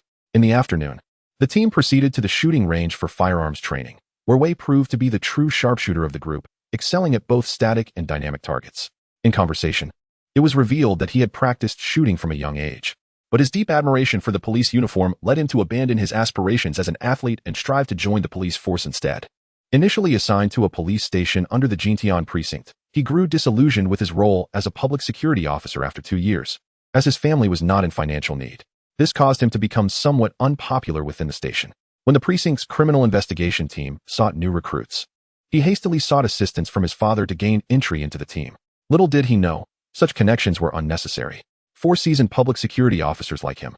He is indeed a coveted asset for the team. Chapter 100. The motorcycle heist. The May Day holiday swiftly came to an end, and life returned to its usual rhythm. Due to the recent resolution of a significant case, the team was not assigned any new cases for the time being. Shortly after the holiday, the weekend arrived, and Du Dayu intended to reach out to Yi Shuqing, hoping to cultivate a deeper friendship. However, before he could make contact, an unfortunate incident occurred. In celebration of their 30th wedding anniversary, Li Ming's father had purchased a gold necklace. Yet, shortly after leaving the jewelry store, he and his wife were accosted by 2 individuals on a motorcycle, resulting in the couple tumbling from their bicycle. With this turn of events, there was no time for socializing. They needed to focus on solving the case. Upon reviewing the surveillance footage, it became apparent that the motorcycle's license plate was fake. The vehicle was clearly a Honda with a continuously variable transmission, while the motorcycle in the footage was evidently a construction bike. As the investigation unfolded, it was discovered that the motorcycle had vanished into the outskirts. Consequently, apart from the seasoned veteran, Old Gone, the remaining members of the team set out to conduct an investigation in the countryside. Cases of this nature are not particularly challenging to resolve. The crucial aspect lies in determining the duration of the small gang's existence and whether they operate in a transient manner. From the surveillance, it appeared that the 2 individuals responsible for snatching the necklace were relatively young, while the motorcyclist appeared slightly older, likely no more than 23 or 24 years old. The thief was probably around 20. Given the age of the construction motorcycle, its fuel tank would only allow for a maximum range of approximately 200 kilometers. And that is an optimistic estimate. The fact that they resorted to theft suggests their fuel supply was likely quite meager. 2 vehicles arrived at the outskirts of the first town, and upon inquiring with a motorcycle repairman while displaying a photograph, they promptly identified the owner of the bike. The suspect was named Chao Daming, while the individual who committed the robbery was Zhang Dodo. As they wandered through the town, they spotted the motorcycle parked outside a small internet CAF. The three groups of individuals disembarked from their vehicles, surveyed the surroundings, and, finding no rear exit, proceeded directly into the CAF. These two individuals appeared to possess no understanding of the law, as they were engrossed in their gaming, seemingly oblivious to any repercussions of their illicit actions. With 6 individuals present, subduing them was a mere formality. However, the duo had already disposed of the stolen gold necklace, which had been purchased by a local jewelry store. Thus, a few members returned to the store and apprehended the owner as well. On their return, the motorcycle was ridden back by Shui Tianheng, who even had to refuel it with 3 yuan in the town, or else he might not have managed the journey back. This entire escapade, which began with a case reported shortly after 10 in the morning, concluded with the apprehension of the suspects by 4 in the afternoon. It turned out that initially, these two had not intended to commit theft. They had merely sought to borrow money from a friend using a public phone on the street, and upon failing, resorted to the notion of robbing the gold necklace. The most unfortunate of all was the owner of the jewelry store, who, having hardly warmed the stolen necklace in his pocket, was swiftly arrested. At that moment, the crime of receiving stolen goods was not taken lightly, and the 3 were likely to face similar sentences. Once the statements were completed, the parents of the 2 suspects and the spouse of the jewelry store owner arrived at the precinct. Dayong observed the 3 in separate interrogation rooms, their bodies trembling as if shaken by a sieve, utterly at a loss for words. Once the statements and evidence were prepared, they were submitted to the legal review of the team for official endorsement before being sent directly to the detention center. Just as Dayong had received the documentation and was ready to escort the individual to the facility, Zhang Daodu loudly proclaimed his intention to report a murder case. The entire third group was momentarily taken aback. Why didn't you mention this sooner? The other 2 members of the group, Luo Xian and Du Wei, along with 3 auxiliary officers, promptly took a van and transported the individual to the detention center. Due to the potential significance of Zhang Daodu's allegations, he was once again led into the interrogation room. Immediately, he was provided with dinner and water to help ease the mindset of the suspect. Subsequently, he was allowed to use the restroom and given 2 cigarettes to smoke. It was at this juncture that Dayong entered the interrogation room. Having not participated in the earlier questioning, entrusted instead to his team members, including Gan Changzheng, who had even come in during the weekend, Dayong was now faced with Zhang Daodu, who was sizing him up. There's no need for you to look around. I am Dayong, the leader of the third group of the criminal investigation team. I've heard you have significant information to share. If it indeed pertains to a major case and you can provide leads, you may be eligible for commendation. At that moment, tears began to flow down Zhang Daodu's face. Chapter 101. The case ignites Officer Du. This is what I overheard while using the restroom at the billiard hall in our town. Please continue. Let me know if you wish to smoke. For now, I shall refrain and focus on the matter at hand. Officer Du nodded slightly. During the second day of the Lunar New Year this year, my mother handed me 10 yuan, prompting me to visit the billiard hall in town. After playing a few rounds with some acquaintances, I felt a bit unwell and decided to find the restroom. Behind the billiard hall, there was a makeshift toilet with only one pit. Just as I was about to enter, I heard a voice on the phone inside, compelling me to pause at the door. I subsequently listened as the caller mentioned that a body had already been buried in the air raid shelter at Xia Village, reassuring the other party with phrases like "Rest assured, I will handle it." Startled by this revelation, I quickly hid behind a tree adjacent to the toilet. After a moment, I saw the individual emerge. He was slightly taller and more robust than I, with short hair, small eyes, thick eyebrows, and full lips, clad in a blue cotton jacket and a gray scarf. At that moment, I thought he might be exaggerating, so I dismissed it, and given my discomfort, I hurried to the restroom. Upon returning to the billiard hall, I no longer saw that person. Eventually, I forgot about the incident. One day, while visiting Xia Village to find a friend who turned out to be absent, I recalled the matter. I ventured to the air raid shelter alone, but the foul odor deterred me from entering. Officer Du, you may visit tomorrow. If this matter proves to be true, could it be considered a contribution on my part? If not, then please proceed to escort me away. At this moment, Dayong, despite the urgency, promptly reported the situation to the captain and 2 deputy captains. Wu Jingping, Su Jun, and Huang Chang all hastened to the station. Ultimately, Su Jun led the team, which included 3 groups, the technical team and the forensic specialists, deploying a total of 5 civilian vehicles. Zhang Daodu was among those in one of the vehicles. Xia Village is not particularly close to the station, yet it falls within its jurisdiction. However, the air raid shelter likely pertains to 2 stations, given that the incident is situated in Jintian, should a case arise. The criminal investigation team of the Jintian Sub-Bureau would be granted priority in the investigation. The driving speed was somewhat brisk in the evening, as there were relatively few vehicles on the road at this hour. After nearly 20 minutes of driving, followed by about 10 minutes of walking, Zhang Daodu pointed ahead and announced their arrival. The air raid shelter appeared quite dilapidated, having been constructed several decades prior. With the small river in Shaha village long gone, the population had dwindled significantly. At this moment, aside from the occasional barking of dogs, the atmosphere was remarkably tranquil. The entrance to the shelter had deteriorated considerably, with much of it crumbling away. The young members of Dayong's team had all arrived, and the three groups, along with the technical team and forensic specialists, were fully equipped, wielding flashlights and mining lamps, ready to enter.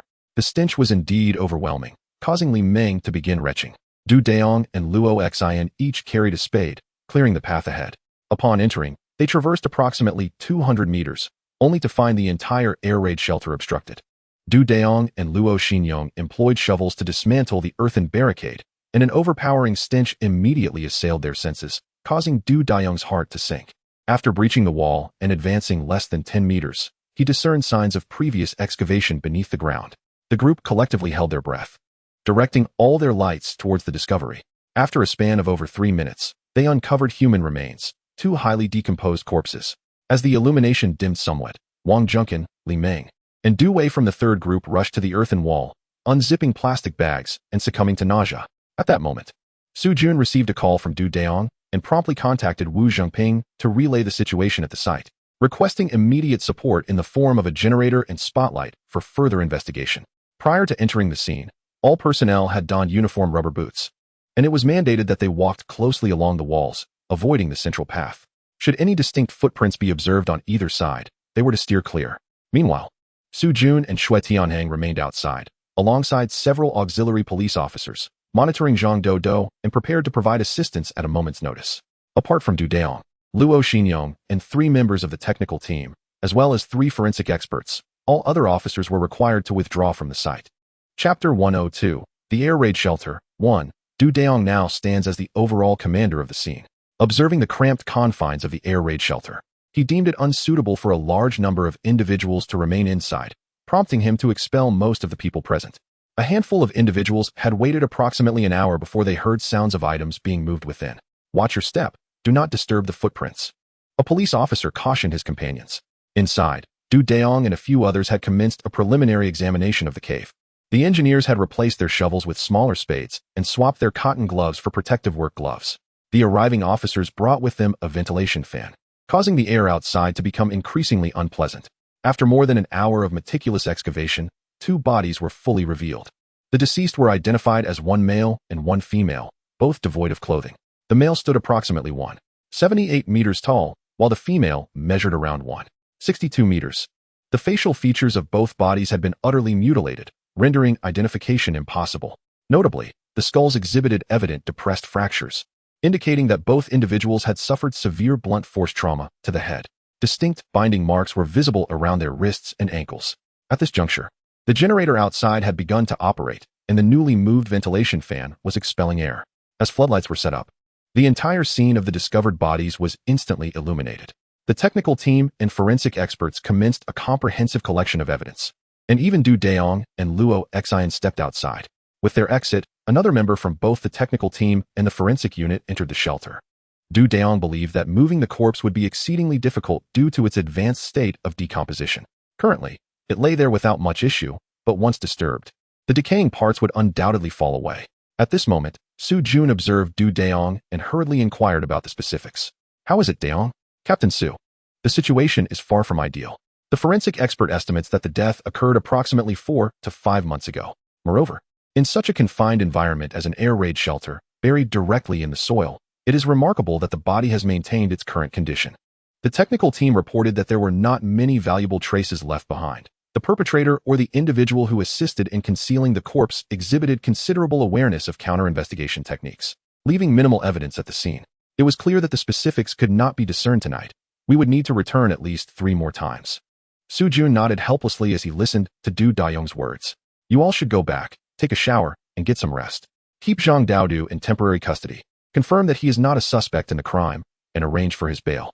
This way, we can reach out to him whenever necessary. Given his transgression, he will likely receive a suspended sentence, so before we see him tomorrow, let us ensure he reflects further on the matter. Dayong's team was indeed quite fatigued today, and remaining at the scene held little significance, so he took his group and Zhang Daodu directly back to the station, leaving the body disposal site behind. When I first saw it, I nearly lost my stomach. At this moment, Li Ming felt a wave of nausea, while Du Dayong advised her against entering. Yet she insisted on proving her mettle, ultimately leading to her own demise. I anticipate that my shower tonight will consume an entire bottle of body wash. Otherwise, the lingering odor will surely remain by morning. We must return tomorrow. Are you certain you wish to use an entire bottle of body wash this evening? Luo Xian's merciless words shattered all of Li Ming's thoughts. In truth, neither Wang Junkin nor Du Wei had ever encountered such a scene of discarded remains, especially one in such a state of decay. Both of them were feeling somewhat unwell as well. Upon returning home or to the station, they needed to wash up promptly, using sulfur soap, particularly for their hair. Then, a good night's sleep was imperative, for we must return to this place by 9 o'clock tomorrow morning. If anyone feels unwell at this moment, you may take a leave of absence tomorrow. I shall grant approval. At this time, Shui Tanhang was driving Du Dayong's Cherry from behind, struggling to withstand the grim scene before him. However, as the deputy leader, he could not succumb to nausea, for where would he find his reputation afterward? Chapter 103. The Air Raid Shelter. 2. Du Dayong returned to the team and thoroughly washed himself with sulfur soap. After consuming a bit of food, he began to feel somewhat better. Initially, he had intended to call Yi Shuqing today to arrange a gathering, but first, there was the matter of pursuing a gold necklace. Although he successfully retrieved the necklace, he unexpectedly encountered a significant case, rendering his plans for a phone call futile. He slept soundly until 7:20 a.m., as the previous day had indeed drained his mental and physical energy. Consequently, no one from the third group rose early that morning. By 8 o'clock a.m., all members of the third group had assembled. Du Dayong convened a brief meeting beside his desk. Master Gan was responsible for the procedures concerning Zhang Daodu's detention today. Given that it was the weekend, they would need to trouble others for assistance. Tian Heng took Du Wei to investigate the situation in Xia Village, while Li Ming sought out the leader of the Criminal Investigation Technology Department at the Municipal Bureau, requesting their assistance in sketching a likeness for Zhang Daodu. It was crucial to prepare him psychologically, ensuring he could provide an accurate description. Wang Junkin, along with several auxiliary police officers, proceeded to the billiards hall, dance hall, and video hall to conduct interviews in hopes of uncovering valuable clues.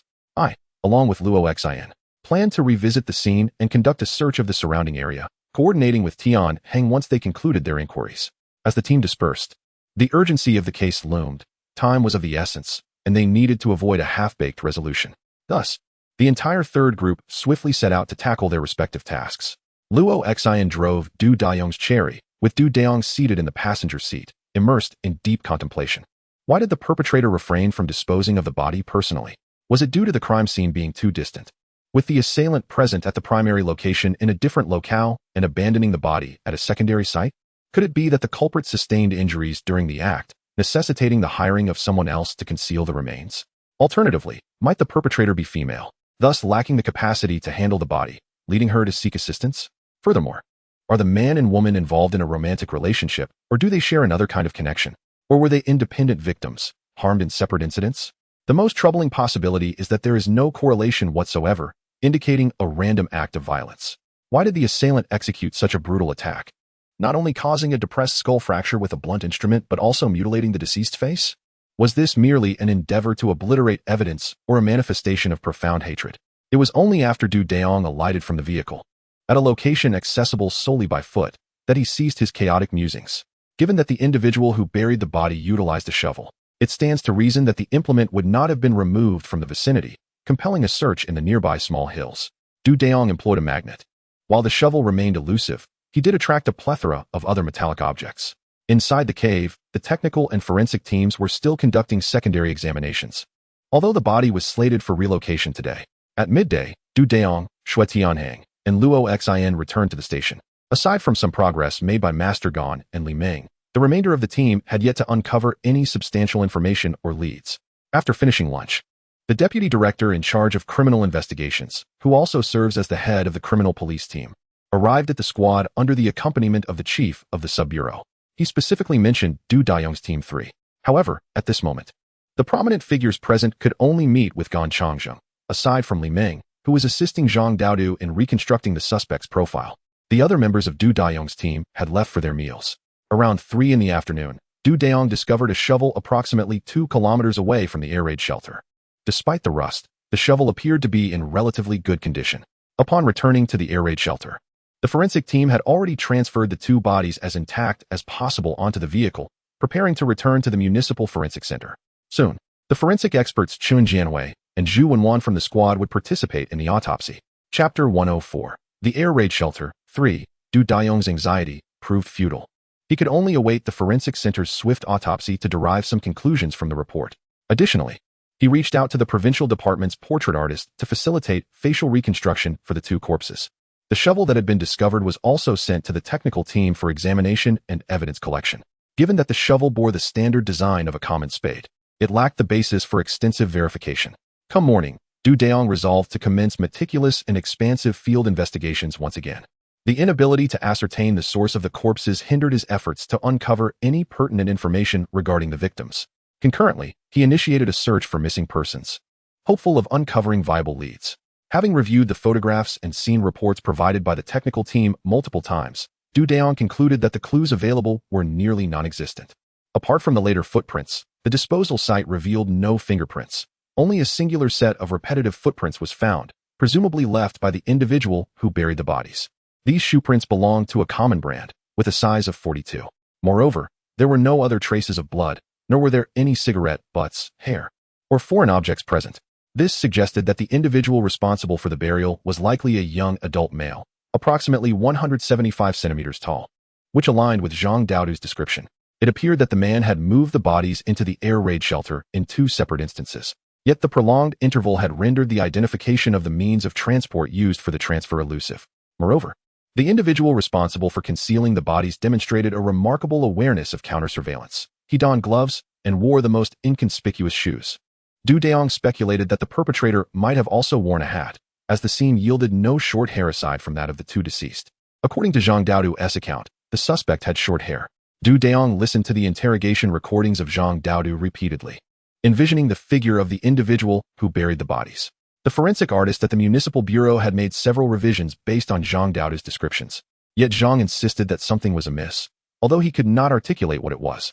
Dayong surmised that this discrepancy in recollection was likely due to the passage of time. Being able to recall a general likeness was already quite commendable. Team 3 toiled until 11 o'clock at night, aided by a unit from the 1st Brigade, as the air raid shelter fell under their jurisdiction. Thus, a chaotic weekend came to a close. That evening, Hewanking called Shui Tianhang, inquiring about Dayong's intentions, questioning why he had not made plans over the weekend and was instead waiting for a girl to seek him out. She remarked that had she not witnessed Dayong treating someone to an extravagant meal, she would have directly called to reprimand him. However, upon hearing what Shui Tianhang had to say, she refrained from further agitation.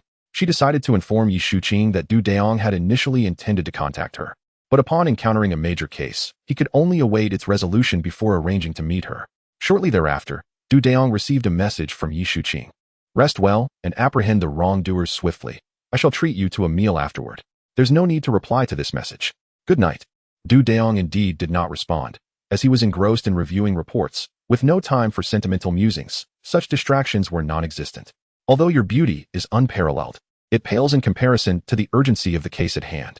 Upon waking in the morning, I hurriedly washed up and had breakfast, for I was soon to review the forensic center's report. The forensic center had also endured a sleepless night, and by 8 in the morning, the report was still not forthcoming. Dayong, anxious, was beginning to develop blisters on his lips from worry. Gan Changjung could easily discern this situation and promptly prepared a cup of chrysanthemum tea for Dayong.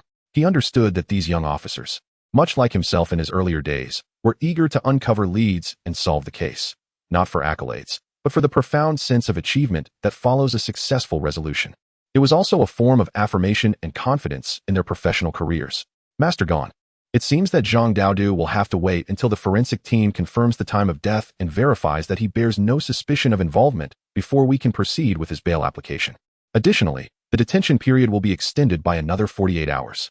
I will speak with the legal department to facilitate discussions with the prosecutorial authorities, as Zhang Daodu is a witness in this case, and we require some time. How could an experienced officer like Gan Changjing be unaware of such matters? He had already taken care of the necessary arrangements that Dayong mentioned. It was merely that Dayong was oblivious to it. Chapter 105. The Air Raid Shelter. 4. Dayong gazed at Gan Changjung and expressed his gratitude for the chrysanthemum tea, then turned his attention to the entrance of the team. He eagerly anticipated the appearance of Shui Tianhang, who had long since gone to the forensic center. As Dayong sipped his tea repeatedly without catching a glimpse of Shui Tianhang, he hastily dialed his number. Tianhang, why hasn't the autopsy report been released yet? I'm waiting for the final toxicology results. All right, I'll wait for you at the team. Please drive safely. Finally, at 10 o'clock, Shui Tianheng arrived with the autopsy report. Though it was not a complete report, merely a preliminary one. As for the provincial department sketch artist, they had only just arrived at the municipal forensic center that morning, so there would be no immediate assistance. Dayong opened the autopsy report and was taken aback after just a brief glance. The male victim appeared to be approximately 40 years old, with a time of death around New Year's Day, which was 5 months ago. The female victim seemed to be around 23 years old, having died in mid-November of the previous year, roughly 7 months prior. The woman's body had been subjected to extreme freezing, while the man's body showed signs of having been frozen, likely due to the frigid January weather. Dayong immediately recalled the case of the body found in the refrigerator, which remained unsolved despite the discovery of 5 victims. The number of undiscovered victims was an unsettling unknown. The female victim succumbed to mechanical asphyxiation, while the male victim met his demise due to hemorrhagic shock. However, the stomach contents of the male deceased contained traces of a sedative. No drugs were detected in the female victim. A slight depression was observed in the occipital region of the female's skull, yet it was not deemed a fatal injury. The determination of asphyxiation was confirmed through a pulmonary examination, with evident strangulation marks on the neck providing corroborative evidence. The male victim suffered a fatal blunt force trauma, with a significant indentation located from the crown of the head to the center of the neck. Forensic experts preliminarily concluded that this injury was likely inflicted by a flat surface, akin to that of an axe. The male's carotid artery was severed, revealing a jagged wound, leading to the assumption that an axe was the murder weapon. According to the examination, the male victim was already brain dead following the initial strike. However, the assailant, fearing that the victim might still be alive, continued to strike the neck with the axe blade. This resulted in continued blood loss, as the heart continued to beat for a brief period post-brain death. Had it not been for the contusions on the skull indicating that cerebral death had occurred, the victim could have been classified as having died from hemorrhagic shock. The depression on the female victim's head was likely caused by a blunt object, such as a brick or a pointed iron tool. After losing consciousness, the female victim was also subjected to sexual assault before being strangled to death by the perpetrator. Both victims suffered disfigurement, albeit through different methods. The female was frozen and then bludgeoned with a hammer, while the male was mutilated with a paper cutter, which lacerated his facial features and skin. Although some seminal fluid was extracted from the female victim, the passage of time has rendered it impossible to obtain the perpetrator's DNA. Neither of the 2 corpses exhibited any additional fingerprints or hair samples. Furthermore, both bodies had been found in a curled position, indicating that they had likely been placed inside large suitcases post-mortem. After being buried, the bodies gradually resumed a supine posture as decomposition progressed. However, the patterns of livor mortis differ between the curled and supine states. This led forensic experts to conclude that the bodies had indeed been transported using large suitcases. Dayong perused the autopsy report, which was meticulously organized, yet his mind was preoccupied with the comparative analysis. At this juncture, the soil examination report from the technical team was also available. The burial time was identified as occurring between January 23rd and 24th of this year, specifically on the evening of either New Year's Eve or New Year's Day, possibly spanning 2 consecutive nights. Dayong could not help but admire the individual responsible for the burial. Their timing was impeccable, as during that period, families were typically gathered at home, leaving little opportunity for anyone to wander outside. After all, this area is a small hilly region rather than an urban setting. Chapter 106. The Air Raid Shelter. 5. Dayong studied the autopsy report, which presented numerous clues, yet few of them proved to be substantial. The male victim had ingested sedatives prior to his demise, indicating a familiarity or at least an acquaintance between him and the assailant. However, if strangulation was a viable option, why resort to a brutal assault with an axe afterwards? Not only was he struck, but the perpetrator also severed the carotid artery with the same weapon. Once deceased, the victim's face could have been obliterated with the axe. Instead, a paper cutter was employed for an act of such inhumanity. What level of animosity could inspire such cruelty? The female victim appeared entirely out of place alongside the male corpse, leading Dayong to perceive a significant incongruity. She exhibited clear signs of bondage and sexual assault, and her head was struck by bricks or similar objects, resulting in unconsciousness before being strangled. Ultimately, her face was shattered with a hard object, contrasting starkly with the male victim's manner of death, motives, and the weapons used. Yet, how could these 2 individuals be buried together? This notion baffled Dayong. Could it be that 2 assailants had acted in concert? He quickly dismissed this idea. Forensic analysis of the female victim's hair follicles revealed signs of being forcibly dragged by the hair, while the male victim, despite having short hair, bore none of such evidence. The timelines and methods of both victims' deaths were entirely inconsistent, even if the assailants' methods had evolved. the distinctive characteristics of their crimes would surely remain evident. The female victim appears to be a casualty of random violence, while the male victim seems to have fallen prey to a more premeditated act. Yet, the perplexing question arises: why were they buried together? Dayong finds himself utterly baffled by this enigma. The entire homicide case exudes an air of strangeness, yet it also hints at some underlying connection. Fingerprint comparisons for both the male and female victims yielded no matches, indicating that neither had a criminal record. Furthermore, an investigation into missing persons in Qinglu City revealed no individuals fitting the criteria. A nationwide search would entail an insurmountable workload, rendering it impossible to conduct a comprehensive sweep. However, it is equally implausible that the deceased could have traveled a great distance to reach Qinglu. Dayong suspects that the victims are likely among the missing persons from nearby prefecture-level cities, yet comparisons have proven fruitless. Given the advanced state of decay of the corpses, forensic experts are diligently seeking any distinctive birthmarks or other identifying features for confirmation. At this juncture, the only valuable lead for Dayong lies in the testimony provided by Zhang Daodu regarding a certain individual. The sketch artist is actively refining the likeness. However, Dayong is not one to remain confined to an office while solving a case. At the very least, the person described by Zhang Daodu must be a local resident or someone familiar with the area of Xiao Village. Dayong once more consults Zhang Daodu to ascertain how closely the existing sketch resembles the individual in question. Zhang Daodu asserts that it is approximately 80% accurate. Consequently, Dayong duplicates several copies and reports to Wu Jingping, requesting a reward for information. After an entire afternoon of canvassing and posting notices, the members of the three teams were utterly exhausted. Yet, not a single word was uttered among them as they returned to their unit, each diligently sorting through the information they had gathered. The captain of the first team, Zhao Changqing, a man in his late 30s, had been exceedingly busy in recent days. With the municipal bureau initiating a rigorous crackdown for the summer, the first team comprised solely of the captain and two criminal investigators working tirelessly alongside him. Every evening, Dayong meticulously organized all the information, striving to unearth any valuable insights, but to no avail. On the third day after the reward announcement was posted, the sketch artist arrived, accompanied by Zhang Daodu. Zhang asserted that the likeness was at least 95% accurate. Consequently, the following day, all the posters bearing the reward were revised with the new likeness and redistributed. The reward amount was also increased from the initial 5,000 to 10,000. The day after the second set of reward notices was disseminated, the first tip-off call finally came through. The entire third team, along with the first unit, erupted with excitement. Gathering around the telephone in anticipation, their eyes fixed on Dayong. Chapter 107. The Air Raid Shelter. 6. Upon hearing the term report, Dayong was stirred to excitement, striking his desk in exhilaration. In no time, individuals began to gather around him. Dayong, 26 years old, right? Do you know where he resides? Good. Thank you. Once confirmed, he can come to the Jintian branch's criminal investigation team to claim the reward. You may leave your contact information with me. I am exceedingly grateful.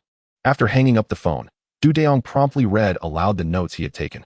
The informant had mentioned that the likeness closely resembled a man named Dayong from Shanghe Village, approximately 26 or 27 years of age, currently residing in the Tondo group of Shanghe Village.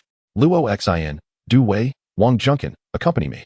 The remaining members were instructed to stay at the station to monitor the phone lines and keep an eye on the progress of the sketch artist regarding Li Ming. Tianhang, please manage the affairs at the station. Regardless of the circumstances, ensure someone is available to answer this phone line. I shall set off now. Dayong took 3 individuals with him, driving away in a van with great haste. Upon reaching the vicinity of Shanghe Village, Dayong no longer felt urgency. Instead, he instructed Du Wei to seek out the village committee officials. It was imperative to gather accurate information before making any arrests. One could not act impulsively based solely on a tip-off. After a span of 15 or 16 minutes, Du Wei returned with 2 individuals, one being the village head and the other the party secretary. After showing them his credentials, Dayong presented the sketch for their identification. It bears some resemblance to Dayong, but he does not seem like the type, they remarked. Moreover, he left for work before the spring festival, and it hasn't even been the 15th yet. This child is indeed a filial one. For the past few years, he has been unable to save money to treat his ailing father, as nearly all the young men in the village who are 27 years old are already married. The village secretary, though somewhat older, expresses skepticism that this individual named Dayong could commit such deeds. Upon hearing this, Dayong contemplates who will care for Dayong's father in his absence when he is away working. He inquires of the village secretary if anyone is looking after Dayong's father, given his poor health. Hey, mind your words, young comrade. Ji's father is not without a wife. Did I say Dayong's mother is gone? Their family may be less fortunate, but Dayong earns money working away, and all of it goes towards his father's medical expenses. His mother might have poor eyesight, yet she is capable of providing care. My apologies. It was a hasty remark. Could the two of you kindly lead us to their home? Dayong believes it prudent to visit Dayong's residence first, as they might uncover useful information or additional leads. However, he is soon met with disappointment. Dayong lacks an alibi, for this year marks his uncle's 50th birthday. From the 28th day of the 12th lunar month until the 5th day of the 1st lunar month, the family of 3 has been away, entirely absent from the village, known only to their neighbors. The village secretary and the village chief are unaware of this. Through a phone call, Dayong instructs Shui Tianheng to contact the local police station at the uncle's location, and after an investigation, it is confirmed that the trio arrived on the evening of the 28th and remained in the area until the morning of the 5th. This could not possibly align with what Zhang Daoda mentioned about the person seen on the 2nd day of the Lunar New Year. At this moment, the 4 individuals appeared utterly disheartened. During their arrival, Dayong drove at a breakneck speed, but upon departure, he allowed Luo Xian to take the wheel while he occupied the passenger seat, observing the 3 subordinates who were oblivious to his thoughts. It was evident that their leader was in a state of despondency. Throughout Dayong's investigation into Shui Tianheng, he had engaged in a lengthy conversation with this couple. Due to the Huijun case, Dayong had grown somewhat sensitive regarding twins, prompting him to indirectly inquire if this couple had twins or if any other children bore a striking resemblance to Dayong. However, the response was brutally candid. No, this couple had only given birth to one Dayong, and the neighboring residents could attest to the fact that Dayong's mother had delivered in the neighboring household, with multiple witnesses ready to confirm this. Subsequently, the couple presented a photo album, showcasing family portraits and an extensive family tree, devoid of any relatives resembling Dayong. Chapter 108. The Air Raid Shelter, 7. In the following days, several tip-off calls were received, yet the investigation consumed a considerable amount of manpower and financial resources, only to be systematically dismissed one by one. Dayong began to question whether the likeness provided by Zhang Dodo was indeed accurate or if it stemmed from a misperception or memory lapse. Meanwhile, the provincial department's portrait artist had been attempting to create images of the corpse without any tangible progress. The initial sketches had all been rejected. Consequently, the artist himself was left in a state of uncertainty. Eventually, the portrait artist sought the assistance of a close acquaintance from the department to render a personal likeness. But still, no results emerged. As 10 days slipped by, following the final tip-off on the 6th day, no further calls were received for 4 consecutive days. The entire criminal investigation team of the Sub-Bureau was engulfed in silence. Although the Jintian Sub-Bureau held the authority to investigate this case, the Beishir Sub-Bureau similarly possessed the same power. After such an extended period without any advancements, the Beishir Sub-Bureau began to insist that the investigation should proceed under their jurisdiction. The leader of the Jintian Sub-Bureau received an ultimatum from the Municipal Bureau, granting a mere 3 days for a breakthrough. Failure to do so would result in the case being transferred to the Beishir Sub-Bureau for further investigation. However, this proved futile. After 3 days, there was still no progress. The entire case was handed over from the Jintian Criminal Investigation Team to the Beishir Criminal Investigation Team, along with all documentation and backup notes, which were to be entirely transferred to the Beishir Sub-Bureau. This left the entire 3rd team feeling somewhat despondent. The resources for investigation are limited once a case is transferred. Unless the Jintian precinct resumes the investigation, it is unlikely that any effective leads will emerge. Furthermore, the leaders at the Municipal Bureau believe that a fresh perspective is necessary for the next steps in solving this case, fearing that the officers at Jintian Precinct may become mired in narrow thinking. Presently, with numerous cases at hand, it is impractical to allow 2 precincts to collaborate on a single investigation. Thus, the head of Jintian Precinct finds himself in a difficult position. Moreover, he summoned Dayong to his office early in the morning. A case has been handed over, and even the esteemed detective from the department has encountered unsolvable cases. Dayong, you are still young. Do not despair over one case and fall into a mental quagmire. I am granting your team a 2-day break, and I hope you return rejuvenated and ready to work diligently. Dayong saluted in acknowledgement, and only then did the head of Jintian Precinct feel at ease, allowing him to leave. He is acutely aware that excellent talent in criminal investigation is scarce these days. However, no matter how promising a recruit may be, they must endure trials and tribulations. It is essential to encourage and uplift them, otherwise, a promising talent can be extinguished in an instant. Upon returning home, Dayong suddenly contemplated urging his father, Du Jiawei, to open a hot pot restaurant, though he wondered if his father had the financial means to do so. Receiving a call from his son was quite unprecedented for Du Jiawei, as it was usually he who sought out the boy. You have a day off today? Is the sun rising from the west? Does your workplace even allow for breaks? All right, I shall return home for lunch. Du Jiaowei overheard Du Dayong mention taking a 2-day break, and they both pondered whether the leadership of the Jintian branch had lost their wits. At that moment, Du Dayong was at home, preparing 3 dishes and a soup, patiently awaiting the return of his father. Just as he took a sip of beer, Du Jiaowei broke the silence. Speak up. Is there something you wish to ask your old man? It's not that I seek your favor. I merely wish to inquire how much money remains in our household. Are you planning to marry or something? Dad. Marry? Whom? I don't even have a girlfriend. You never show interest in financial matters, and suddenly you ask me this. Naturally, I would think otherwise. Your father has just purchased a commercial property, a dual-level establishment. The ground floor is a modest 30 square meters, while the upper floor is considerably larger, spanning 970 square meters. I intend to open a supermarket. This area is a commercial district, and I invested quite a sum to secure this location. Dad, did you conjure this money from thin air? Du Dayong could not comprehend how his father appeared to be thriving financially. You are the one who seems to have money blowing in from the wind. The other day, my newly opened supermarket earned several tens of thousands. How much does it cost to buy a house? That property is merely over 3 million. And my supermarket will recoup that expenditure in no more than 4 months. As Du Dayong listened, he nearly choked on his beer. Chapter 109 Unexpectedly. Du Dayong found himself nearly choking on his own words. Earning tens of thousands a month, perhaps 80 or 90,000, he genuinely wanted to inquire, Du Jiaowei, have you been paying your taxes? Dad, we absolutely cannot evade taxes. What are you talking about, son? I run a legitimate business and pay taxes accordingly. How could I possibly evade them? Dad, I merely wish to ask if our family has the financial means to open a hot pot restaurant. We already have a house, right? How much could renovations possibly cost? Are you planning to use the ancestral recipes from your mother's side to start this venture? When would I have the time to manage that? I could provide the recipes. We could simply package the base ingredients and drop them directly into the pot.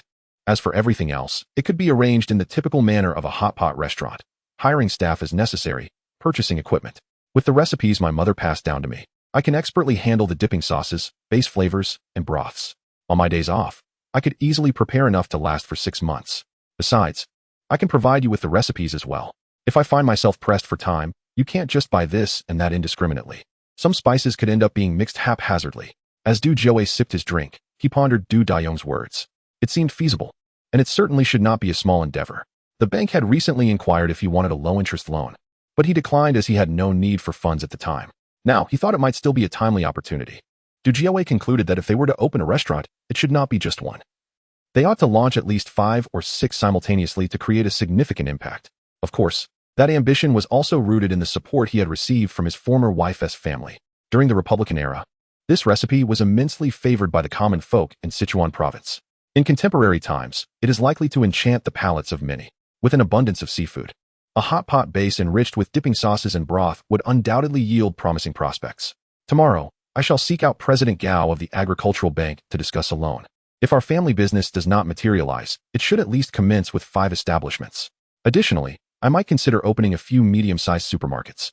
Upon hearing this, Du Dayong believed his father had perhaps indulged a bit too liberally in beer, as he had merely contemplated opening a single hot pot restaurant to satisfy his occasional cravings.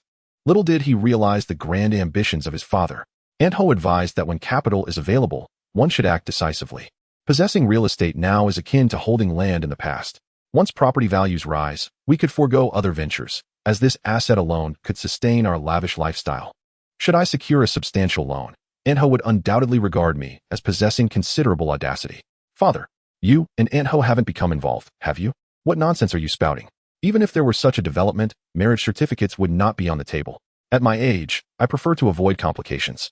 And Aunt Ho shares this sentiment.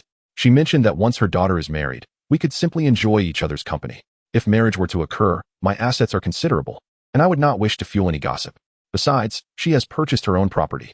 Once the child reaches university, if she has the opportunity to study abroad, I shall encourage her to seize it. If not, she should strive to secure a stable position. Ultimately, the decision rests with her. I find this arrangement quite agreeable. When Aunt Ho's child marries, I would be content to bestow a generous red envelope or even purchase a house for her. As long as the Du family does not fall short, I am satisfied. Du Dayong never anticipated that his father seemed to have established a connection with Aunt Ho. Nonetheless, he does believe that Aunt Ho possesses considerable acumen. Ever since she began advising his father, the family business has truly flourished. Father, I won't pry into your personal matters. Just ensure that the hot pot restaurant is up and running, and I will consult my mother for her insights as well. Very well. Just give it some thought. And when the time comes, hand over the recipe to me. Focus on your work at the office. I am not so old yet that I cannot keep busy. All right. To be honest, I am merely craving that hot pot. I never expected such a grand venture from you, father. I shall simply wait for the restaurant to open so I can indulge. The father and son enjoyed some beer at noon, and after Du Jiawei finished, he went out to make arrangements, while Du Dayong had already fallen into a deep slumber. Chapter 110. A proper date. Du Dayong had indeed been feeling somewhat fatigued lately. After finally allowing his nerves to relax, he quickly fell into a deep slumber. Upon awakening, he glanced at his phone and noted that it was already 4:10. He hurriedly tidied up the dishes and washed them before retrieving his phone to message Yi Shuqing. Shall we have dinner together this evening? Do you have any time? After approximately 10 minutes of waiting, during which he feared his invitation would go unanswered, a response finally arrived. I was just in class, but I've just finished. Where shall we eat? Is it just the two of us? The dining venue is flexible. We can eat whatever you like. It will just be the two of us. After dinner, I would like to purchase some clothing and shoes since the seasons are about to change. All right. Please meet me at the entrance of the Mobile Business Hall at the west gate of Qing University at 5:20. It's a convenient place to park, and we shall meet punctually. Okay, let us not miss each other. At that moment, Du Dayong felt a surge of joy. He washed his face and hair, changed into a fresh outfit, and then ventured outside. Today, Du Jiawei had given Du Dayong 3,000 yuan, suggesting he buy some new clothes and shoes for the changing season. Thus, Du Dayong felt quite affluent today, as his wallet was full, and he had a considerable amount in his bank account as well. His mother frequently transferred money to him, but he seldom spent much, resulting in a substantial accumulation over time. At 5:20, Yi Shuqing appeared punctually at the entrance of the Mobile Business Hall at the west gate of Qing University. Du Dayong, standing beside his car, called out to her eagerly. Yi Shuqing, here. After shouting, he quickly locked the car door and walked towards Yi Shuqing. What would you like to eat? Feel free to say, Du Dayong said to Yi Shuqing with a smile. It's too early for a meal now. Let's take a stroll together. We can leave the car here and wander about casually. The Qingdao area is quite lively, situated in the Beishir district.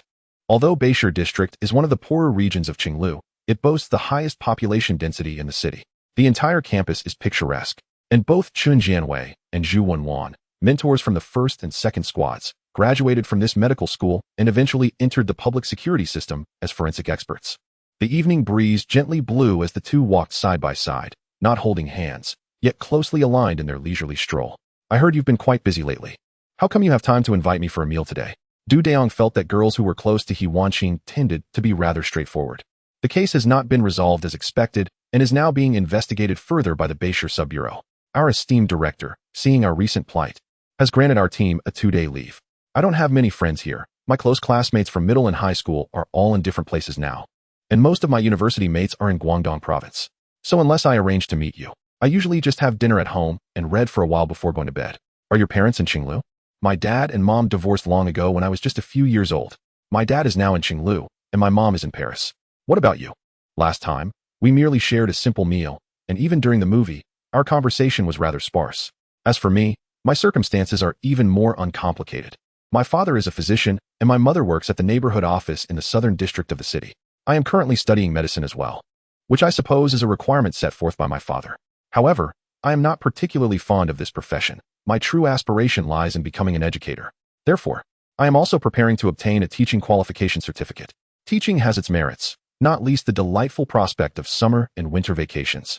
I have already discussed with my father the possibility of remaining at the university after graduation. If I am fortunate enough to stay, I plan to work as a counselor for a while and subsequently pursue a master's degree, which would allow me to become a teaching assistant upon completion. Du Dayong believes that Yi Shuqing approaches matters with a clear sense of purpose, knowing precisely when to undertake specific tasks. Could you share your experiences as a police officer? Please refrain from disclosing any confidential information. Initially, I had no intention of becoming a police officer. My childhood dream was to be a chef. It is quite surprising that I ended up in law enforcement. Upon hearing Du Dayong, Yi Shuqing couldn't help but chuckle. That is indeed a significant contrast. Are you skilled at cooking? If so, why not let me procure some ingredients tomorrow? You can come over for dinner, and I assure you, one meal will leave you yearning for the next. Suddenly, Yi Shuqing's face flushed, and she discreetly glanced at Du Dayong. Chapter 111. A chance encounter. Du Dayong promptly inquired about Yi Shuqing's culinary preferences, and as he listened to her response, he silently committed it to memory. I heard from Tianhang that your family is quite well off? He asked. It's decent, I suppose. All thanks to my father's efforts. As a mere police officer, I have little means to earn much. Have you ever encountered perilous situations while on duty, such as gunfights? Dayong felt that ordinary citizens were easily misled by movies and television dramas. I have not faced gunfire myself, but I imagine narcotics officers often do. And they indeed operate in one of the most dangerous branches of law enforcement. As an ordinary criminal investigator, it is rare for me to confront such ruthless armed criminals. Then why didn't you become a narcotics officer? Dayong found himself at a loss for a suitable response. That is determined by the state. I was initially assigned to the Jintian criminal investigation team. What was your first impression of me? He pondered, bewildered by the woman's train of thought. Why? Amidst the discussion about work, had the subject shifted so dramatically? Charming, amiable, and graceful. Your answer is overly formal. Do you have a more personal impression of me? Goodness. We've only met once, and I've already racked my brain for that response. How could I possibly tailor it specifically to you? Dayong mused that interacting with women was indeed more mentally taxing than solving cases. At present, that is genuinely how I perceive it. And I would add that you exude an air of confidence. This encompasses all the terms that Dayong can currently muster to express his admiration for women. Do you wish to know what impression I hold of you? Dayong can only nod, indicating his curiosity. Take a guess at my impression of you. This is Yi Shuqing. She is not a criminal suspect. Otherwise, Dayong would have long since delivered a swift reprimand. I am rather dull-witted and cannot deduce. Just by looking at you, it's evident that your emotional intelligence may not be particularly high. Indeed, you are entirely correct. Our captain has expressed the same sentiment. Dayong has directly thrown Su Jun under the bus. Your captain is truly something. How could he speak of his team member in such a manner? You merely possess an average level of emotional intelligence, not entirely devoid of it. The very fact that he speaks to you in this way indicates his emotional intelligence is also lacking. Dayong's gaze has already begun to search for a dining establishment. While others seek to secure their fortunes, he feels he is merely seeking a place to settle. What impression do you have of Shangguan? Who is Shangguan? Now it is Yi Shuqing's turn to appear somewhat befuddled. The one dining with us, Shangguan Xianyu. Oh, her. I have no significant impression. Didn't he Wanqing mention introducing her to Tian Hang, intending for Shangguan to become her sister-in-law? My impression is that she seems all right. Dayong truly wishes to state. Was it not my impression that was being queried? Why has the conversation veered towards someone else? However, his keen eyes have finally proven useful. As a restaurant of seemingly respectable caliber has emerged at the corner, diagonally across from him. Wang's East Lu Cuisine. At this moment, Dayong had lost interest in discussing those matters and promptly pointed to a restaurant while addressing Yi Shuqing. Let us dine there today, he exclaimed. It is rather expensive. We usually only visit on special occasions. No worries. After all, isn't the purpose of dining out to savor the flavors? Dayong was eager to drag Yi Shuqing toward the establishment. Yi Shuqing, appreciating Dayong's generosity, decided to follow him inside. Suddenly, a female voice called out from beside Dayong. Dayong, what brings you here? He looked up to see a familiar face. Sister Wenwan, what are you doing here? Zhu Wenwan glanced at Yi Shuqing and felt that Dayong was hiding more than he let on. I am here with my fiancée to celebrate the birthday of our former university professor. Is this your girlfriend? She is quite beautiful. Dayong, you are impressive. Dayong's face flushed instantly, but he reacted swiftly. Yi Shuqing, this is my friend. Zhu Wenwan, a forensic expert from our unit. Zhu Wenwan, with her seasoned experience, regarded the situation with keen insight. Chapter 112 An unexpected answer. Dayong was filled with regret for having chosen to dine here today. At this moment, Zhu Wenwan was primed to stoke the flames. Dayong, when do you plan to invite your sister Wenwan to your wedding banquet? Such is the nature of friendship. She is still in university, attending the same school and majoring in the same field as Wenwan. Dayong could only strive to clarify the situation. Oh, you're from Qingdao Medical College? Zhu Wenwan was taken aback. Hello, Sister Wenwan. I am from the clinical medicine class of 2000 at Qingdao Medical College. Wow, you must be the belle of the medical school. Dayong, you certainly have a knack for this. Have you two confirmed your romantic relationship? Dayong wished he could swiftly silence Zhu Wenwan and send her off elsewhere. However, to his surprise, Yi Shuqing actually nodded in affirmation. At this point, Dayong was at a loss. I am merely stating we are friends, yet you are declaring her to be your girlfriend? Or rather, your confirmed girlfriend? Could someone please elucidate this? You seem rather unwilling, don't you? How could that be? I'm overjoyed. I can hardly contain myself. Why would I be unwilling? Dayong would not dare to act recklessly at this moment. Hearing her fiancé calling for her, Zhu Wenwan then addressed the two. Let's dine together. After all, we are here to celebrate the teacher's birthday. At this point, Dayong was certainly against it, hastily shaking his head. Sister Wenwan, you and your husband should go attend to your matters. We can find a place to eat casually. This birthday celebration is truly not suitable for us. Zhu Wenwan did not make things difficult for Dayong. She cast him a knowing glance and gracefully departed. Just as Du Dayong breathed a sigh of relief, Zhu Wenwan returned, accompanied by a man in his late 20s. This is Du Dayong and Yi Shuqing. Dayong is a detective in our police force, having earned a second-class merit. His girlfriend is from our school, also from the medical college, class of 2000. After the introductions, she turned to Du Dayong and said, "This is my fiancé, Yang Bo, a resident physician in the neurosurgery department at the municipal first hospital." Du Dayong quickly shook hands with Yang Bo, while Yi Shuqing waved in a friendly manner. However, Du Dayong politely declined the enthusiastic invitation from the engaged couple, which prompted Zhu Wenwan to cast him a resentful glance before she relented. Du Dayong then smiled at Yi Shuqing. "I sincerely apologize. I did not expect to encounter Sister Wenwan, whose exuberance is truly overwhelming for an ordinary person. No worries. Let us find a spot and order some food. I'm feeling quite hungry." The two settled at a window-side table, where Du Dayong ordered several dishes and a soup. "I acknowledge that you are indeed my girlfriend now. Is that all right?" Du Dayong nearly choked on his water. "How could that be? What I spoke with Sister Wenwan was entirely truthful. I couldn't be happier." "Great. Then from now on, I shall be your girlfriend. This way, I can visit your home tomorrow and enjoy the meals you prepare." Du Dayong found the reasoning behind this sentiment rather agreeable. His desire to savor the dishes you prepare led him to embrace the role of your romantic partner. "Allow me to share the impression you have left upon me. Your initial impression is one of competence, coupled with a touch of shyness. You exhibit an open-mindedness and a tendency not to sweat the small stuff. You possess a handsome appearance. But what stands out most is the sincerity reflected in your gaze towards those you hold dear. You show profound respect for women, displaying impeccable manners. Your attire may not be designer, yet it is well coordinated, revealing a passion for life. Furthermore, your conversational style strikes me as quite humorous. However, what resonates even more is the sense of your introspective nature." As Du Dayong listened to Yi Shuqing's description, he began to question whether it was indeed he who had met her that day. Did he really possess so many admirable qualities? Why had he never heard such praises from his teammates? Soon, the dishes and soup they had ordered arrived, and the two of them seamlessly transitioned away from their previous conversation, engaging in a harmonious dining experience. After finishing their meal, they strolled back along the same route, sharing laughter and banter. Eventually, they entered Qingdao University and continued their conversation until nearly 9 o'clock, at which point Yi Shuqing instructed Du Dayong to return home and informed him to come early the next day to pick her up at 4:30 at their usual spot. With that, Du Dayong drove home, humming a cheerful tune that resonated with the joys of the common folk, until he reached his doorstep. Chapter 113, A Visit Upon Awakening. Du Dayong prepared to meander through the bustling vegetable market, quietly reciting the culinary delights favored by Yi Shuqing. After an extensive exploration of the market, he expended nearly 200 yuan, having purchased some exquisite shrimp and prime beef. When Du Jiaowei returned home for lunch and learned that his son intended to bring his girlfriend over for dinner that evening, he felt a joy surpassing that of his own wedding. With the curiosity of a child, he inundated Du Dayong with questions, nearly driving him to a state of melancholy. Following their meal, Du Jiaowei hurriedly departed again. When Du Dayong inquired about his destination, he was met with a reprimand. Residing in the city center necessitated that Du Dayong arrive early to await Yi Shuqing's conclusion of classes. It was not until 4:25 that he spotted her at the entrance of the business hall. Yi Shuqing seemed poised to purchase something, but Du Dayong firmly opposed the idea, reminding her that their family owned a supermarket. What need was there to buy?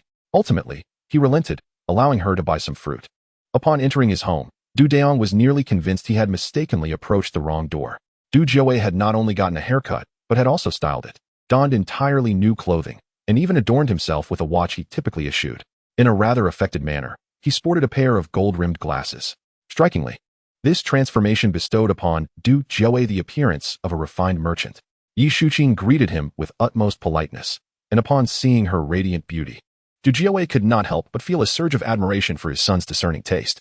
Du Jiaowei casually pulled out a red envelope and thrust it into Yi Shuqing's hands, startling her to the point where she quickly waved her hands in refusal. Observing the situation, Du Dayong exchanged a knowing glance with his father, urging Yi Shuqing to accept it. Otherwise, he knew his father would certainly reprimand him once she departed. Yi Shuqing savored the meal with great delight, and it must be said that Du Dayong possessed a remarkable talent for cooking. By the time she finished her meal, it was nearly 7:30, and it was undoubtedly the most satisfying meal she had enjoyed in the last 2 years. The two continued their light-hearted conversation in the residential community of Du Dayong for over an hour before he finally escorted Yi Shuqing back to her school. Upon entering her dormitory, Yi Shuqing suddenly remembered that she had forgotten to return the red envelope to Du Dayong. In a girl's dormitory, two things are perpetually powerful: gossip, and makeup.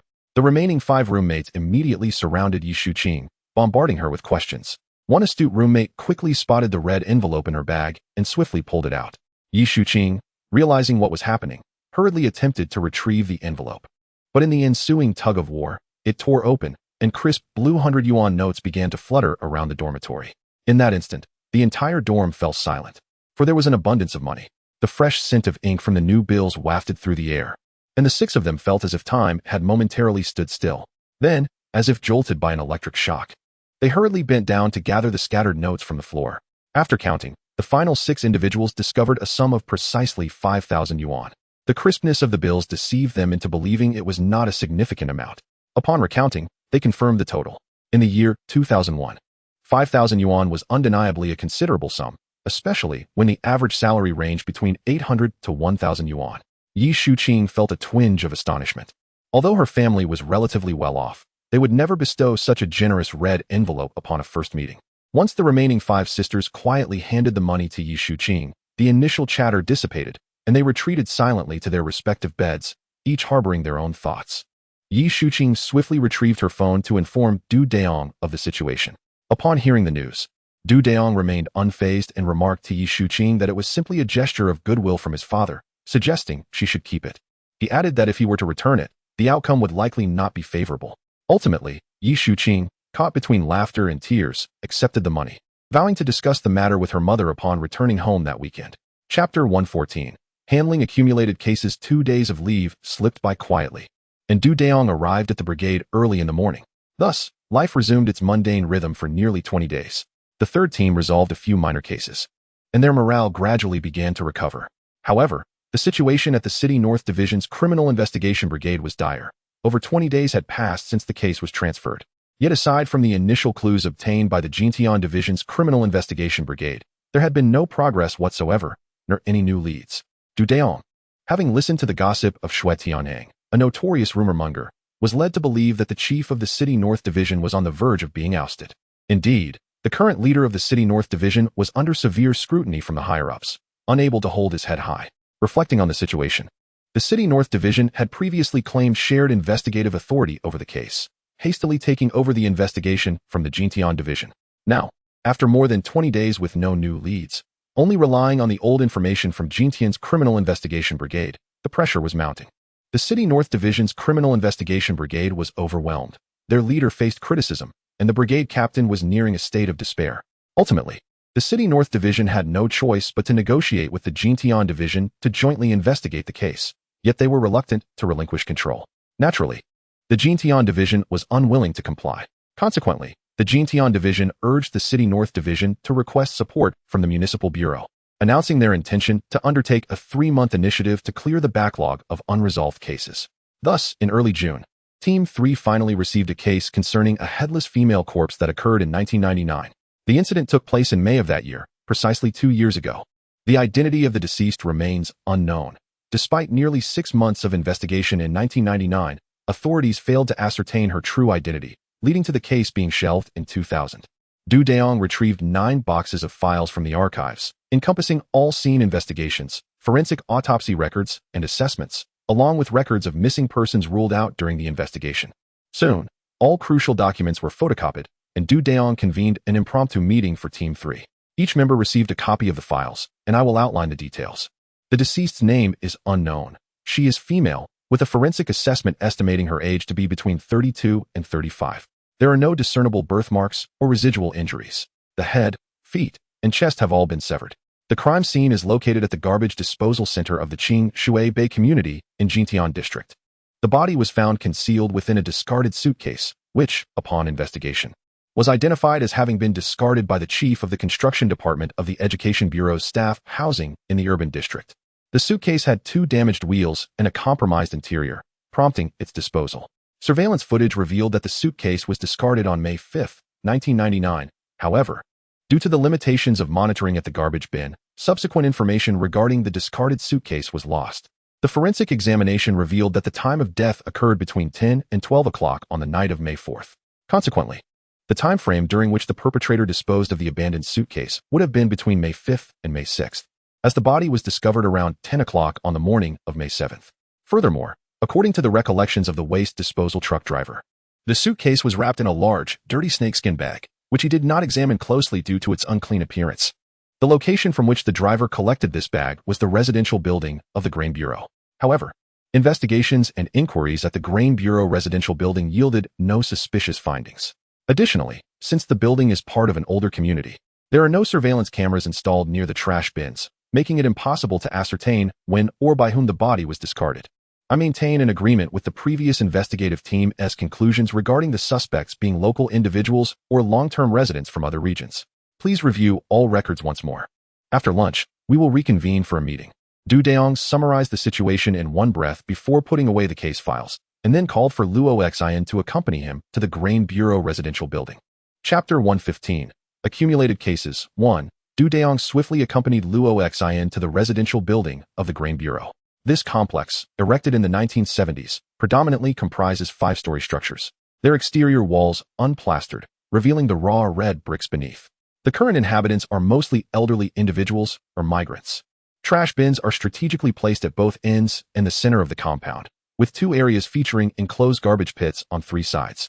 According to the recollections of a refuse collection driver from that time, a particular snakeskin bag was loaded into the collection vehicle at the rear of the residential building, and the driver surmised that this bag had likely been deposited between the hours of 3 and 5 in the morning. Given the open nature of the residential complex, it is not uncommon to find scavengers who typically conclude their nocturnal activities around 3 o'clock. The refuse collection truck usually arrives at approximately 5.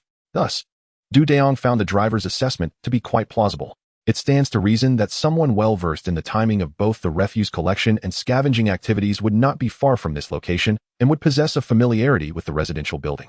However, investigators conducted thorough inquiries in the vicinity and throughout the housing complex, only to find all leads exhausted. Subsequently, the investigative team attempted to leverage reports of missing persons from the city and surrounding areas for breakthroughs. Yet after nearly 6 months of diligent searching, they remained at an impasse, unable to connect the missing individuals to the deceased woman. Thus, the case has reached a stalemate at this juncture. Despite its heinous nature and brutal methods, effective breakthroughs remain elusive as other cases arise and proliferate. After examining the entire Grain Bureau residential complex, Dayong felt that the perpetrator had deliberately misled the investigators, guiding them to conduct a superficial inquiry that would allow him to evade conventional investigative techniques.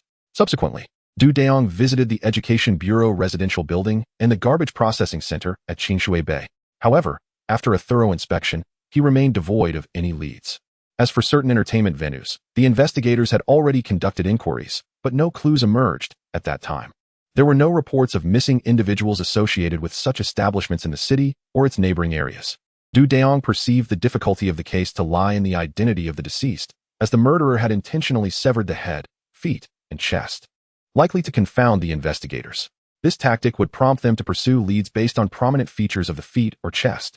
The perpetrator's primary aim might be to ensnare the investigators in a web of seemingly abundant, yet ultimately futile clues, thereby obfuscating the investigation and prolonging its progress.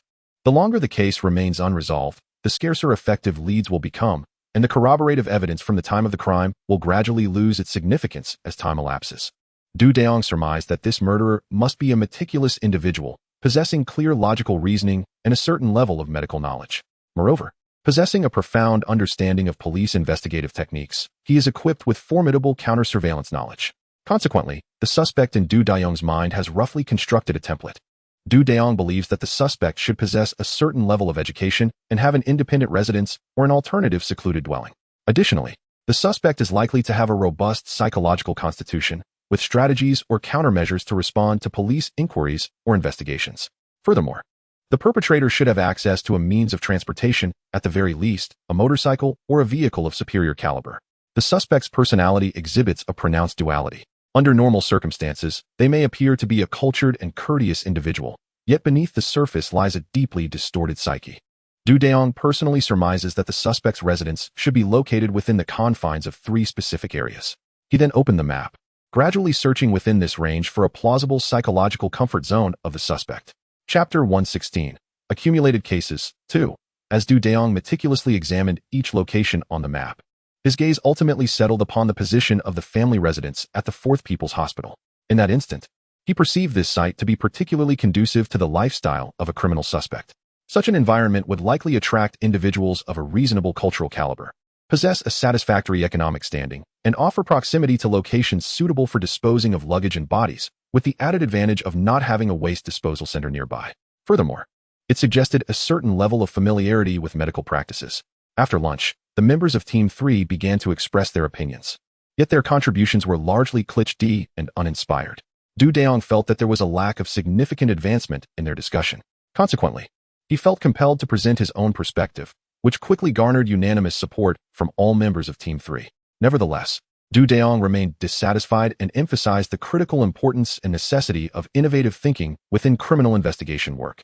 He articulated that detectives should not only possess creative thought, but also strive to dismantle outdated, ingrained modes of thinking that could unduly influence the case.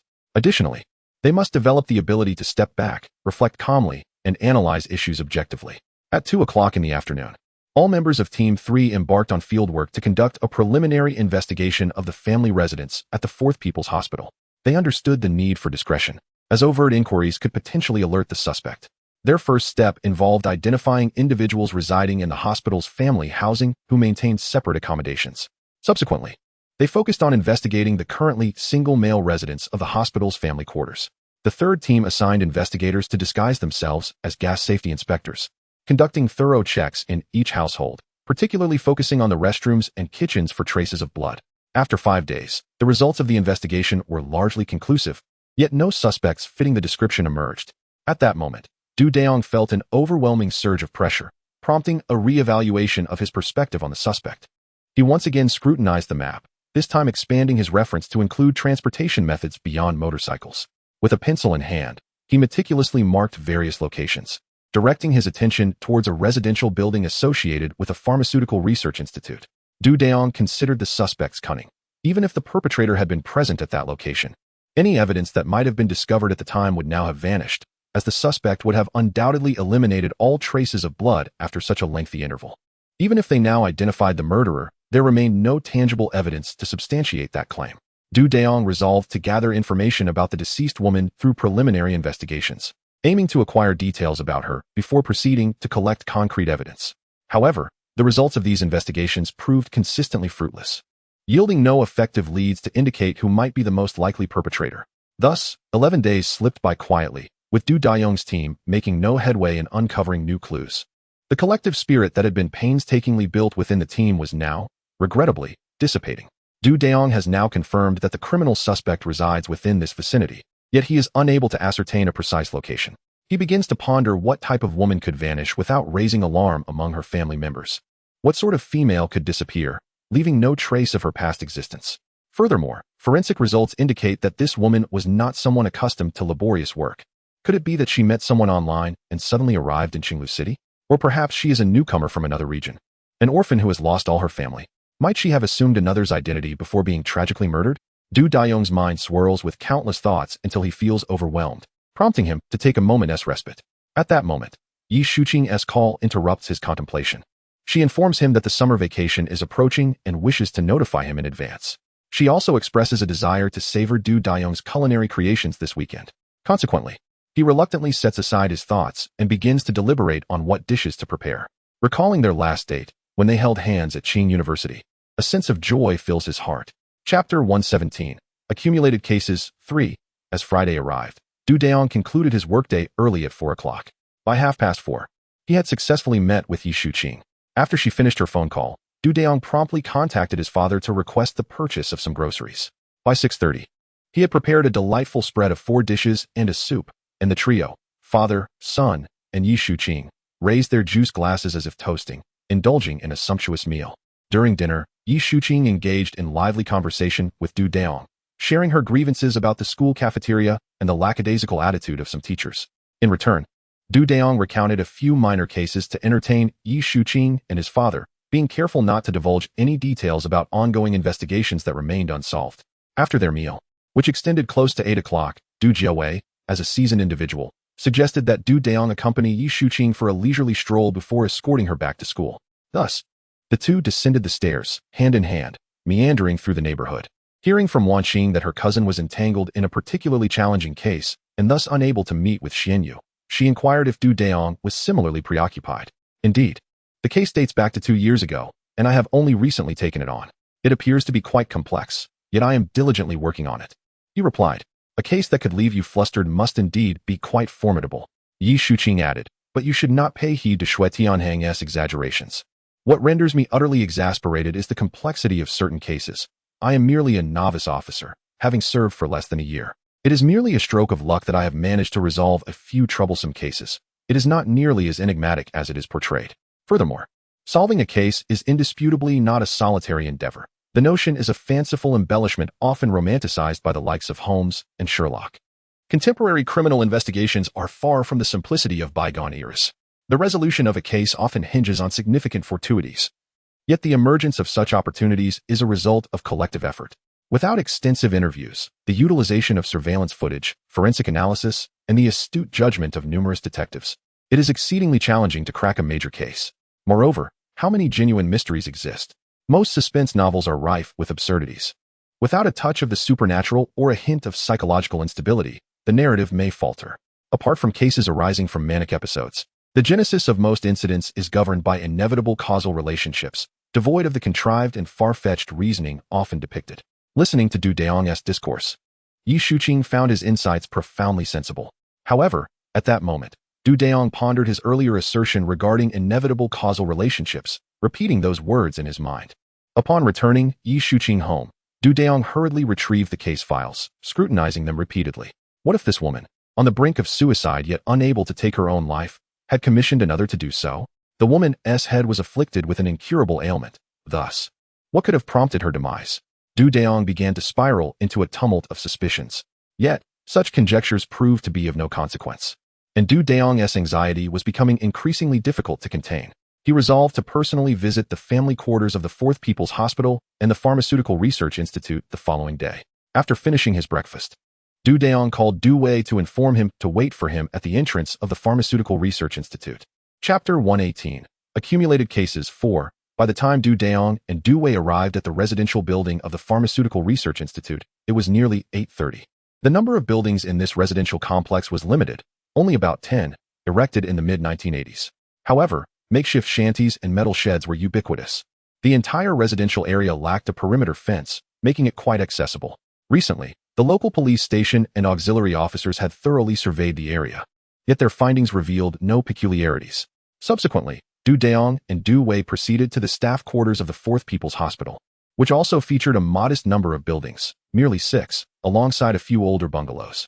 Unlike the previous location, this complex was enclosed by a wall and manned by a vigilant gatekeeper. Given the absence of any unusual circumstances, Dayong was the first to abandon this site after the initial investigation. As noon approached, the two had yet to return to their team and instead sought sustenance at a small eatery. While dining, Dayong unfurled a map on the table. Contemplating why the suspect had managed to conceal the victim's head, limbs, and torso, while still risking the act of disposing of the body, he found this scenario perplexing. If the perpetrator had the means to hide these body parts, why not dismember the victim entirely? Such an act would significantly diminish the likelihood of discovery. What could have delayed the assailant to the point of discarding only the head, chest, and feet? Did these particular regions hold some other significance for the perpetrator? Or was the act a deliberate provocation aimed at law enforcement? Dayong articulated some of his insights and confusions to Du Wei, which plunged Du Wei into contemplation. After a lengthy consideration, Du Wei addressed Dayong, suggesting that the murderer likely attributed significance to the 3 specific body parts, perhaps symbolizing a beginning and an end. Suddenly, Dayong recalled that the female corpse had been sexually assaulted. However, upon meticulously reviewing the photographs of the body, he discerned that there were no signs of resistance whatsoever. Did this imply that the victim and the assailant were acquainted? Moreover, it seemed that the encounter was not one of assault, but rather a consensual interaction. After pondering for a while, Dayong resolved to revisit the forensic autopsy records. The 2 men hastily finished their meal and promptly returned to the precinct. Dayong subsequently retrieved the medical examiner's autopsy report. Apart from the 3 excised body parts, the corpse exhibited signs of curling up. The forensic expert did not specify a cause of death. Could it be related to the severed head? Furthermore, the records indicated that there were no traces of binding on the victim's limbs. A possibility struck Dayong. Could the deceased have been akin to a woman of ill repute? Such women often lead transient lives, frequently residing in various lodgings. Might it be that the inn where she stayed harbored other women engaged in illicit activities, thus obscuring the victim's identity? Perhaps the murderer initially intended to discard the body near the refuse bins of the Education Bureau's housing complex, but, upon encountering that dilapidated suitcase, deemed it prudent to conceal the body within before disposing of it elsewhere. Evidently, the perpetrator exhibits an intimate familiarity with the locales in question, suggesting that their residence is likely in close proximity. It stands to reason that they possess access to a vehicle, perhaps an automobile or a similar mode of transportation. Furthermore, the assailant appears to possess medical expertise, raising the possibility that they may be affiliated with a broader network of healthcare professionals, including hospital or clinic physicians.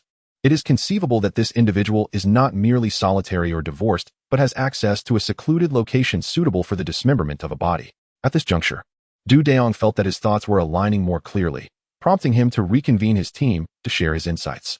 Consequently, the other members of the group embarked on a renewed round of expanded investigation and inquiry. Chapter 119. Accumulated Cases 5. After a week of meticulous investigation, Team 3 finally identified 3 potential suspects. Following an additional 3 days of detailed inquiries, 2 of the suspects were eliminated, leaving the last one, Su Chongwon, as the focus of their intensified scrutiny. Su, aged 41, serves as the associate chief physician in the hand and foot surgery department of the 4th People's Hospital. He is divorced and lives alone, sharing custody of his daughter with his ex-wife. Upon discreetly questioning his ex-wife, she revealed a particularly significant clue. During their marriage, Su exhibited insatiable demands, which ultimately became unbearable for her, leading to their divorce. However, Team 3 lacked concrete evidence to substantiate any criminal behavior on Su's part. If they were to summon him without substantial proof, the outcome would likely be fruitless, and any attempts to apprehend him would be futile. Even the internal legal team would not approve it, let alone the prosecutor's office. Subsequently, after Su began his workday, Team 3 sought approval from the Bureau leadership to conduct a covert search of Su's residence, proposing the involvement of the inspectorate. However, as soon as the request was submitted, Dayong, along with Wu Jingping, Su Jun, and the team instructor, were summarily summoned to the director's office and reprimanded harshly. The underlying message was clear. Without any shred of evidence pointing towards Su, how could they justify a secret search? If anyone harbored ill intentions towards Su, it would be all too easy to plant a victim's hair or similar evidence, thus turning Su, even if innocent, into a criminal. Dayong returned to the team, dejected and disheartened, like a withered eggplant. After Wu Zhengping and Su Jun unleashed a torrent of scolding, they refrained from blaming Dayong and instead offered him some words of comfort. Left with no choice, Dayong shifted his focus onto the victim. Not only that, but he also dispatched Shui Tianhang, Wang Junkin, and Du Wei, each accompanied by a police aide, to engage in relentless surveillance of Su Chongwon. Dayong began to frequent the local police station, uncovering several small inns that had previously been targeted. 3 days passed, and with the assistance of an elder officer, Dayong learned from a middle-aged woman involved in the sex trade that a certain woman had once stayed with her, but subsequently vanished. As she presumed the woman had returned home, the woman disclosed the location of that girl's residence at the time. Ultimately, Dayong located the proprietor of an establishment called Dafu Inn. Presenting the statement of the fallen woman, Dayong prompted the owner to comply. The owner, upon inspection, admitted that in May 1999, a woman from Guizhou, whose name he could not recall, indeed stayed for a few days before mysteriously disappearing. Given that his inn was also a hub for illicit transactions, the owner was understandably reticent about divulging any details. Not only had the woman abandoned her clothing, but the owner had also discovered over 500 yuan hidden beneath her mattress. The sole source of joy for Dayong was that the proprietor had retained the woman's identification card. As the owner retrieved the ID from the depths of his chest, Dayong was suddenly enveloped in a sense of clarity akin to the sun breaking through the clouds. In your province, Panshui. On the following noon, Dayong, accompanied by Luo Xian, made their appearance in Panshui City. With the assistance of local law enforcement, they arrived at the location of the woman's identification by the 3rd noon. Upon reaching the site, Luo Xian's first remark was that the 10,000 Great Mountains were indeed not to be taken lightly. It was soon discovered that the woman listed in the household registry was named Zheng Honghua, who, if alive, would be 33 years old this year. She had a daughter, and her husband tragically perished in a fall in 1996, after which she was cast out by her in-laws. Skilled in weaving, she remained at her parental home until March 1999, when she ventured out to work alongside others after the local weaving factory closed. Judging by her photographs, she had a commendable appearance and figure. Ultimately, Dayong took with him several personal photographs of Zheng Honghua, along with biological samples from her parents and daughter, and made his way back to Qinglu. After nearly a week of endeavors, Dayong and Luo Xian finally returned to Qinglu. where they promptly delivered the biological samples to the forensic center, requesting a comparison with the biological evidence left at the scene. Chapter 120. Accumulated Cases 6. Upon returning to the station, the surveillance team from Group 3 found no discrepancies in Su Chongwen's behavior. He adhered to his work schedule without exhibiting any unusual conduct. Thus, all that remained was to patiently await the forensic center's comparative results. On the morning of the third day after their return, the forensic center confirmed that the victim was indeed Zheng Honghua. Subsequently, Dayong issued a notice offering a reward for information. On the very day the announcement was made, to everyone's astonishment, Su Chongwen voluntarily came forward to confess. However, the ultimate outcome was beyond anyone's expectations. On the night of May 4, 1999, having been preoccupied in the days prior, Su Chongwen felt a pressing need for physical release during his day off. Around 9:30 p.m. that evening, he encountered Zheng Honghua for the second time. Su Chongwen found her not only aesthetically pleasing, but also possessed of an alluring figure. Their initial encounter had transpired in a different small hotel, after which Su experienced an unusual itchiness the following day. Consequently, he decided to invite Zheng Honghua to his home for their liaison. After negotiating a price, Su brought Zheng Honghua to his residence, which was not located within the family quarters, but rather in an old house belonging to his mother, situated not far from the family compound. Following a shared bath, they eagerly engaged in their first intimate encounter. It is noteworthy that Su Chongwen was afflicted with a health condition that rendered him dependent on certain indulgences. Finally, after the third incident, Su Chongwen realized that Zheng Honghua had ceased to breathe, which left him utterly stunned. With a surgery scheduled for the following morning, Su had no choice but to place the corpse in another room, contemplating how to handle the situation, ultimately succumbing to sleep. On May 5th, Su, not required to work during the day, had a night shift ahead. That evening, en route to his night shift, he intended to visit the Education Bureau dormitory to resolve matters concerning his daughter's schooling. As he passed by the dormitory, he happened to witness someone discarding a large suitcase. Intentionally evading surveillance, Su approached and retrieved the suitcase, placing it in the back seat of his car. At that moment, Su was solely preoccupied with concealing his disgraceful act, with little regard for the broader implications. This was merely a matter of coincidence, unrelated to the cunning manipulations that Dayong believed the murderer was employing. After completing his night duty, Su touched the corpse, now past the stage of rigor mortis. Fearing that others might uncover his identity through the body, he severed the head of the deceased. Noticing distinct birthmarks on the chest and feet, Su, without hesitation, removed those parts as well. He subsequently procured formalin solution to preserve the severed sections, sealing them before burying them beneath the vegetable garden behind the house. Subsequently, Su Chongwen concealed the corpse within a suitcase and procured a large snakeskin bag from another location. He skillfully evaded all surveillance and disposed of the bag near the refuse bins of the Food Bureau's residential building in the early hours of the morning. Due to Su Chongwen's exemplary reputation at the hospital, characterized by his sincere and warm demeanor, even in the wake of his divorce, which was attributed to the shortcomings of his ex-wife by others, no one suspected him of any wrongdoing. Despite numerous investigations, many individuals provided alibis for Su Chongwen, who deliberately obscured the timeline of events. Witnesses attested that he left only after dawn on the day of the disposal, as he was on the night shift. Notably, he did not drive to the hospital, but rather rode his bicycle, claiming that his car was inoperable that day. As 2 sealed containers were discovered and subjected to forensic examination, Su Chongwen's assertions were corroborated. That evening, due to Su Chongwen's repeated actions, Zheng Honghua suffered intracranial congestion and vascular rupture during their third encounter, resulting in her brain death midway through the act. The entire investigative team and precinct were unaware that this was not merely a homicide, but stemmed from such circumstances. Particularly, the members of the investigative unit were astonished to learn that Su Chongwen could engage in such acts up to 3 times daily for an entire month, leaving Li Ming struggling to document it all. Ultimately, the grounds for arrest and prosecution were deliberated between the legal team and the prosecutor's office. Dayong acknowledged the inherent complexities in defining this situation. Chapter 121.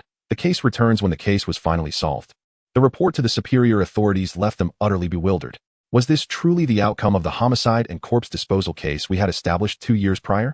The criminal suspect, even if convicted, would likely face only a few years of incarceration, especially considering Su Chongwen had compensated Zheng Honghua's family quite generously, to the tune of 50,000.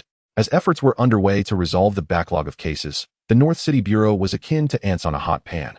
Frantic and agitated, the former captain of the Criminal Police Brigade had already been reassigned from his position. The Municipal Bureau had put the North City Bureau in a precarious situation, questioning why they had taken on such a challenging task, thereby making their own lives uncomfortable. Did they not realize that the unsolved case of Dayong had also been escalated to the municipal bureau? In their haste to envy the awards and bonuses being claimed by the Jintian Police Division, did they not feel a pang of imbalance? Ultimately, during a meeting, the municipal bureau decided that the case of the corpse concealed in the air raid shelter would continue to be handled by the Jintian Police Division's criminal investigation team. Even if the North City Bureau were to discover significant leads later, they would still have to pass them on to the Jintian team, as the investigative rights for this case had now been firmly established as belonging solely to them. In truth, the captain of the North City Bureau's criminal investigation team had been misled by the superficialities of the case. He had been under the impression that the provincial department had nearly completed the facial reconstruction work, leading them to believe they could simply follow the clues to swiftly resolve the case. Little did he know that the reality was far more complex. The reconstruction images provided only a 60 to 70% accuracy rate, and that alone could hardly be deemed definitive. In the realm of Dayong's considerations, it could only be deemed that the captain of the criminal investigation team at the North City branch was rather superficial in his thought process. Upon further inquiry, it was revealed that this captain did not possess a background in criminal investigation studies. Rather, he had transitioned from the Navy and, through a stroke of fortune, had successfully solved a significant case, which propelled him to his current position. Nonetheless, the third team found themselves with little time for complaints, as the case had reverted back to them, bringing with it an equally pressing burden. Particularly, given the time that had already been lost, Dayong harbored some minor grievances, feeling that their branch chief had not adequately advocated for the case when it was initially transferred. Had the branch chief been aware, he would undoubtedly have berated Dayong to the point where his own father would scarcely recognize him. Recently, the economic investigation team had tackled a major illegal fundraising case, while the narcotics team had also apprehended a significant case, resulting in a severe strain on police resources. One large team from the criminal investigation unit had been entirely reassigned, and although the third team was engaged in resolving backlogged cases, they were primarily positioned to mobilize swiftly should any major developments arise. Little did the branch chief realize how ineffectively the North City branch was performing, with a single case leaving both sides in disarray. At this juncture, Dayong preferred to avoid the disdainful glares of the North City branch, and consequently dispatched Li Meng, instructing her to take 2 female auxiliary officers along to retrieve the case files and documentation. However, even if the files and documents were to arrive that day, Dayong was not inclined to immediately immerse himself in the investigation. Dayong believed that the third team should collectively clear their minds. Otherwise, the relentless grind of the case could easily lead to cognitive disarray. He himself felt a buzzing in his head. Once Li Meng brought over all the materials and files, Dayong did not even bother to open them. Instead, he promptly convened a small meeting with the team. The purpose of today's gathering was not to plunge immediately into the case, but rather to take a break from it. This evening, he proposed, "Let us all contribute to a dinner. I will cover half of the expenses, while the rest will be shared equally among you." Even the oldest detective in the group, Gan Changzhong, nodded in agreement, though he insisted on bringing along his wife and son. Dayong had no objections. After all, the goal was simply to foster camaraderie, as the mental and physical fatigue was becoming quite palpable. At 6:30 in the evening, the entire third team gathered at a hotel run by the family of a fallen detective from the Jintian precinct. Dayong chose this venue with the intention of supporting the business of those who had suffered loss, for he firmly believed in the adage that a trickle can form a river. Chapter 122. Quan Aiying. Dayong reserved a spacious private room at the establishment known as Aiying Restaurant.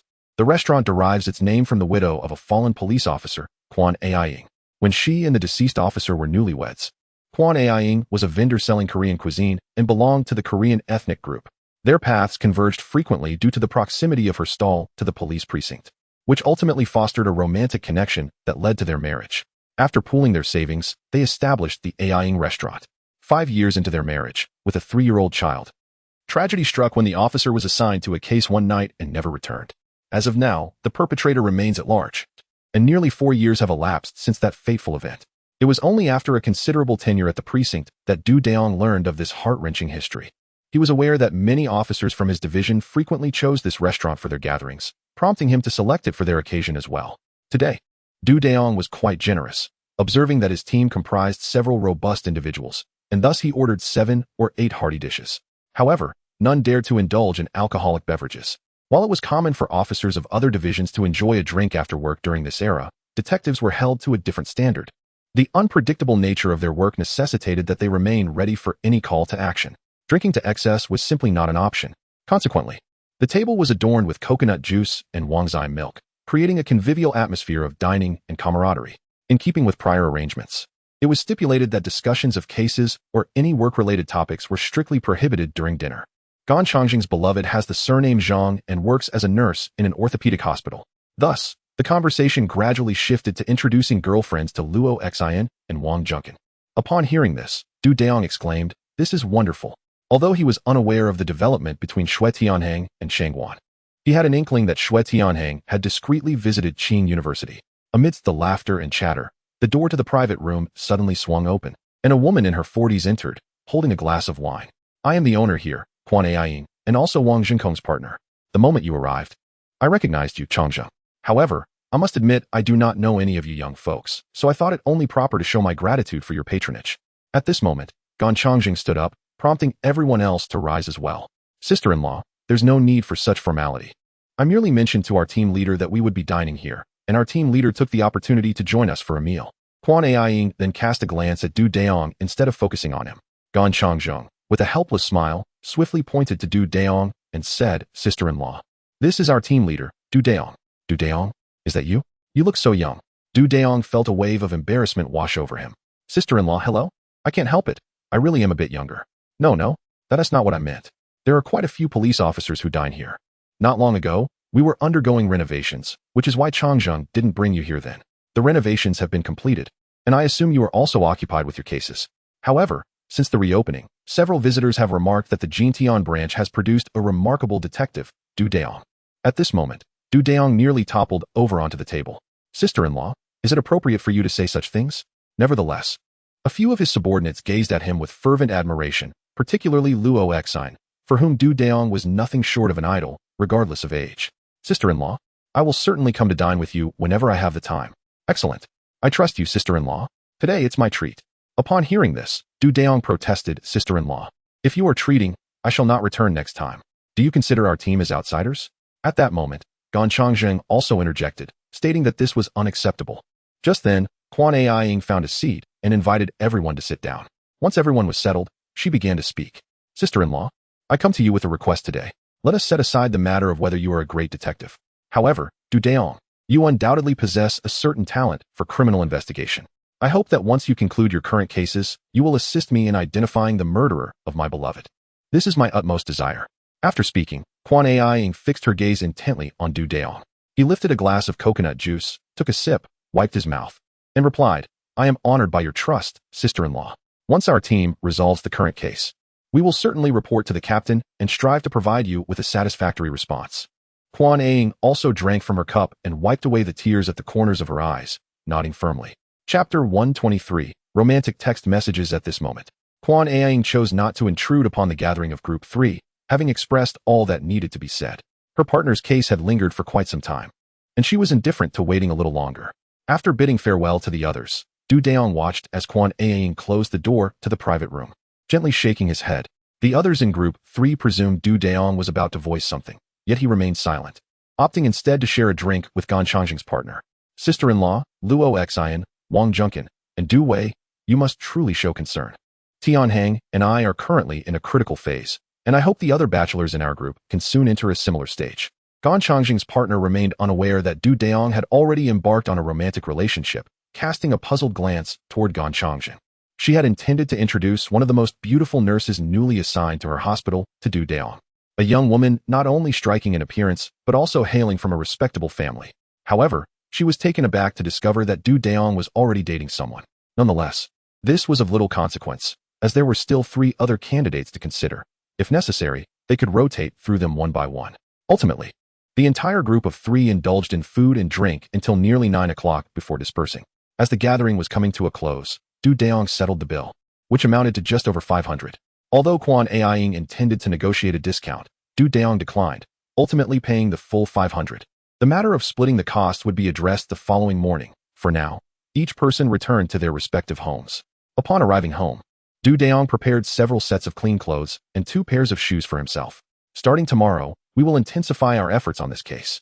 Du Dayong has decided to remain at the team dormitory for the time being, prepared for any sudden developments or leads that may arise. After taking a refreshing shower, he intended to read for a while before retiring for the night when a message arrived on his phone. "Have you gone to sleep yet?" It was from Yi Shuqing. "I just finished showering and was about to read a bit before heading to bed." I stayed home today. I've already completed my exams. I missed my mom and decided to return home.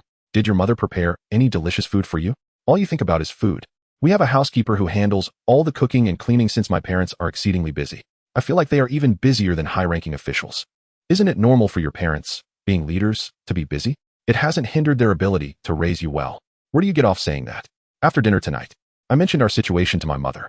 Upon reading this message, Dayong felt a surge of anxiety. I can't call you. I'm afraid my mom will overhear. So I can only text you. I understand. What did your mother say? She didn't say much, just asked what you do, how old you are, and whether I know your family situation. Then I mentioned that my uncle gave me a generous gift of 5,000 yuan as a meeting present, and my mother insisted I return it, claiming it was too much. Upon hearing this, Dayong was taken aback, realizing that while his father had many admirable qualities, he tended to indulge him a bit too much. Shuqing, it seems you are unable to return this red envelope. If you were to give it to me, I would hesitate to accept it, fearing my father's reprimand. Perhaps you could return it yourself during your next visit for a meal? I feel quite embarrassed about this. Uncle's intentions are kind-hearted, and I am at a loss regarding what to do. Alternatively, consider what you might be lacking. You could give me the money, and I would procure it for you immediately, thus avoiding offending anyone. However, I find I lack nothing. I already possess a phone and a computer. Dayong, upon reading the messages, is also perplexed, recognizing that Shuqing's family is certainly not an ordinary one, so they must have all they need. Perhaps you could purchase a necklace or something similar. Yet, my mother would still find out. Never mind, let us not dwell on this matter for now. My mother mentioned that she would like you to visit our home during this summer vacation. You should arrange your schedule, and I will inform my mother. Dayong believes this is quite agreeable. After all, it is inevitable that they will meet, so meeting sooner rather than later seems preferable. Very well, I will arrange my schedule accordingly. What do you think would be nice to bring along? I will think about it. And perhaps I can tell you when we next go out for a meal or some leisure. You should hurry and get some rest. You have work in the morning. All right, I will sleep now. You should also rest early. Good night. Dayong is not one to indulge in overly affectionate exchanges, as the pressure from the case he is handling upon his return tomorrow weighs heavily on him. Chapter 124, Continuation of the Air Raid Shelter, 1. In the morning. At 7:30, Dayong alighted from his cherry vehicle, carrying a luggage bag. Except for Gan Changzheng and Shui Tianhang, the remaining members of the team had already commenced their tasks in the office. Good morning, team leader. Several voices echoed in unison. During yesterday's gathering, each of you received 50 yuan as a bonus. Don't think that just because you greet me as team leader, you can evade it. We certainly should not emulate your leader, Tianhang.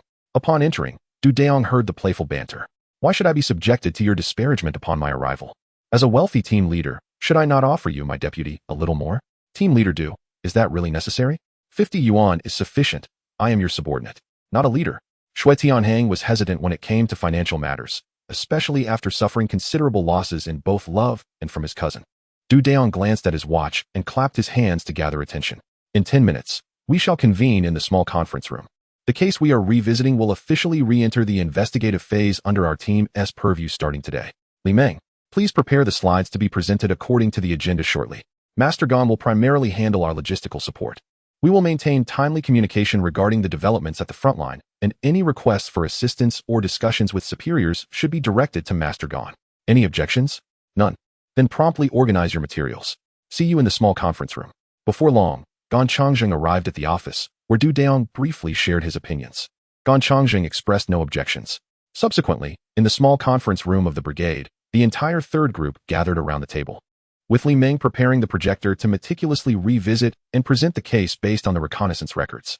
As the curtains of the small conference room were drawn wide open, the young members of the third group wore serious expressions. This was due to the fact that the case remained devoid of any significant leads from the Beijing branch, even after the arrival of portrait specialists from both provincial and ministerial levels, who were unable to restore the deceased's original appearance. Moreover, the forensic experts from the Beijing branch had conducted 2 re-examinations of the body, yet still failed to uncover any additional indicative clues. The stark contrast between the enthusiasm of the previous night's gathering and the seriousness of the present moment was palpable. Dayong turned to Luo Xin, inviting him to share his perspective. As the team leader, I personally believe there should be a certain correlation between the 2 victims. It is possible that there are 2 assailants, albeit with differing methods. One appears to be an experienced perpetrator, while the other seems to be a novice. I think we should broaden the investigation into missing persons. Dayong remained non-committal and then addressed Wang Junkin. Junkuan, what are your thoughts? As the team leader, I feel that the perpetrator is likely a single individual. However, it is conceivable that the assailant sustained injuries while attacking the female victim, resulting in the differing wounds and levels of force observed in both victims. Therefore, I believe we should invite more portrait artists and sketch artists to collaboratively reconstruct the appearance of the victims. Dayong glanced at Do Wei, team leader. I concur with Luo Xian's opinion. Shui Tianheng observed Dayong as he inquired further and promptly echoed Do Wei's sentiments. Dayong, I believe both possibilities hold merit. However, whether we continue to expand the search for missing persons or invite additional portrait and sketch artists poses significant challenges. Based on the comprehensive investigation records presented by Li Ming from the two precincts, some aspects appear rather impractical. At this juncture, Li Ming interjected, team leader. I have diligently examined all investigation records from our precinct and the Shubei precinct, and I find that Shui's assessment is quite accurate. This represents the utmost our two precincts can achieve. Any further expansion of the investigation or additional invitations would necessitate a considerable number of personnel. Dayong nodded in agreement, acknowledging the perspectives shared by Shui Tianheng and Li Ming. He had not neglected the case after its transfer to the Shubei precinct. Rather, he continuously pondered how to navigate this seemingly insurmountable deadlock and find a path forward. Chapter 125, Continuation of the Air Raid Shelter. 2. Subsequently, due to the involvement in the case of the headless corpse, Dayong's attention waned until the case was resolved. However, following the apprehension of Su Chonwon, Dayong resumed his focus on this matter. Despite having some ideas, the case had not yet been transferred to him, leaving him feeling somewhat powerless. Fortunately, the case has now been returned to its original state, prompting Dayong to reconsider the clues he had previously overlooked. Clearing his throat, Dayong addressed the room. Everyone has shared various subjective and objective perspectives, which is precisely the dynamic we ought to foster in our team's investigative endeavors. I may be young, and so are many of you present, but that does not imply any lack of capability. So, I pose this question. How do you feel about the handling of the Su Chonwon case? Upon hearing Dayong's words, the members of Team 3 erupted in laughter. Team leader, it was indeed exhilarating. I truly admire your analytical prowess. The way you unravel complexities is remarkable, replied Luo Xian, who had become an ardent supporter of Dayong. Disregard your flattery, and allow me to share my thoughts. I had contemplated this idea prior to the case's transfer, but given the significant time elapsed since the incident, I assumed that the surveillance footage would have long been overwritten, leading me to temporarily halt my considerations. My starting point is this. Regardless of whether the individual who buried the body is the perpetrator, he must possess some form of transportation, which is likely to be at least a tricycle or an automobile. Larger vehicles are not considered due to the unsuitable road conditions at the burial site. Furthermore, when did the burial occur? On the evening of New Year's Eve. Would it not be rather conspicuous for a tricycle or automobile to appear in such a location at that time? However, what if we consider atypical vehicles? For instance, an ambulance, a hearse, or a police car? Moreover, we understand that the suspect responsible for the burial must possess a profound familiarity with the vicinity of Zaiki village, or at least the broader area. This leads us to deduce that the suspect is likely well acquainted with this locale, either residing within the city or in the neighboring counties, yet has not lived here for an extended period. Therefore, the presence of an ambulance, hearse, or police vehicle during this time would not appear out of place. Should we not adopt a different perspective and investigate which of these vehicles might have traversed this area on the night of New Year's Eve this year? Dayong's insights immediately invigorated the three groups present. Indeed, the body entered Zaiki village through the air raid shelter. What sort of vehicle would not seem out of the ordinary on New Year's Eve? Only vehicles of these specific categories would blend seamlessly into the surroundings, avoiding any undue attention.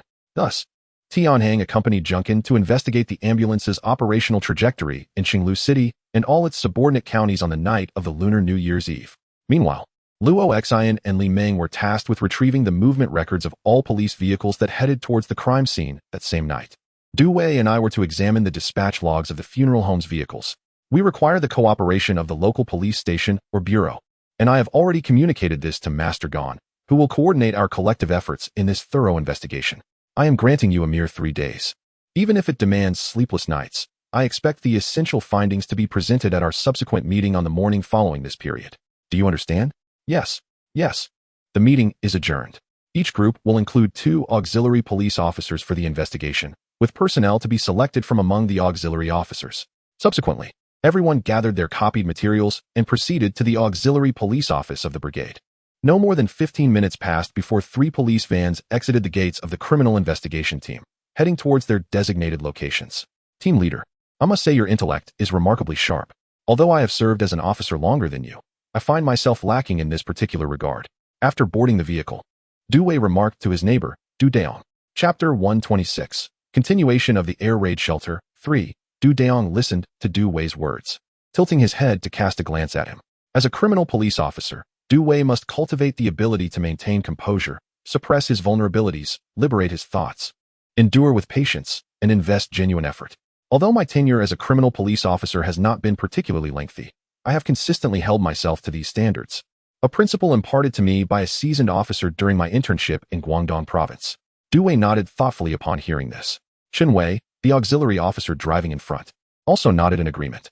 Du Dayong was aware that this driving auxiliary officer was preparing to take the public security examination this year, 2 years his senior. The 3 days swiftly passed, with each team rising early and working late, yet the leads remained scarce. On the 4th morning, in the same small conference room, the members of the 3rd team were joined by 6 auxiliary officers who had accompanied them in their inquiries.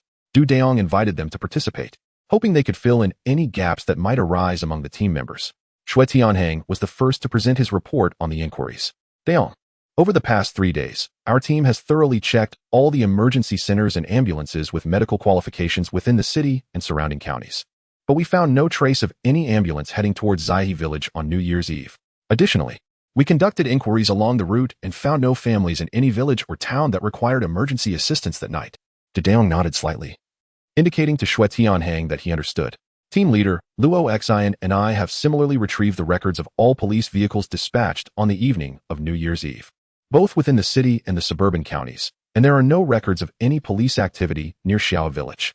However, we did find a report from a household in Jinwei village, which is not far from Xiao village. This was due to a conflict between 2 sisters-in-law that occurred that night, prompting the police response. We have made copies of the entire dispatch record. Aside from this incident, no other unusual police activity was noted. Du Dayong nodded again. I have conducted investigations as you have, visiting all licensed crematoria in the city and suburban areas that engage in the funeral industry, and found no records of vehicles dispatched to Xiaohe village on New Year's Eve. Consequently, I consulted with professionals in the field, who indicated that the funeral industry is quite chaotic. At times, a simple van carrying some black cloth can be instantaneously transformed into a hearse. This led me to ponder whether there might be individuals or vehicles impersonating funeral industry personnel, employing such tactics to dispose of bodies. Therefore, having essentially ruled out ambulances and police vehicles, we should now focus our attention on this aspect, initiating comprehensive inquiries and investigations. I am confident that there are insiders within the legitimate funeral industry who possess knowledge of certain undercurrents, and it is imperative that we pursue thorough investigations and interviews. Thus, I shall be succinct. The time frame remains 3 days, divided into 3 small groups, conducting investigations in segments, particularly inquiring with veteran officers at the grassroots police stations, who possess valuable insights into these matters. Understood? Understood. The entire team has been relentlessly visiting and probing throughout this week. However, 3 days later, they still failed to uncover any substantial leads. At this juncture, Du Dayong was compelled to shift his focus to the vicinity of Qinglu, specifically Weishe, Yandao, and Riguang cities. Yet, this scope of investigation was rather extensive. Du Dayong resolved to investigate the resident population in the nearby villages of Xiahe and Shanghe, particularly those engaged in the funeral industry or transient individuals who had worked in that sector. This inquiry indeed revealed some promising avenues. From a census of nearly 100,000 individuals, the 3 groups identified 7 families familiar with the local terrain, who had since relocated to other cities. Among them, there was 1 from Liaoshi, 2 from Yandao, 2 from Weishe, 1 from Deshi, and 1 from Jiqing. At this point, Du Dayong had no choice but to seek assistance from the squad, as they were lacking manpower. Chapter 127. Continuation of the air raid shelter case. 4. Captain Wu Zhengping and Deputy Captain Su Jun, after listening to Du Dayong's report, promptly assigned the 2nd criminal investigation team to Du Dayong. They entrusted him with the comprehensive command of this extensive investigation. Su Jun, feeling a sense of camaraderie with Du Dayong, chose to immerse himself in the team, believing that collaborating with Du Dayong on solving cases was far more exhilarating than holding a leadership position devoid of the thrill of frontline work. Soon, under the auspices of the bureau chief, a new task force dedicated to the air raid shelter homicide case was formally established at the Jintian Sub-Bureau, with Wu Zhengping and Su Jun serving as deputy leaders. The bureau chief recognized the potential in Du Dayong's efforts and, seizing the opportunity, allocated a plethora of resources to the newly formed task force. Gone were the days of the ordinary van. The fleet was now exclusively comprised of police SUVs. The canteen began operating around the clock to cater to the needs of the task force, and funding for the extensive investigation and outreach activities flowed generously to the new team, making it abundantly clear that Wu Jingping and Su Jun were nearly grinning from ear to ear, their joy palpable. After 10 days of rigorous investigation, one of the individuals from a family in Deshi piqued Dayong's suspicion due to a striking resemblance to the composite sketch described by Zhang Dodo. At this juncture, Zhang Dodo had already been sentenced to 3 months of imprisonment, with an additional 6 months of probation. Dayong swiftly dispatched personnel to retrieve Zhang Dodo, presenting him with photographs secretly taken by investigators in Deshi for his assessment. However, Zhang Dodo felt a hint of uncertainty as Dayong promptly took Luo Xian and Do Wei, driving Zhang Dodo towards the city. He also instructed the team that once Zhang Dodo confirmed the situation, all members should immediately proceed to the city. The chief of the sub-bureau generously agreed to all of Dayong's requests, even allocating additional funds, concerned that Dayong and his team might not have suitable accommodations or sustenance. On the afternoon of July 21st, before exiting the vehicle, Dayong concluded a text conversation with Yi Shuqing and subsequently returned to the municipal police station in the city to file a report. Afterward, he took Zhang Dodo to surveil the residence of a suspected individual. Accompanying them were 2 detectives from the Qinglu police who had been dispatched earlier for the investigation, named Zhang Aimin and Lu Shuiyuan. This individual, known as Hu Meng, originally hailed from Sinwei village and was quite familiar with the circumstances in Zaiqi village. However, he relocated to the city in 1994. During our inquiries, it became evident that this man's financial earnings were suspiciously irregular, prompting our heightened scrutiny. Furthermore, he met our criteria, possessing a Jinbei van. Although he was no longer engaged in the funeral industry, he was involved in transporting goods for others. Yet, further investigation revealed that he had left the city the day before the Spring Festival and only returned on the 3rd day of the new year, during which time his expenditures seemed rather extravagant. As they were discussing this, the Jinbei vehicle came into Dayong's view. However, he did not instruct Zhang Dodo to identify it immediately. Instead, he followed the vehicle to a warehouse. Due to Lu Shuiyuan's Jiangsu accent, Dayong instructed Lu Shuiyuan to disembark and inquire about a route from a man named Hu Meng, claiming his vehicle was nearly out of fuel, thereby creating an opportunity to draw him closer to his car. Lu Shuiyuan swiftly engaged in conversation with Hu Meng, exchanging cigarettes back and forth, which prompted Hu Meng to approach. Zhang Dodo, observing Hu Meng's advancing figure, nodded in affirmation. At this moment, Dayong turned off the engine, opened the car door, and called out to Lu Shuiyuan, announcing that they were out of fuel and the engine had stalled. He then held a cigarette in his hand, hastily offering it forward, while Lu Shuiyuan had already fallen behind Hu Meng. Just as Hu Meng reached out to accept the cigarette from Dayong, Lu Shuiyuan unexpectedly seized Hu Meng's legs from behind, causing him to tumble to the ground. At this juncture, Zhang Aimin also exited the vehicle, brandishing handcuffs and a firearm. Dayong had already restrained one of Hu Meng's arms with one hand while using the other to secure Hu Meng's head. Both Zhang Aimin and Lu Shuiyuan aimed their guns at Hu Meng's head, after which Zhang Aimin proceeded to cuff him. Chapter 128. Continuation of the Air Raid Shelter, 5. At this moment, Dayong finally rose to his feet and addressed Hu Meng, who was sprawled on the ground. Hu Meng, I am Dayong from the Qinglu Jintian Criminal Police Team. You must understand the reason we have traveled such a long distance to the city in search of you. I sincerely hope you can reflect on this, and during your upcoming interrogation at the City Public Security Bureau, I trust you will speak the truth. Hu Meng, however, disregarded Dayong's words, continuing to shout vehemently that he was being wrongfully accused and that they were arbitrarily detaining individuals. Unperturbed by Hu Meng's outcries, Dayong instructed the City Police Bureau to swiftly dispatch a transport vehicle. Within 15 minutes, a blue and white Iveco transport vehicle arrived at the scene. Shortly thereafter, all 5 individuals were taken to the City Police Bureau. The Bureau promptly arranged an interrogation room for Dayong and his team.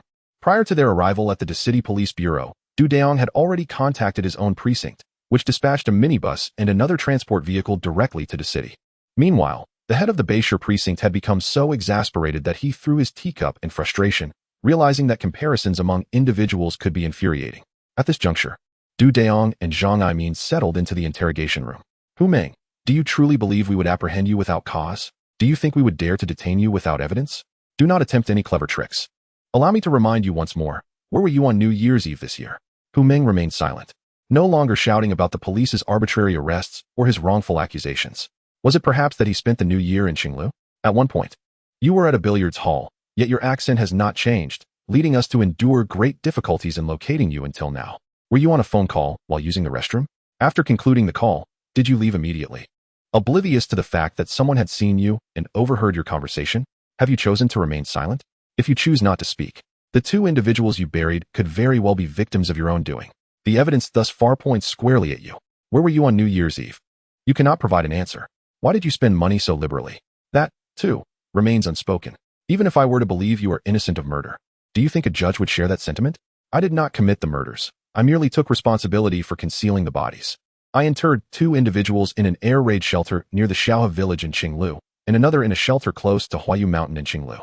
In total, I buried 3 people and received a sum of 180,000 yuan for my efforts. Who instructed you to perform these burials? The inquiry piqued Du Dayong's interest. There was indeed another?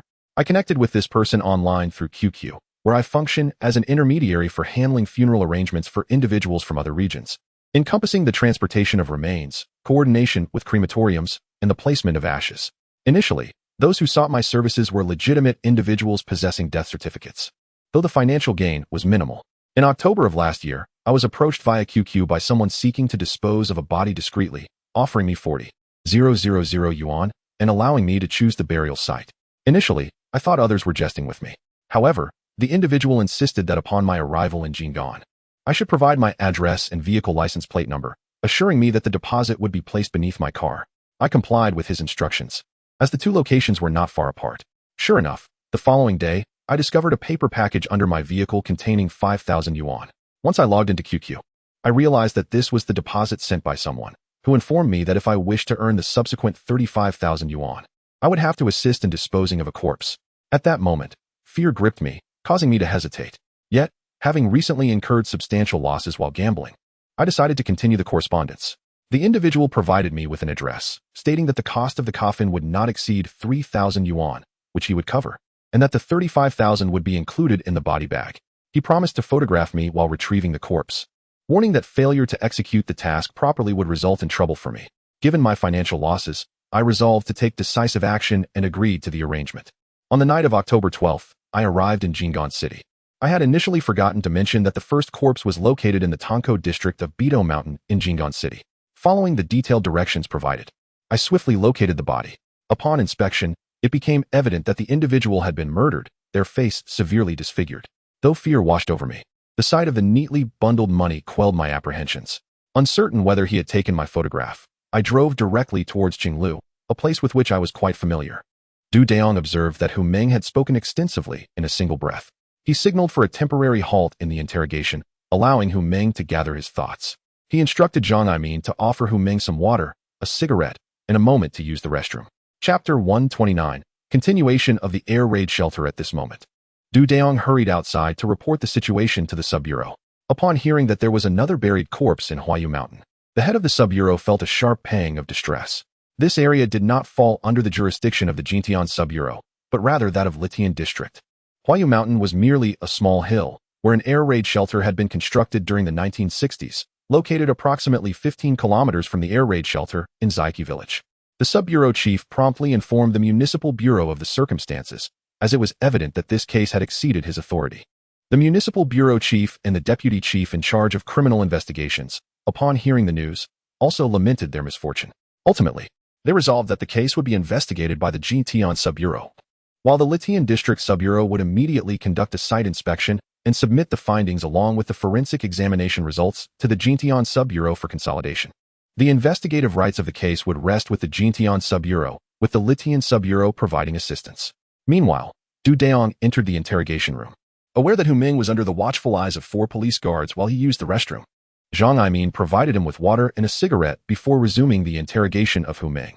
Your current attitude is commendable. If you can continue to provide valuable leads, your transgressions may not be deemed excessively severe. However, this will depend on the significance of the clues you offer. Do you understand? Hu Meng promptly nodded and continued speaking. I grew up in the vicinity of the Qinglu, and due to my mischievous nature in childhood, I became well acquainted with several air raid shelters. Thus, when I received the body, my first thought was to dispose of it there, as the shelters are now deserted and would provide a semblance of safety. It was not until October 15th of last year that I arrived at the location. Under the cover of night, when no one was around, I carried the body inside and excavated a pit within the shelter for burial. Let us discuss the air raid shelter in Zaihe village. Please be meticulous.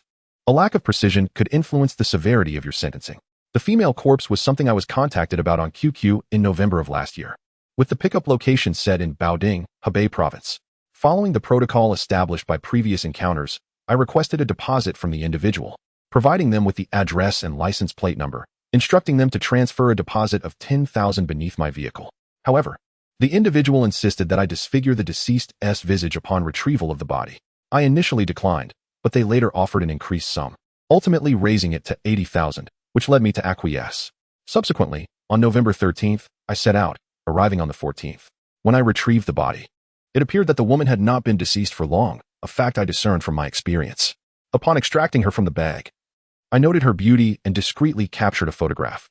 Ultimately, I resorted to using an ordinary red brick to shatter her face before locating the agreed-upon place for the payment, which amounted to 90,000.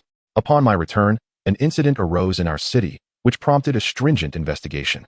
Consequently, I was compelled to place the female corpse in a specialized storage freezer, where it remained until early January. Fortunately, by then, the case had been resolved, allowing me to prepare for the burial in Qinglu.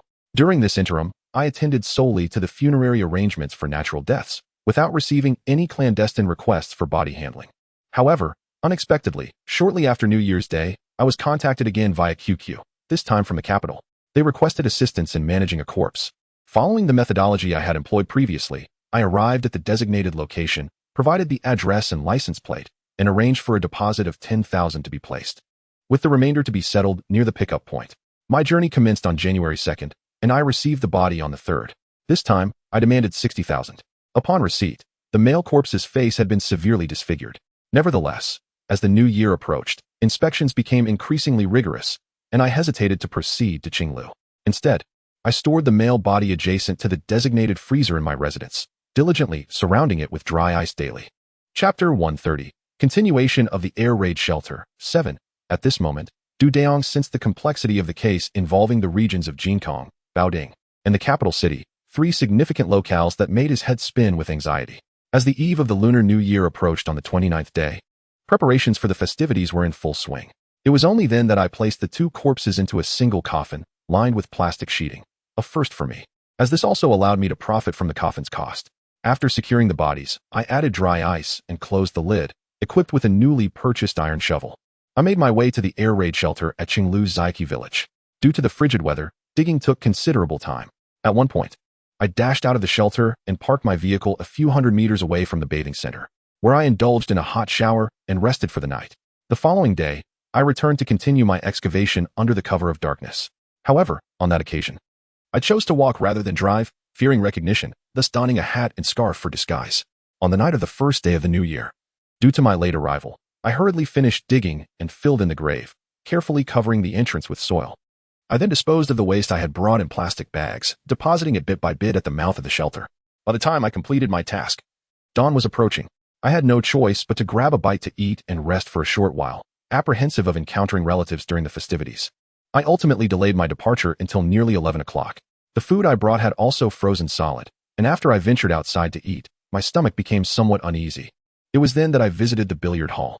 While I was in the restroom, I received a call from the individual who had requested my assistance in concealing a body.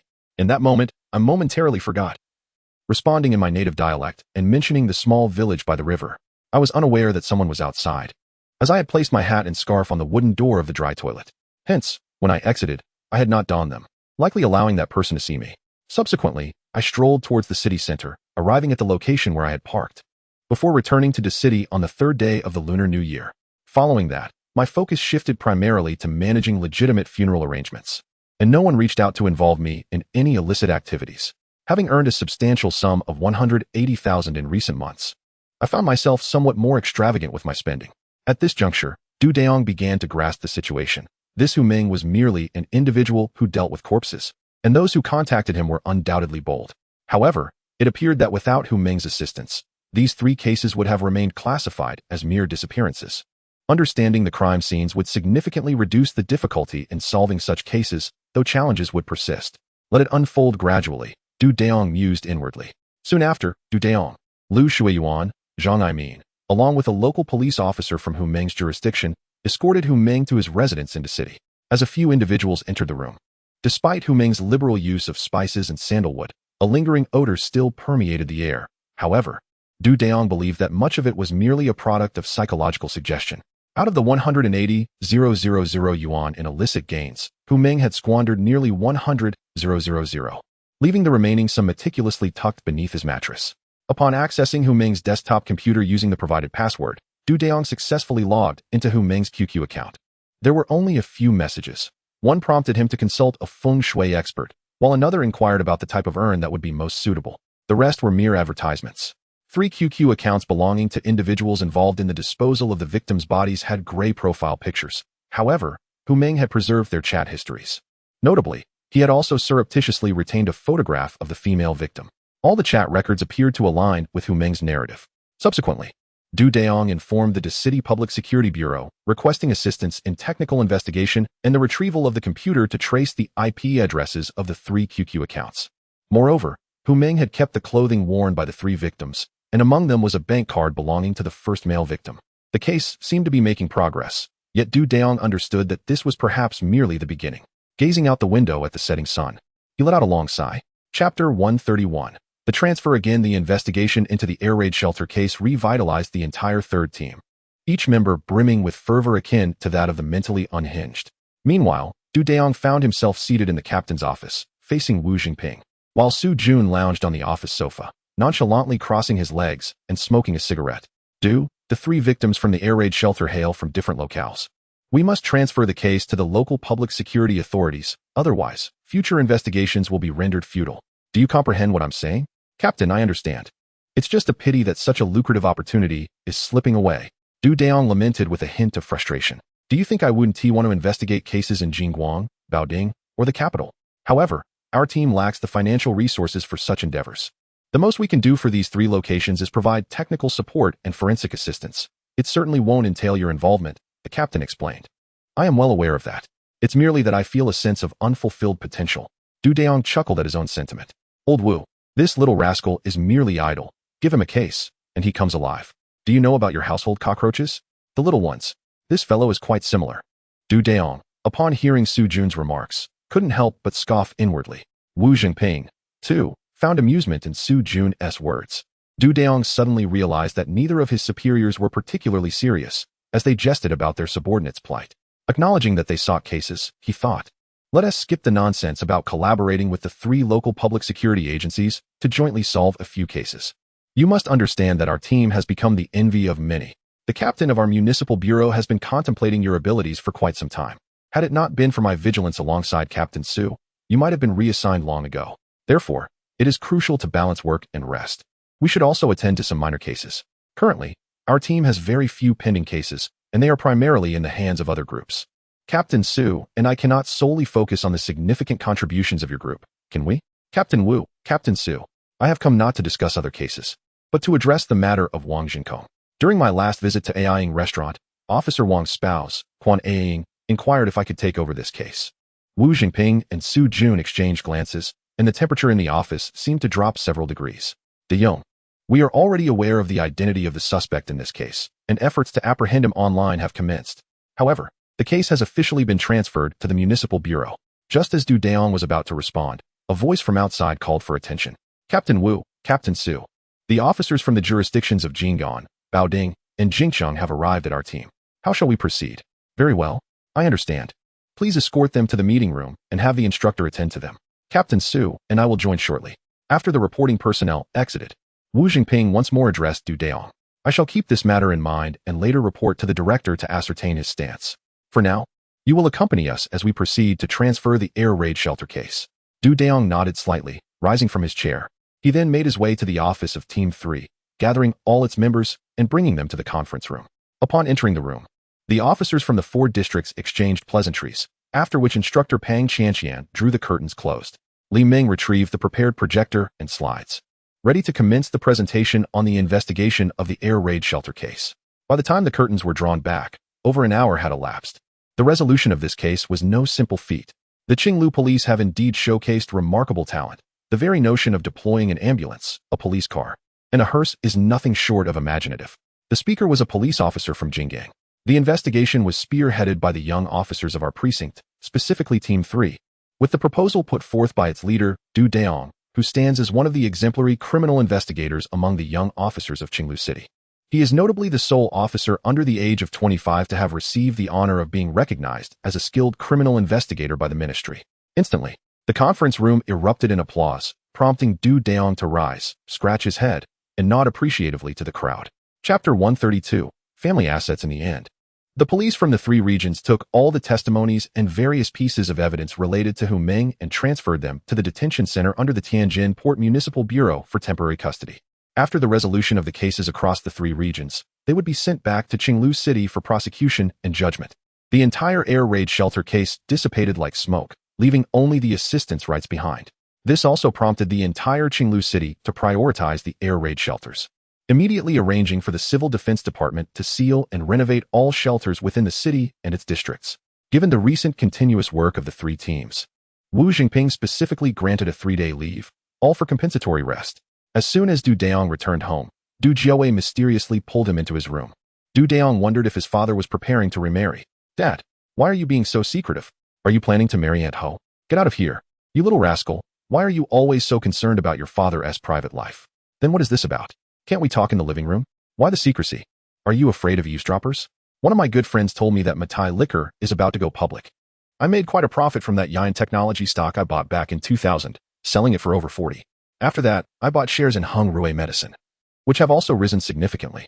I heard Matai is preparing to go public as well, and since I still have some cash on hand, I plan to buy a modest amount. The projected price should not exceed 40 yuan per share, and I intend to purchase 500 lots. In any case, the prices of pharmaceuticals and such national liquors are bound to rise in the future. At the very least, the Luzhou Laojiao I have already purchased has yielded remarkable profits." Dayong was utterly perplexed, as this was beyond his comprehension. "Dad, what are you trying to convey with all this?" he inquired. "After buying the Matai stocks, our family is out of funds, unless we sell some paintings in gold." Dayong felt thoroughly defeated by his father. "Dad, I believe you should not only invest in Matai stocks, but also purchase Matai liquor for storage. It is likely to appreciate in value as well," he retorted with annoyance to Du Jiawei, unable to fathom his father's intentions. Unexpectedly, Du Jiawei's eyes lit up. "Dayong, I see you need not pursue a career in law enforcement. Your vision is quite commendable. I have been stockpiling Matai liquor since 1993, and I currently possess nearly 3,000 bottles, with the highest valued at nearly 10,000 now."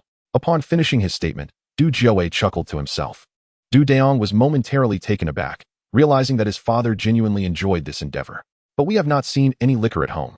"Of course you haven't. Our old residence has a basement beneath the supermarket, and I specifically allocated a large space for moisture-proofing, reinforced with 3 layers of bricks. Did you not notice the ventilation ducts at the old residence supermarket?" Dayong pondered for a moment and realized his father was indeed correct. Is running a supermarket truly that lucrative? Dayong pondered silently. "Father, are you concealing something about our family's wealth?" He couldn't help but question whether his father had hidden the family's financial status. "Regardless of how much you earn, it is all for you. How much can I possibly spend? Since the day I became your father, my sole aspiration has been to ensure you never experience poverty again. As for the exact amount of our wealth, there will come a time when I will reveal the truth to you," Du Jiawei declared with immense pride. In truth, Dayong remained oblivious to the profound sorrow his father felt when Du Jiawei's wife decided to divorce him. It was her declaration of not wanting to lead a peaceful life that compelled Du Jiawei to silently vow during the divorce proceedings. He promised himself that in the remaining years of his life, he must earn more, raise his son well, and ensure that his son would never lack for money in the future. As a father, Du Jiawei believed he had succeeded. Not only did he believe he had done well, but he also felt a deep sense of accomplishment. Although others might not perceive the extent of his wealth, he kept a meticulous account in his heart. Even if he were to depart from this world, as long as Dayong remained prudent, he would never have to worry about financial hardship for at least 10 generations. Chapter 133. The true concerns of Father Dayong felt a genuine sense of helplessness. However, Du Jiawei seemed to be lingering on. "Your mother has also invested in 4 stocks: Microsoft, Intel, Cisco, and Apple. Unfortunately, we can't purchase them here. Otherwise, I would have invested in those high-tech stocks as well, which are generally quite promising." Dayong was left dumbfounded. "So, you too, despite being divorced, maintain such extensive contact behind the scenes? Dad, did you start trading stocks because Mom encouraged you?" "Indeed. Otherwise, I wouldn't have understood any of this at first. I had no idea when that company you young people call QQ would go public. Otherwise, I would have certainly bought a considerable amount. I am currently awaiting their IPO. Once it happens, I anticipate making a significant investment. However, I didn't bring you into this room solely to discuss stock purchases. Your mother is aware of your desire to open a hot pot chain, and she intends to get involved. I thought I would consult you about it. Dayong slapped his forehead, feeling utterly defeated by his own father. I merely wish to enjoy a hot pot conveniently, and you both want to meddle in it? Dad, there's no need to consult me about this. Just discuss it with Mom. I have no objections. After all, I've only got 3 days off. And you choose now to bring this up? I plan to visit Yi Shuqing's home tomorrow and still need to figure out what to bring. Du Jiawei was indeed captivated by this exchange. Our supermarket offers a variety of items, including tobacco, alcohol, tea, health supplements, and premium fruits. Feel free to take whatever you need. As for high-end seafood, you may visit Uncle Fei, and I will settle the bill with him later. Father, might this approach be inappropriate? What could possibly be wrong? If you purchase too little, it may convey a lack of respect, which is far worse. Trust your father. Didn't your mother send cosmetics to your future mother-in-law? You should take those along as well. How was I to know that my mother sent me this? Didn't Xiaoya visit our home last time? I mentioned it to your mother, and she subsequently sent cosmetics in several bags. I was pondering when you would visit her, so you could take them with you. However, consider this. As a police officer, how many times have you returned home? While the parents of other sons can see their children, I am left straining to catch a glimpse of your return from the doorstep. Tell me, how many times have you initiated contact with me via calls or messages? Father, I must admit that I have been remiss in this regard. I will be more attentive in the future. However, work can sometimes consume my focus and make me forget. Duda felt a twinge of sadness. He acknowledged his shortcomings in this aspect. Yet, whenever a case arose, he would promptly forget these concerns. It seemed imperative to be more mindful of his father's feelings moving forward. The same goes for your mother. Keep in touch with her as well. Although your mother and I are no longer together, you remain our son. Lastly, I wish to inform you that your Aunt Ho and I are planning to finalize matters in the latter half of this year. Father, is this truly the purpose behind your coaxing me into the room? You little rascal, I extend my respect towards you. Aunt Ho is quite amiable, treating my business and me with considerable kindness. Furthermore, she does not intend to formalize our relationship with a marriage certificate. Rather, we simply wish to share our lives together. However, a ceremony and a banquet are necessary, as it serves to provide her side with a sense of closure. Thus, in terms of property, there will be minimal entanglements between us, allowing for a more harmonious coexistence. I have already stated that when her daughter marries, our family will provide a house, a car, and a substantial dowry. Should her daughter wish to study abroad in the future, under reasonable circumstances, I shall cover her tuition and living expenses, treating her as if she were my own. I trust there will be no objections to this. At the very least, I have conveyed this to your mother, who has expressed her approval. I harbor no objections. The wealth is yours, and it is entirely your prerogative to decide whom to bestow it upon. You little rascal, you are indeed my only son. Your mother is also working to provide for you. I shall eagerly await to see who contributes more to you, her or I. Dayong wiped his eyes and patted his father on the shoulder. Father, concerning our family matters, please act according to your own judgment. I am perfectly fine. Du Jiawei said nothing further, opened the door, and turned to leave. Chapter 134. Preparing for a visit, Dayong ultimately decided to heed his father's advice, as the adage suggests that one should not offend by being overly courteous. At that time, the Zhongyan Group had yet to be established, and the Qinglu cigarette factory operated independently. However, the factory did not offer high-end cigarettes, compelling Dayong to comply with his father's suggestion and procure 2 packs of soft Zhonghua. He also purchased 2 bottles of the renowned Maotai liquor from that year and acquired 2 pounds of Amei mountain high-altitude tea from Sichuan province. As for health supplements, Dayong deemed them impractical, thus opting instead for a set of cosmetics sent by his mother and 2 Gucci handbags. He was utterly unfamiliar with this realm and could not fathom the prices of the cosmetics and bags. He merely recognized that they were quite expensive and presentable. Once his preparations were complete, Dayong dialed Yi Shuqing's number. After a roundabout conversation, he finally broached the subject of his impending visit. Yi Shuqing informed him that she would call her parents shortly to finalize the timing. Dayong had no choice but to hang up and wait patiently. It was Friday, and he pondered when Yi Shuqing's parents would be available. Merely 20 minutes later, Yi Shuqing called back, instructing him to come to their home at 10 o'clock the following morning and to stay for lunch. Dayong quickly nodded in agreement over the phone. After hanging up, his thoughts wandered, for he was somewhat perplexed. Wasn't Friday typically reserved for dates? Yi Shuqing was also on holiday. Yet, when one is in high spirits, complications often arise, especially for a straightforward man. Dayong's immediate thought was to get his car washed, have a haircut, take a relaxing bath, and enjoy a good night's sleep, so he could visit Yi Shuqing the next day, brimming with energy. Meanwhile, Yi Shuqing was on the other end of the phone, listening to the beeping sound, nearly bursting into laughter at Dayong's antics. Yet, This girl was also quite carefree.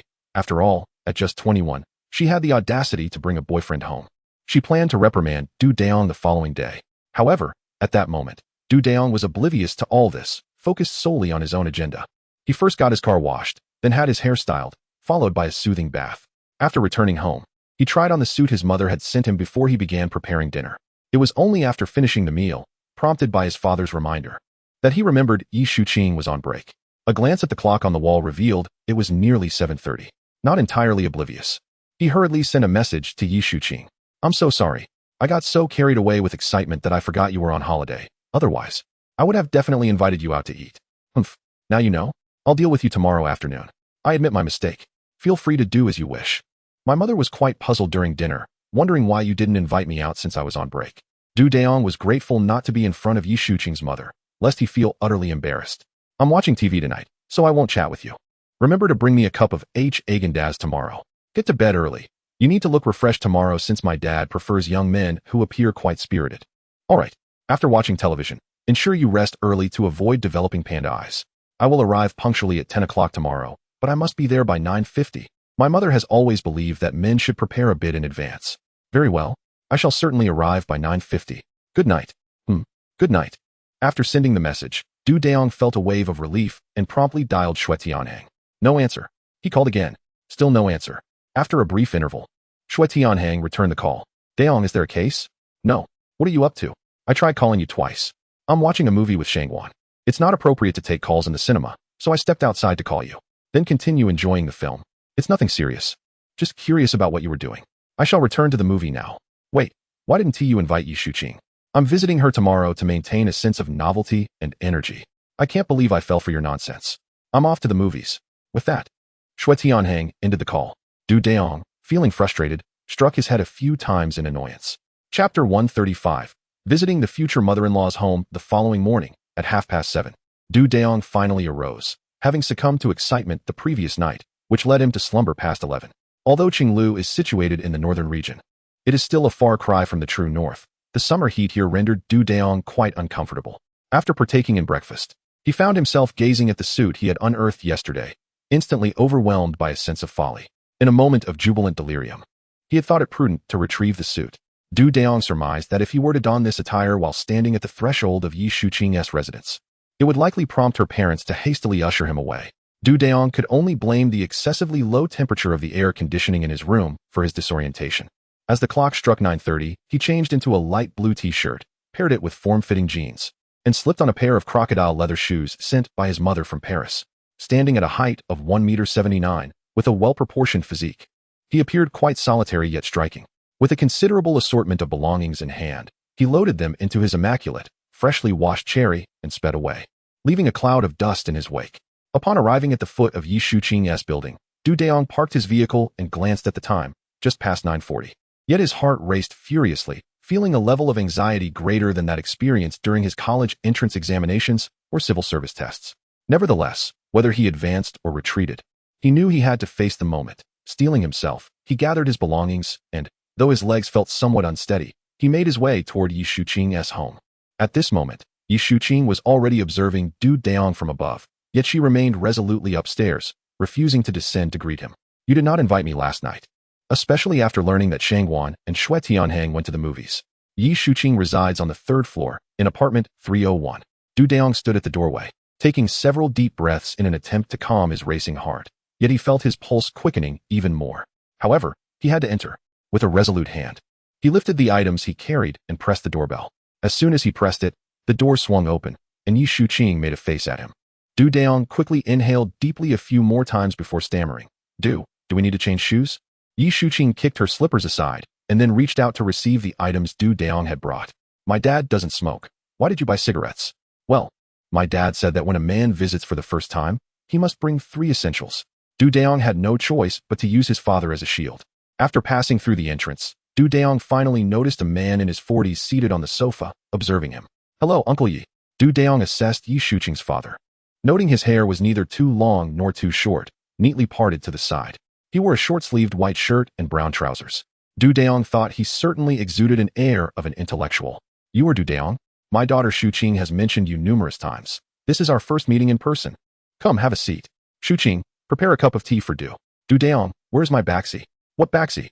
Dayong was still trying to comprehend. Suddenly, it occurred to me that Yi Shuqing had mentioned bringing a box of Haagen-Dazs ice cream last night. Oh no, I completely forgot. Observing Dayong's dazed expression, Yi Shuqing felt an overwhelming urge to slap him twice. You must buy it for me this afternoon. There is no doubt about it. Dayong found the air conditioning in the living room to be rather ineffective. At that moment, a middle-aged woman dressed in an apron emerged from the kitchen. She scrutinized Dayong from head to toe before speaking. Xiao Du, do not be so reserved. Sit down and have a chat with your Uncle Yi. That girl Shuqing has spoiled us as a couple, so do not mind her. Mom, when have I ever spoiled you? You were just talking nonsense. Xiao Du, first have some water. Auntie will prepare a few dishes. I've heard from Shuqing that your culinary skills are quite impressive. But today you will have to settle for Auntie's less than stellar cooking. Hello, Auntie. I can eat anything, it's all fine. In truth, my cooking is rather average. Auntie nodded and returned to the kitchen. It was only then that Dayong sat down properly, while Yi Shuqing's father finally turned off the television. Chapter 136. A pleasant atmosphere. Yi Shuqing soon prepared a cup of tea for Dayong and placed it on the coffee table. Is Xiao Du working at the Jintian branch? Your deputy director Deng and I share a cordial relationship. In an instant, Dayong recalled Su Jun's master, the father whose son perished on the front lines of drug enforcement, now a man with hair turned white, the deputy director. However, at this moment, Deputy Director Deng had been promoted and currently served as the commander of the special police team at the municipal bureau. Uncle Yi, Deputy Director Deng has indeed been promoted and is now the commander of the special police team at the municipal bureau. Oh, old Deng hasn't mentioned this to me. Perhaps he is concerned I would ask him to treat, and thus has chosen to keep it under wraps. Before you arrived, I had someone inquire about you, Xiao Du. I hope you don't mind. What could Dayong say? He must express indifference. Not at all. You are also responsible for Yi Shuqing. Yi Shuqing's father nodded in agreement, acknowledging Dayong's words. Indeed. However, what we discovered was quite astonishing for us as a couple. To have transitioned to a permanent position shortly after joining the police force is a rarity. We never anticipated it happening in your case. Uncle, it was merely fortuitous. I happened to encounter a major case, and as they say, one finds luck where it is least expected. I merely rode the coattails of that fortune. Such luck is a rarity. You are indeed quite humble. I heard your parents divorced quite early. Are they doing well now? Uncle, they are both doing fine. My father currently operates several supermarkets, while my mother resides in Paris, although she occasionally travels to the United States. I am not entirely certain about the specifics of her activities. I have heard that you have quite a reputation at the Jintian precinct. Is the nature of your work particularly hazardous? Uncle, such accolades are merely the result of others' exaggerations. I have been a police officer for less than a year, and I hardly possess such prominence. As for being a criminal investigator, the level of danger is not particularly high, especially when compared to the officers engaged in anti-drug operations. Thus far, I have yet to encounter any truly malevolent criminals, but even if I did, I would not be daunted, for my skills are commendable, and my marksmanship is proficient. At this moment, Dayong began to relax gradually. You are aware that Shuqing has 4 more years until her graduation, correct? Yes, uncle. The medical program is a 5-year undergraduate course. However, we are still young, so there is no cause for concern. Yi Shuqing, standing nearby, blushed slightly at this. My daughter Shuqing has also expressed her desire to become a teacher, and we are currently contemplating ways to assist her in achieving that aspiration. Uncle, I wholeheartedly support whatever Shuqing chooses to pursue. Little do, your father gave such a generous red envelope after Shuqing visited, insisting that it not be returned, which puts us in a difficult position. Therefore, the red envelope we are giving you today is also substantial, and you must not return it either. I must clarify this in advance to avoid any potential disputes later. Dayong felt momentarily at a loss. What should he do now? However, at that moment, he noticed Yi Shuqing winking at him. Understood. Uncle, I heard from Shuqing that your father's supermarket is doing quite well. It seems to be all right. However, I am not very clear on the specifics, as my father doesn't usually discuss such matters with me. But when Shuqing visited our home, I believe my father must have shared some insights with her, perhaps while I was occupied with cooking. Shuqing's mother has recently been transferred to the district's investment promotion bureau, and it may be beneficial for your father to establish a connection. According to Shuqing, this is a matter of ensuring that the benefits remain within familiar circles. However, let us not put your father in a difficult position. Shuqing's mother hasn't mentioned this to me either. I simply observe her being overwhelmed with the investment promotion tasks daily, and I feel a bit uneasy about it. Uncle, I understand. I will discuss this with my father when I return. In my view, as long as the geographical location is advantageous, it doesn't matter where a supermarket is established. Additionally, my father is also planning to open some private kindergartens, and from what he has said, It seems they will officially commence operations after the summer break this year. Dayong believes that Shuqing's father has successfully passed down his purposeful nature in communication and action to her. Although it is merely a conversation, such succinct exchanges can clarify matters effortlessly. This is a remarkable instinct. Chapter 137. Luncheon. Dayong pondered whether the immediate family members of civil servants were permitted to engage in business. At that moment, Yi Shuqing's mother emerged from the kitchen, having prepared a sumptuous meal. Xiaodu, how was your conversation with your uncle? Auntie, I would like to inquire. Both my parents are in business, and I am a civil servant. Will this pose any issues?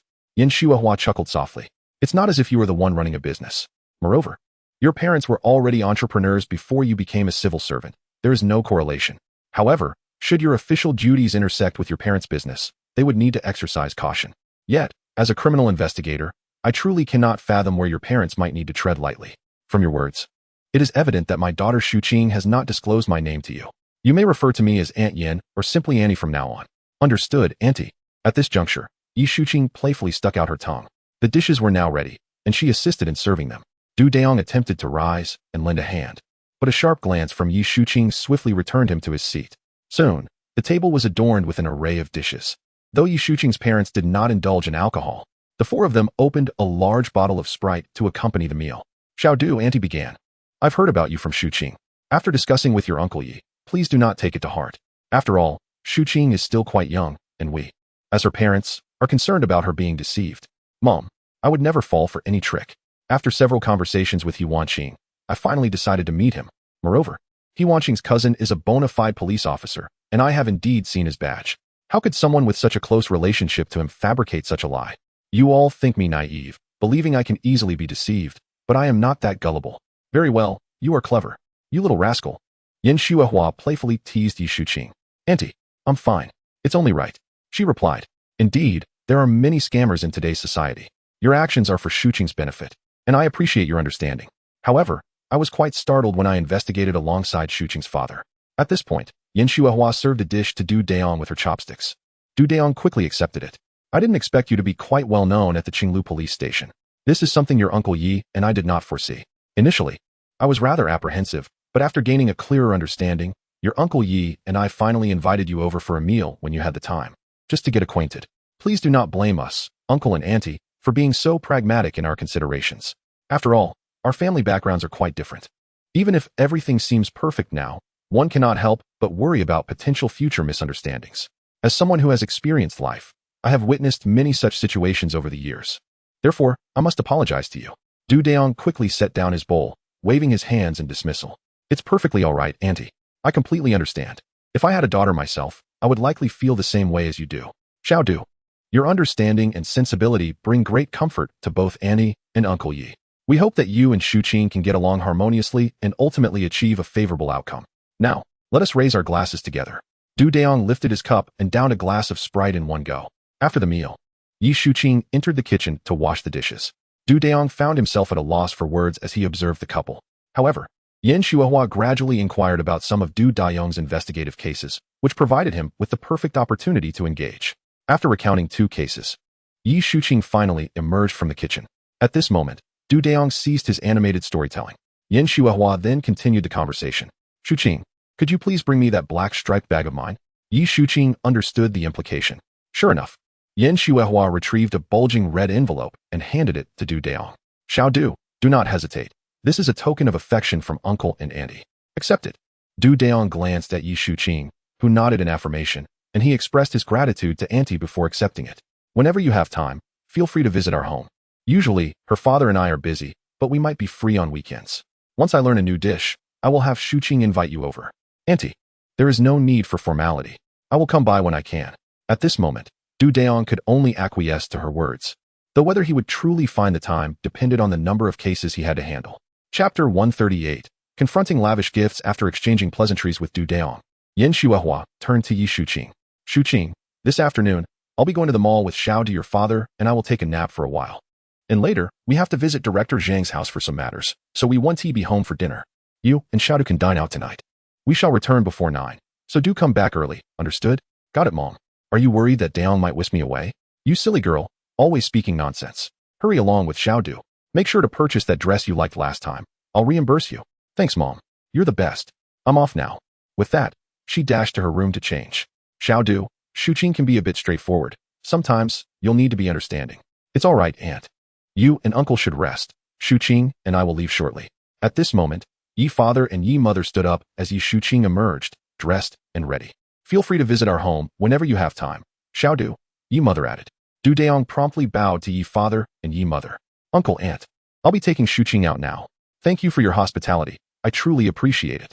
These words were instilled in him by Du Jiawei, and Du Dayong remembered them well. Once they were in the car, Yi Shuqing pinched Du Dayong. How could you forget to bring the 8 delights? You clearly don't hold me in high regard. Du Dayong winced in pain. I was wrong. It truly cannot be ignored. It hurts.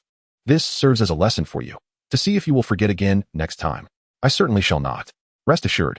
Du Dayong quickly capitulated, and only then did Yi Shuqing relent. The two of them strolled through the mall in the afternoon, attended a movie, and savored a delightful Western meal, culminating in Du Dayong escorting Yi Shuqing home by 8:30 in the evening. Upon her arrival, Yi Shuqing found her parents seated on the sofa, awaiting her. What is it? Do you have something to say to me? Yan Shuahua nodded. Do you know what Xiaodu brought today, aside from cigarettes, alcohol, and tea? I have no idea. Dayong mentioned he brought a set of cosmetics and 2 women's bags. What more could he possibly buy? Indeed, it is quite remarkable. So much so that your father and I are at a loss for words. Ah, how could that be? He knows nothing of such things. There is no way he could have made such splendid purchases. The cosmetics are a set from Lankme, and the 2 bags are both from Gucci. I learned this from Director Zhang's wife. Her daughter-in-law sells luxury goods. Shuqing, do you know how much a standard set of Lankme costs? Over 10,000. And those 2 bags, do you have any idea of their worth? The key is that these 2 styles are not yet available domestically. They say they are worth at least 20 to 30,000. This revelation left Yi Shuqing utterly astonished. Thus, your father and I believe that Xiaodu's mother must be quite affluent abroad. Otherwise, how could such items be so casually purchased and gifted to Xiaodu? At this moment, Yi Shuqing's father spoke up. Shuqing, I was equally startled when I learned of this. How are your parents supposed to repay this? You two are merely in a romantic relationship. If it blossoms into something more, that's one thing. But if it does not, your mother and I would be ridiculed. Oh, do not worry. I am absolutely determined not to marry anyone other than Du Dayong. In my heart, there is no other consideration apart from him. Upon hearing Shuqing's words, both Yi father and Yi mother shook their heads, letting out a sigh. Well, the gifts have been accepted, and we have heard your words. Therefore, you must occasionally temper your little temper. To attain marital bliss, one must restrain certain less desirable traits and cultivate more tolerance and understanding. Understood, Mom. I will go check on my bag now. Yan Shuehua, listening to Yi Shuqing, shook her head even more vigorously. Yi father joined her in shaking his head. However, it wasn't long before Yan Shuehua uttered something that caused Yi father to shake his head even more. Shuqing, that set of cosmetics was purchased for me by Xiaodu. They are intended for women of my age, so you mustn't touch them. Chapter 139. Numerous minor cases on Sunday. Du Dayong spent another day with Yi Shuqing. Yet he felt particularly content today, as Yi Shuqing had been clinging to his arm wherever they went. It was not due to any gifts exchanged, but rather because Yi Shuqing felt that since they had both met each other's parents, it naturally allowed them to grow closer. However, she also advised Du Dayong to thoroughly understand the situation before sending gifts next time, casually mentioning the events of the previous evening. This revelation left Du Dayong rather astounded. Tens of thousands of yuan for just a set of cosmetics and 2 bags? Was his mother truly this extravagant? Nonetheless, since the gifts had already been given, they were a done deal. As a straightforward man who found it difficult to fuss over trivialities in life, Du Dayong would soon cast aside such concerns. On Monday morning, the 3 teams assembled in the office, each discussing their 3-day holiday. Su Jun swiftly made his entrance, casually tossing 2 case files onto the desk while casting a glance at the members of the 3rd team. 1 theft case, 1 intentional injury case. You 3 handle these. Du Dayong promptly seized the file for the intentional injury case, while Shui Tianheng, a moment too late, reluctantly took the theft case file. Upon review, Du Dayong discovered that the intentional injury case involved a brawl where the assailant had fled, leaving behind an acquaintance who was now bedridden after surgery. Du Dayong then lifted the file toward Shui Tianheng. Tianheng, let us switch. You take this one. Shui Tianheng immediately discerned that this grievous assault case presented little challenge, promptly shaking his head in refusal. Observing the futility of the situation, Du Dayong resigned himself to endure the blows, lamenting his own impulsiveness. The customary arrangement remained in place, with Gan Changzheng overseeing the team to ensure timely notifications in the event of major incidents, as well as facilitating the acquisition of search warrants and subpoenas for the responding officers. while also assisting in the retrieval of information from the internal network.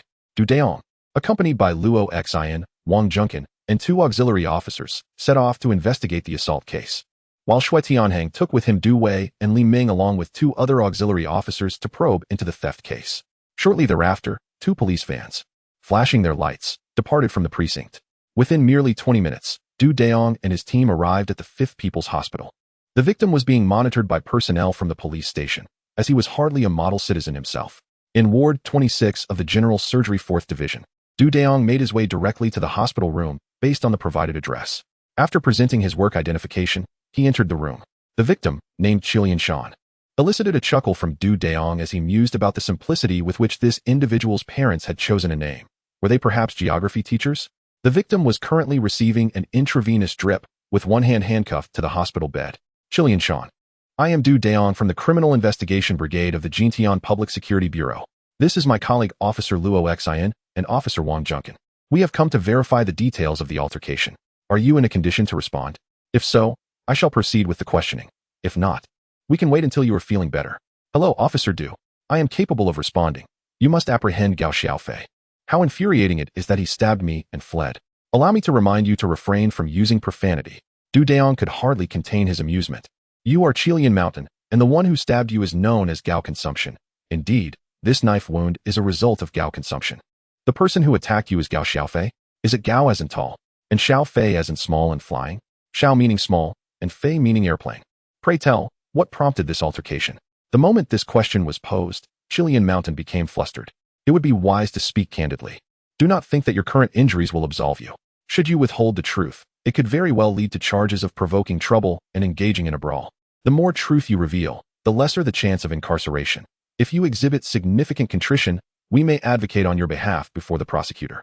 Officer Du, I am not the principal offender. Hu Dahai summoned me, and upon seeing me wounded, he fled without a shred of loyalty. Continue your account. Last night, after dining at home, Hu Dahai contacted my pager, requesting my assistance in teaching someone a lesson, promising me 200 yuan. Upon hearing that I could earn 200 yuan for merely administering a reprimand, I agreed to go. However, I did not carry any weapons or instruments of harm. Dayong chuckled, recognizing that this individual was no stranger to aiding others in settling disputes. Chapter 140. Numerous minor cases. 1. Qilian Mountain observed Dayong's gaze fixed upon him, feeling a twinge of anxiety. There was an unsettling intensity in the police officer's eyes.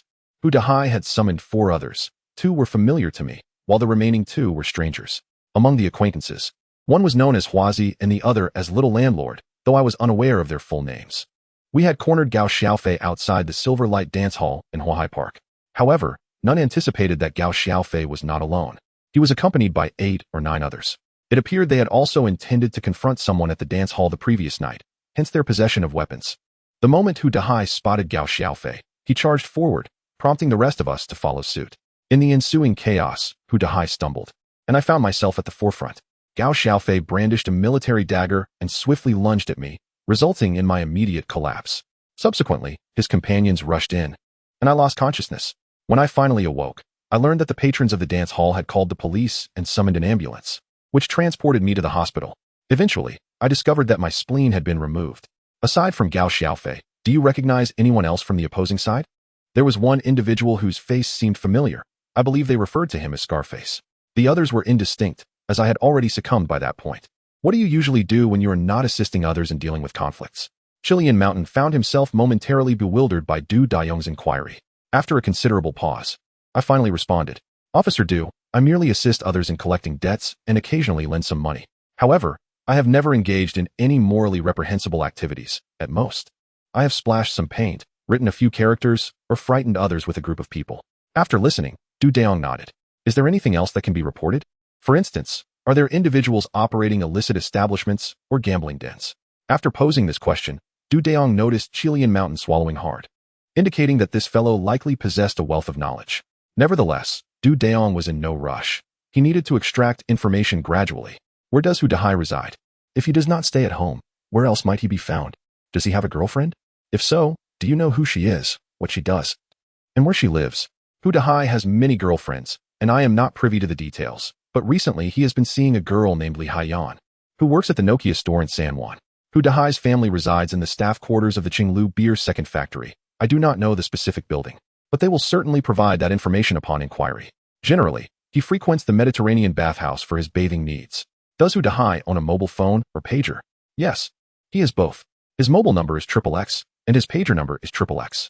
Du Dayong observed Wang Junkin diligently recording this information, and when Wang finished writing, Du Dayong glanced over, receiving a nod in response.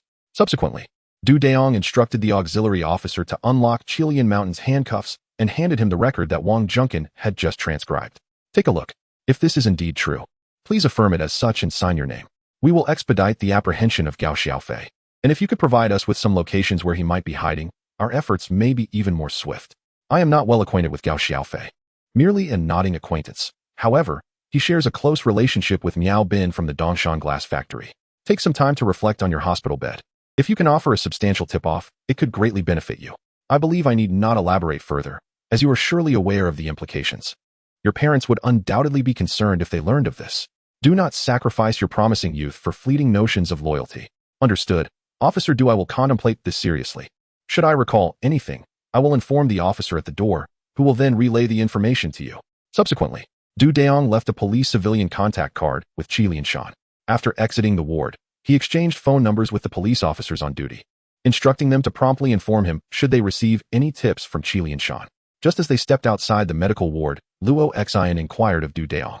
Captain, you seem exceedingly familiar with such cases. Do you think my internship in Guangdong province was in vain? That was in the capital city of Guangda, where I have worked my way through the ranks from grassroots to the municipal bureau, so how could I not be familiar with it? We have studied the tale of the oil cellar. It is merely a matter of practice. Luo Xian was momentarily taken aback by Du Dayong's response, and even Wang Junkin nodded in agreement. Chapter 141, Numerous Minor Cases, 2. Upon exiting the hospital, Du Dayong instructed Luo Xian to take a police assistant and directly hail a taxi to the police station overseeing the Dongshan glass factory, requesting their assistance in locating an individual named Miao Bin. Meanwhile, he and Wang Junkin, accompanied by another police assistant, proceeded to the telecommunications department to investigate the mobile call records and pager communications of a certain Hu Dahai. As the clock approached 11, the Dongshan police station, responsible for the Dongshan glass factory, brought Miao Bin into their precinct. Concurrently, Du Dayong accessed Hu Dahai's call logs, meticulously filtering through the top 5 numbers based on call frequency. Unfortunately, most of the phone cards were unregistered, yielding no substantial leads. However, a breakthrough emerged when it was discovered that Hu Dahai's girlfriend's mobile phone store had contacted him earlier that morning. Du Dayong resolved to pursue this lead further. Subsequently, he arrived at the Sanwan police station, requesting that a female officer in plain clothes summon an individual named Li Haiyan to the station. At this juncture, Du Dayong engaged in casual conversation with Liao Jun, the deputy chief of the station, who lamented about the numerous challenges they faced. Du Dayong resonated deeply with his sentiments. While others might remain oblivious, Du Dayong understood all too well the reality. The police station was inundated with trivial matters, yet wielded limited authority. In the year 2001, most police station chiefs were merely deputy division-level officials with minimal power. Even administrative detentions required approval from the district bureau before action could be taken against offenders. It was only until a few years ago that small and large police stations were permitted to operate, thus transitioning to a formal departmental level. Additionally, station chiefs were granted the authority to exercise administrative detention, and at that time, criminal investigation officers began to emerge within the precincts. However, even now, police stations remain inundated with trivial matters. Occasionally, household disputes can consume several officers, rendering them unable to attend to other duties. The two individuals engaged in mutual praise for over half an hour, just as the undercover female officer returned with Li Haiyan. Officer Du Dayong instructed that Li Haiyan be taken directly to the interrogation room. Du Dayong initiated the questioning, while Wang Junkin recorded the proceedings. I am Du Dayong, and this is my colleague, Officer Wang Junkin. We are from the criminal investigation team of the Jintian Sub-Bureau. Li Haiyan, do you know Hu Dahai? At this moment, Li Haiyan felt a pang of anxiety, as it was clear that these officers were not particularly accommodating. Yes, he wants to pursue a romantic relationship with me. I have not agreed. Oh, you should think carefully before responding. It appeared necessary for me to reiterate. I am Du Dayong, from the criminal investigation team of the Jintian Sub-Bureau, a criminal investigator. Li Haiyan was evidently intimidated by Du Dayong's imposing presence. If you know where Hu Dahai is hiding, you should return to your duties. However, if we find out that you are aware of Hu Dahai's whereabouts and choose not to inform us, you could potentially be implicated in the crime of harboring a fugitive. If Hu Dahai has committed serious offenses, your culpability will increase accordingly. Do you understand now? Therefore, I will ask you once more, do you know where Hu Dahai is? Although the interrogation room was air-conditioned, beads of sweat began to form increasingly on Li Haiyan's forehead. Let me remind you once again, Li Haiyan. At 10 minutes past 9 this morning, you conversed with Hu Dahai for 2 minutes and 22 seconds. Hu Dahai informed me that he had been involved in a brawl and that trouble was now pursuing him. He asked me to bring him some food at noon, as he is staying at Hu Weihua's residence in the second machine factory. Is this Hu Weihua known by the nickname Huazi? Li Haiyan nodded vigorously. Du Dayong instructed Wang Junkin to keep an eye on Li Haiyan while he stepped out of the interrogation room and went directly to Liao Jun's office.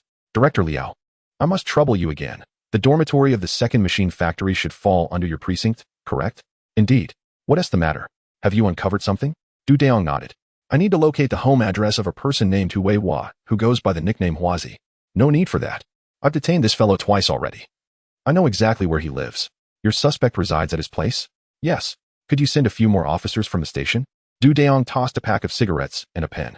You're still pulling this stunt, but I appreciate it. I'll accompany you shortly and bring along 2 auxiliary officers. All right.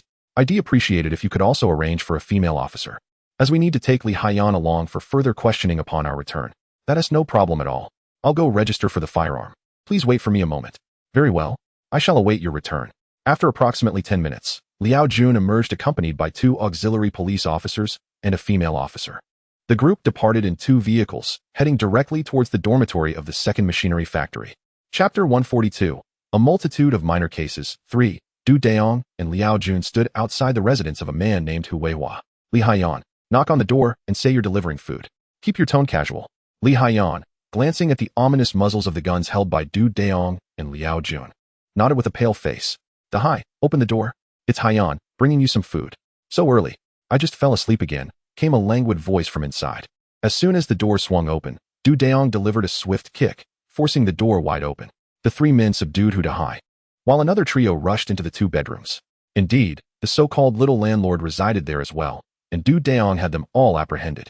Shortly thereafter, 2 officers escorted 1 suspect, while the other 3 had their belts and shoelaces removed, handcuffed, and were made to emerge while holding up their trousers. At this point, Li Haiyan had already been taken to the police car by a female officer. Du Dayong subsequently called Gan Changjing and requested 2 additional police vehicles along with 4 auxiliary officers, with 5 individuals in 1 vehicle, and Du Dayong's 3 cars. They transported 1 suspect in each vehicle to the station. Once everyone was brought to the interrogation room, Du Dayong and his colleagues found themselves quite hungry. After having lunch, they ensured that the 3 suspects were also fed and allowed to use the restroom. Du Dayong, accompanied by an auxiliary officer, began to interrogate Hu Dahai, while Wang Junkin and Luo Xian each took on 1 suspect, with the auxiliary officers tasked with recording the proceedings. Hu Dahai, do you know where you are? My name is Du Dayong, and I am a detective from the Jintian branch. I am here to conduct an interrogation in accordance with the law. Given your prior experiences with the law, I will refrain from inquiring about your name, age, place of origin, and gender. However, you must pay close attention to the following questions. If you understand my intent, please respond. Do you know where Gao Xiaofei generally resides? He is associated with Dado, but I am unsure of his residence. However, Dado surely knows. Are you aware of Dado's name and where he lives? Dado's name is Wang Fei, and he resides at the old factory dormitory. However, that is his parents' home, and I am currently unaware of his whereabouts. Now, let us discuss the events that transpired last night at the entrance of the Yingguang nightclub. Officer, we are the victims here. You should prioritize apprehending Gao Xiaofei. Oh, you certainly have a wide scope of concern. Shall we switch places then? Hu Dahai immediately lowered his head. Speak respectfully when I ask you questions. Do not be sarcastic with me.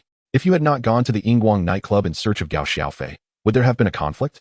Would Qilian Mountain be lying in a hospital bed at this moment? Why did you seek trouble with Gao Xiaofei?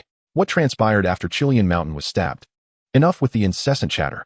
Otherwise, when you later ask me for a cigarette, I shall have none to offer you. Once you are in custody for questioning, do not expect to receive a single cigarette. Hu Dahai observed this young officer and thought to himself that this fellow indeed possesses a certain level of skill. Recently, Gao Xiaofei has been troubling me, so upon hearing news of him yesterday, I resolved to take the initiative. However, as I charged forward, I stumbled over a stone, which allowed Gao Xiaofei to stab Qilian Mountain. When I got back on my feet and was ready to charge again, I noticed that many others were rushing in behind Gao Xiaofei. Thus, I shouted for a few people on our side to flee at once. Yet, upon seeing me run, Gao Xiaofei did not pursue. Perhaps he feared the consequences for the person he had harmed. Why is Gao Xiaofei causing you trouble? Why not someone else? Let me reiterate. Do not entertain thoughts of concealment. Can you truly expect everyone to keep quiet as you do?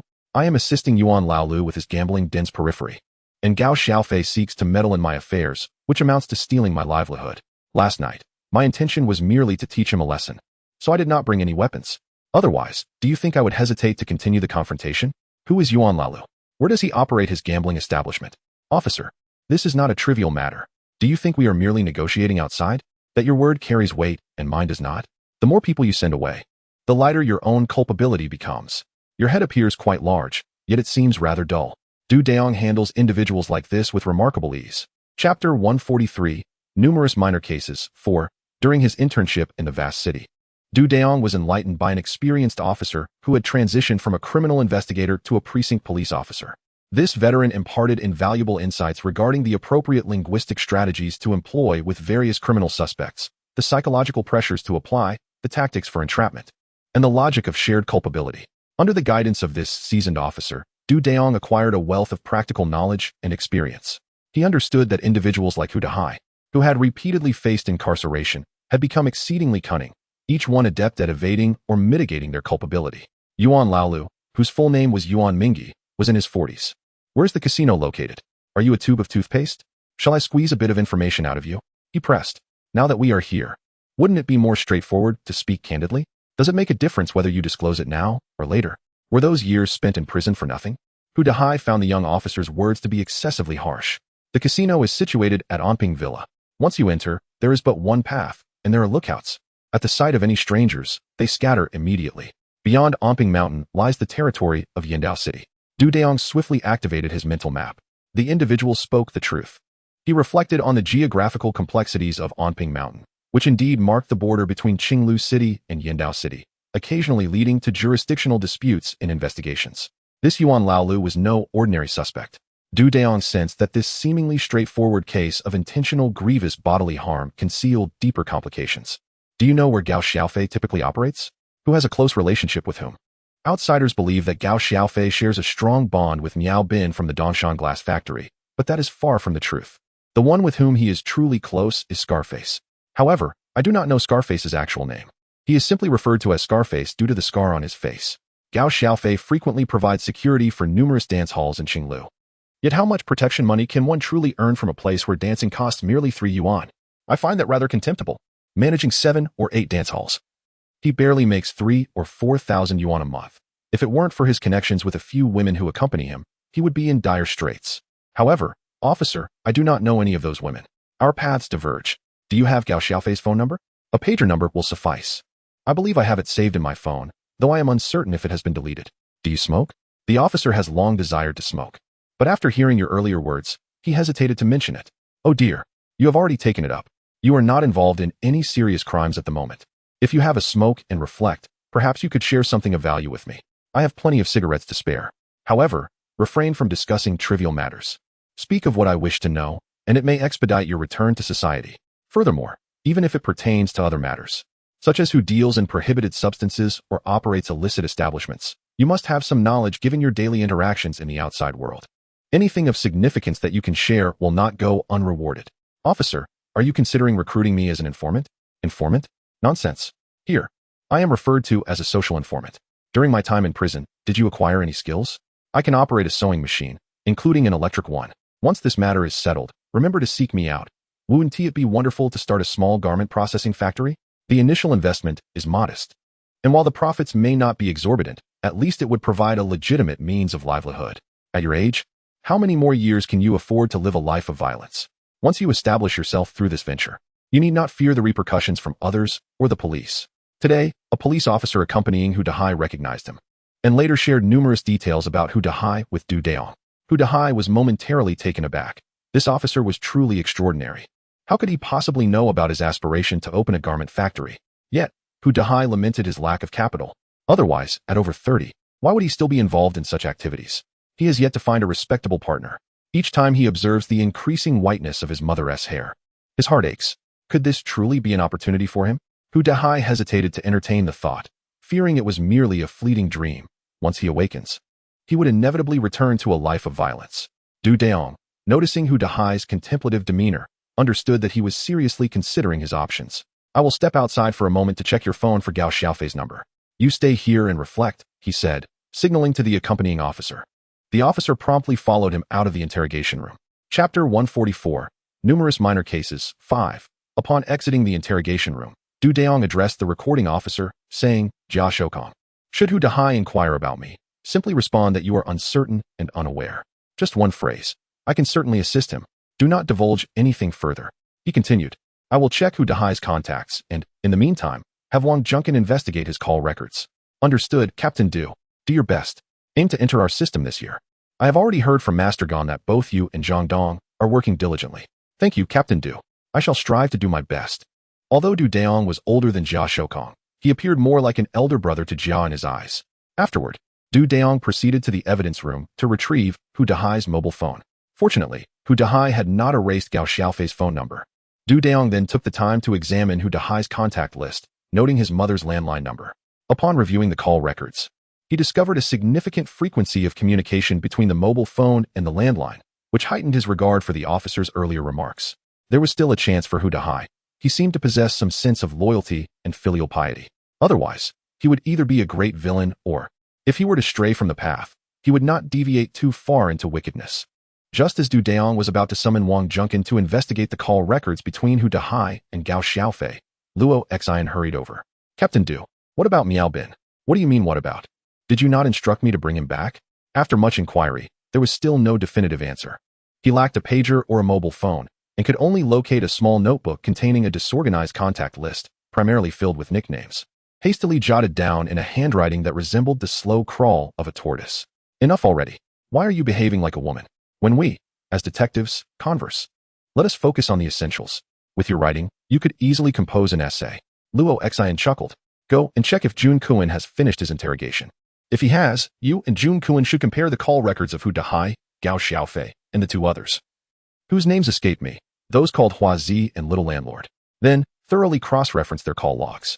Additionally, exert every effort to trace the mobile number of an individual known by the nickname Scar. If you manage to find it, kindly review his call records as well. As he spoke, Du Dayong handed over a sheet of paper filled with numerous numbers to Luo Xian. Understood, Captain Du. Off I go. I still need to interrogate Hu Dahai. This fellow has much to reveal. I intend to extract everything from him. With that, Du Dayong turned back towards the interrogation room. Upon seeing Du Dayong enter, Hu Dahai promptly adjusted his posture. What have you concluded, Officer Du? May I jot down my thoughts? I would require some time to reflect. Otherwise, my words may come out jumbled, and I wouldn't want to upset you. Very well. I shall ask you one last time. Is there anything significant you are concealing? Officer Du, I assure you, there is nothing at all. My mother is no longer young, and her health is rather poor. I would never be foolish enough to engage in actions that would provoke the wrath of the people. I fear that my mother might not live to see the day I am released. Du Dayong nodded slightly, casually handing a few sheets of paper and a pen to Hu Dahai. He then turned to the auxiliary police officer who was recording and instructed him to fetch a pack of cigarettes from my office. Bring them here, and let him write on his own. Allow him to smoke while ensuring he is given water at regular intervals, and when he needs to use the restroom. Accompany him with another officer. I will return shortly. At this moment, Du Dayong's primary concern is Gao Xiaofei. This individual cannot be allowed to escape. He is prone to violence and poses a significant threat. Du Dayong is also hoping that Gao Xiaofei has learned that Qilian Mountain is not dead, which would deter him from fleeing. If he does not flee, it indicates that he is still preparing to escape from Qinglu. After all, one needs money to run away. If he intends to escape Qinglu, he must acquire some funds there. Otherwise, the outside world would only bring suffering. Based on Hu Dahai's description of Gao Xiaofei, Du Dayong estimates that even if he attempts to flee, he would require an additional 2 or 3 days. However, Du Dayong is resolute in denying him any opportunity to escape. Capturing Gao Xiaofei today is imperative. Chapter 145, A Multitude of Minor Cases, 6. Contemplating something. Du Dayong returned to the interrogation room. Hu Dahai, who among your acquaintances is particularly close to Gao Xiaofei? Please jot down a few names. Officer Du, grant me 3 minutes, and I shall write them down for you. In a brief while, Du Dayong received a note bearing several names. Do any of the individuals on this list have their numbers saved on your phone?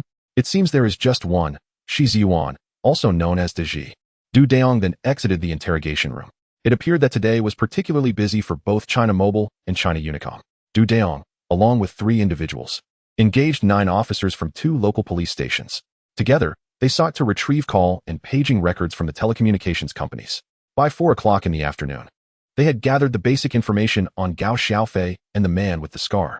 Ultimately, through their investigation, they discovered that these two had taken refuge in Yindao City. Subsequently, the precinct leadership established contact with the criminal police team at the Yindao City Bureau.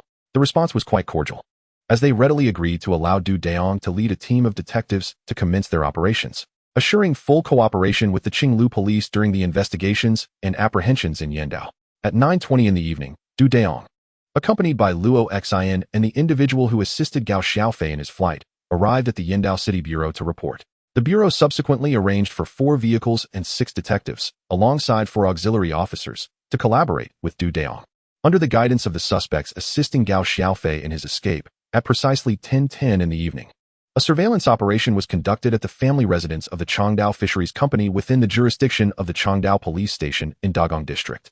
Earlier that afternoon, while at Qinglu, Dayong had utilized call records to identify 4 young women who had been aiding Gao Xiaofei in earning money through dubious means. However, 2 of these girls, who were closely connected to Gao Xiaofei, had turned off their phones, prompting Dayong to focus on the 2 who were still reachable. Amusingly, these 2 young women were unaware of each other's existence, each believing herself to be Gao Xiaofei's girlfriend. Once the veil of misunderstanding was lifted by Dayong, one of the girls revealed that her friend's boyfriend had assisted Gao Xiaofei in his flight. Both girls recounted how Gao Xiaofei had visited them the previous night to collect money, claiming he had been involved in a fight with friends and needed to lay low for a while, being enamored. Neither girl thought much of it and planned to settle their KTV tab in a few days before heading to Yindao City to find him, one having given 3,000 and the other 5,000. Upon receiving such information, Dayong wasted no time. Within an hour, he successfully tracked down the individual who had helped Gao Xiaofei escape. A swift interrogation revealed where Gao Xiaofei had fled, confirming that he had departed with another person. However, as Dayong gazed at the illuminated 501 room in the 6-story building, a sense of urgency enveloped him. This was compounded by the recent report from the plainclothes officers in Yindao, indicating that room 501 was secured with a sturdy anti-theft door, which was further protected by an iron gate capable of being locked from both inside and outside. Due to the uncertainty surrounding the situation within the house, Dayong refrained from taking any rash actions. The primary reason for his caution was the strong suspicion that Gao Xiaofei and Scar both had brought women with them, albeit separately. Moreover, the individual who assisted Gao Xiaofei in his escape had confessed that Gao would only be staying here for one night, planning to relocate the following day, though the destination remained unknown even to him. At that moment, Dayong glanced at his watch. It was nearly 11 o'clock, yet the light in room 501 still shone brightly. Feeling somewhat embarrassed, he hastily instructed Luo Xin to purchase a few packs of cigarettes and some bottled water, anticipating that the operation would extend late into the night. Luo Xin returned with the water and cigarettes.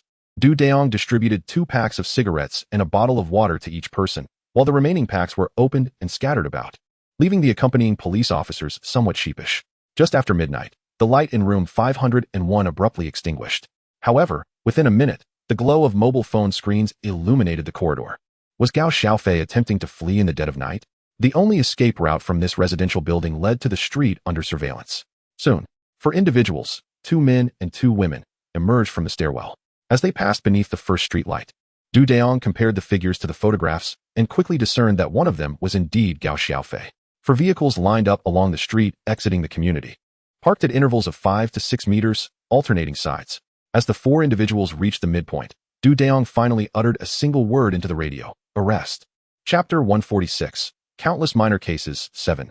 With Dayong's commanding shout of seize them, the 4 vehicles, accompanied by 4 auxiliary officers, encircled the 4 individuals, trapping them completely. Dayong advanced directly and tackled Gao Xiaofei, while Luo Xin swiftly subdued the scar-faced man. The 2 girls beside them screamed in terror. After Dayong brought Gao Xiaofei down, the police from Yindao swiftly held a gun to his head. Gao Xiaofei, do not move. We are the Qinglu police, and you are currently suspected of intentional grievous bodily harm. We hope you will not resist. At this moment, Gao Xiaofei ceased his struggles, and the Yindao police promptly placed him in handcuffs, confiscating his belt. As he was wearing slippers, there were no shoelaces to remove. The scar-faced man received the same treatment. However, Luo Xin, in his excitement, inadvertently twisted the man painfully. The entire process took less than 2 minutes, and the 4 were swiftly escorted into a police vehicle. Dayong and Luo Xin, in collaboration with the 2 Yindao detectives, quickly retrieved the concealed keys from Gao Xiaofei's pocket, leaving 8 officers to guard. The 4 detectives ascended the stairs to conduct a search. Upon opening the door and turning on the lights, they discovered a 2-bedroom apartment with 2 large suitcases in the living room. The beds in both bedrooms were in disarray, and soon, the Yindao detectives uncovered a canvas bag tucked away in the corner of one bedroom's wardrobe. Upon opening it, they found a steel ball gun wrapped in oil paper, along with steel balls and gunpowder. Dayong discovered a small, unmarked vial containing pill-like substances reminiscent of prohibited items. After a meticulous search lasting approximately 20 minutes, he uncovered a total of 16,000 yuan in cash, a bottle of pills resembling contraband, and a steel ball gun. He even inspected the water tank of the toilet in the restroom. Subsequently, the 4 individuals secured the main door and departed from Gao Xiaofei's hiding place, carrying the seized items stored in evidence bags. Once they boarded the police vehicle, they activated the sirens and headed straight for the Yen Island City Criminal Police Team. Given the involvement of firearms, Dayong and Luo Xin, with the assistance of the Yen Island Police, conducted an urgent interrogation of Gao Xiaofei and Scar that very night. By this time, Gao Xiaofei had already been secured in the interrogation chair within the interrogation room. Dayong and a recorder from the Yen Island Police entered Gao Xiaofei's interrogation chamber. Gao Xiaofei, setting aside other matters, whose gun is it? It belongs to Scar. I even discarded that knife in Qinglu. How could I possibly take a gun out with me? What is Scar's real name? Do you know why Scar carries a gun? Shang Shui. That is Scar's renowned name. As for why he carries a gun, I have no idea. I didn't even know he had one. Gao Xiaofei. I am now informing you that I am Dayong, a detective from the Jintian branch of the Qinglu City Criminal Police. I will ask you once more. Are you truly unaware that this person named Shang Shui is armed? Officer. I genuinely do not know. Shang Shui said that his bag was merely for his personal belongings. How would I know it contained a gun? Gao Xiaofei. Why did you bring a prohibited knife to the Silverlight dance hall last night? It was for self-defense, officer. Dayong suddenly chuckled. You went with 7 or 8 others, and you claim that you brought a prohibited knife for self-defense? Gao Xiaofei. Why don't you admit that you weren't going to a dance hall, but rather preparing to butcher chickens and pigs? Or do you think of me as an audience for your solo comedy act? Whether you choose to speak or not is up to you. However, a person like you, who revels in boasting, cannot possibly refrain from sharing your tales, can you? If you wish to play the fool, I shan't stop you. Gao Xiaofei, like Hu Dahai, found the officer's remarks to be exceedingly harsh. Speak up. Don't genuinely believe that some leniency in resistance will allow you to return home for the new year. That's merely the verse of those who have not been incarcerated. I went to find a fellow named Feng Chaoyang. He was intending to pry my girlfriend away. It seems he was sincerely seeking a romantic relationship elsewhere, but perhaps you are merely afraid that someone might obstruct your path to fortune? You have 4 girlfriends, all of whom support you financially. What a remarkable skill you possess. Your time management is quite impressive. Why do you aspire to be involved in the gambling underworld? Who has promised you this? Or who has directed you? At this moment, Gao Xiaofei fell silent. Chapter 147. Numerous minor cases. 8. Dayong observed that Gao Xiaofei had fallen silent, and thus he refrained from pressing further. After all, their transport vehicle would not arrive for over an hour. If necessary, they could take him back and interrogate him at leisure. However, Dayong understood that both Hu Dahai and Gao Xiaofei, currently in custody, were merely small-time ruffians from the lower echelons of Qinglu, lacking any semblance of a formidable criminal organization. The true malevolence lay with those who operated gambling houses and brothels, individuals who often employed the most unscrupulous members of society. Dayong's intention was to meticulously unravel the threads of these petty criminals to expose the genuine forces of evil lurking beneath the surface. He took a sip of the strong tea on the table. Officer, could you spare a cigarette? Without hesitation, Dayong produced a cigarette, lit it, and handed it to Gao Xiaofei. After taking a deep drag, Gao Xiaofei seemed to truly relax. Officer, to be honest, that night was not intentional. When I saw Hu Dahai charging towards me, my instinct was to draw my knife. I had no idea he would trip, and then the person behind him rushed forward. There was no time to think, and I just handed over the knife without realizing it would strike home. Once they dispersed, I didn't dare pursue any further. I had left a brother there to assess the situation. Had he died, I would have immediately prepared to return home and gather money from a few girlfriends to escape by sea. Later, I heard that he survived. I contemplated making my way to Smoke Island, hoping to spend a little money to settle matters. If I could not resolve the situation, I would flee by sea. Should I succeed, I would return to Qinglu. I assumed that Hu Dahai would refrain from notifying the authorities, but to my dismay, that wretched fellow did indeed report it. Dayong shook his head in disbelief. Surprisingly, it was not Hu Dahai who alerted the police. Your mind seems to only function when it comes to women. Where did you stab him? Beneath the dance hall, perhaps? You hadn't even made your escape when the crowd had already called the police and an ambulance. If no one had reported it, you would now be facing charges of intentional homicide. Dayong pondered how the minds of these lower-tier thugs could be so perplexing. And yet, you handed him the knife. Why not aim for the heart? It's painfully obvious that this was intentional. One might assume you knew a stomach wound might not be fatal, but a stab to the chest is nearly a death sentence. Why engage in a dispute over the perimeter of Hu Dahai's gambling den? There was no provocation, yet you, Gao Xiaofei, chose to confront him directly? Spare me your excuses. Soon enough, you'll find yourself ensnared without even realizing how it happened.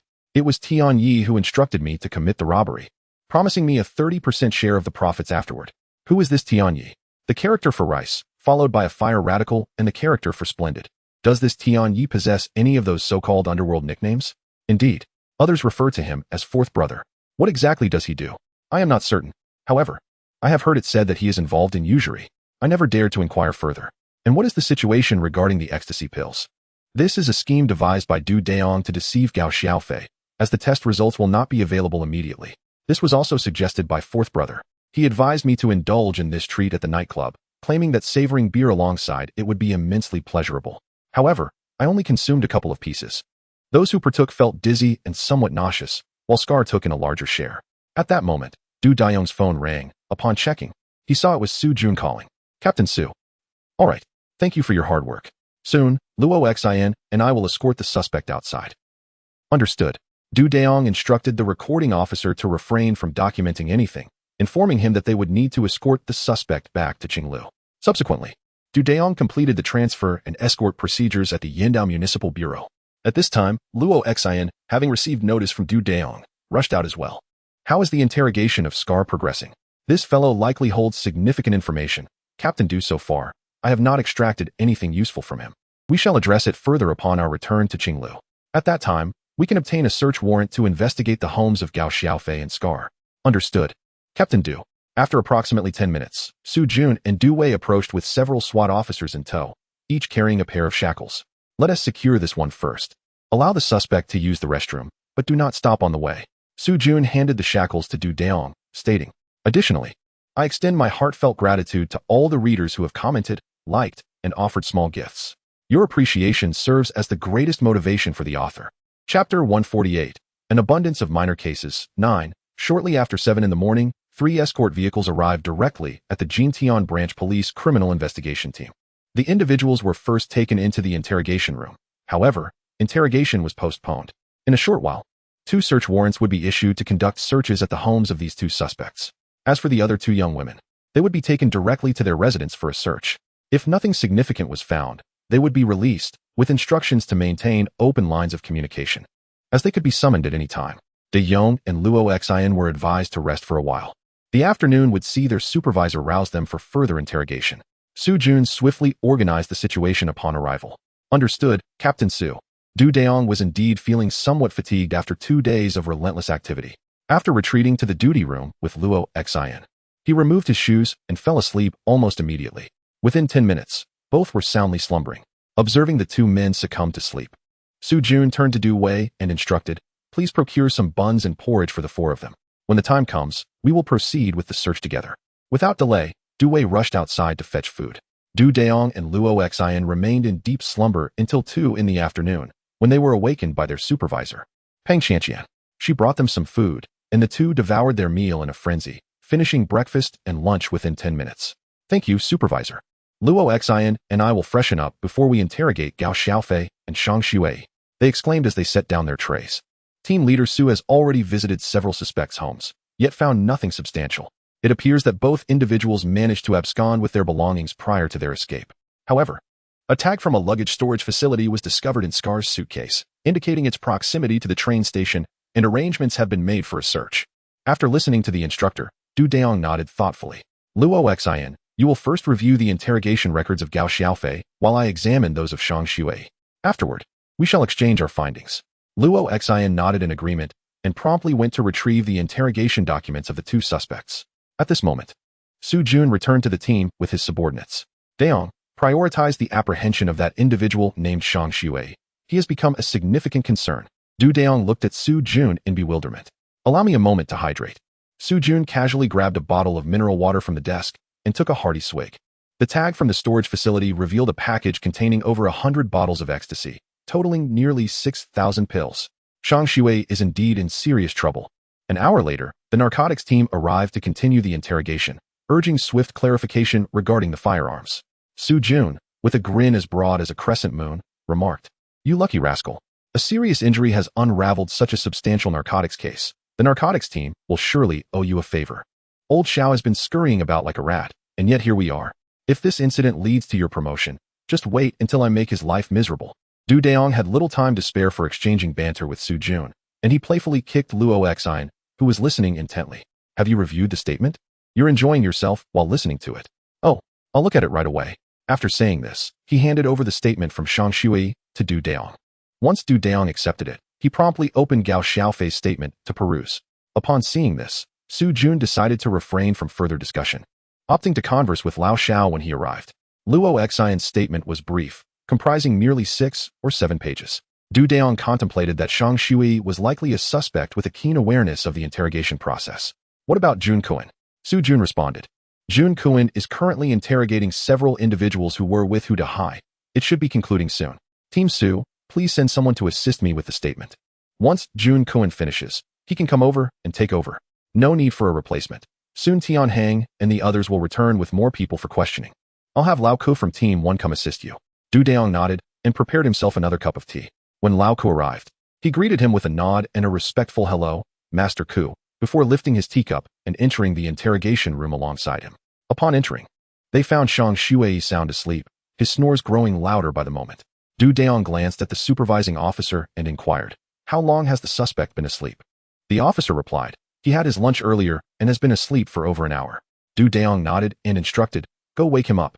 I cannot sleep as soundly as he does. This fellow truly has a big heart." I hope for more comments, as it will help the author better understand where improvements are needed. Additionally, I extend my gratitude to all the readers who have commented, liked, and offered small gifts. Your appreciation serves as the greatest motivation for the author's writing. Chapter 149, Numerous Minor Cases. 10. Shang Shui slowly opened his bleary eyes and let out a great yawn. Upon noticing the presence of a younger detective alongside a seasoned officer, a wave of anxiety washed over him. He had been sleeping quite soundly. Du Dayong tossed Shang Shui's background check documents onto the table, casually retrieved his phone, and sent a message before addressing Shang Shui. "Gao Xiaofei mentioned that you possess more than just a single steel ball gun. Shouldn't you elaborate on that?" Shang Shui's pupils constricted sharply, and Du Dayong narrowed his eyes, catching the subtle reaction. "Officer, Gao Xiaofei is merely fabricating lies to mitigate his own culpability." "Oh, is that so? Where did you acquire your steel ball gun?" "I made it myself. I'll have a set of tools brought to you shortly. Perhaps you could fashion one for me on the spot? After my arrest, I forgot many things and can no longer recall how to create it." "Oh, and where is your brother?" "I do not know. We visited your home, and it was remarkably tidy. You seem to have managed things well." Shang Shui kept his head down, not uttering a word. "I've heard your brother possesses commendable automotive repair skills and has relocated to a new residence. Will you provide me the address, or shall I send someone to find it?" After reviewing Shang Shui's background, Du Dayong immediately took an interest in his brother, Shang Xiefeng, as he had previously worked in several machining factories as a skilled technician. Upon reviewing the information, once in the interrogation room, Du Dayong promptly sent a message to Su Jun, instructing him to apprehend Shang Xiefeng, the brother of Shang Shui, who is suspected of significant involvement in firearms manufacturing. At this moment, Shang Shui was genuinely perturbed, as this secret was known to very few. "Clearly, you have no intention of revealing the truth. Allow me to enlighten you. Shang Xiefeng, your brother, is indeed the one responsible for crafting firearms for you, is he not? Rest assured, your brother is en route here. If you remain silent, he will certainly speak, for he is a man with a family and responsibilities." Du Dayong observed the pronounced movement of Shang Shui's Adam's apple, indicating an internal struggle within him. "The woman apprehended with you yesterday is likely not your girlfriend. I surmise your actual girlfriend remains in Qinglu, and she is undoubtedly remarkable. She would never abandon you to flee alongside you. Soon, I shall uncover the truth upon your brother's arrival. Why do you persist in this defiance, Shang Shui? And who might you be?" "I am Du Dayong, the leader of the 3rd team of the Criminal Investigation Division at the Jintian branch of the Qinglu Public Security Bureau. You may address me as Officer Du." Satisfied? "The firearms were primarily crafted by my brother, although he only completed a substantial portion. The remainder was manufactured by others I enlisted. I deceived my brother, claiming it was for hunting rabbits and pheasants in the mountains." "How many firearms have you produced in total? Where are the others?" 3. "There are still 2 more with my girlfriend." "Who is your real girlfriend?" "Zhao Xiaoli." She works as a supervisor at the Platinum nightclub in Qinglu. Zhao Xiaoli. Is that her real name? Indeed, it's her real name. I've seen her ID. But that may not be true. Where does she live? Does she know you have been arrested? She probably doesn't know. I told her I would call in 3 days, which will be tomorrow evening. Before I left, she asked me to store a bag for her at the train station. She resides in Building 7, Unit 2, Room 402 of Huangjiayuan Community. After hearing this, Du Dayong immediately exited the interrogation room and took out his phone. Team Leader Wu, hurry to Building 7, Unit 2, Room 402 at Huangjiayuan Community to apprehend her. She is likely to head to the Platinum nightclub shortly. Execute the arrest discreetly. I have a strong suspicion that this woman is exploiting Shang Xuei. Yes, the arrival of ecstasy is rather remarkable, which makes me doubt Shang Xuei's girlfriend. Be cautious, Team Leader Wu. Understood. Upon returning to the interrogation room, Du Dayong retrieved a cigarette, lit it, and handed it to Shang Xuei. Think about what else you can say. Speak only if it benefits you. Shang Xuei took several deep puffs of the cigarette, seemingly resolute in his decision. At this moment, Du Dayong was not in a hurry. Only about half an hour had passed since the hour mark, and the narcotics team would still need over half an hour to arrive. Shang Xuei repeatedly asked Du Dayong for 3 more cigarettes, and another 10 minutes passed. Du Dayong then stretched, feeling genuinely fatigued. After 2 days of relentless toil, with only a few hours of respite, it is fortunate that Duda is still relatively young. Otherwise, the burden would indeed be arduous for someone of advanced years. The frontline detectives endure not only immense fatigue, but also significant peril. While it may be an exaggeration to suggest that they constantly confront life and death scenarios with criminals, the reality is that incidents of sudden death due to exhaustion or fatal accidents are alarmingly frequent. Your thoughtful comments are greatly appreciated, as they help the author discern areas for improvement. Additionally, heartfelt thanks to all readers who take the time to comment, like, or offer small gifts. Your support serves as the greatest motivation for the author's writing. Chapter 150. A minor case becomes a major incident at this moment. Shang Xuei gazed at Du Dayong in confusion, uncertain of his intentions. Was he suggesting that the investigation would not proceed? Officer Du. The casino owner Yuan Mingyi at Anping Mountain Villa has committed murder. Du Dayong stretched lazily, nearly stumbling at Shang Xuei's revelation. The name Yuan Mingyi sounded familiar. Hu Dahai had previously mentioned that this individual, in collaboration with others, was responsible for the gambling den at Anping Mountain Villa. How do you know this? Where did the murder occur? Who was the victim? When did it take place? I had been monitoring him because Gao Xiaofei intended to take action against Hu Dahai and subsequently seize control of Yuan Mingyi's casino operations. I was keeping watch when I encountered an urgent need to relieve myself, so I concealed myself behind a mound at the back of the villa. At that moment, Yuan Mingyi approached with a man whose hands were bound. The man appeared to owe him money, and as they walked, he was nodding and apologizing profusely. I felt too fearful to continue my business, hastily cleaned myself up, and climbed to the top of the mound. Yuan Mingyi wielded a stick. Its nature eluded me, but the sound it made when striking the man was a dull thud. I observed Yuan Mingyi deliver at least a dozen blows, and eventually, the man seemed to become motionless. In the end, Yuan Mingyi even checked the man's pulse with his hand. I was so terrified that I remained frozen in place, but soon I felt unsafe again and decided to climb up a tree for better concealment. Yuan Ming and later received 2 parcels, which upon closer inspection, contained cement. Subsequently, Yuan Ming mixed the cement with water and brought over a metal trough. He initially placed some cement inside, and eventually, I witnessed that individual being placed into it as well, with Yuan Ming filling the entire trough with cement. My legs turned to jelly as I clung to the tree in fear. Once I saw Yuan Ming leave, I hastily descended from the tree and ran away. However, I have never spoken of this incident to anyone. After listening, Du Dayong exited the interrogation room once more. This time, he did not make a phone call, but proceeded directly to Team Leader Wu's office, as the narcotics team would certainly need to confer with Wu Zhengping first. Upon arriving at Wu Zhengping's office, he called out a report before entering, only to find several individuals already present. Wu Zhengping was engaged in conversation with the captain of the narcotics team, Xiao Zhongdong, along with several other drug enforcement officers. Old Xiao, this is Du Dayong, our team's prized asset. Wu Zhengping exclaimed with evident delight, as if showcasing a treasured possession to a friend. Xiao Zhongdong and the other narcotics officers rose to their feet, with Xiao extending his hand to shake Du Dayong's. Hello, Captain Xiao. Greetings to all my colleagues from the narcotics team, Du Dayong said courteously after releasing his grip. However, he quickly turned to inquire of his own team leader. Captain Wu, has Zhao Xiaoli been apprehended? Once caught, ensure to search her residence, as well as her parents' home and her designated locker at the nightclub. Furthermore, there is another matter I need to report to you privately. After speaking, Du Dayong apologetically addressed Xiao Zhongdong, saying, I sincerely apologize, Captain Xiao. I had intended to hand over the drug trafficking case to you for further investigation. However, a sudden situation has arisen, and I am unable to transfer it to you at this moment." The expressions of the drug enforcement officers who accompanied him were filled with urgency. "Gentlemen, this is no ordinary case. Otherwise, I would have handed it over to you without hesitation," Dayong remarked with a smile to the group of narcotics officers. Old Xiao cast a glance at Wu Jingping, who gestured towards the outside. Soon, Old Xiao led several narcotics officers out of the office. Zhao Xiaoli had already dispatched a team to make arrests. What could warrant such a commotion? Yuan Ming is implicated in intentional homicide. Shang Shui witnessed it firsthand. Just moments ago, Wu Jingping clapped his hands and rubbed his face in frustration. What the hell? Isn't this just a standard aggravated assault case? How did it escalate to drug trafficking and then to intentional homicide? Continue your in-depth investigation. I will have a private discussion with Old Xiao. He should be understanding. I will head to the director's office immediately. Wu, I believe Zhao Xiaoli is the focal point for Captain Xiao and his team. Shouldn't we have them coordinate with the first team? I cannot interrogate the matter regarding the package at the train station while in the interrogation room, but I suspect it has little to do with Shang Shui. Then I will call Old Xiao in shortly. You can discuss it with him directly, as I am not thoroughly informed about the case either. The interrogation room still has someone inside. No worries. Let's pause for a few minutes. You can concisely summarize your points and strive to articulate them in one breath. Here, have some water. Dayong observed as Wu Jingping feigned sincerity while handing over a bottle of mineral water from the table, eliciting only a bitter smile in response. Old Xiao, come in for a moment.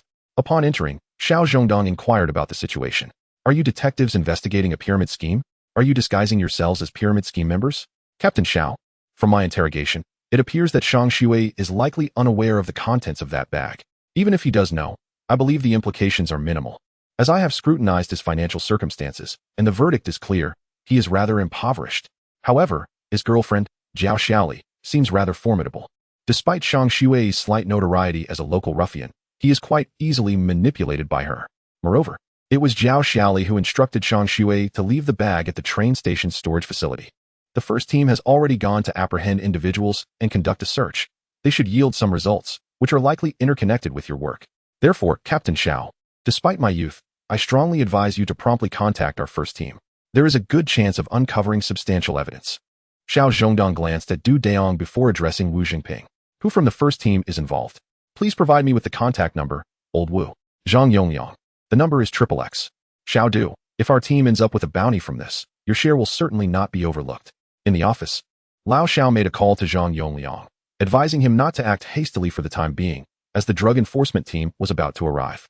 He casually handed the phone to Wu Jingping, who confirmed the information. Once outside, Lao Xiao waved to several narcotics officers who were still smoking at the stairwell, urging them to hurry along with him. Xiao team, is there work to be done? One of the officers inquired. The first group from the criminal investigation team has already made their way over. We are to take the lead while they assist us. Another narcotics officer remarked on the keen instincts of the criminal investigation team. Lao Xiao glanced over and commented that Old Wu had struck it lucky, having unearthed a gem. Dayong is the true bloodhound of our team. Let us move swiftly. I've promised them a feast and some benefits. Following this, 2 civilian vehicles from the team sped off. At that moment, Dayong had already arrived at the interrogation room. Shang Shui, is there a river or a pond at Omping Mountain Villa? Officer, there is a large pond. However, I cannot confirm whether Yuan Mingyi disposed of the items there. Do you know someone named Tianyi? He is referred to as fourth brother. I do. He is a loan shark and also manages the perimeter for Yuan Mingyi. Did Hu Dahai get involved in Yuan Mingyi's affairs? Hu Dahai was merely a peripheral figure. He was never allowed inside the villa. He would simply send a few brothers to keep watch, drive clients, guide them to park their vehicles properly, and lead them to the second checkpoint. Once at the second checkpoint, it was entirely a matter for Yuan Mingyi's own people. Dayong listened intently before glancing at Shang Shui. Shang Shui, are you aware of any other matters concerning Gao Xiaofei? Your demeanor reflects how I perceive your brother. Do you understand? There's a matter of uncertain veracity. Gao Xiaofei, inebriated, confided in me that he had introduced other girls to the Southern Dynasty for certain purposes. He mentioned that after sending 2 there, he had seen them return for several months, leading him to suspect something amiss. However, he also speculated that perhaps they are flourishing there and do not wish to come back. Are there any further developments? Officer Du, I implore you to release my brother. He genuinely believes I only intended to hunt some game. The pressing concern is whether your firearm has ever been discharged. If it has, what consequences ensued? Officer Du, I merely tested it. All 3 firearms fired without being employed for nefarious deeds. As for yours, it remains untested. But the two you left with Zhao Xiaoli may not share the same fate. Thus, your fortune and your brother's fortune are now intertwined. What you can do now is to divulge all that you deem necessary, much like your earlier mention of Yuan Mingyi. If verified, it could be a significant contribution on your part. Officer Du, the remaining matters are trivial in comparison. However, regarding Zhao Xiaoli potentially using my firearm for any purpose, I truly have no knowledge. With whom does Zhao Xiaoli maintain a closer relationship? Women, men, relatives, all count. Officer Du, let me ponder that for a moment. Du Dayong offered Shang Shui another cigarette, continuing their conversation. There appear to be only two women, one named Xiaowen and the other Xiaoka. As for the men, aside from myself, I truly have no knowledge of others, except for her cousin, whose name is Wachuan. I am not well acquainted with her cousin. His speech is somewhat difficult to comprehend, having only shared a drink together once. Both Xiaowen and Xiaoka are employed at Platinum, where their boss has numerous connections. Beyond that, there is little else to mention, merely the collection of protection fees for dance halls and the occasional debt recovery. I implore you, Officer Du, to grant leniency towards my brother. He is genuinely an honest individual. He was misled by me and only assisted in a rough processing of the matter. The remaining parts were handled separately by others. I understand. I will contemplate your words, but it ultimately depends on whether the two firearms you left with Zhao Xiaoli pose any issues. At this moment, Shang Shui was filled with regret. Officer Du silently shook his head. If Shang Shui's claims were true, it would indeed spell disaster for his brother. Chapter 151. Case escalation. At this juncture, the theft case involving Shui Tianhang had been resolved. Du Dayong had called him several times, his urgency palpable. Finally, today, the suspect in the theft was taken to the detention center. Subsequently, he hurried back with Li Ming, while Du Dayong had long since requisitioned Do Wei. Similarly, Gan Changzheng had been inundated with arrest warrants, summonses, and search warrants, all of which were being fervently processed at the municipal bureau. Often, he would receive a call shortly after sitting down, requesting the immediate apprehension of a suspect, only to receive another call asking for a search of yet another individual. What initially seemed like a lull for Gan Changzheng quickly turned into a frenzy, leaving Du Dayong wishing for 8 hands to manage the chaos. Fortunately, Shui Tianhang and Li Ming had returned, allowing Li Ming to assist Gan Changzheng with the paperwork and to question female suspects and summoned individuals. At this moment, Shui Tianhang was already aware of the murder at Anping Villa and was preparing to lead a team to investigate and retrieve evidence from the pond within the villa. However, he was halted by Du Dayong, as the brother of Shang Shui was soon to be brought back to the station, which was already nearly deserted. Moreover, even if they were to proceed to Anping Villa for investigation, they would need to report to Team Leader Wu, who in turn would have to seek approval from the district leaders. Given that the legal representative of Anping Villa also held a position as a district committee member, it was imperative to exercise caution. Any misstep could lead to dire consequences, and Shui Tianhang knew he could not afford to bear the blame, especially one that could prove insurmountable. A similar group, alongside the narcotics team, is covertly apprehending Zhao Xiaoli, who is also in possession of a firearm. The entire Jin Tian branch's narcotics and criminal investigation teams have been exceedingly busy today. At this moment, Wu Jingping has transitioned from the team to the office of the branch's chief. Chief, this case appears to be quite significant. Moreover, the relationship between Yuan Ming and Vice District Chief Yang Tingsong, who oversees economic affairs and investments in the same district, is rather intricate. It has come to my attention that after the passing of Vice Chief Yang's spouse, he has entered into a romantic relationship with Yuan Ming's sister. I am acquainted with both Yang Tingsong and Yuan Ming's sister, Yuan Mingmei. This situation poses a considerable challenge. Has the issue at Anping Mountain Villa escalated to such a degree? Furthermore, the legal entity involved is Duan Rue. His father, Duan Xianqian, previously held a vice position in a municipal department, a fact I am well aware of. Wu Jingping, upon hearing this, inhaled sharply. Old Wu, it appears we are facing a complex predicament. However, you must continue your investigation. Yet, without substantial evidence, refrain from taking hasty actions. Should we cause trouble for others without proof, we would find ourselves in a precarious position. Currently, the primary objective is the development of the local economy, and our public security system must exercise caution in this regard. Otherwise, not only you but even my superiors may face repercussions. Therefore, firstly, we must obtain concrete evidence. Secondly, under the condition of having solid evidence, witnesses must provide thorough testimonies and records. Thirdly, any matters involving certain individuals' identities must be reported for approval before we can contemplate the next steps. Wu Zhengping nodded in acknowledgement. Understood, Director. I will communicate clearly with the grassroots comrades. This Du Dayong is indeed formidable. Indeed, this young man possesses vigor, courage, and discernment. Quite commendable. After this year, We should assign him additional responsibilities. Such a mentally agile young detective must be encouraged to tap into his potential. Then, I shall proceed to arrange the work. I made a special trip to see you. I will promptly report any subsequent developments. Hurry along. I will speak with old Wang from the municipal bureau. Wu Jingping then exited the precinct and immediately called Old Xiao. Old Xiao, has that woman been apprehended? We are preparing to arrest her. A girl is currently going down to fetch her, claiming she is pregnant and asking to accompany her to the hospital. We are waiting for Zhao Xiaoli to come downstairs. No time to chat. She is coming down now. Upon hearing the beeping sound of the phone line disconnecting, Wu Jingping shook his head. The scene shifts to Xiao Zhongdong, who had just hung up the phone. For undercover police officers, blending in with the crowd, gradually approached Zhao Xiaoli. Two additional officers, having maneuvered from behind, joined them. Before the girl could utter a word, the two plainclothes officers closed in. Do not move. Zhao Xiaoli. Two guns were drawn and pressed against Zhao Xiaoli's waist. They swiftly handcuffed her and ushered her to the roadside, forcefully placing her into a van parked nearby. They first rifled through Zhao Xiaoli's bag and pockets. Zhao Xiaoli, which key belongs to your residence? Zhao Xiaoli replied that it was the key with 4 notches. 2 narcotics officers and a pair of criminal investigators promptly took the key and ascended the stairs. At that moment, however, Zhao Xiaoli unexpectedly bowed her head and began to weep. Chapter 152. A prickling sensation. The 4 detectives swiftly entered the residence of Zhao Xiaoli, armed with keys. They donned shoe covers and gloves to avoid complicating future evidence collection by forensic experts. Once properly equipped, they pushed the door open. The first detective to speak was Zhang Yongliang, a member of the first team of the criminal police. We will split into pairs and conduct a thorough search of each room, he instructed, emphasizing the need for both speed and precision. The other 3 detectives nodded in agreement, ready to proceed. After approximately half an hour, the entire apartment had been meticulously searched. In the kitchen ceiling, they discovered approximately 3 kilograms of a suspected contraband white solid. In the bathroom's empty roll of toilet paper, 12 packages of unidentified crystals, each weighing around 50 grams, were unearthed. Within the wardrobe's upper compartment in the bedroom, they found nearly 400 bottles of ecstasy. Behind the television's back cover, about 1 kilogram of unidentified crystals was located, while in the storage room, 20 hollow figurines revealed approximately 2 kilograms of suspected white powder. Finally, behind the gas meter in the cabinet, they found 4 packages of suspected white powder secured with tape, weighing around 200 grams.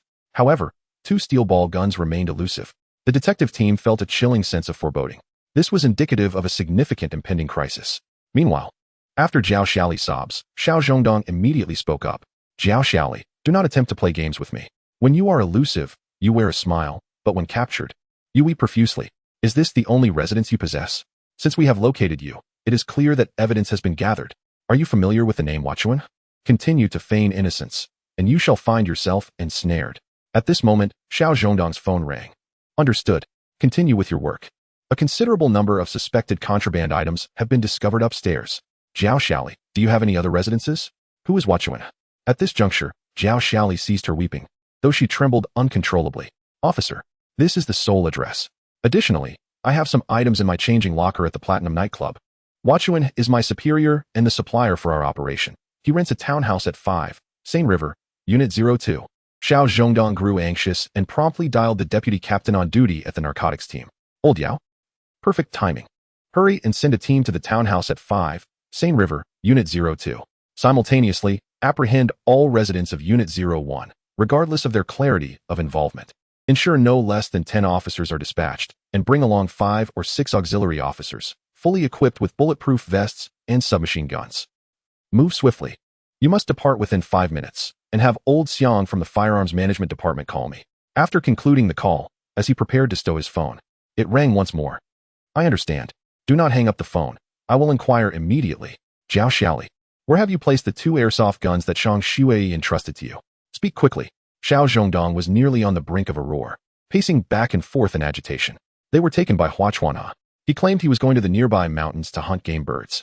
I thought little of it and handed them over to him. Hello, are you listening? The guns were taken by that Huachuan. I shall not elaborate further.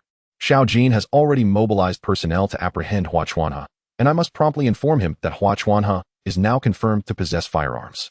Hanging up the phone, I immediately dialed Jin Yuqing from my brigade. However, before I could complete the call, Lao Xiang from the brigade's firearms management department called me first. It is I. Allow me to clarify. I have authorized the possession of submachine guns. I will follow up to retrieve the firearms documentation later. Is Xiao Jin nearby? If so, let him take the call. Xiao Jin. The suspect Hua Chuanhe is now confirmed to be armed with 2 airsoft guns. You must exercise utmost caution and ensure safety. Do you hear me? Proceed with the operation. Exercise caution. Having uttered these words, a significant portion of Xiao Zhongdong's shirt was already soaked with perspiration. Nevertheless, the calls must continue. Subsequently, he dialed Wu Jingping and then the chief of the sub-bureau. At this point, the entire Jintian sub-bureau was abuzz as if a major incident had occurred. All officers were mandated to work overtime today, irrespective of whether they were on the front lines or in logistics. Meanwhile, the narcotics team had arrived at the Villa district. Yet buildings 01 and 02 were devoid of occupants. Upon receiving a call from Xiao Jin, Xiao Zhongdong promptly instructed him to maintain his vigil while he himself contemplated a solution. 2 individuals had already been dispatched to keep watch at Jiao Xiaoli's residence. The only current vulnerability lay within the Platinum nightclub. It was imperative to seal this breach. Subsequently, Jiao Xiaoli was escorted to the Platinum nightclub to ascertain whether an individual known as Hua Chuanhe would make an appearance. Chapter 153. Illuminated night as dusk descended. Du Dayong had already organized the interrogation transcripts of Gao Xiaofei, Shang Shui, Shang Xiefeng, and others. However, Wu Jingping instructed the cafeteria to prepare dinner for the entire team and notified everyone that they were required to work overtime that evening. Du Dayong surmised that the narcotics squad must have achieved significant breakthroughs. Otherwise, the criminal investigation team would not be compelled to extend their hours as well. The majority of lights in the Jintian District Bureau building were aglow, yet only various levels of leadership, the 110 District Command Center, the patrol team, the legal affairs team, and the national security team were present and working, along with an auxiliary police office. The narcotics team, criminal investigation team, public security team, and economic investigation team were stationed elsewhere. In Du Dayong's case, the intentional grievous injury case could have been closed. But due to its entanglement with numerous factors and the need to clarify the contributions of certain suspects, he resolved to refine the case further the following day.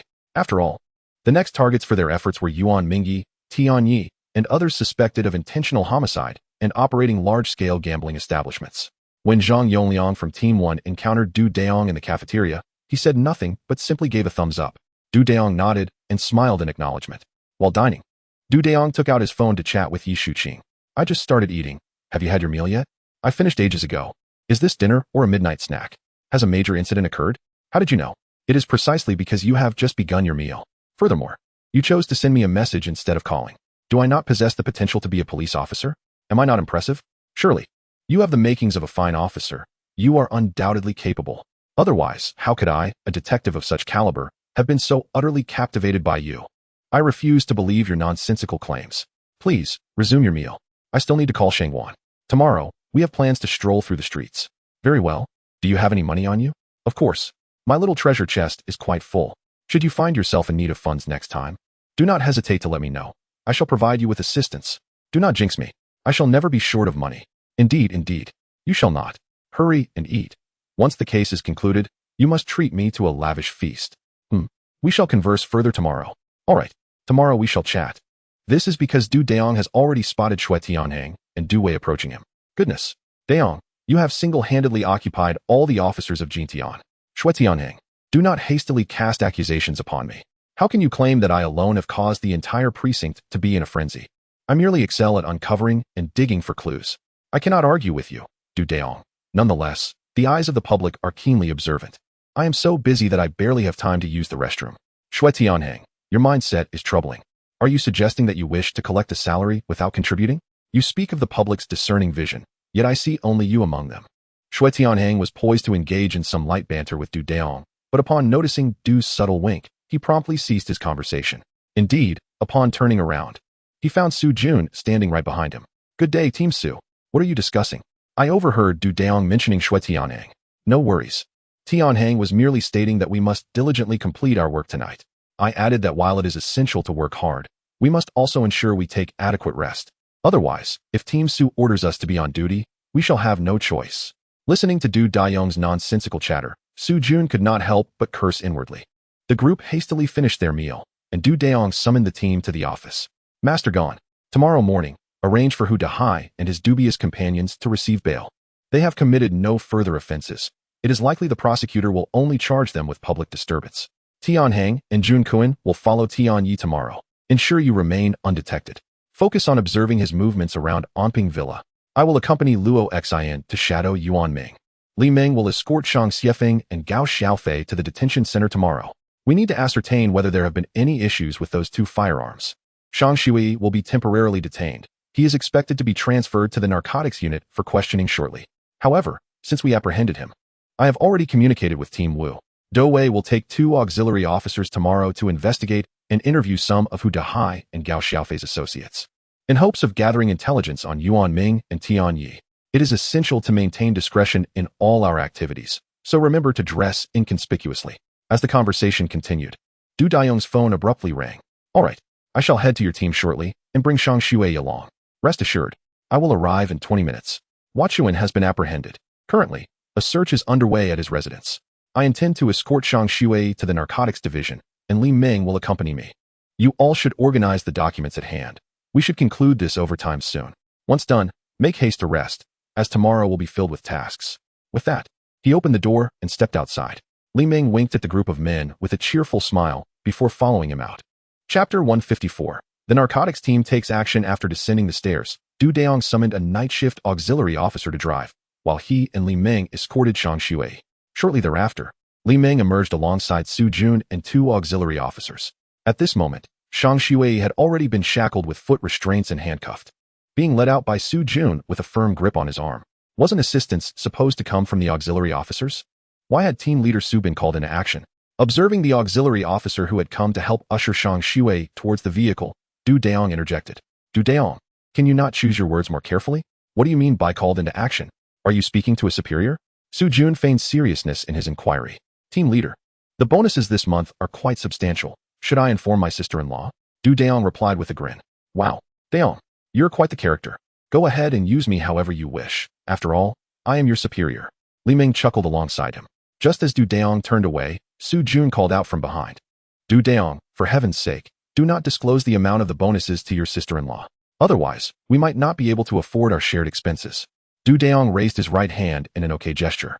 The auxiliary officer was at the wheel, with Li Ming occupying the passenger seat, while Du Dayong and another auxiliary officer flanked Shang Shui in the back.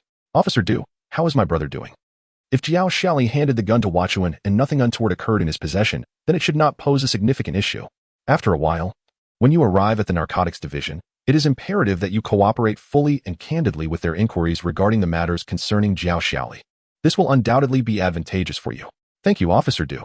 I assure you of my complete cooperation. I kindly request that, in light of my compliance, you extend a helping hand to my brother. I am truly grateful for your assistance. Had I known this would unfold, I would not have caused my brother such distress. I spoke with him briefly, and it is evident that he holds you in high regard. Even knowing that you were preparing to fabricate firearms, he still offered his support. All to see you happy. Look at the situation now. You have shattered a once harmonious family. If your brother is indeed in trouble, what will become of your niece? Those few steel ball guns, should they infiltrate society, pose a tremendous threat. All for the sake of maintaining a fade. You have caused harm to others. When you reach the narcotics division, make sure to conduct yourself well. I will also speak to your brother, encouraging you to actively assist the authorities and strive for merit. I investigated the location you mentioned where Gao Xiaofei introduced girls to work in Nanchao, but it has since shut down. When I inquired further with Gao Xiaofei, he mentioned only that a person named Fei Er was involved in the handover. Beyond that, he had no additional information. Do you know this Fei Er? I do not. Officer Du, has he perhaps changed his alias? I have heard that a certain Xiao Methria from Beijing has altered his moniker to something like Er, but I cannot confirm if that is indeed the case. Once you have a photograph, please share it with me. I am familiar with Xiao Methria. He was previously known in Beijing for running a recruitment agency and engaging in extortion. Officer Du nodded in acknowledgement. In a short while, the vehicle came to a halt in the courtyard of the narcotics division. As Du Dayong escorted the suspect down, he overheard a voice ahead. So, this is Du Dayong from the criminal investigation team? Quite youthful indeed. I am Yao Wei, the deputy chief of the narcotics division. Our team truly owes you our gratitude. Deputy Yao, you are too kind. This is my colleague, Li Ming. The individual you see before you is the suspect, Shang Shui. I have conveyed everything necessary to him, and he will certainly cooperate with your efforts, Du Dayong replied. Subsequently, Shang Shui was escorted away by 2 police officers from the narcotics division. Du Dayong tossed a pack of cigarettes to the 2 auxiliary officers, instructing them to wait in the car for him and Li Ming. Deputy Yao, where is Captain Xiao? He inquired. The captain is still at Hua Chuan's residence conducting a search. Jiao Shaoli is currently in the midst of an interrogation. You narcotics officers certainly operate swiftly. This time, we owe it all to you. So far, nearly 30 kilograms of illicit substances have been discovered at Huachuan's home, with over 127,000 in drug money confiscated. However, the captain has mentioned that the bonus will be split equally between our two divisions. Upon hearing this, Dayong exclaimed, "Wow, the narcotics division has truly struck gold this time." He couldn't help but swallow hard at the thought. Over 127,000 means that even with a mere 10% return, it would amount to over 10,000. Yet, it surely won't be limited to just 10%. While the risks in the narcotics division are considerable, the rewards are undeniably substantial. Unlike the criminal investigation team, which likely finds itself in a less prosperous position compared to other frontline divisions, especially when excluding the national security team. At that moment, Yao Wei's phone began to ring. "Oh, he is here. I shall pass the phone to him." Yao Wei handed the phone to Dayong, the captain. "Hello, team leader Xiao. Thank you. You have worked hard. Has it concluded over there? We shall meet shortly." Subsequently, the call was returned to Yao Wei, who, after a few affirmations and acknowledgments, ended the conversation. "We have located both firearms," Dayong remarked to Li Ming. Li Ming clenched her small fist and waved it a couple of times in excitement. Upon arriving at Yao Wei's office, he poured 2 cups of water for Dayong and Li Ming. The three of them engaged in casual conversation while waiting for Xiao Zhongdong to return to the team. Chapter 155, Huachuan. After a brief conversation, Yao Wei's phone rang. "I will come over immediately. The individual has been brought back. Let us proceed together." The three of them swiftly arrived at the interrogation area of the narcotics squad. Upon spotting Dayong, Xiao Zhongdong extended his hand from a distance. "Xiao Du, this time, our narcotics squad truly owes you a debt of gratitude. You have single-handedly accomplished more than 2 years' worth of our squad's objectives." Dayong exchanged a handshake with Xiao Zhongdong, while Li Ming followed suit. "Captain Xiao, this is also an unexpected gain. It speaks to the fortune of both our squads." "Fortune? You, Xiao Du, are far too modest. Your sensitivity is remarkable. Tracing Shang Shui to Jiao Xiaoli is how we can unravel the mystery of Huachuan." "Captain Xiao, has the firearm found at Huachuan's residence been discharged?" Dayong realized he was somewhat anxious, and Captain Xiao likely would not possess that information. "Xiao Du, I have indeed brought the firearm back, but as for whether it has been fired, I genuinely do not know. However, Old Xiang from our firearms management department is quite knowledgeable about this matter. I will summon him to provide you with an inspection." "Thank you, Captain Xiao. You all should proceed with the urgent interrogation of Huachuan. Once you have completed that, I have a few matters to address as well." "Understood. I will call Old Xiang and have the squad officers hand over the firearm, and then he will promptly conduct the inspection for you." Having concluded his conversation, Xiao Zhongdong retrieved his mobile phone and placed a call to Lao Xiang, ensuring all matters were duly addressed before proceeding to partake in the interrogation. Dayong, accompanied by Li Ming, made their way directly to the firearms management section of the narcotics control team. "You must be Dayong." Lao Xiang greeted him with courtesy. "Please hold on for a moment. The officers have just submitted their service weapons, and I need to conduct a thorough inspection before we can assist you. Ultimately, however, the firearms will need to be examined at the municipal bureau." "Thank you, Master Xiang. I appreciate your assistance and apologize for the inconvenience." Standing before the iron bars for nearly 15 minutes, Lao Xiang finally completed the inspection and secured the firearms. He then retrieved 2 BB guns submitted by the officers, carefully unwrapping them from their brown paper packaging. He inspected the guns visually, inhaled their scent, and shone a flashlight down the barrels. It appeared that these firearms had been discharged at some point, yet it was evident that they had not been fired recently, as there was no trace of gunpowder odor. And the grease on both the interior and exterior of the barrels remained intact, suggesting they had not been handled in some time. This was indeed a stroke of fortune. Had they been discharged, the subsequent discoveries could have been far more troubling. "Do you intend to take them with you, or leave them here for safekeeping?" "If you wish to take them, a requisition from the chief is necessary, along with the signature of our team leader." "Thank you, Master Xiang. I shall leave these 2 firearms in the custody of the narcotics control team for now. I appreciate your help." "Not a problem. Just bring the requisition tomorrow. And once Captain Xiao has signed it, we can send them for examination at the municipal bureau. After all, they are more meticulous in their examination and can produce a report, which I am unable to do here." "All right, I'll take your word for it." Dayong tossed a pack of cigarettes to Master Xiang.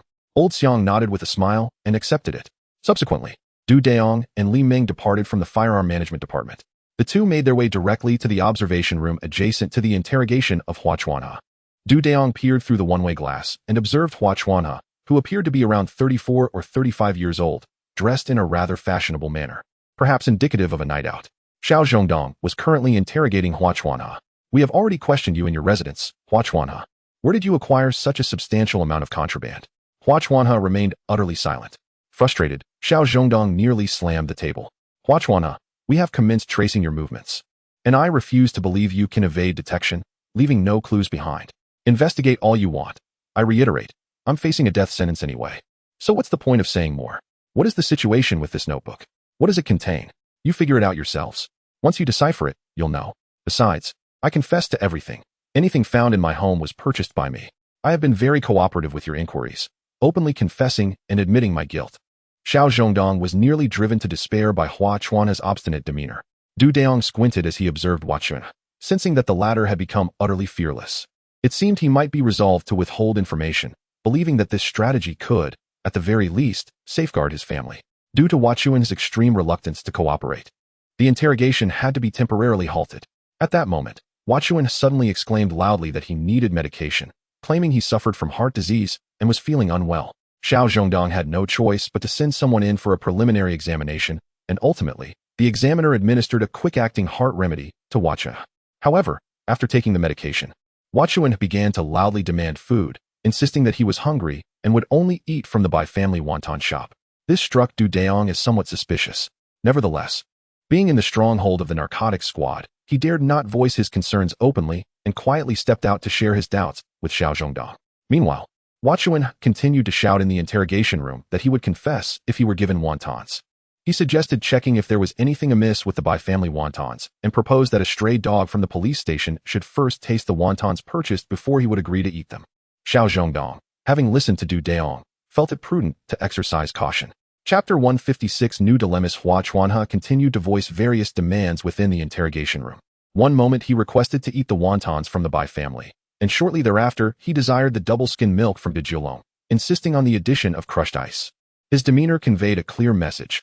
Only by satisfying his whims could the police hope to extract any information from him. Ultimately, he seemed resigned to his fate. Asserting that he was already doomed, there was little they could do to alter that reality. Simultaneously, Jiao Xiaoli's interrogation was proceeding with fervor.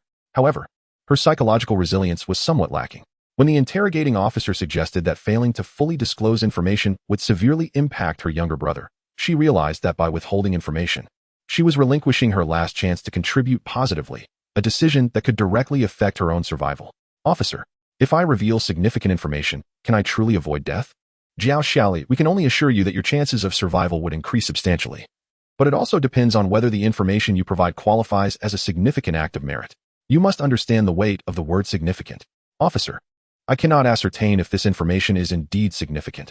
It was merely a chance discovery during my surveillance of Hua Chuanhe on a few occasions. Please share what you know, and we will verify the value of your information. Once, I followed Hua Chuanhe, motivated by the desire to gather some leverage against him. Upon his return from out of town, he unexpectedly informed me to expedite my deliveries, claiming he had an important matter to attend to. His words led me to believe he might be introducing new contraband to me. However, at that time, I was unaware of the situation. Therefore, when I parted ways with him, I instructed one of my subordinates to follow him. My subordinate later returned to inform me that Hua Chuanhe had reached Binhai Avenue, made a turn towards the Binhai development zone, and ultimately entered a paper mill, remaining there for approximately 5 to 6 hours before emerging. In my quest to understand why Hua Chuanhe had gone there, I sought another subordinate, tasking him with following a more circuitous route and keeping a close watch on Hua Chuanhe. However, mere days into the surveillance, the follower met with a fatal accident. I immediately suspected that it was not merely an accident. It was likely that Hua Chuanhe had discovered him and orchestrated the incident.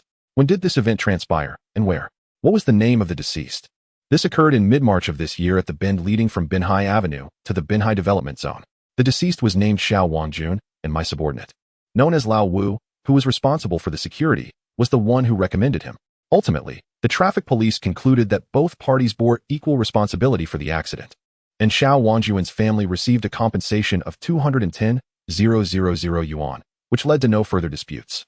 However, Lao Wu mentioned that the vehicle involved belonged to the paper mill, which deterred me from pursuing further surveillance. Lao Wu also deemed the risks too significant to warrant such actions. What is Lao Wu's full name? Is he aware of your involvement in the trafficking of illicit goods? I do not know. His full name seems to be Cheng Youwu. We are the ones overseeing the nightclub, yet the staff are quite agreeable. I have treated him well, and thus he is willing to assist me. I had confided in him that Hua Chuanhe is my boyfriend and may be unfaithful, which prompted him to help me with the surveillance. Within the Binhai development zone, There are 4 or 5 paper mills. Do you know which one Huachuan visited? The Mingwei paper mill. The Mingwei paper mill?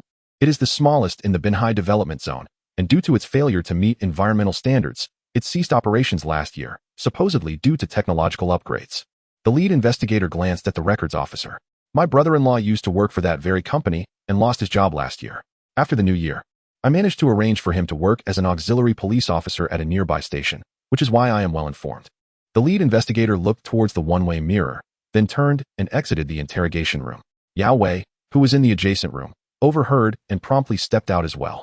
He hurried to find team leader Xiao, urging immediate communication between the precinct and the Binhai branch to investigate the Mingyue paper mill overnight. Upon hearing the report while questioning Huachuan, Xiao Zhongdong also left the monitoring room to initiate preparations. At this moment, Du Dayong and Li Ming followed suit.